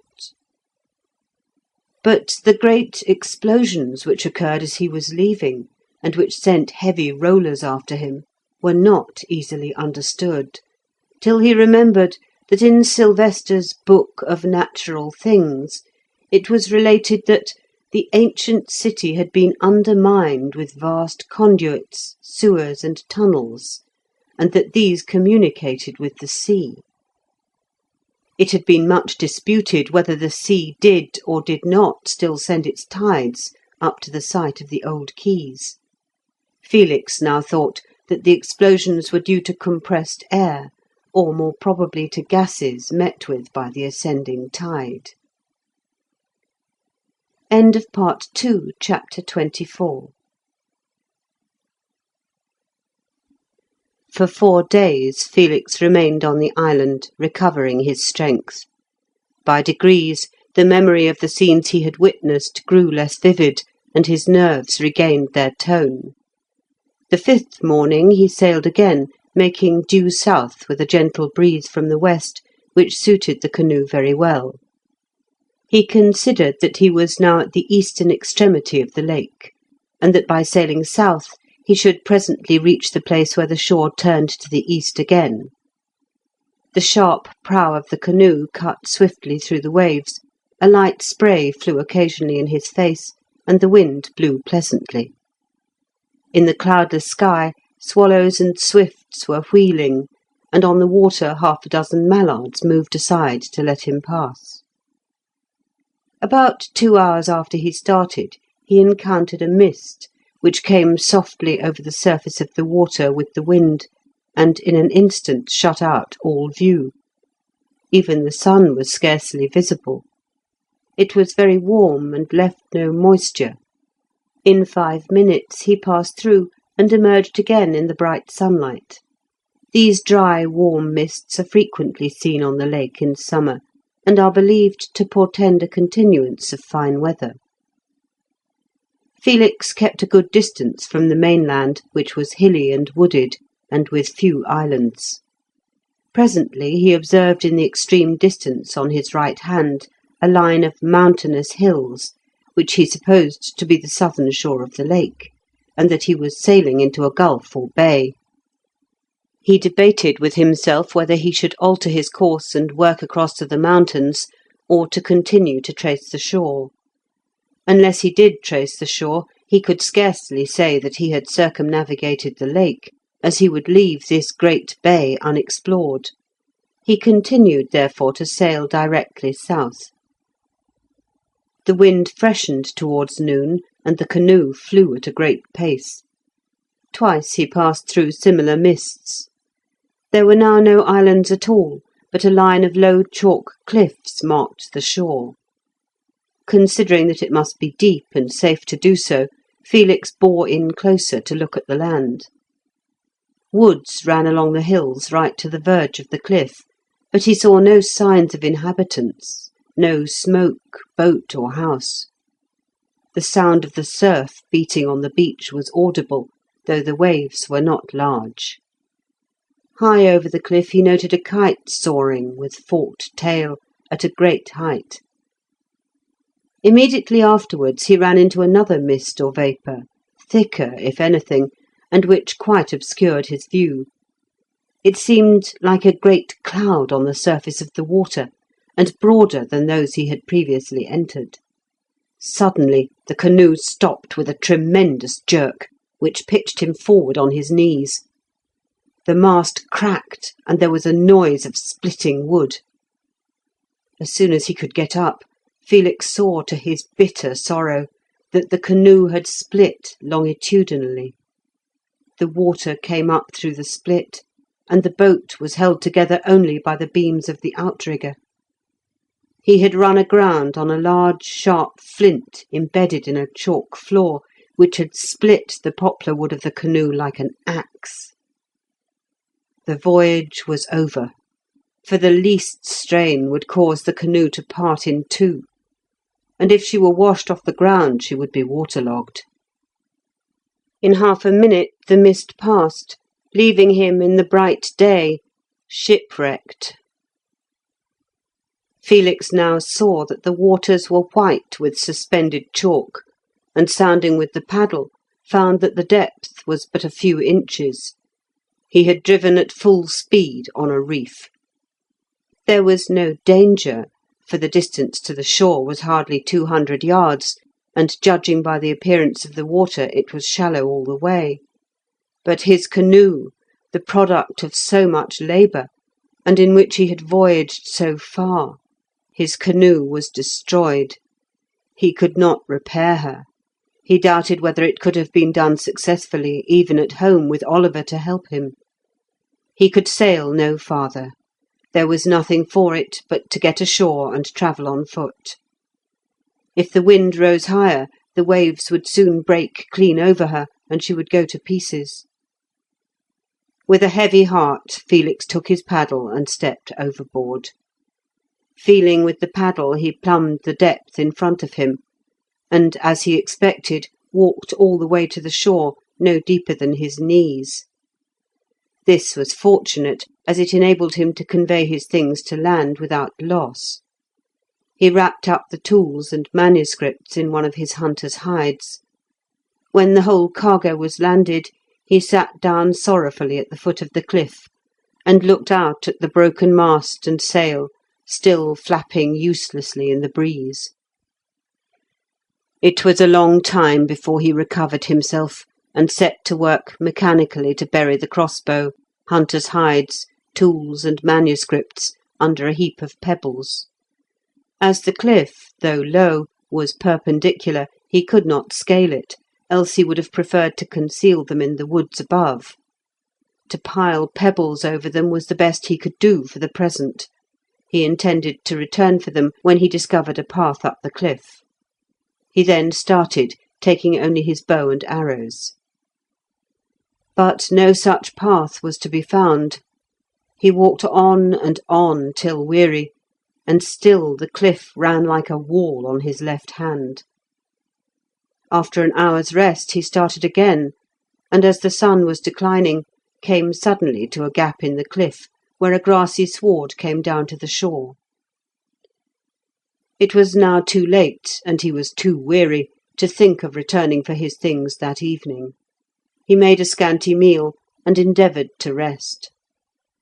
But the excitement of losing the canoe, the long march since, the lack of good food, all tended to render him restless. Weary, he could not rest, nor move farther. The time passed slowly, the sun sank, the wind ceased. After an interminable time the stars appeared, and still he could not sleep. He had chosen a spot under an oak on the green slope. The night was warm and even sultry, so that he did not miss his covering, but there was no rest in him. Towards the dawn, which comes very early at that season, he at last slept, with his back to the tree. He awoke with a start in broad daylight to see a man standing in front of him, armed with a long spear. Felix sprang to his feet, instinctively feeling for his hunting knife, but he saw in an instant that no injury was meant, for the man was leaning on the shaft of his weapon, and of course could, if so he had wished, have run him through while sleeping. They looked at each other for a moment. The stranger was clad in a tunic, and wore a hat of plaited straw. He was very tall and strongly built. His single weapon, a spear of twice his own length. His beard came down on his chest.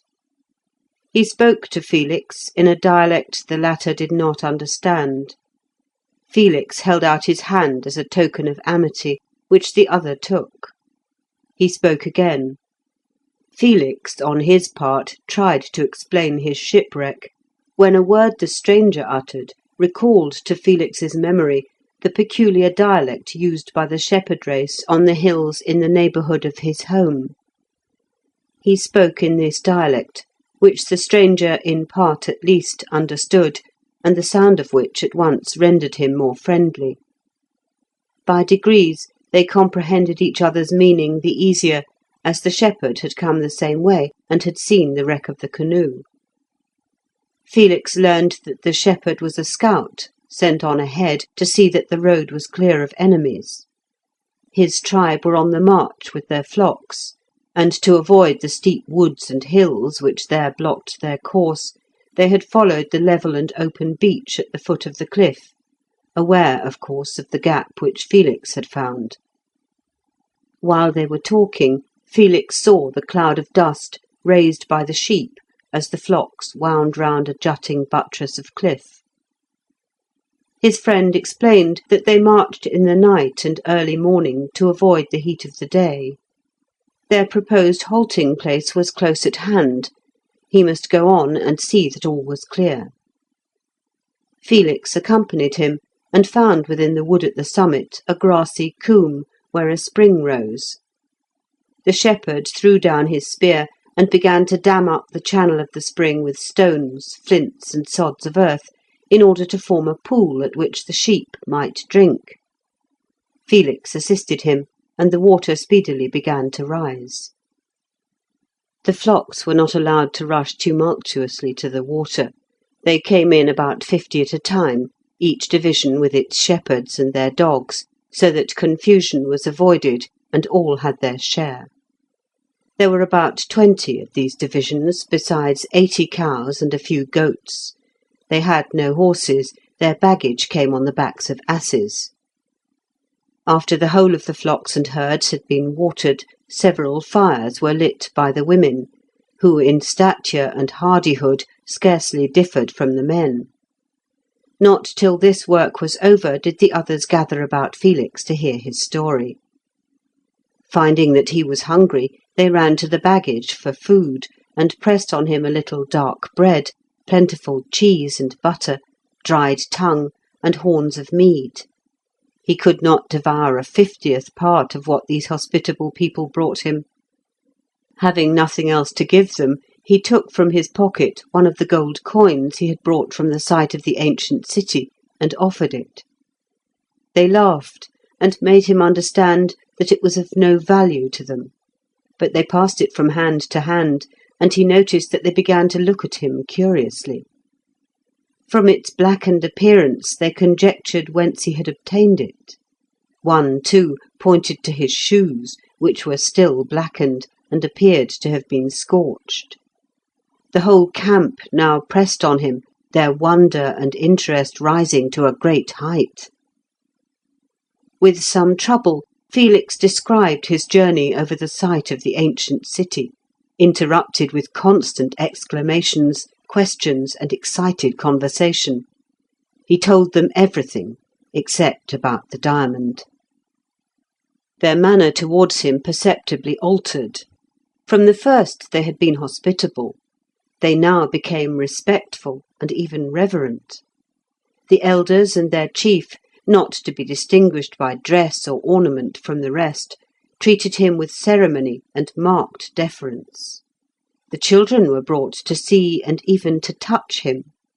So great was their amazement that anyone should have escaped from these pestilential vapours that they attributed it to divine interposition, and looked upon him with some of the awe of superstition. He was asked to stay with them altogether, and to take command of the tribe. The latter Felix declined. To stay with them for a while at least he was, of course, willing enough. He mentioned his hidden possessions, and got up to return for them, but they would not permit him. 2 men started at once. He gave them the bearings of the spot, and they had not the least doubt but that they should find it, especially as, the wind being still, the canoe would not yet have broken up, and would guide them. The tribe remained in the green coombe the whole day, resting from their long journey. They wearied Felix with questions, still he answered them as copiously as he could. He felt too grateful for their kindness not to satisfy them. His bow was handled, his arrows carried about, so that the quiver for the time was empty, and the arrows scattered in 20 hands. He astonished them by exhibiting his skill with the weapon, striking a tree with an arrow at nearly 300 yards.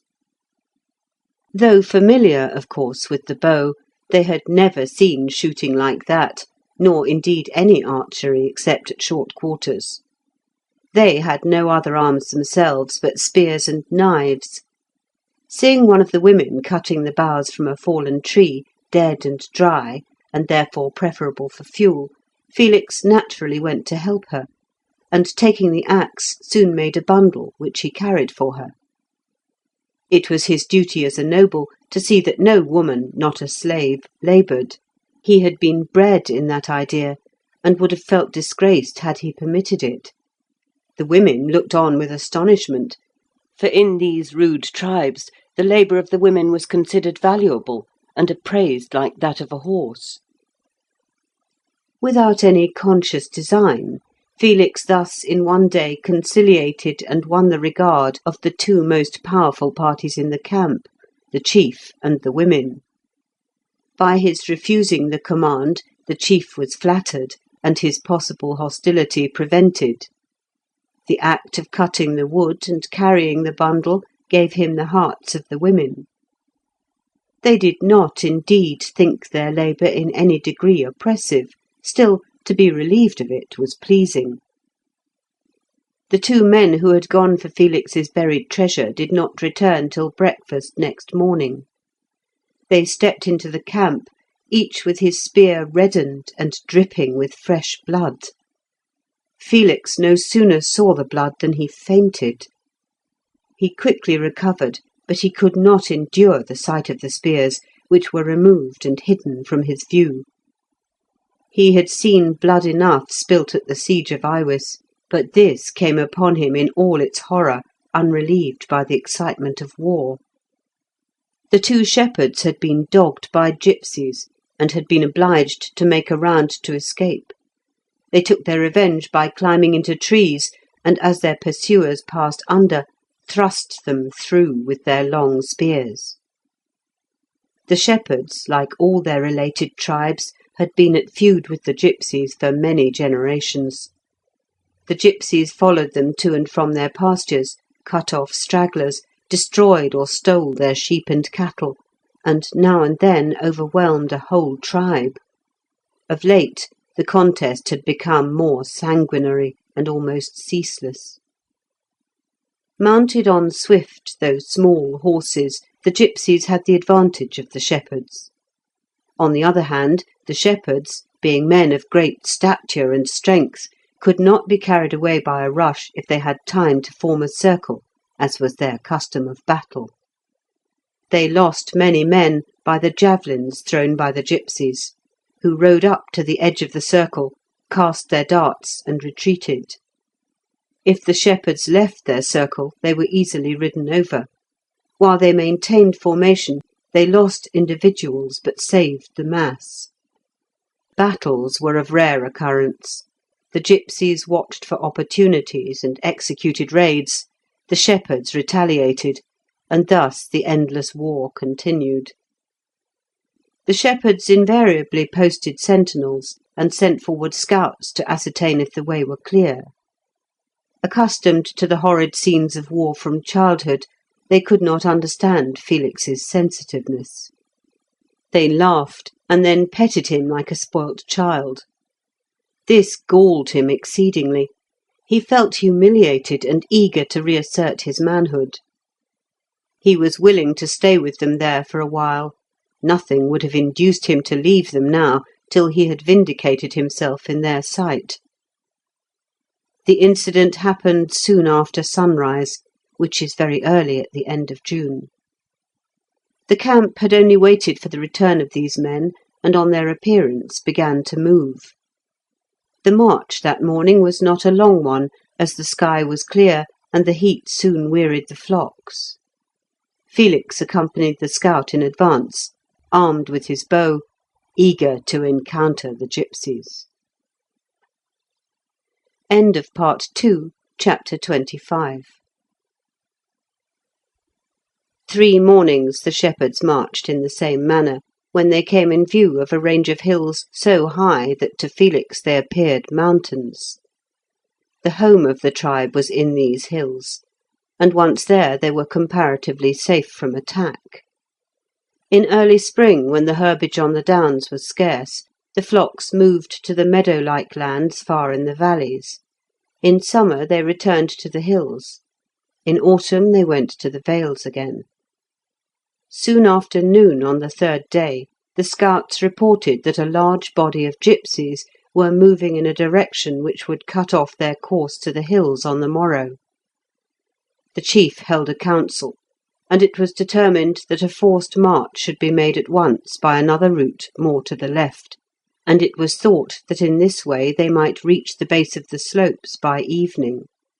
The distance was not great, and could easily have been traversed by the men. The flocks and herds, however, could not be hurried much.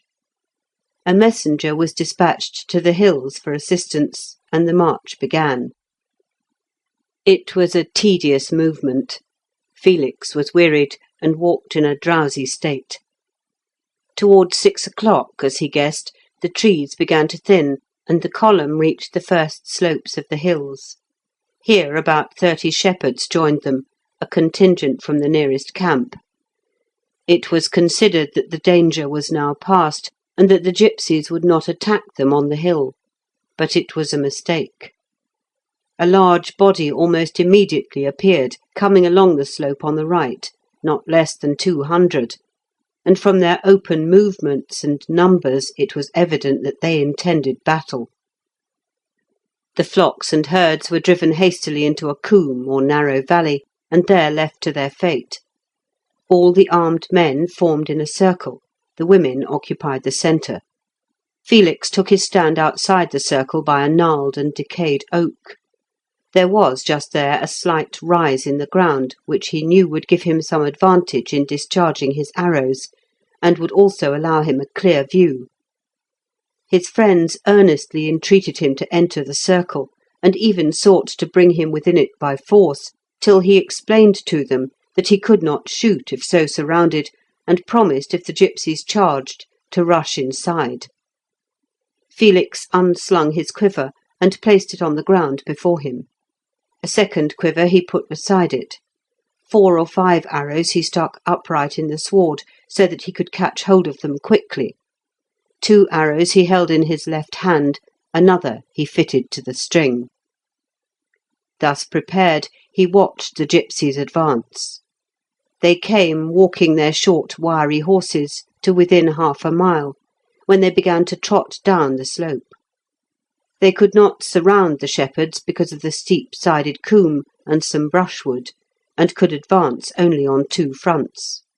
Felix rapidly became so excited that his sight was affected and his head whirled. His heart beat with such speed that his breath seemed going. His limbs tottered, and he dreaded lest he should faint. His intensely nervous organisation, strung up to its highest pitch, shook him in its grasp, and his will was powerless to control it. He felt that he should disgrace himself once more before these rugged but brave shepherds, who betrayed not the slightest symptom of agitation. For 1 hour of Oliver's calm courage and utter absence of nervousness he would have given years of his life. His friends in the circle observed his agitation, and renewed their entreaties to him to come inside it. This only was needed to complete his discomfiture. He lost his head altogether.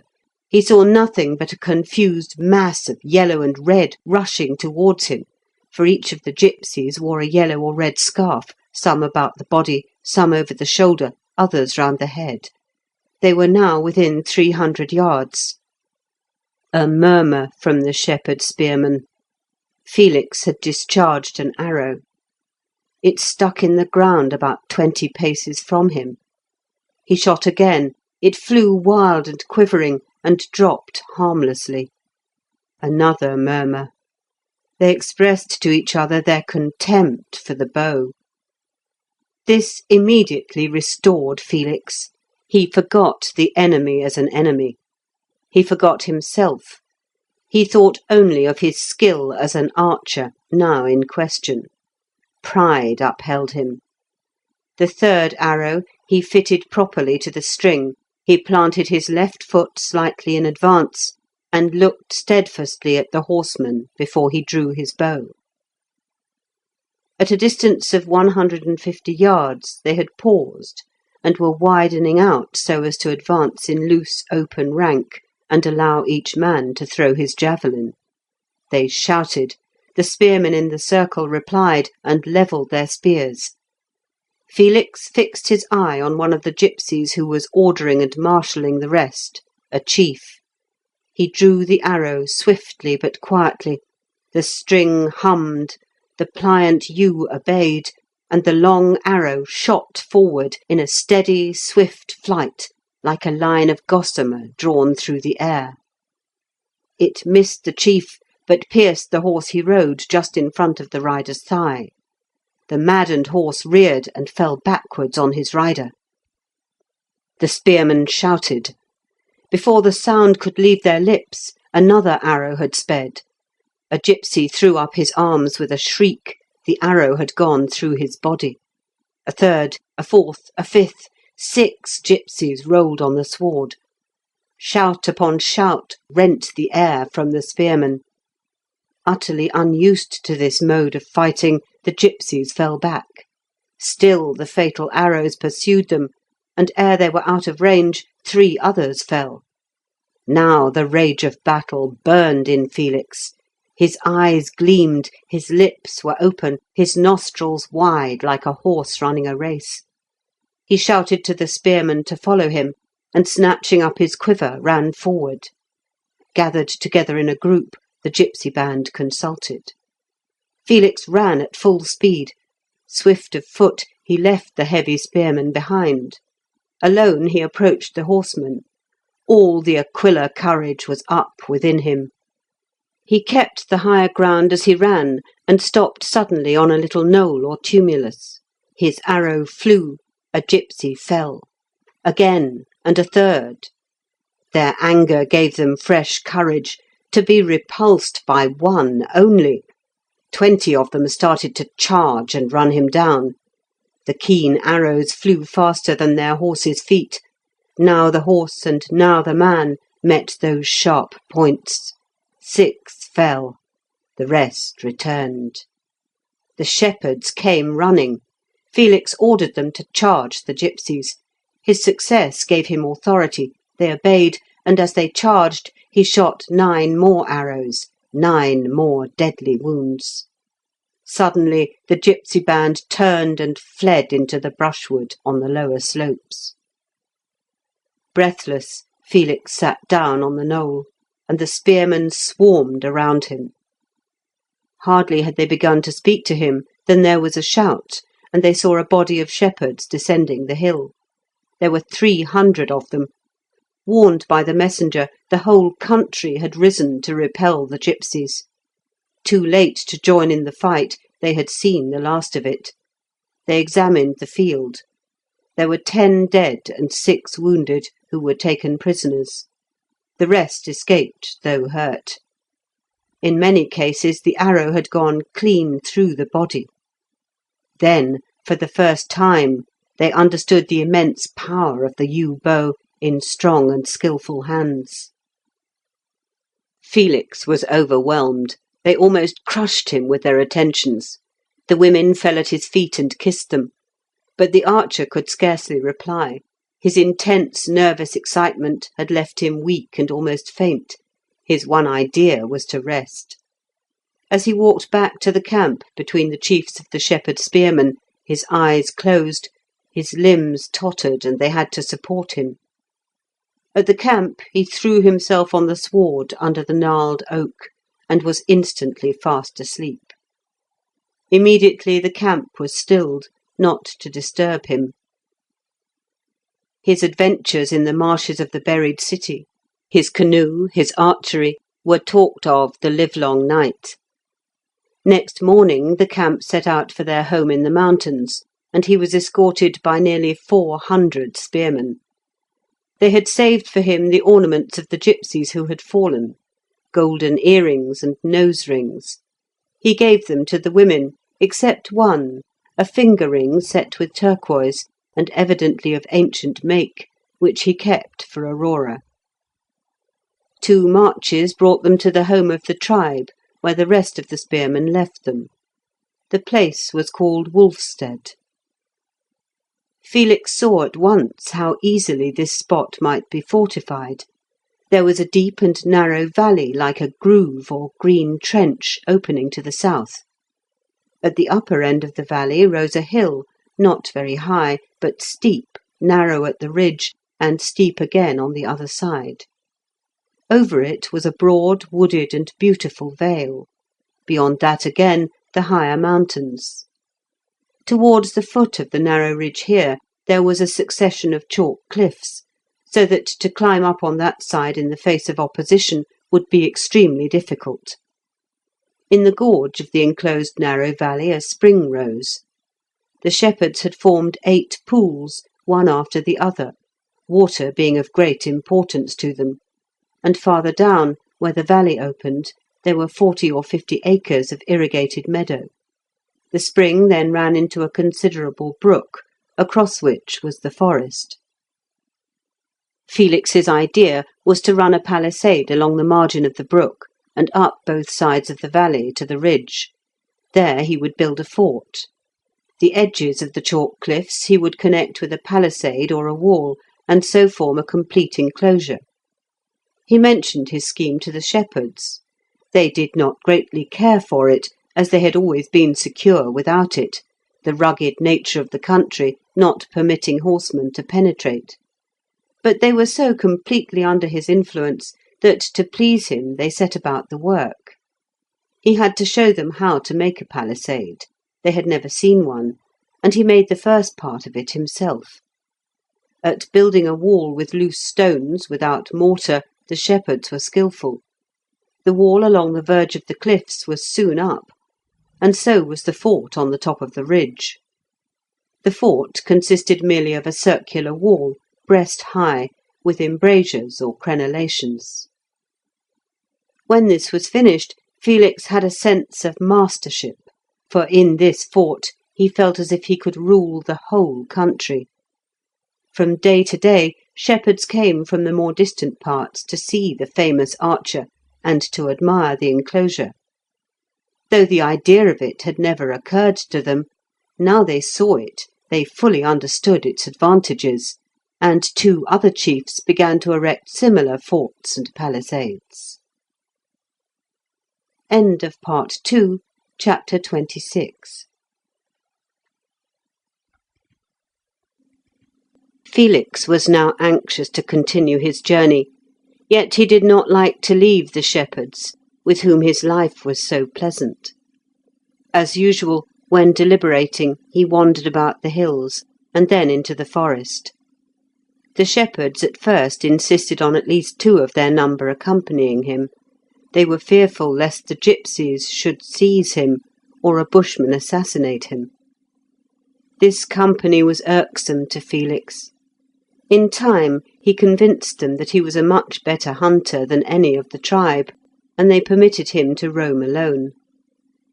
During one of these excursions into the forest, he discovered a beautiful lake. He looked down on the water from the summit of one of the green mountains.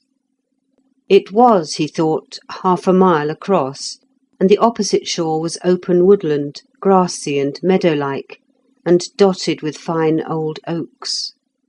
By degrees these closed together, and the forest succeeded. Beyond it again, at a distance of 2 miles, were green hills. A little clearing only was wanted to make the place fit for a castle and enclosure. Through the grassland opposite he traced the course of a large brook down to the lake. Another entered it on the right, and the lake gradually narrowed to a river on his left. Could he erect a tower there and bring Aurora to it, how happy he would be! A more beautiful spot he had never seen, nor one more suited for every purpose in life. He followed the course of the stream which left the lake, every now and then disturbing wild goats from the cliffs, and twice he saw deer under the oaks across it. On rounding a spur of down, he saw that the river debouched into a much wider lake, which he conjectured must be the Sweet Waters. He went on till he reached the mouth of the river, and had then no doubt that he was standing once more on the shore of the Sweet Water Sea. On this, the southern side, the banks were low; on the other, a steep chalky cliff almost overhung the river and jutted out into the lake, curving somewhat towards him. A fort on that cliff would command the entrance to the river. The cliff was a natural breakwater, so that there was a haven at its base. The river appeared broad and deep enough for navigation, so that vessels could pass from the great lake to the inland water, about 6 or 7 miles, he supposed. Felix was much taken with this spot. The beauty of the inland lake, the evident richness of the soil, the river communicating with the great lake, the cliff commanding its entrance. Never in all his wanderings had he seen a district so well suited for a settlement and the founding of a city. If he had but 1,000 men, how soon would he bring Aurora there, and build a tower and erect a palisade?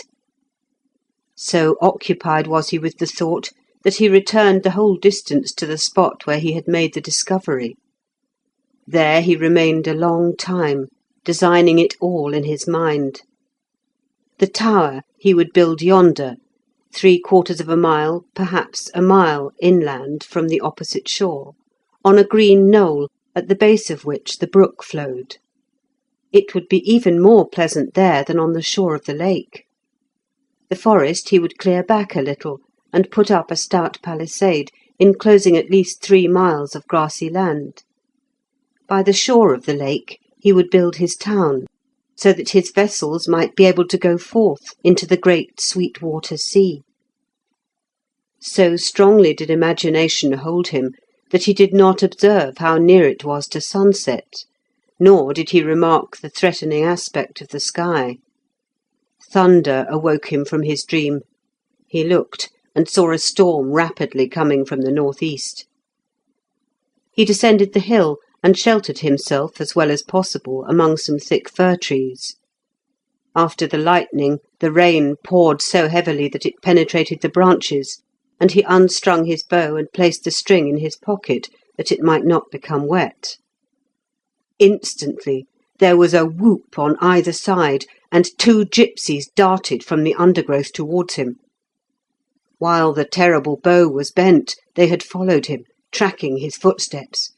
The moment he unstrung the bow, they rushed out. Felix crushed through between the firs, by main force getting through, but only opening a passage for them to follow. They could easily have thrust their darts through him, but their object was to take him alive, and gratify the revenge of the tribes with torture. Felix doubled from the firs, and made towards the far distant camp, but he was faced by 3 more gipsies. He turned again, and made for the steep hill he had descended. With all his strength he raced up it. His lightness of foot carried him in advance, and he reached the summit 100 yards ahead.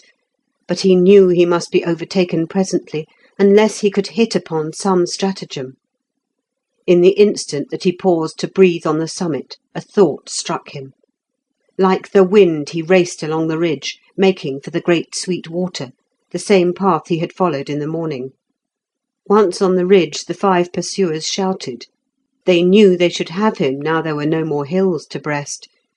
It was not so easy as they imagined. Felix was in splendid training. He kept his lead, and even drew a little on them. Still he knew in time he must succumb, just as the stag, though swifter of foot, ultimately succumbs to the hounds. They would track him till they had him. If only he could gain enough to have time to string and bend his bow! But with all his efforts he could not get away more than the 100 yards, and that was not far enough. It could be traversed in 10 seconds. They would have him before he could string it and fit an arrow. If only he had been fresh as in the morning! But he had had a long walk during the day, and not much food. He knew that his burst of speed must soon slacken. But he had a stratagem yet. Keeping along the ridge till he reached the place where the lake narrowed to the river, suddenly he rushed down the hill towards the water. The edge was encumbered with brushwood and fallen trees. He scrambled over and through anyhow. He tore a path through the bushes and plunged in. But his jacket caught in a branch. He had his knife out and cut off the shred of cloth. Then, with the bow and knife in one hand, he struck out for the opposite shore. His hope was that the gipsies, being horsemen, and passing all their lives on their horses, might not know how to swim. His conjecture was right. They stopped on the brink and yelled their loudest. When he had passed the middle of the slow stream, their rage rose to a shriek, startling a heron far down the water. Felix reached the opposite shore in safety, but the bowstring was now wet and useless.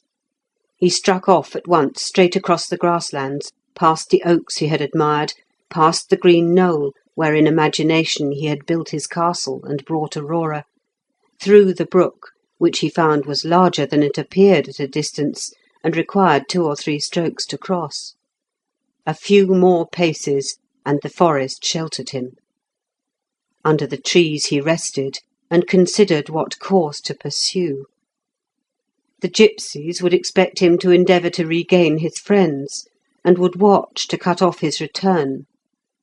Felix determined to make, instead, for another camp farther east, and to get even there by a detour.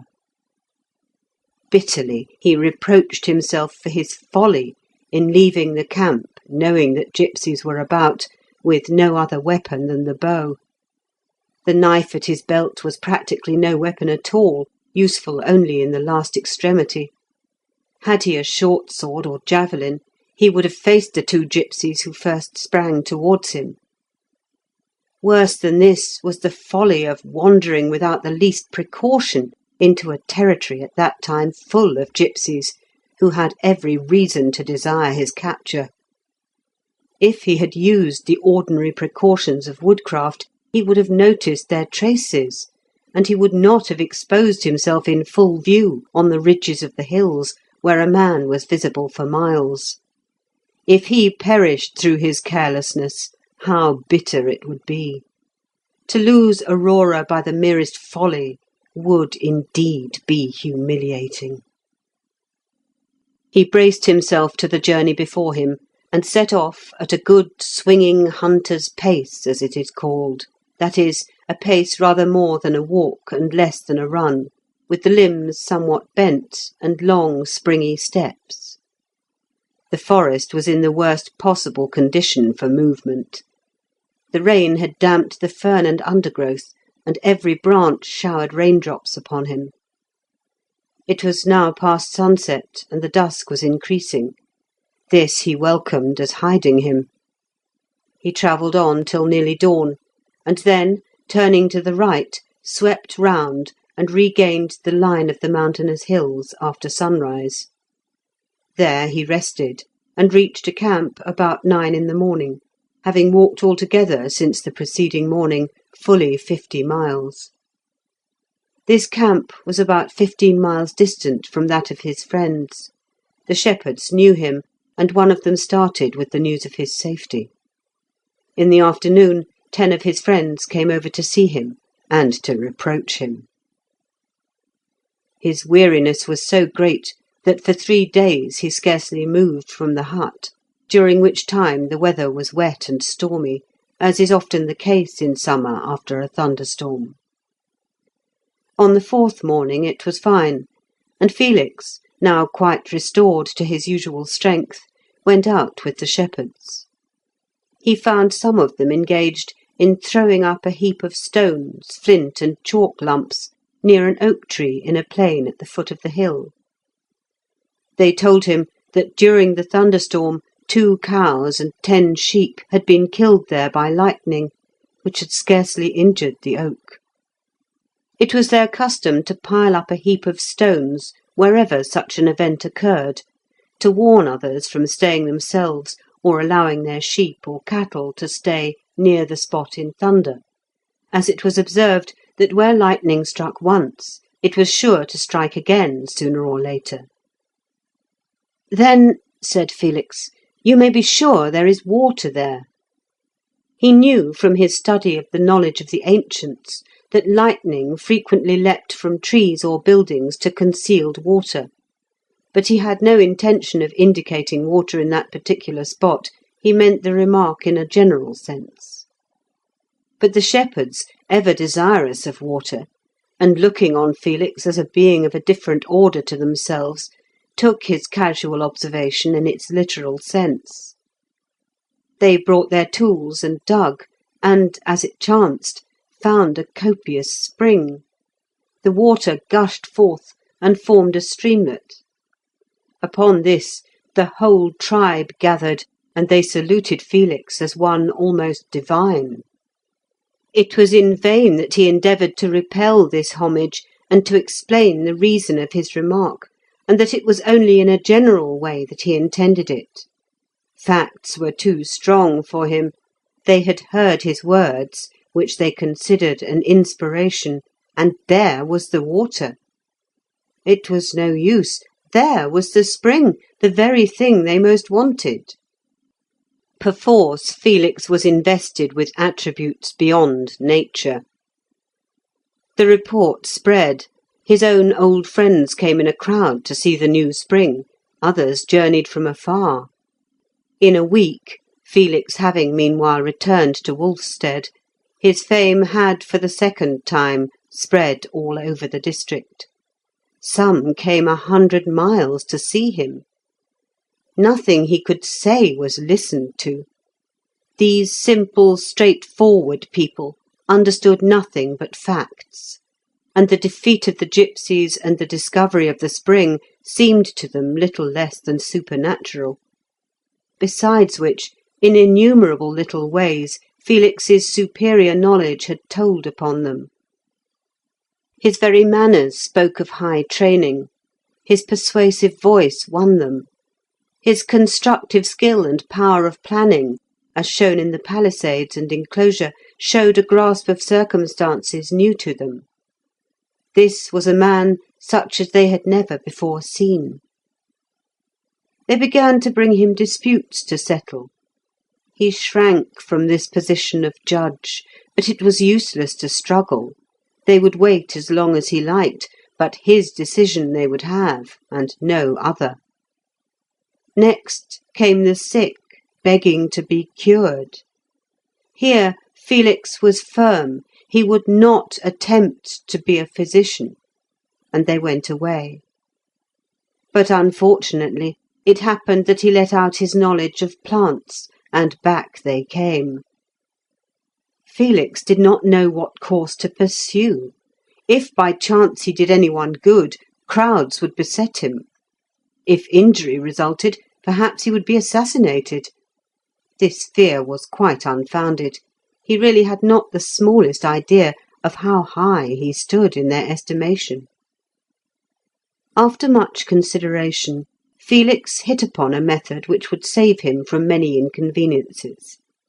He announced his intention of forming a herb garden in which to grow the best kind of herbs, and at the same time said he would not administer any medicine himself, but would tell their own native physicians and nurses all he knew, so that they could use his knowledge.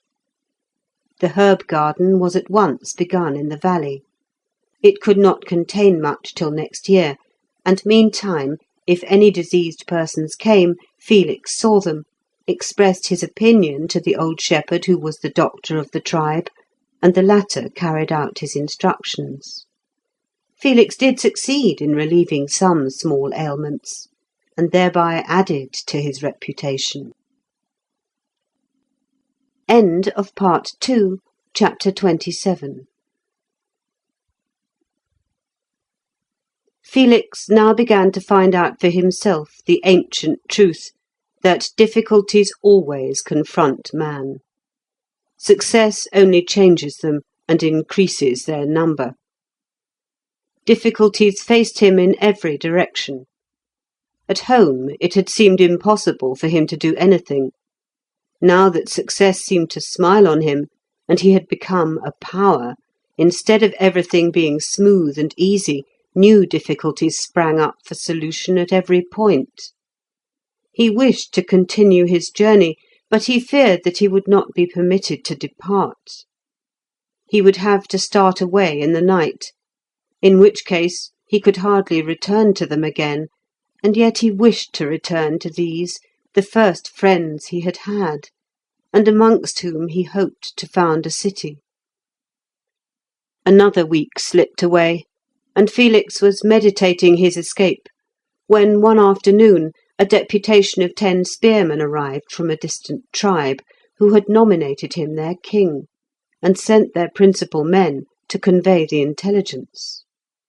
Fame is always greatest at a distance, and this tribe in the mountains of the east had actually chosen him as king, and declared that they would obey him whether he took up his residence with them or not.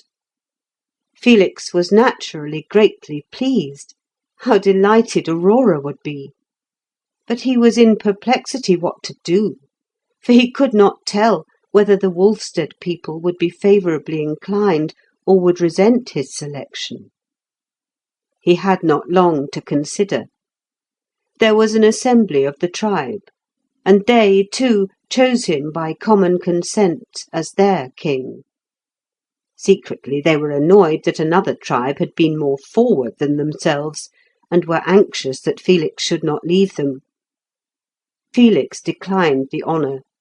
In spite of his refusal, he was treated as if he were the most despotic monarch.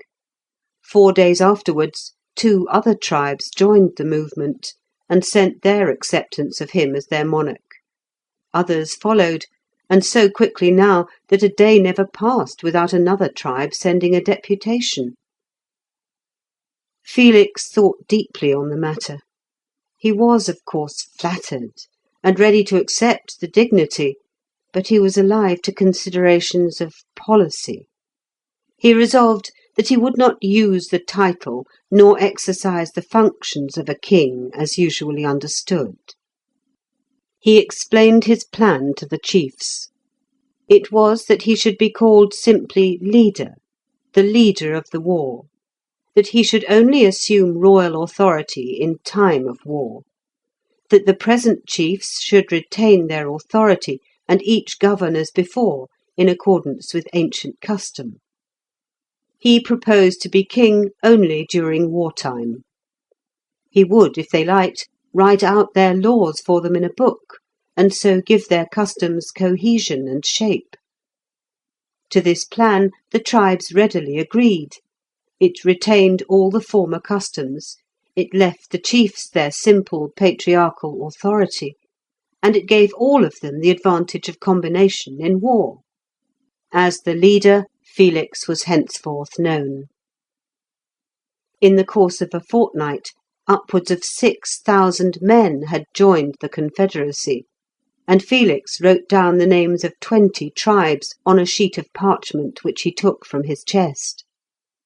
A hut had long since been built for him, but he received all the deputations and held the assemblies which were necessary in the circular fort. He was so pressed to visit the tribes that he could not refuse to go to the nearest, and thus his journey was again postponed. During this progress from tribal camp to tribal camp, Felix gained the adhesion of 12 more, making a total of 32 names of camps, representing about 8,000 spearmen.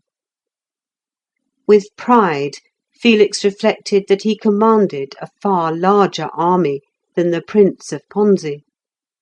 But he was not happy. Months had now elapsed since he had parted from Aurora. There were no means of communicating with her. A letter could be conveyed only by a special messenger. He could not get a messenger, and even if one had been forthcoming, he could not instruct him how to reach Thyma Castle. He did not know himself. The country was entirely unexplored. Except that the direction was west, he had no knowledge whatever.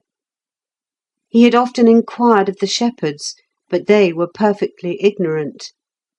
Anker's Gate was the most westerly of all their settlements, which chiefly extended eastwards.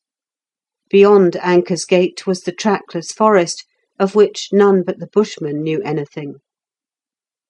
They did not understand what he meant by a map. All they could tell him was that the range of mountainous hills continued westerly and southerly for an unascertained distance, and that the country was uninhabited except by wandering gipsy tribes. South was the sea, the salt water, but they never went down to it or near it, because there was no sustenance for their flocks and herds. Till now, Felix did not know that he was near the sea. He resolved at once to visit it. As nearly as he could discover, the great fresh-water lake did not reach any farther south. Wolfstead was not far from its southern margin. He concluded, therefore, that the shore of the lake must run continually westward, and that if he followed it, he should ultimately reach the very creek from which he had started in his canoe. How far it was, he could not reckon. There were none of the shepherds who could be sent with a letter.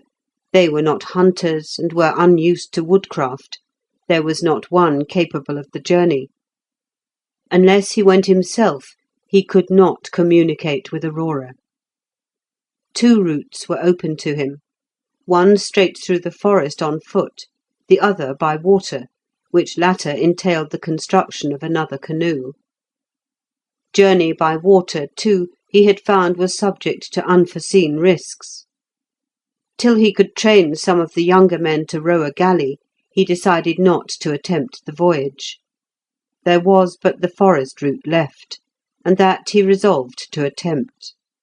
But when, and how, without offending his friends? Meantime, while he revolved the subject in his mind, he visited the river and the shore of the great lake, this time accompanied by 10 spears. The second visit only increased his admiration of the place, and his desire to take possession of it. He ascended a tall larch, from whose boughs he had a view out over the lake. The shore seemed to go almost directly west. There were no islands, and no land in sight. The water was open and clear. Next day he started for the sea. He wished to see it for its own sake, and secondly, because if he could trace the trend of the shore, he would perhaps be able to put together a mental map of the country, and so assure himself of the right route to pursue when he started for Thyma Castle. His guides took him directly south, and in 3 marches, 3 days, brought him to the strand. This journey was not in a straight line. They considered it was about 35 or 40 miles to the sea, but the country was covered with almost impenetrable forests, which compelled a circuitous path. They had also to avoid a great ridge of hills, and to slip through a pass or river valley, because these hills were frequently traversed by the gipsies, who were said, indeed, to travel along them for hundreds of miles. Through the river valley, therefore, which wound between the hills, they approached the sea, so much on a level with it that Felix did not catch a distant glimpse. In the afternoon of the 3rd day they heard a low murmur, and soon afterwards came out from the forest itself upon a wide bed of shingle, thinly bordered with scattered bushes on the inland side. Climbing over this, Felix saw the green line of the sea rise and extend itself on either hand. In the glory of the scene he forgot his anxieties and his hopes. They fell from him together, leaving the mind alone with itself and love. For the memory of Aurora rendered the beauty before him still more beautiful. Love, like the sunshine, threw a glamour over the waves. His old and highest thoughts returned to him in all their strength. He must follow them. He could not help himself. Standing where the foam came nearly to his feet, the resolution to pursue his aspirations took possession of him as strong as the sea. When he turned from it, he said to himself, "This is the first step homewards to her. This is the first step of my renewed labour." To fulfil his love and his ambition was one and the same thing. He must see her, and then again endeavour with all his abilities to make himself a position which she could share. Towards the evening, leaving his escort, he partly ascended the nearest slope of the hills to ascertain more perfectly than was possible at a lower level the direction in which the shore trended. It was nearly east and west, and as the shore of the inland lake ran west, it appeared that between them there was a broad belt of forest. Through this he must pass, and he thought if he continued due west, he should cross an imaginary line drawn south from his own home through Thyma Castle. Then, by turning to the north, he should presently reach that settlement. But when he should cross this line, how many days' travelling it would need to reach it was a matter of conjecture, and he must be guided by circumstances, the appearance of the country, and his hunter's instinct. On the way back to Wolfstead, Felix was occupied in considering how he could leave his friends, and yet be able to return to them and resume his position. His general idea was to build a fortified house or castle at the spot which had so pleased him, and to bring Aurora to it. He could then devote himself to increasing and consolidating his rule over these people, and perhaps in time organise a kingdom. But without Aurora, the time it would require would be unendurable. By some means he must bring her. The whole day long, as he walked, he thought and thought, trying to discover some means by which he could accomplish these things. Yet the more he considered, the more difficult they appeared to him. There seemed no plan that promised success. All he could do would be to risk the attempt. But 2 days after returning from the sea, it chanced towards the afternoon he fell asleep, and on awakening found his mind full of ideas which he felt sure would succeed if anything would. The question had solved itself during sleep. The mind, like a wearied limb, strained by too much effort, had recovered its elasticity and freshness, and he saw clearly what he ought to do. He convened an assembly of the chief men of the nearest tribes, and addressed them in the circular fort. He asked them if they could place sufficient confidence in him to assist him in carrying out certain plans, although he should not be able to altogether disclose the object he had in view. They replied as one man that they had perfect confidence in him, and would implicitly obey. He then said that the first thing he wished was the clearing of the land by the river, in order that he might erect a fortified dwelling suitable to his position as their leader in war. Next, he desired their permission to leave them for 2 months, at the end of which he would return. He could not at that time explain the reasons, but until his journey had been made, he could not finally settle among them. To this announcement they listened in profound silence. It was evident that they disliked him leaving them, yet did not wish to seem distrustful by expressing the feeling. Thirdly, he continued, he wanted them to clear a path through the forest, commencing at Anchor's Gate and proceeding exactly west. The track to be 30 yards wide, in order that the undergrowth might not encroach upon it, and to be carried on straight to the westward until his return. The distance to which this path was cleared he should take as the measure of their loyalty to him. They immediately promised to fulfil this desire, but added that there was no necessity to wait till he left them, it should be commenced the very next morning. To his reiterated request for leave of absence, they preserved an ominous silence, and as he had no more to say, the assembly then broke up. It was afternoon, and Felix, as he watched the departing chiefs, reflected that these men would certainly set a watch upon him to prevent his escape. Without another moment's delay, he entered his hut, and took from their hiding-place the diamond bracelet, the turquoise ring, and other presents for Aurora. He also secured some provisions, and put 2 spare bowstrings in his pocket. His bow, of course, he carried. Telling the people about that he was going to the next settlement, Bedeston, and was anxious to overtake the chief from that place, who had attended the assembly, he started. So soon as he knew he could not be seen from the settlement, he quitted the trail, and made a wide circuit till he faced westwards. Anker's Gate was a small outlying post, the most westerly from Wolfstead. He went near it to get a true direction, but not sufficiently near to be observed. This was on the 4th of September. The sun was declining as he finally left the country of his friends, and entered the immense forest which lay between him and Aurora.